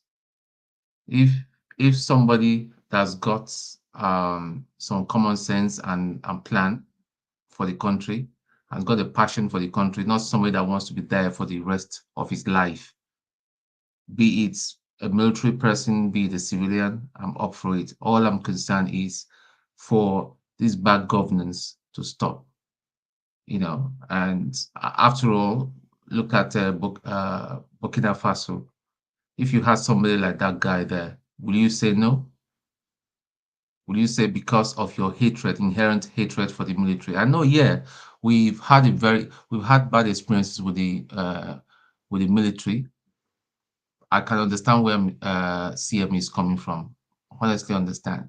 But if we have somebody as good as that guy in Burkina Faso, why not? I'll be up for it. And all these are attachment to the United States are is not done us any good. We need new alignment. We need new cooperation rather with because America, what have they helped us? They know and have all the doors here about Tinubu, but they held it back. Did they do anything? They didn't do anything. So maybe we need to try something fresh, something different. And it seems all the leaders we have are just the same mindsets, and they are aligned to the same because see, we are talking about Nigeria. The bigger picture is international politics. How are we playing it? Tinubu is just clueless. Whenever he goes out of the country, don't you see as he just sits he just stands there behind and all that. He's just like clueless. So that's my position on that. So military or no military, but it's about a good person that knows what he's doing and love the country. That's it. Thank you. Thank you very much. Ma'am Grace, I'd like to hear your thoughts. Do you want the military back? Do you think they want to come back? What are your thoughts? I think I support the last speaker. The most important thing is just a good person to govern us or take care of the country. Look at the case of what took place in Senegal. The man that eventually became the president was not actually going for it. He was in prison. His friend was supposed to be the one to contest, but he allowed his friend, he supported his friend, and the friend got the position of the presidency. The military coming back based on the past experiences that we had in the country. It has not gotten to that position yet. The most important thing is for us to have good rulers to take care of the country, and things will be in place.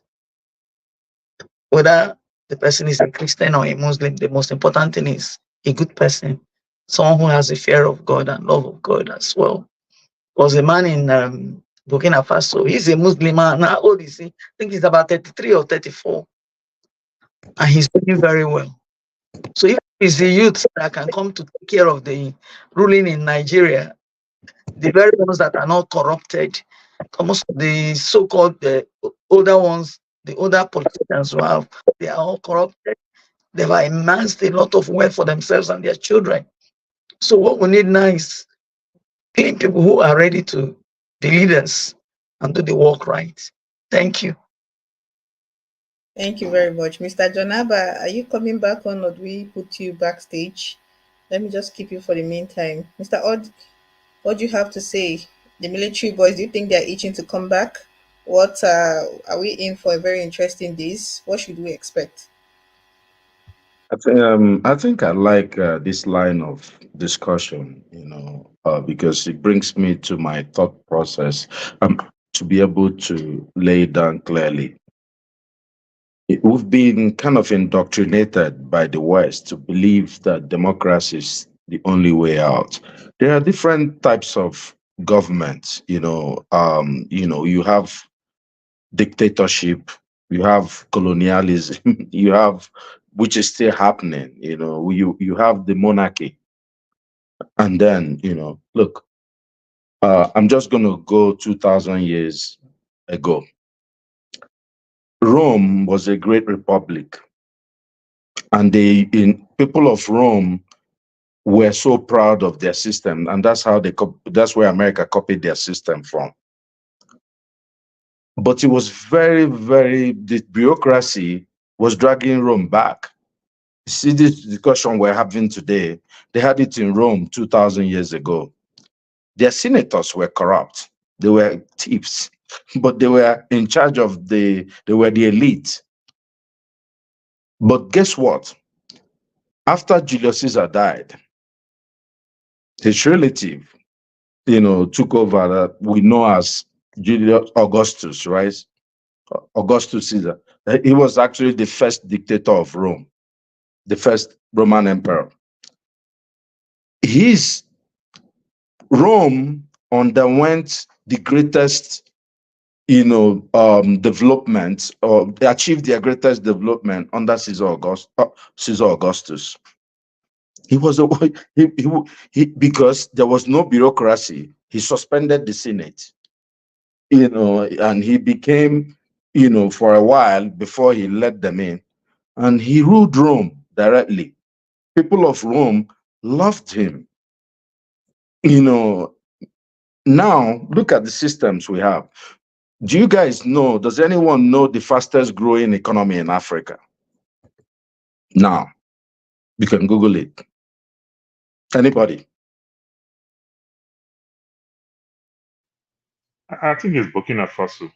It's actually, it's Niger. Niger Republic. Somebody help us Google that, or do we move on first? I have my hands full.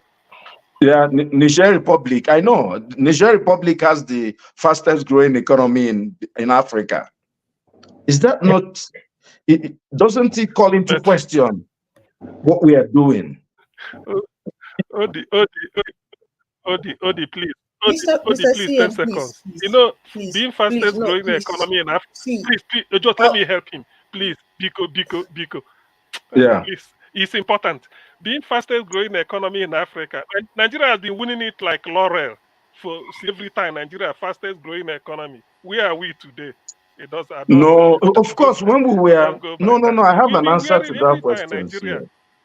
No, CM, I don't think you can derive data like that. When Nigeria was the fastest growing economy, it actually, under Obasanjo, and going to good luck, life was good. Nigeria, before the transition to civilian rule, lecturers in the universities were suffering. When Obasanjo took over, do you remember when people were buying pure water or pearl? Life became good. It was creating a real middle class. That's what, if you expand your economy, bring in more, there's no middle class in Nigeria anymore. Well, we're going by data, right? I can't say, I think I like how Seychelles is moving or South Africa is doing. We only go by data. What we're talking about types of government. I was a little concerned to see Russian flags in Kano. Because the last thing and that's why, personally, I think the military should be really, really a last option. Because Nigeria is so big and dominant in Africa that the West is not going to let Nigeria just go to Russia like Niger went to, and Burkina Faso. They're going to give people arms, and there are people in Nigeria, many of us don't like each other, and if people are giving arms, people will go to war.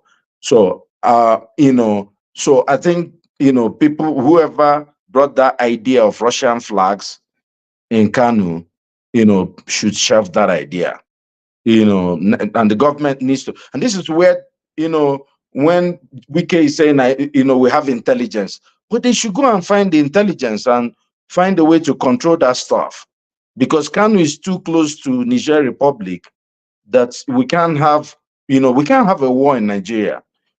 Personally, what I think, Tinubu has an opportunity.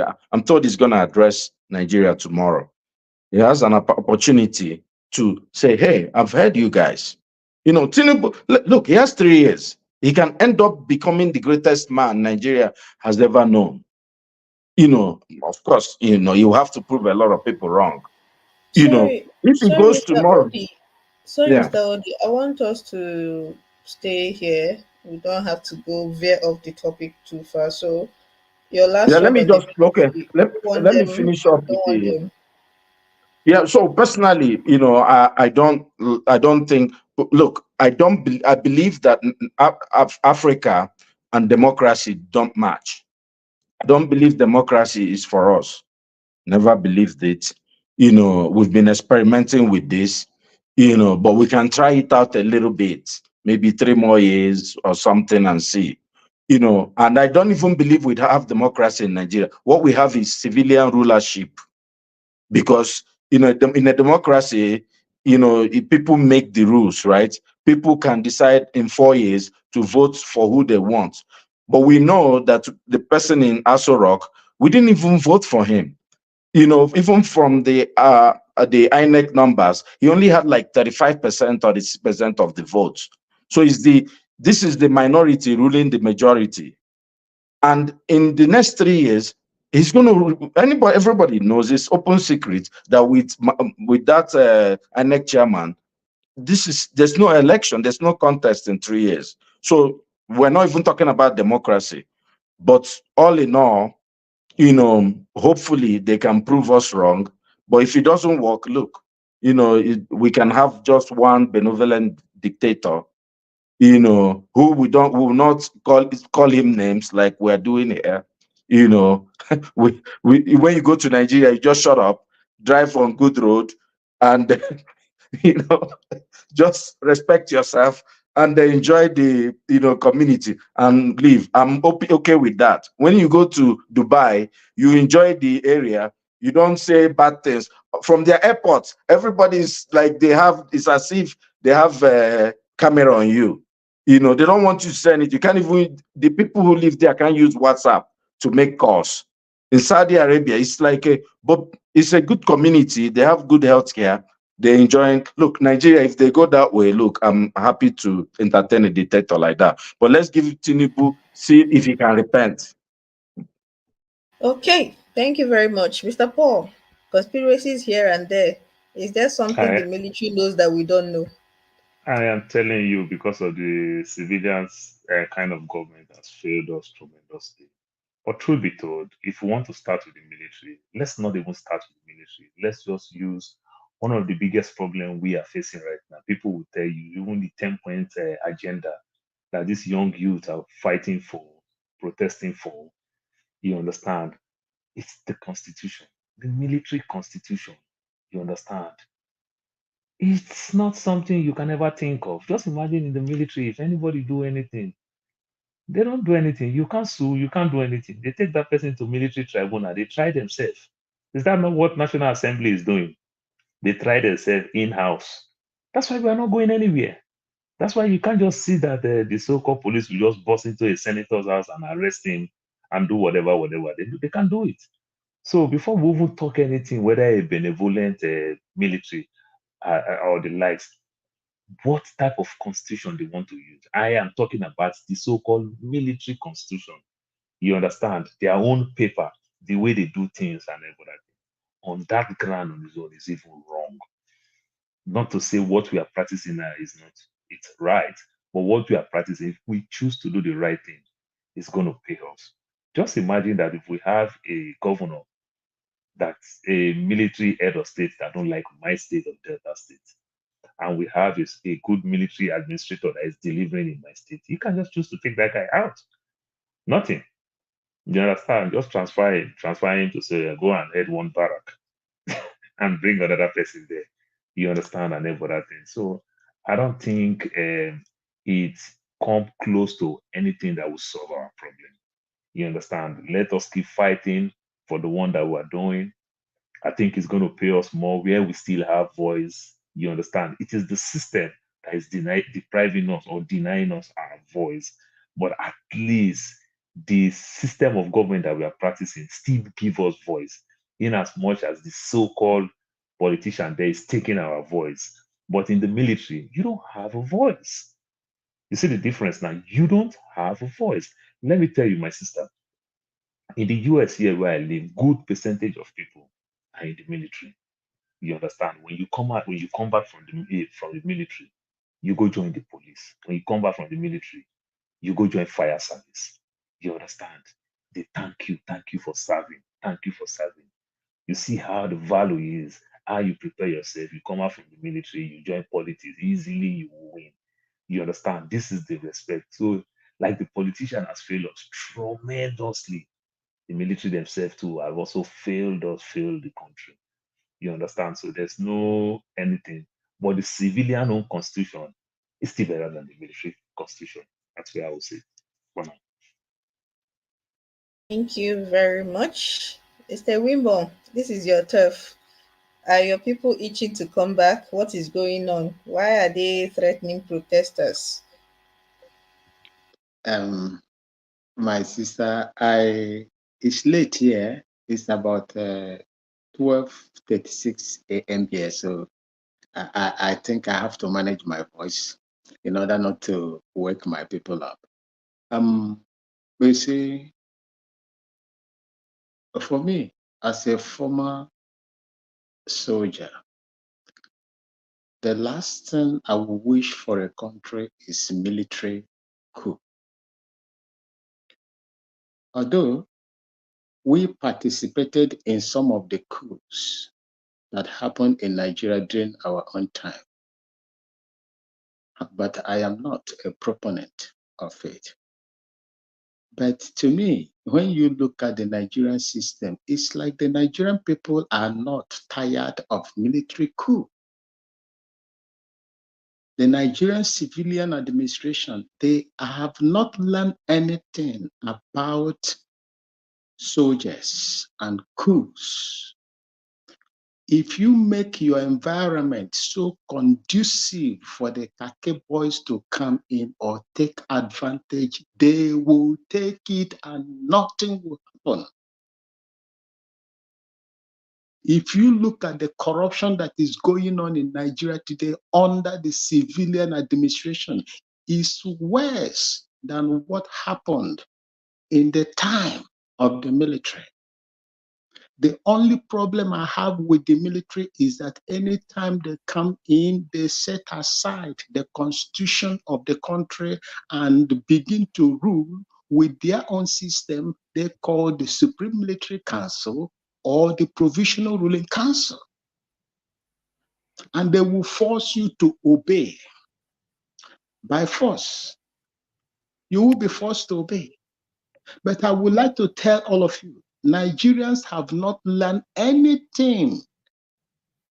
They don't have any experience. They have not. They refuse. It just. I do not know whether it is some kind of they just refuse to learn from the past. If Nigeria really understand or know that the military has no place in the society apart from their constitutional role, they will not do anything that will enable the soldiers to come in. If the soldiers comes in right now, it is the fault of the Nigerian people and their corrupt criminal politicians. Thank you. That is all I have to say. So what of Abacha loot? Abacha loot, is that not a legacy of military? Abacha Yeah, your loot. brother saying at midnight. Why you see they find trouble for midnight?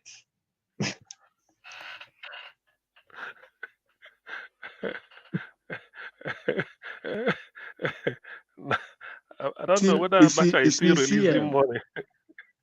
Yeah. You see, CM, the fact is this. Abacha was corrupt. But is it not, there is a man that have said something. There is an expose that is going on in Nigeria today. Oh my God, I didn't even know I was not audible. Yeah, you were not. Are you done with your submission? Yes, there is something CM said that I want to respond to, please, if you permit me.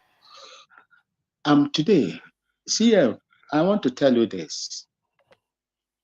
A country or a group of people that refuse to learn from past history are doomed. if you look at combine all the monies that these civilian politicians has taken from the Nigerian revenue bag or pass and compare it to what the military took, you cannot equate them. As we speak, CM, you know, there is something that is going on in one of the banks in Texas, United States, as alleged. That is $60-something billion that is sitting down over there, if at all it is true. $60-something billion. And there are so much that these people have stolen within Nigeria that they buried. Is it not in Nigeria that someone buried hundreds of millions of dollars in a farm in Kafanchan area? The former National Petroleum Authority managing director or something like that set up air condition. The man was practically air conditioning the dollars under the ground. It was a whistleblower that opened it up. These are civilians. These are civilians. But I do not know why our people are so much fixated on what soldiers did. You invited the soldiers.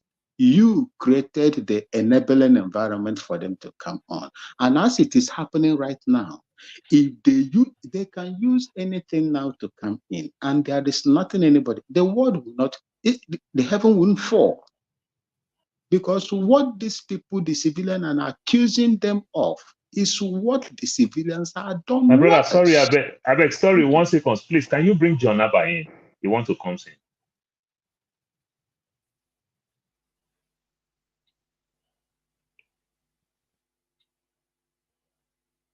Mr. Wimbo, please round up. Nobody know how much Abacha stole. Okay. That is the So, whole Mr. thing. Omuri, welcome back. The question was a couple of days ago during the protest in Gombe State, they were chanting that they want the military to come back, and then yesterday the military is saying that they might have to step in and take over the protest and whatnot. So, what are your thoughts? Do you think this is them positioning for a comeback or what?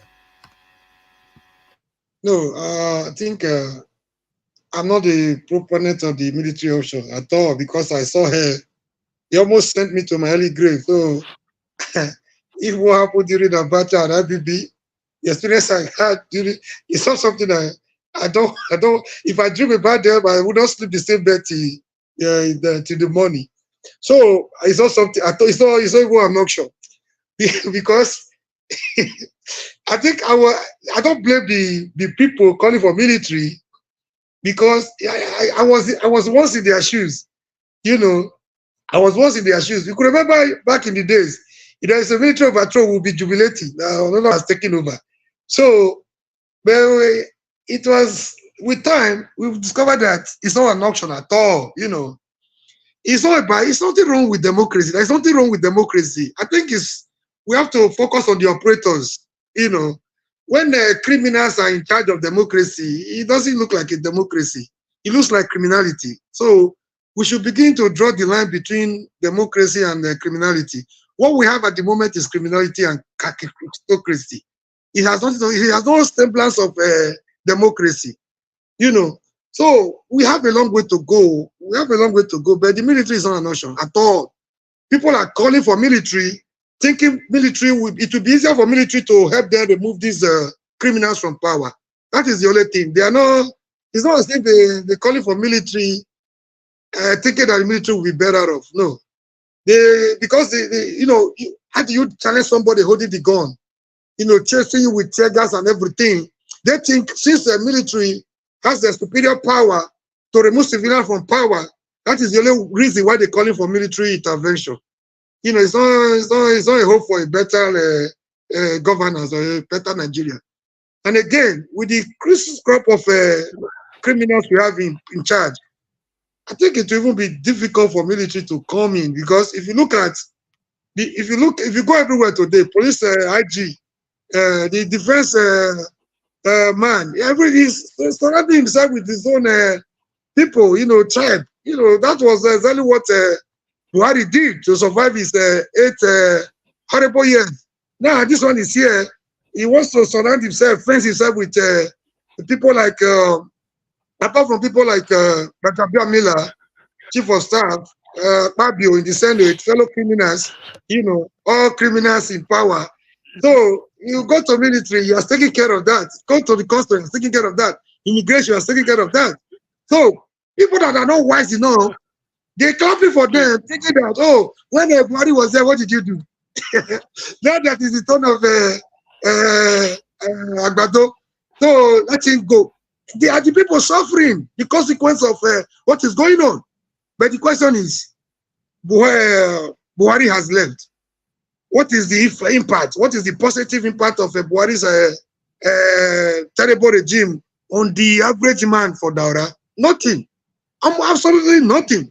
So this one will come and enrich himself and cronies. He will go the same way. So it might even be difficult because they have taken care of those people too. They are taking care of that. I don't know where they're going to come from. I think Obasanjo did great damage in that direction by decentralizing our military system. It will be difficult for military to take over. And if they do, it's not going to be a better option. That's my humble submission. Thank you. Thank you very much, Mr. Janaba. Welcome back. Thank you for joining us again. What are your thoughts? The people calling for the military return in Gombe and the military threatening protesters. What are your thoughts?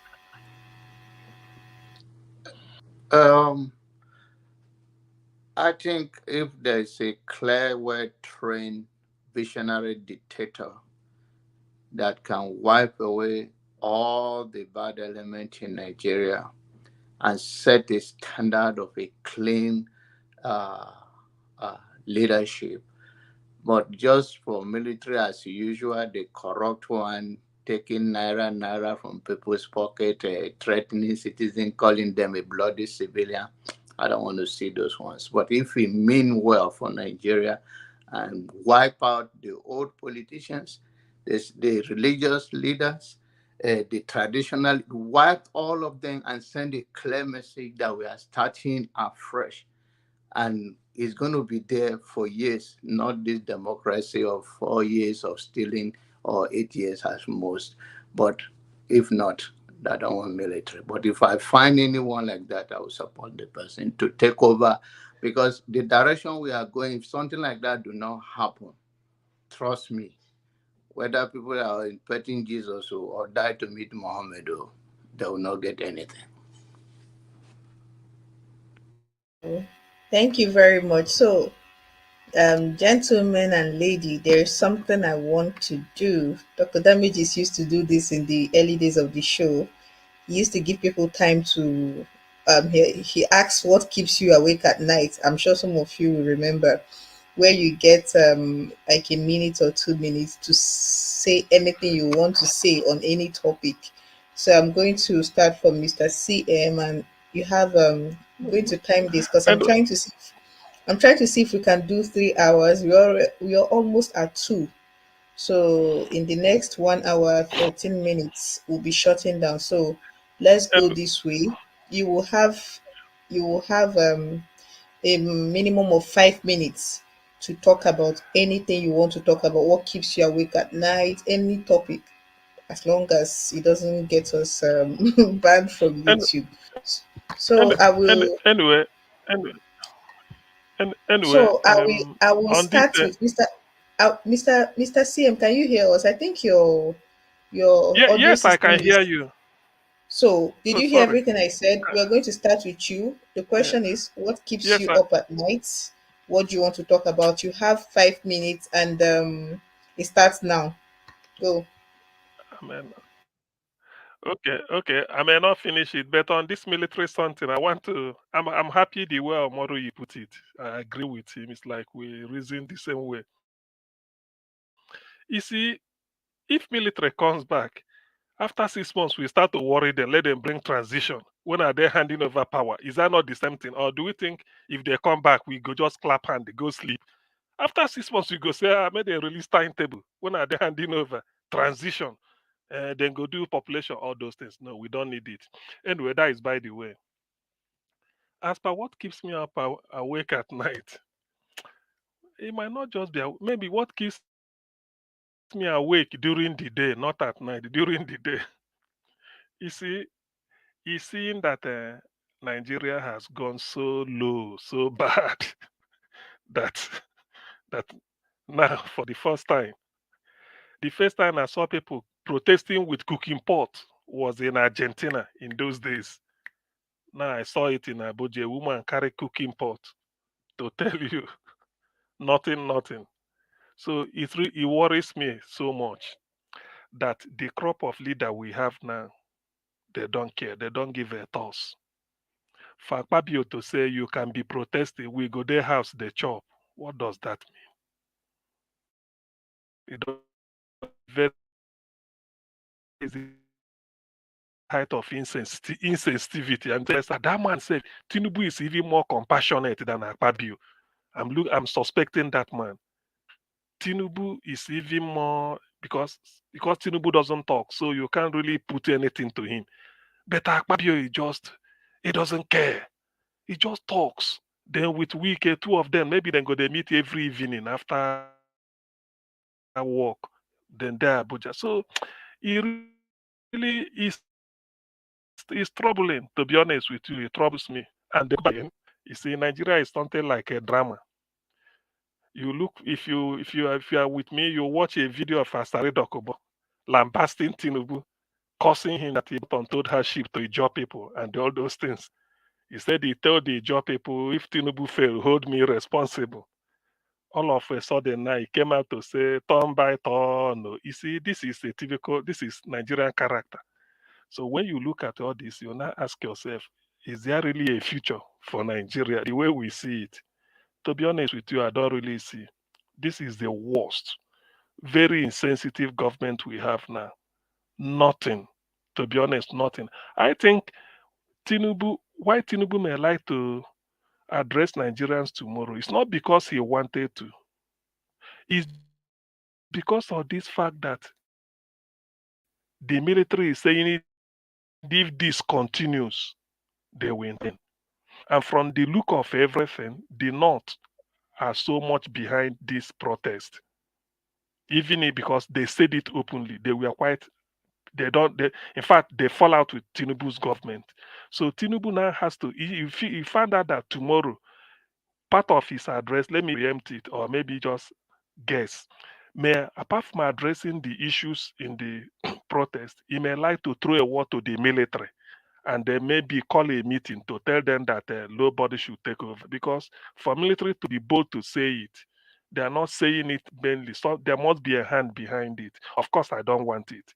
But then what do you do? So Nigeria is really in a very precarious time. I cannot put anything behind. I can't guarantee better, given the fact that Tinubu is grossly incompetent. Otherwise, there are some of the things he would have put in Mr. motion. CM, you have We less have than 1 20 something minute. constitution of Jonathan.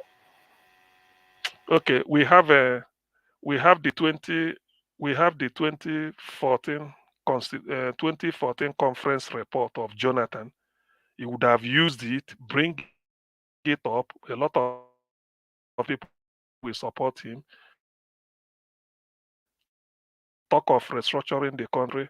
Talk of what is it? There are a lot of things he could have done in his favor. So many things he would have reversed that Buhari did.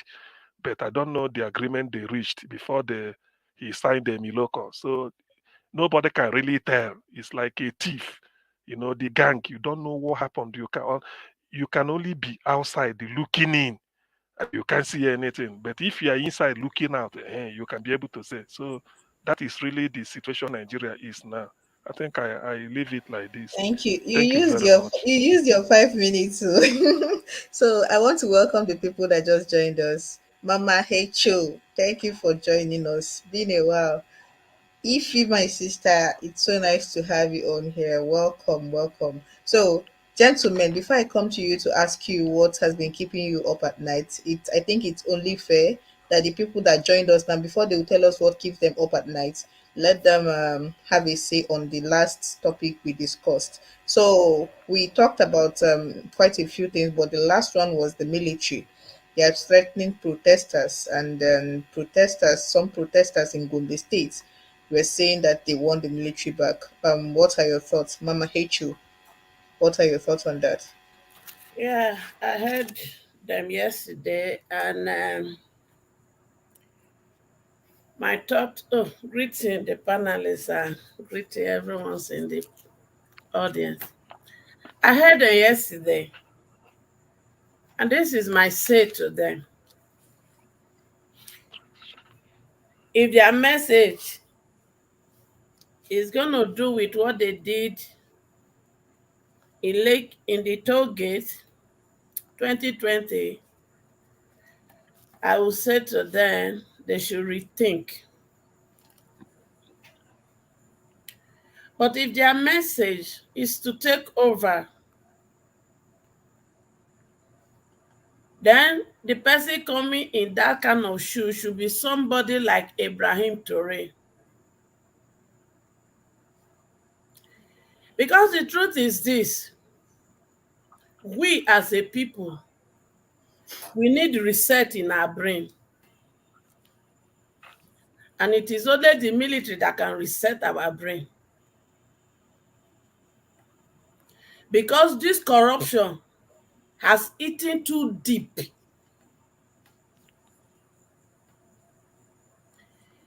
Do we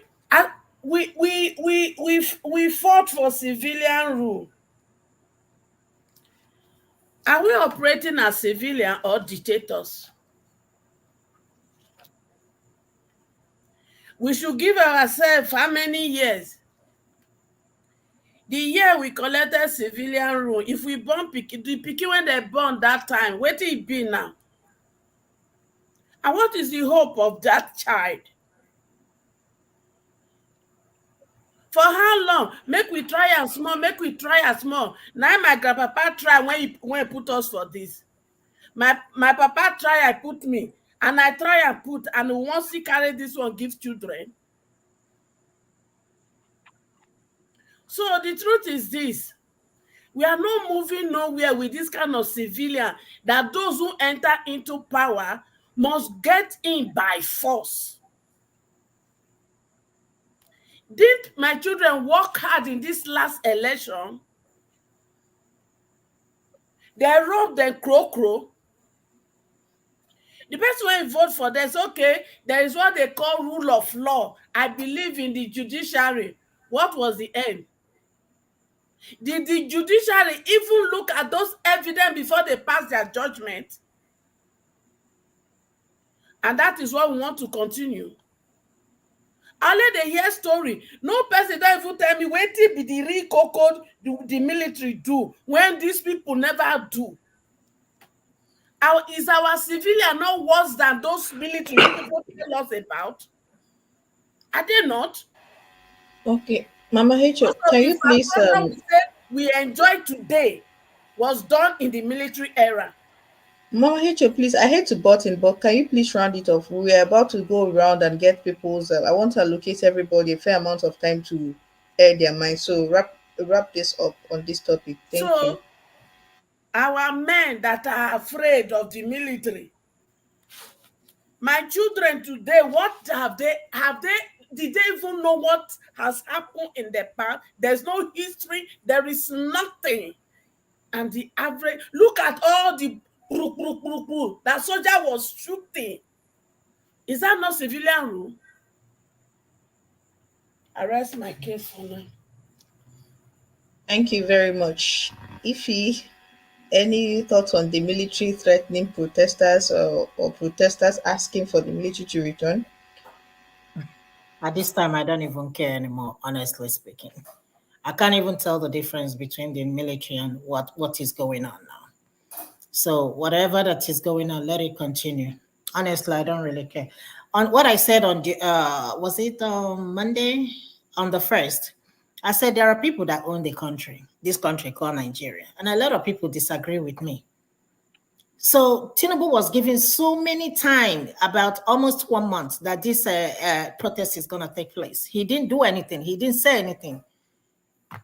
If I say that he's not smart now, they will say that I'm disrespectful.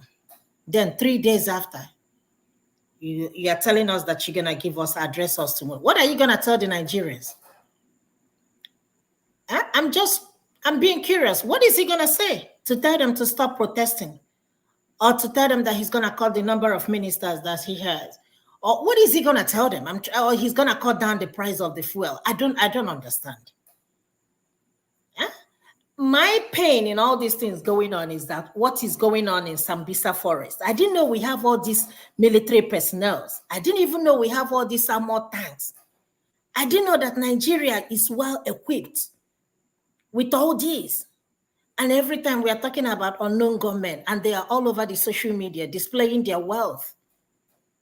And suddenly people came out to protest. Boom! You brought all of them out to be on the street. But the real people you're supposed to fight, you're not fighting them. Instead, they are fighting the citizens. It just doesn't make no sense. So, honestly speaking, sorry, if military wants to take, if they don't want to take, I don't care. Because I can't even tell you the difference at this point. And I'm sure most people can't even tell you a difference at this point. So we move. Whichever one that happens, we move. That's where I am at this point. I don't understand. Thank you.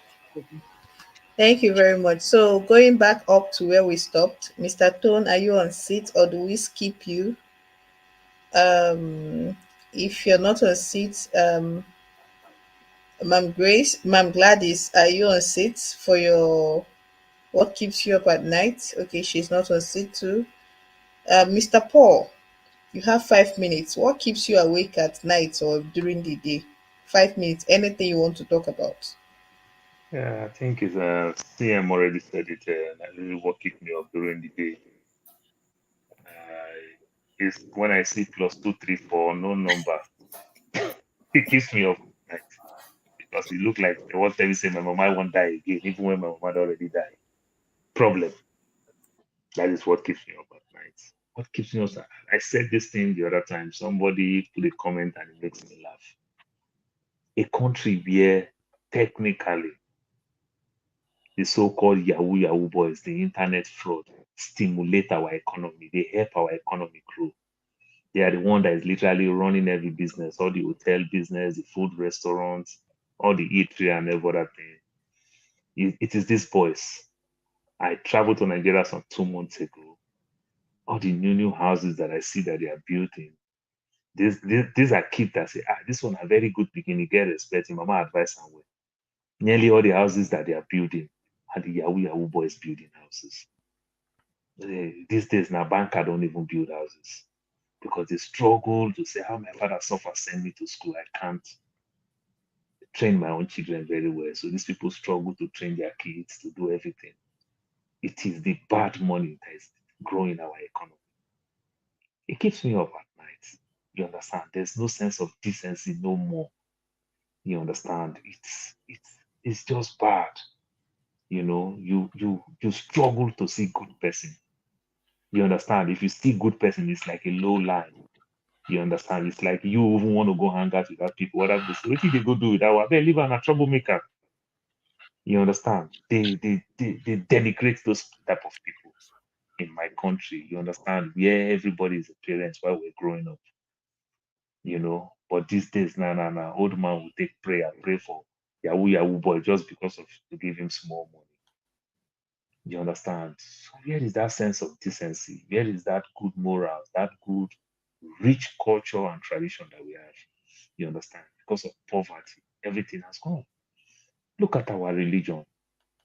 Look at our culture. Look at our traditional thing. Look at these things that Tinubu is doing. All the imam, all the pastors, all the so-called traditional gods and everything. They are protesting. They are doing everything. You understand? It keeps me up at night. You understand? We may laugh over it. But when stranger, people from another country remind us about these things, you don't know how we feel. It touches us a lot. One of my Ghanaian brother is here. He does, but he's also my brother too. I have these very good family Ghanaian friends that used to tell me, Paul, Nigeria don't do this, Nigeria don't do this. Not until we see the fake American embassy in Ghana that has lasted for 20 years. I just called the woman, I said, Auntie Grace, this thing paid me. Ghana don't break our record. Because this type of thing is supposed to be in Nigeria. Do you know how fulfilled I am? To find one thing to talk down on Ghana. Say Ghana have fake American embassy that have lasted for 20 years. I am so happy because every day they find flaws in Nigeria and it's just easy for them to see. You understand? Just go online. You will hear one Nigeria don't do this, one Nigeria don't do that. You understand? So it is painful. You understand? It is painful. You know, try to send my little niece to school. You will call them, little niece and nephew, you will call them. They will tell you, and the person, my mentor, who is your mentor? The person that want to arrange my exam, the person that want to arrange. How will I even say that? The only barbaric thing I did when I was going to school is just to go to evening lesson when my parents did not ask me to go. Maybe because I was thinking of all those beautiful girls, just to go and hang out. Not to come out to look my parents in their face and say, somebody, I will go pay for somebody to help us write our exam. Jesus, I will die 2 times. You understand? But these days now, parents Paul, you carry have their like children to 40 go write seconds, exam. bro. You have like Oh 40 yeah, seconds. I would just stop there. Parents carry their children to go do runs in exam. That is the country. We don't have that type of country. Where did we get it all wrong? Do you understand? That's why you see a PhD that will say, I don't know how to put it in English, but in Igbo, but in Yoruba, but Urobo, they used to say like this. You know that person don't pass through the 4 walls of school. That's why they don't know how to put it in English, but they can say it in their tribe. Thank you.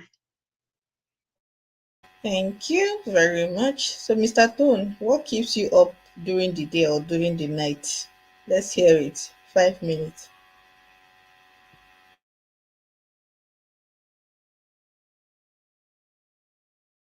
Mr. Tone, can you hear me?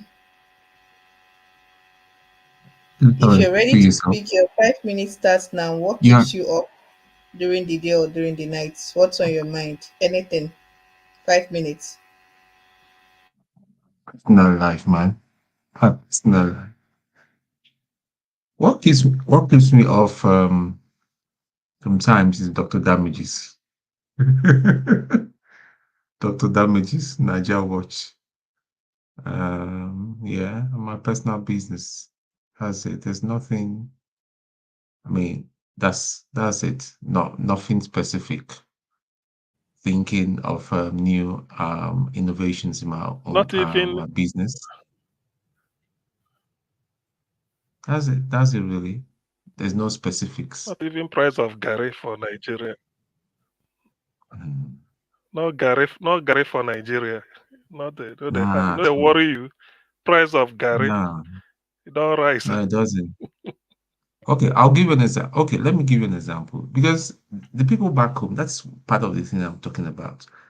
Somebody have been calling me from last week, and I have decided not to pick up the call. So when it became too much, 3 days ago, I decided to pick. I said, okay, call me at X time. Before it was, the person started calling, and I picked. So what does it matter? I was just calling to ask of you. But however, um, I just need you to know I need some help. I said, yeah, I knew what was coming next. Person said they needed to go and do a surgery very urgently, blah, blah, blah. And they've done the surgery before, after uh, uh, the last time they went for the surgery was about 2 years ago. I said, you're going for the same surgery.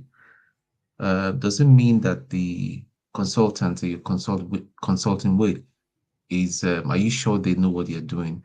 Why don't you? I directed her to go somewhere else for a second opinion just to make sure. She said, no, no, these people are it's a government hospital, it's University of Ibadan. And I said, it doesn't mean that it's not about name, it's about competency. Go and take a second opinion. I will strongly advise you to go for a second opinion. So, by the way, how much do you need for the surgery? Say 1.2 million. I said, okay, no problem. Go for a second opinion. And besides, I don't have the 1.2 million to give you now, but speak to me in some few days and we'll take it from there. Your safety is the most important thing. Even if it is going to be 3 million. She said, no, it has to be Ibadan. I said, listen, even if it's in Lagos, if we have to pay 4 million, I will look for that money. I will get it to you. Early this morning, I got a message on my phone. Hello, uncle. My surgery is scheduled for next Friday. I was like, what's going on? And I was so I was like, so you had a 1.2 million or whatever the cost is, because you can't schedule a surgery for next Friday if you have not paid, in Nigeria. So you had that money, and I asked her specifically, this person, how much do you have? It was like she told me she had nothing. You see our people, whilst you help them, just being straightforward. You see, we talk about politicians, but even our own people, our own family, they are not truthful, and that's just a problem. That's just a problem. The only You thing have we like know 1 is minute. force. Sorry, you have like 1 minute more. Yeah.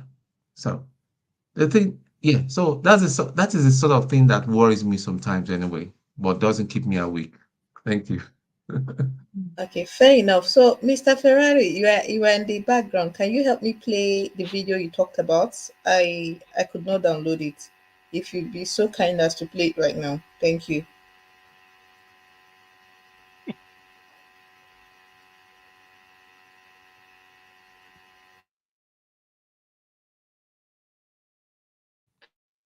Fellow Nigerians, I address you today, not because you people have been calling on me to speak to the citizens of Nigeria.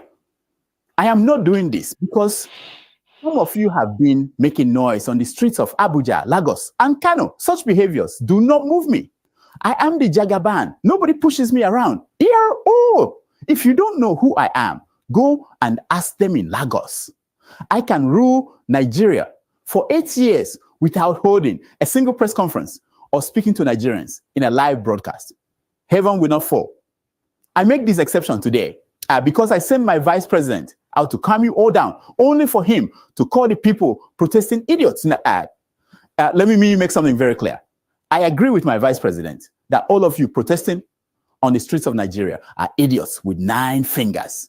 The only respect I will give to you is that I won't stand in front of you and count your 9 fingers. Of course, it is not out of fear, but simply because you are beneath me. I am the Jagaban. If you don't know who I am, go and ask them in Lagos. Out of the goodness of my heart, I took a break from enjoying Amala and Ewedu, as my brilliant brother, Senator Akpabio, is doing, to come and speak to you. Let nobody complain if I say anything you do not like. The last time I spoke live to the nation, I said oil subsidy is gone. 14 months later, we are still dealing with the consequences of that sentence. Still, you all are crying for me to speak. All right, here is the speech as written for me by Bayo Onanuga. I did not add or remove anything from this speech. I am a doer and not a talker. I am the Jagaban. If you don't know who I am, go and ask them in Lagos. Just as my vice president said, you all protesting out there, wasting your sweat and lives, are idiots. If you were not idiots, you should praise us for raising the minimum wage from 30,000 naira to 70,000 naira. That is over 100% increase. I am an American-trained accountant. I know my arithmetic. Where in the world have you seen such an astronomical increase before? Stop converting it to dollars to see the difference in value between May 29th, 2023 and today. You know they chop dollars for Nigeria.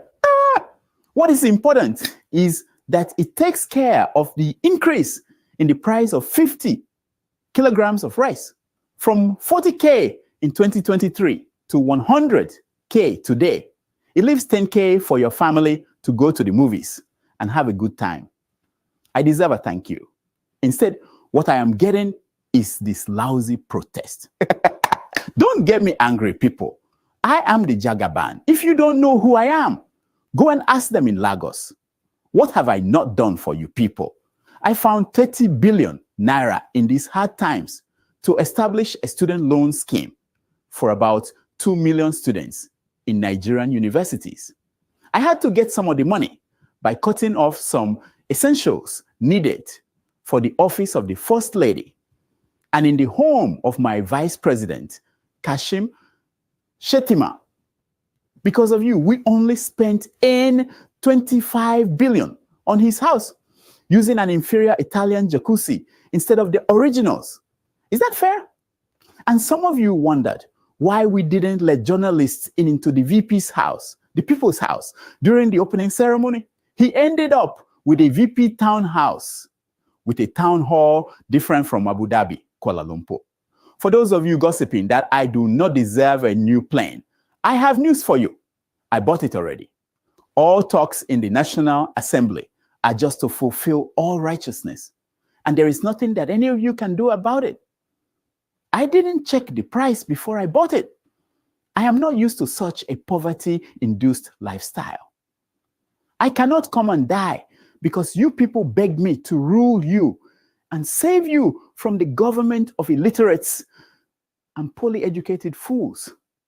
That I am letting the poor breed does not mean I should let them go mad in the marketplace. Am I making myself clear?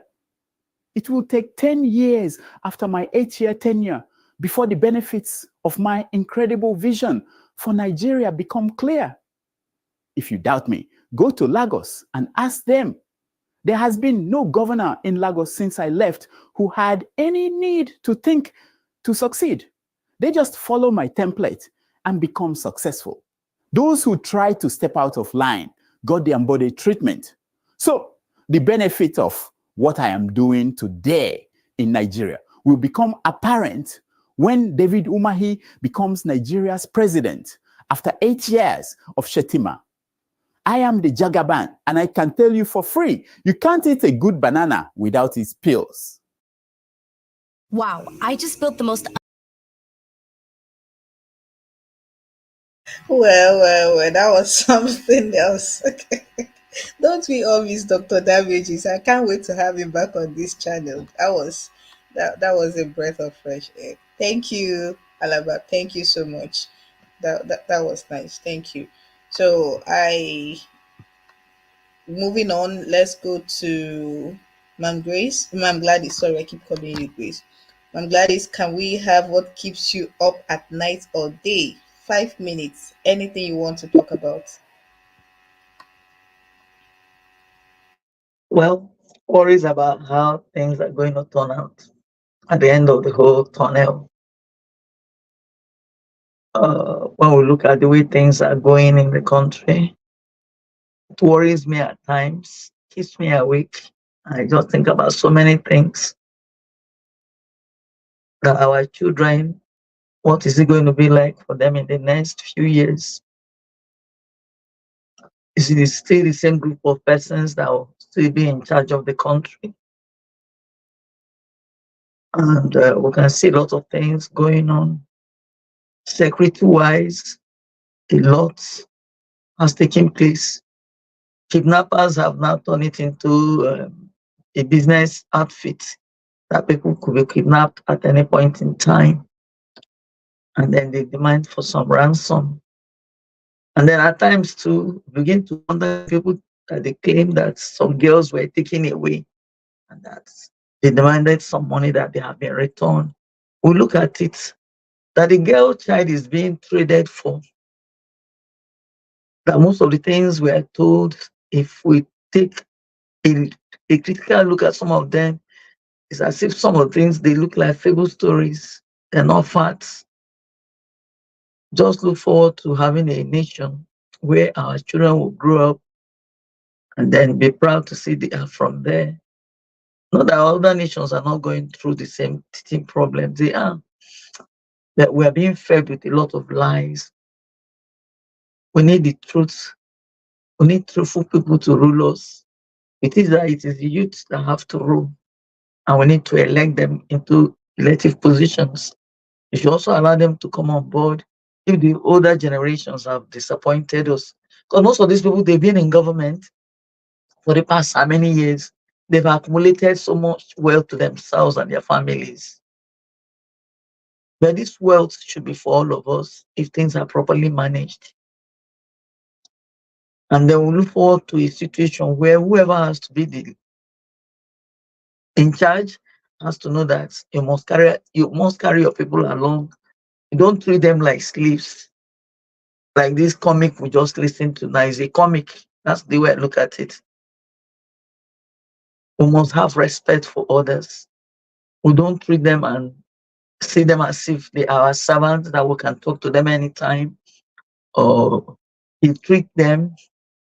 We know that in law of karma, what you think is bad today could become better tomorrow. And whatever actions you have taken now, you shall be judged by the same actions and deeds. My take is that we should be very careful whenever we are in charge of we're taking care of people. That these people we are taking care of, what if they turn around to treat our children the way we have treated them in the past? Even from our graves, how are we going to feel? So we look forward to a better Nigeria where things will be properly put in place, where tribalism, religious inclination should not be the sentiment, but rather that the good people should be elected to be in offices. That is my take. Thank you. Thank you so much. Idimi is up to you. You left like 1 minute and some seconds. Thank you very much. So, Mr. Paul, let's have it. 5 minutes. What keeps you up during the day or during the night about Nigeria? Do I play APC and PDP? I just did my own. Remember? Oh, you have.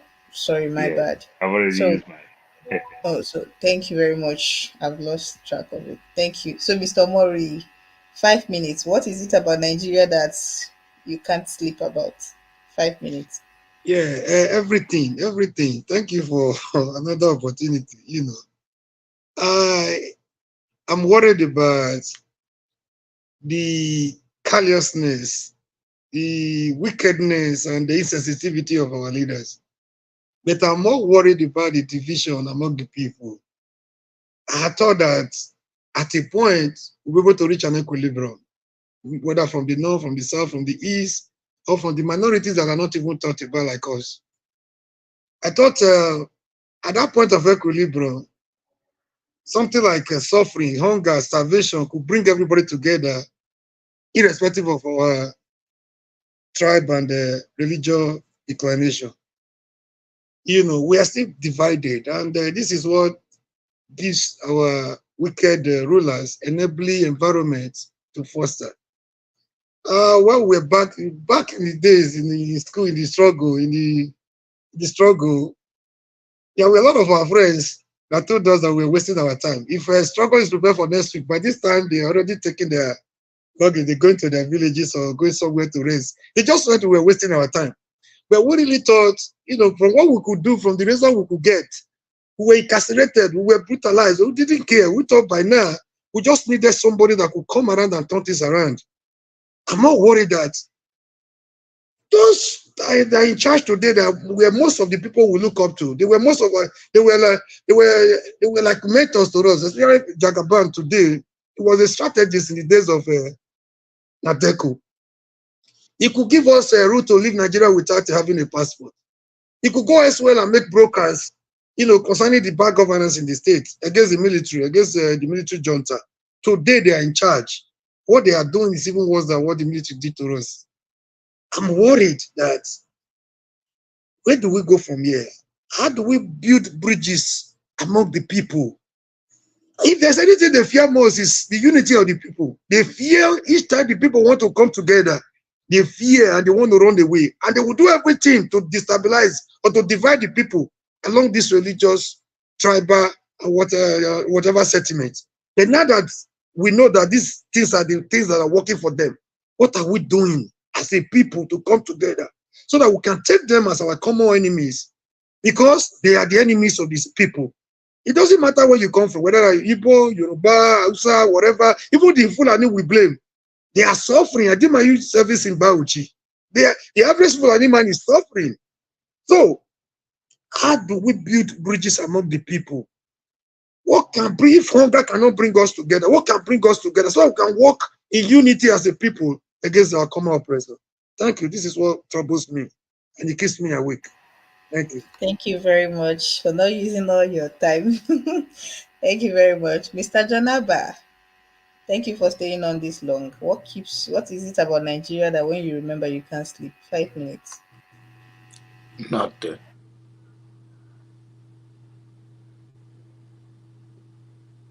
Wow. So we move on to the next person.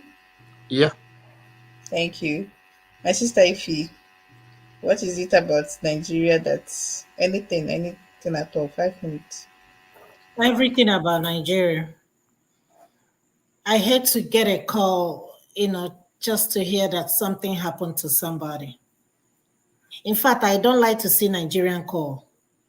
It's not even only, maybe the person is asking you for money, but it's just that, do you know this person died? And you ask, why? What happened? Nigeria happened to the person. I feel so bad. Where common people cannot have access to, healthcare. I said here the other day, Ifeanyi Ubah, he's from my place. He was here about 3 weeks ago during our convention. He was there, he spoke. He went home, went to London and died, from what I heard, healthcare. Imagine an ordinary citizen in Nigeria that doesn't even have access to go to ordinary healthcare center in Nigeria or government hospital. But all these people, most of them are not even in Nigeria because of this protest. I heard all of them left the country. For how long can we continue, living like this? Have you ever seen anybody from any of the American politicians that come to Nigeria for healthcare, for anything? Even their kids to come to school, go to school? None. Instead, they go to Europe. Somebody mentioned about our education. It's nothing to write home about. Most of our people, they go to school in Nigeria, medical students, they come here, they can pass the exam to get a residency. They cannot match. Why? Because they pay their way to graduate from medical school. Because here you cannot pay your way, you have to go to school. What is the hope of any common man in Nigeria? I'm not talking about us here. It's not fair. It's not right. In our eyes, we will watch our president fly private jet to go to France for healthcare. And he will say it with no reservation.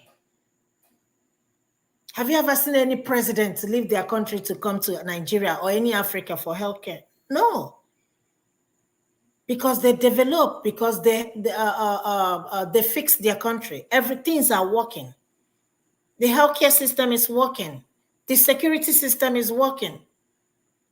All of us that lives in diaspora, we can get in our car and just go anywhere we want to go, 2, 3 a.m. and come back. But once you're in Nigeria, once it's 7 o'clock, your phone is ringing. Everybody, where are you? Where are you? Are you not coming back? Where are you? What kind of country is that? I'm not even talking about the ethnic and the, So sometimes I don't even feel sorry. I was talking to one of my co-workers and she said, you know what? Let this protest begin with ourselves. Let us start from each and every one of us. And like I said the other day, Tinubu is not my problem. Let us start from the council. Let us start from the governors.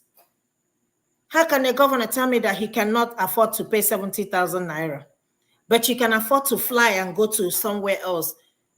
You can afford to, pay school fees for your kids, but you cannot afford. Can you live on 70,000 naira? Let us be realistic. Any governor in Nigeria, Any politician in Nigeria, can they survive on 70,000 naira? But you want to pay, even to pay that 70,000 naira, it was still hard. You're still saying that you cannot afford it. But you were able to buy two private jets, one for the president, one for the vice. If you 1 minute more, thank you. For how long are we going to continue living like this? And when people want to voice their concern, it's a problem. My only reason why I was against the protest is because I don't want anybody to lose their life. These people, they don't give a damn about us. They don't care. I didn't listen to Shetima, but I just read some people's comments. And it was ridiculous. And somebody said, this one would be, Tinubu is better than this person. I mean, can you imagine the comparison? If this person ever take over this country, we are gone and we are gone. Eh? How? No human sympathy. Look at the prices of goods. Look at the prices of food. People can't even afford to eat anymore. That's ridiculous. Somebody was saying that she cannot even afford to buy beans. Beans that we don't used to like before. Now beans is more expensive than rice. And she said that is the only protein and she cannot afford to buy beans. If you cannot afford to buy food, what else can you afford to buy? I wonder. Thank you very much. Thank you. The protest does really start with us. Mama Hecho, what is it about our dear country that keeps you awake? 5 minutes. Now day and night, now we dey think. When you see text message or WhatsApp message or a missed call, your heart skip because you know that you are going to receive the messages we have not eaten. And how much can you give out of your little limited resources? Then you hear people who has billions and you begin to ask yourself, people steal all these billions and people are crying for hunger. And you ask yourself, those who are crying for hunger, are you sure their children are even able to go to school? Are they even able to pay landlord? So these are the things that goes through your mind and you want to gaga. And when you come to space, you vent it out like this. And I ask myself every day, if in my generation the situation has become like this, what is the hope of the Nigerian teenager? What's the hope of the Nigerian youth? Look at parents that drag their children into the street to protest. Is that normal? And we are thinking, oh, we don't want military rule, we want civilian rule. Is this civilian rule? Is this civilian rule? Is it the definition of democracy? We begin to hear story of married women in order to cover up for the hardship at home. They are also doing hookup. Is that the dignity of the women? Is that really what they want to do? But how can they not do otherwise? Every mother do everything to see that the child eat. So it's not only our daughters, young daughters that are doing hookup. Married women, most of them are doing it. And they can't say. Just because they just want the child to eat or go to school. We are in big trouble. You not concern me, not concern me.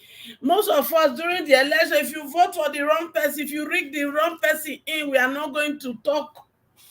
But is it easy to do if you have a heart of humanity? It's not possible. So this is a big issue which we are hoping by the grace of God and the mercy of God, we should be able to achieve through this protest. Just like our brother says, most of our sons, they are into what? Yahoo, Yahoo, they are the one renting hotel, they are the one building the choice. So the value, what we call value, is gone. And if we don't understand the implication, just like Paul said, when they say this thing, other nations say this thing in your face, the shame go catch you by force. And the question, are we going to continue like this? Or we are going to stand and support our children back home to fight this to the end? Me, I'm not expecting Jagaban to talk, because he has nothing to talk. Ma, you have like 1 minute more. Thank you.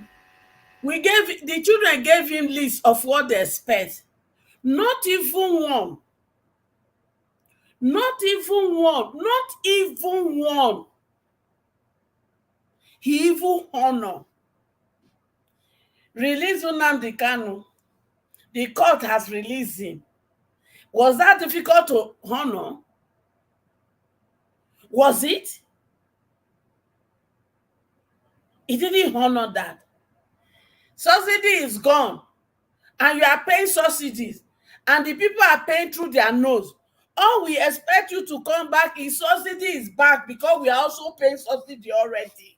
So crash the price fuel. Is that too difficult?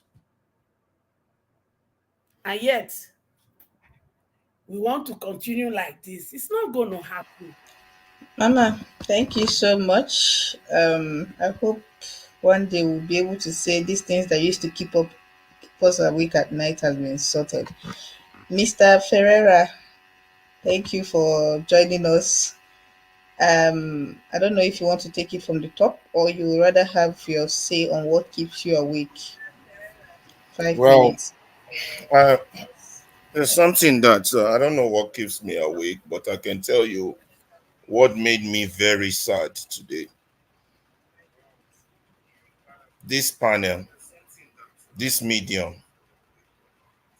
made me, I have never been so heartbroken, sad to the core of my heart.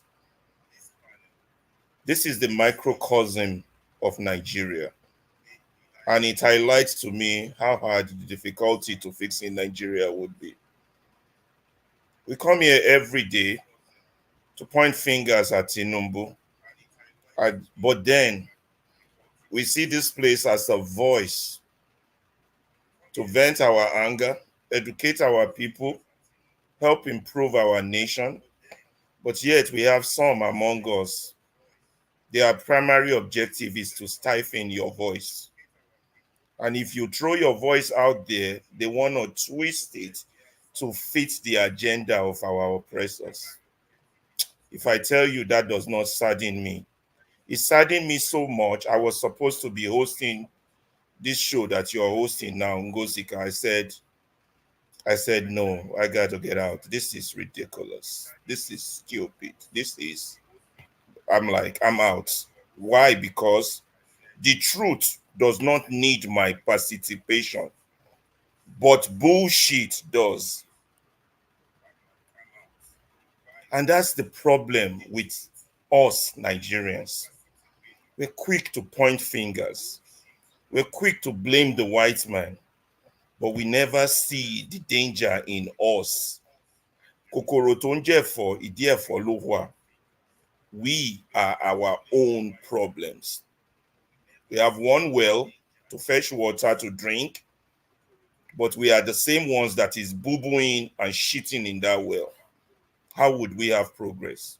But one thing is certain, this Nigeria, if we die and hand this over to our children, when we stand before God, God will question us, because this is not what you can hand over to your children. But yet there are still some among us. How their brain is wired, I don't know. What their objective is, I don't know. But that saddens I have never seen anything saddens my heart that much. That's why I didn't host today. An incident happened today, I won't go into it, but I will go into the words of Dele Faurontimi, and I will translate it in simpler English because that man speaks big English. It talks about us as a people, right? Nigerians. Let me look for it. It takes me. It talks about Nigerians, about how corruption has been our bane, or our bane, or what's the right word to use there? How corruption has been the tragedy of our existence. I'm not using the right word, how we are corrupt. But he says that, true, we did inherit this corruption from the British. Corruption is a white man thing. Corruption is not Nigerian invention. We didn't invent it, my people. Yes, the white man invented it. And that the credit belongs to them. But he said, but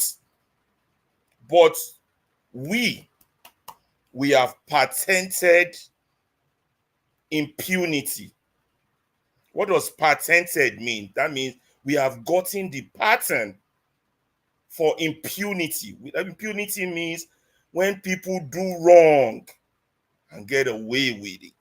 You don't punish them and then they do more wrong. Impunity. He said, visionary stealing, we have improved it. We have patented impunity and visionary stealing. That is stealing that has not yet been invented. We're good at that. That is us. And not just that, and the part that strikes me the most is that we have an amazing capacity. You have the strength for you to subjectivization of the truth. That means what everybody sees is white. One way or another, a Nigerian will show it to you as red. What your brain tells you is black, a Nigerian will, beyond magic and beyond words, convince you it is blue. We have an amazing capacity to subjectivize the truth. That means, the truth is far from us. You see it Sorry, in our Mr. pastors. Ferrari, you have 1 less than minute, thank you. 40 I'm on it. seconds. I'm on it. The truth is, you see it in our pastors, in our leaders, in our big men. And to wrap it up all up, we are preoccupied with Allahu Akbar, Jesus my Lord, religiosity without righteousness. That is us. When people describe Dele Faron, we described us. That's us. How do we change a nation of people that are like this? This panel is us. That's all. Thank you, guys.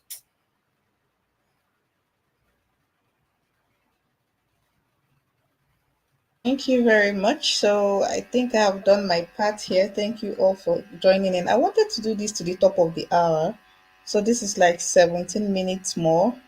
I don't know if anyone has anything to say. I want to shut this down in the next 17 minutes. So the floor is open. Just don't say anything that will make YouTube take Dr. Damage's forum down. That is where I draw the line. Thank you. So anyone, Mr. Well, Mori, you I you just can. want to say, as we march into the fourth day of the protest, home and abroad, let's give encouragement to these children in any way we can. And to our children, the people you are fighting, they have eaten their future. They ate my future. Do not allow them to eat your future. And do not let them eat the future of your children.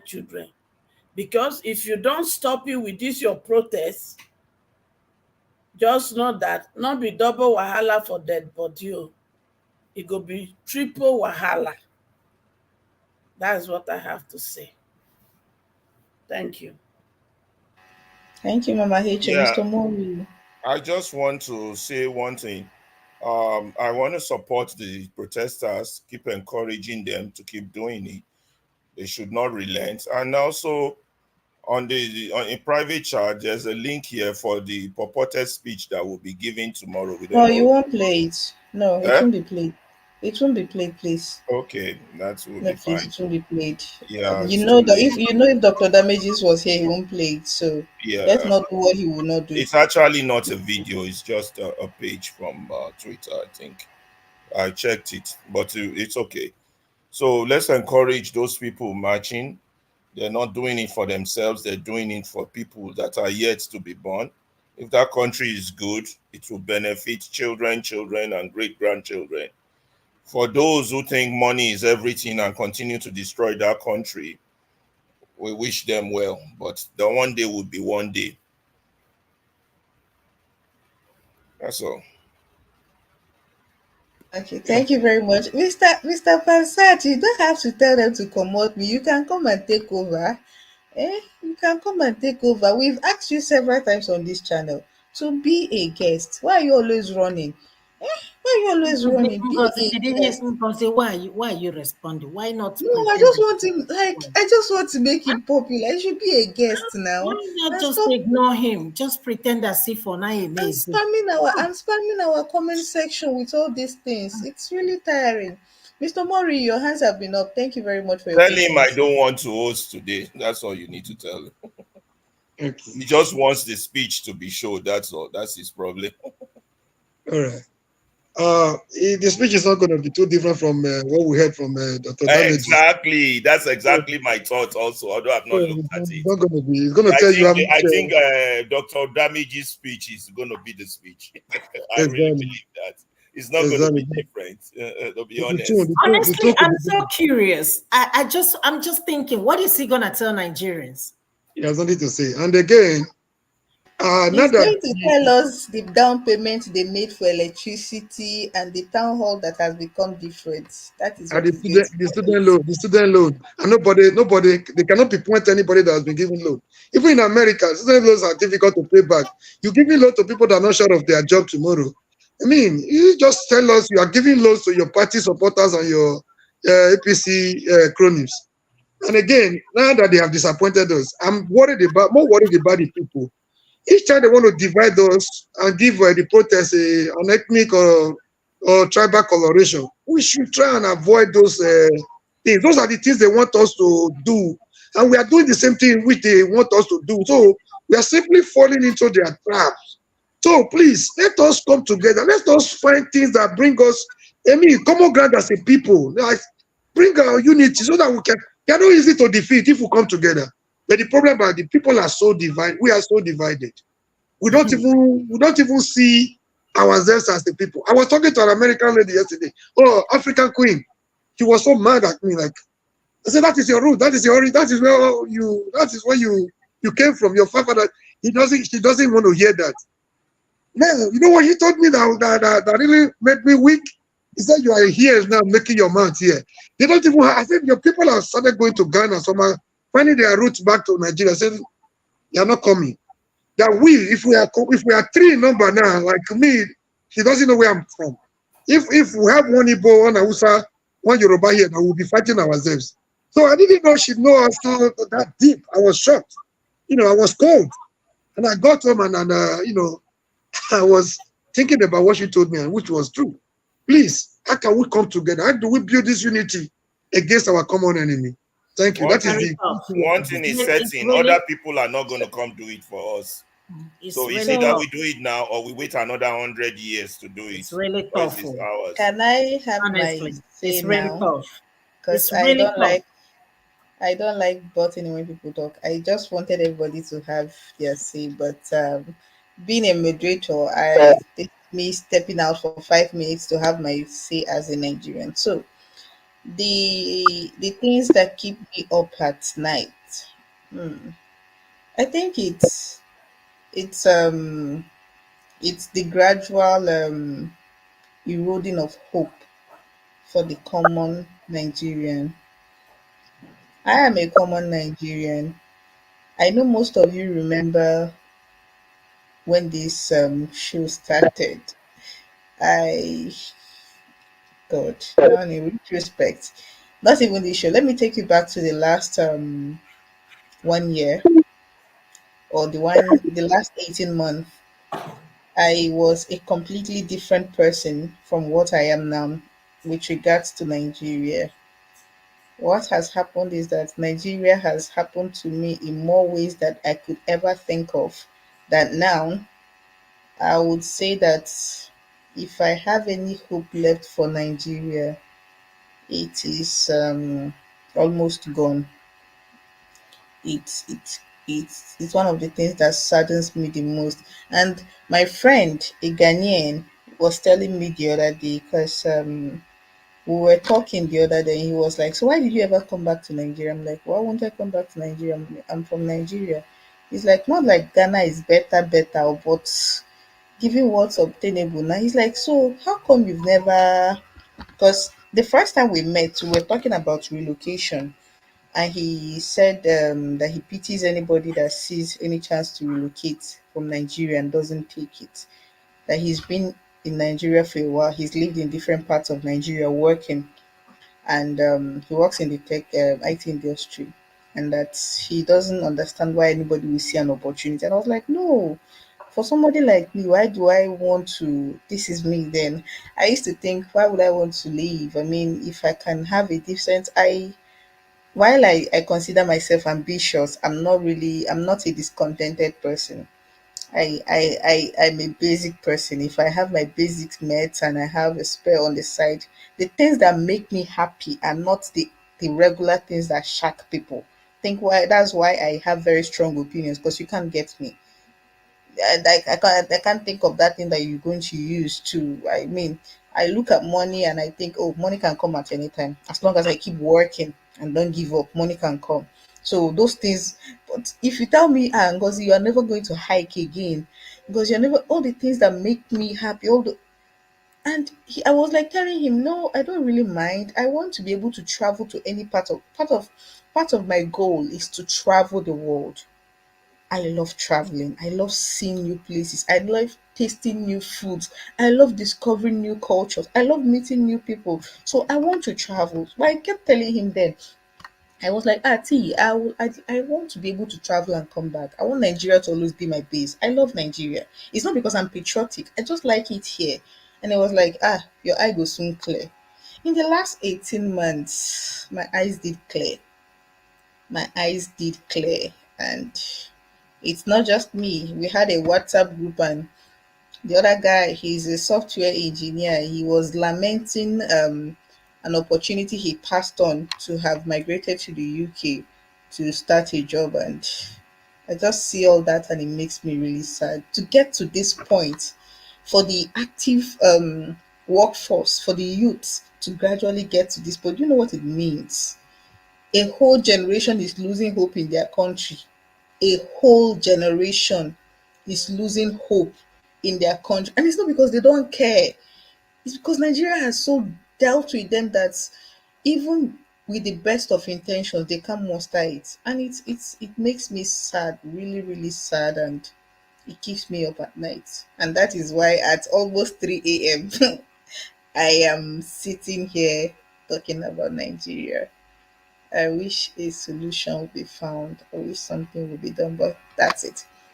Anyway, so anyone that wants to speak has the floor till we shut down in a few minutes.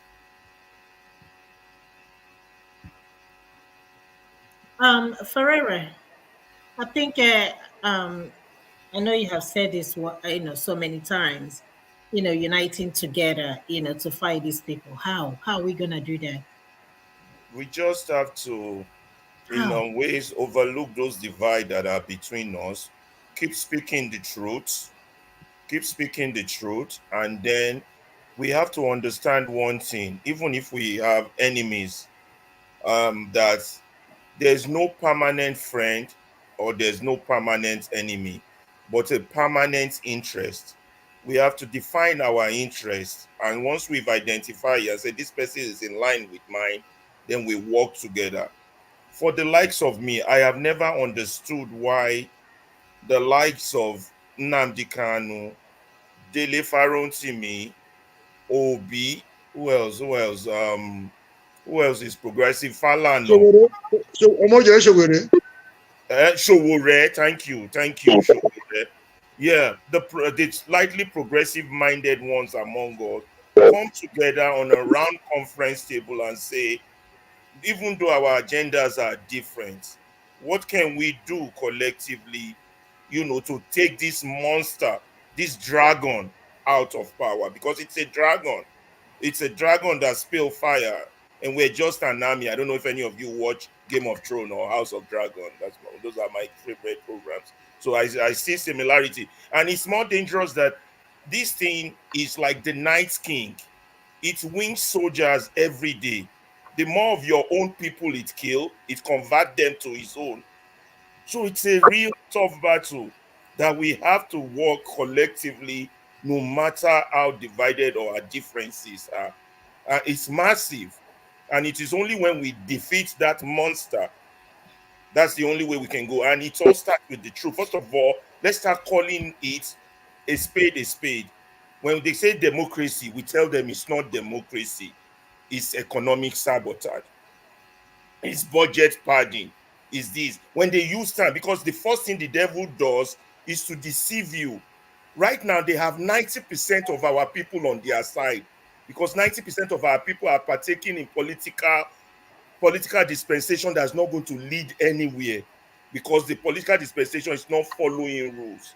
So we got to work together. I don't know how hard we have to understand this. Me too, I've thrown in the towel. I just started getting involved lately, as at last year. I've like forget Nigeria. You understand?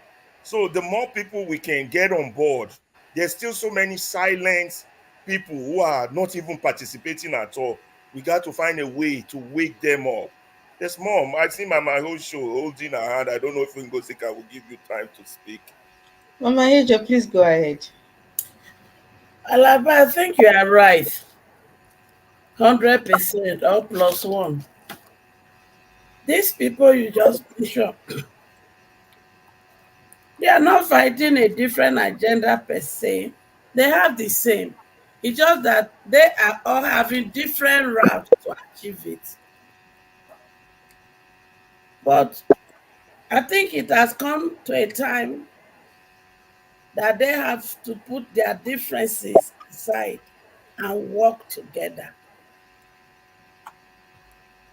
I call these people monster, and it is not easy to defeat monster with disunity. It's not going to be possible. They should be able to sit themselves together and have a common ground. And if you look at it in all together, now Igbo will just speak different or interpretation of the Igbo. But above all, they have interest for the common man. And to rescue these people, not be journey of co-water journey. We need people that will be able to take the bull by the horn. But are we really practicing democracy? The situation we are now, corruption everywhere, criminality from the womb. So, and we know that is not us. That is not us. You see, Ngozi just said something, and it hit me too. And that is the situation of the youth, the teenager. If there is anything that sustains anyone in life, is hope.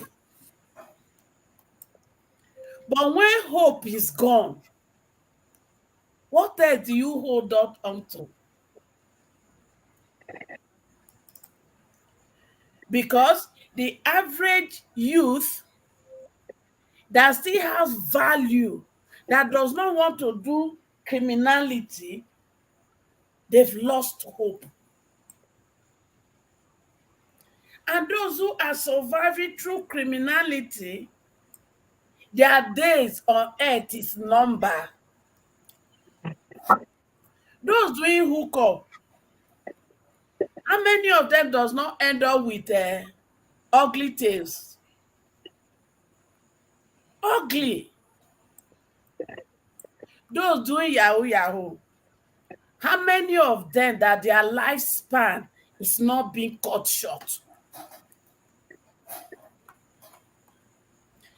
And those who are the victim of yahoo yahoo,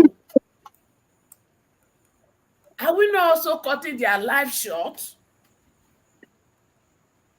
Because they are not just doing it to the Western world anymore.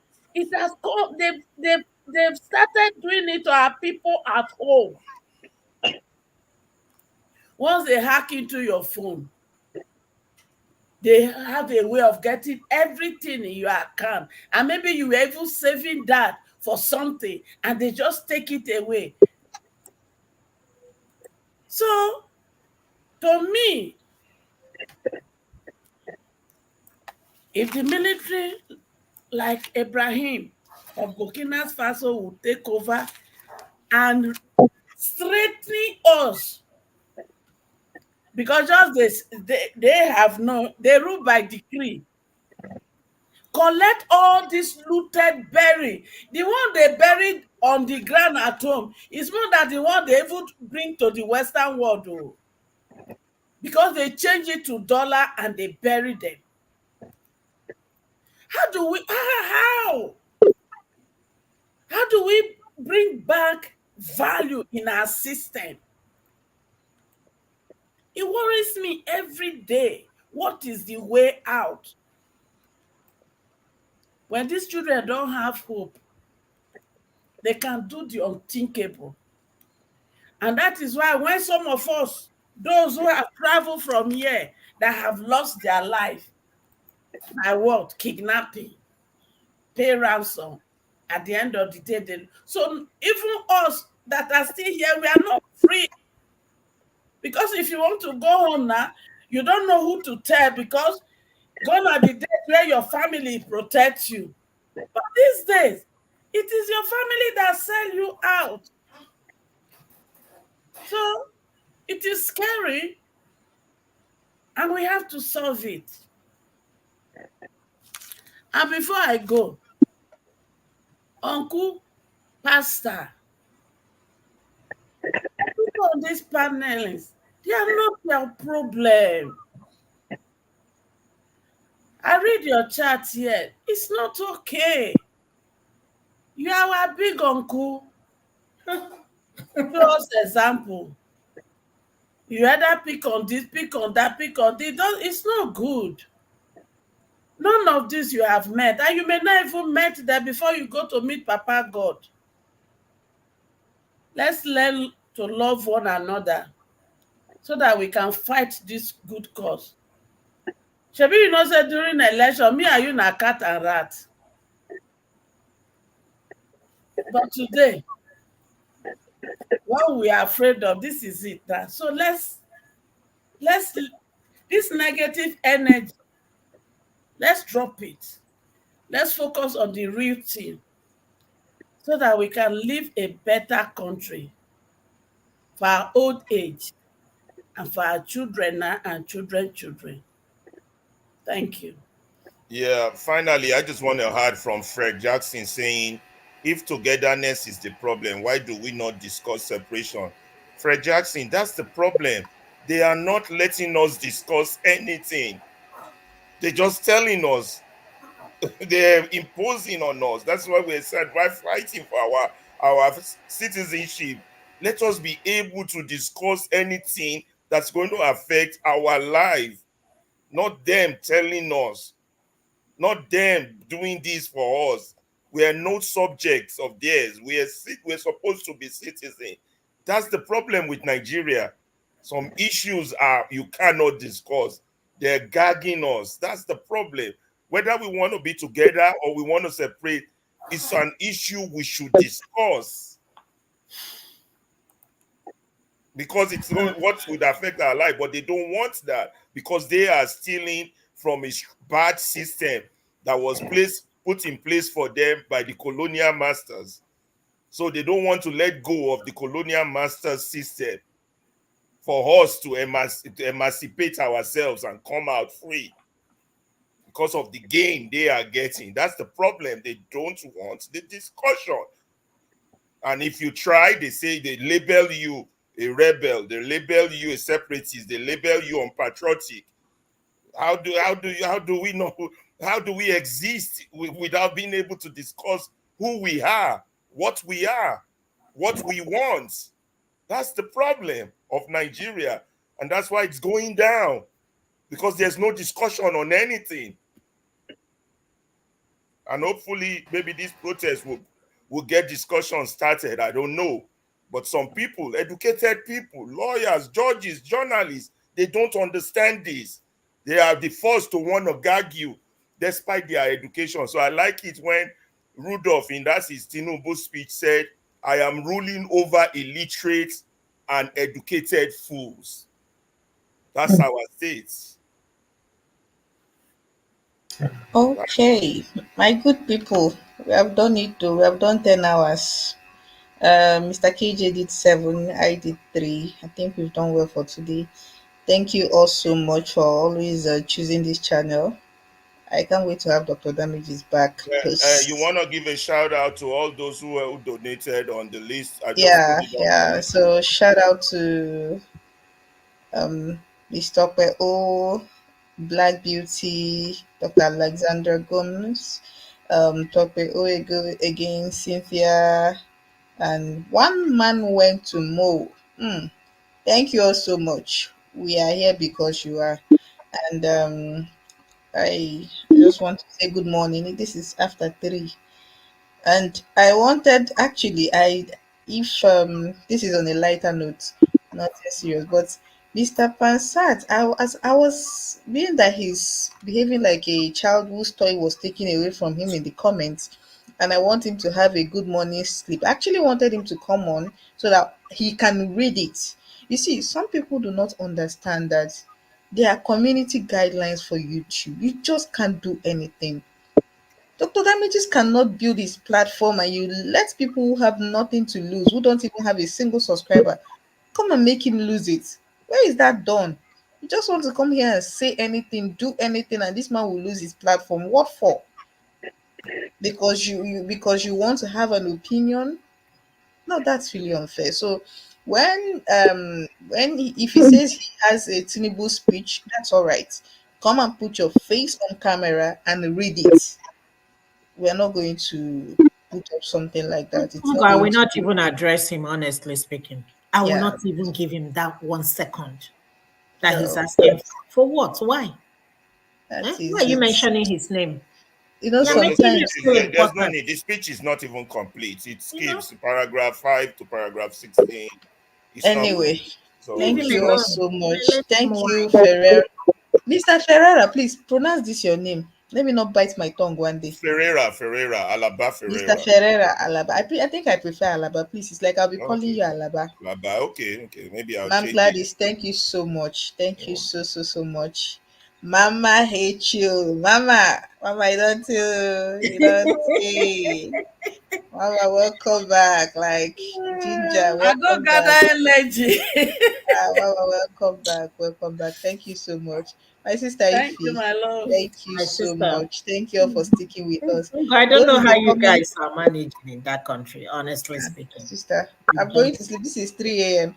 If anyway, sometimes if I do not sleep, these days I find it difficult to sleep because I'm doing some upskilling and I use this kind of time to take some courses and it's if you notice my network did not go off. So when people are sleeping, the network calms down a bit.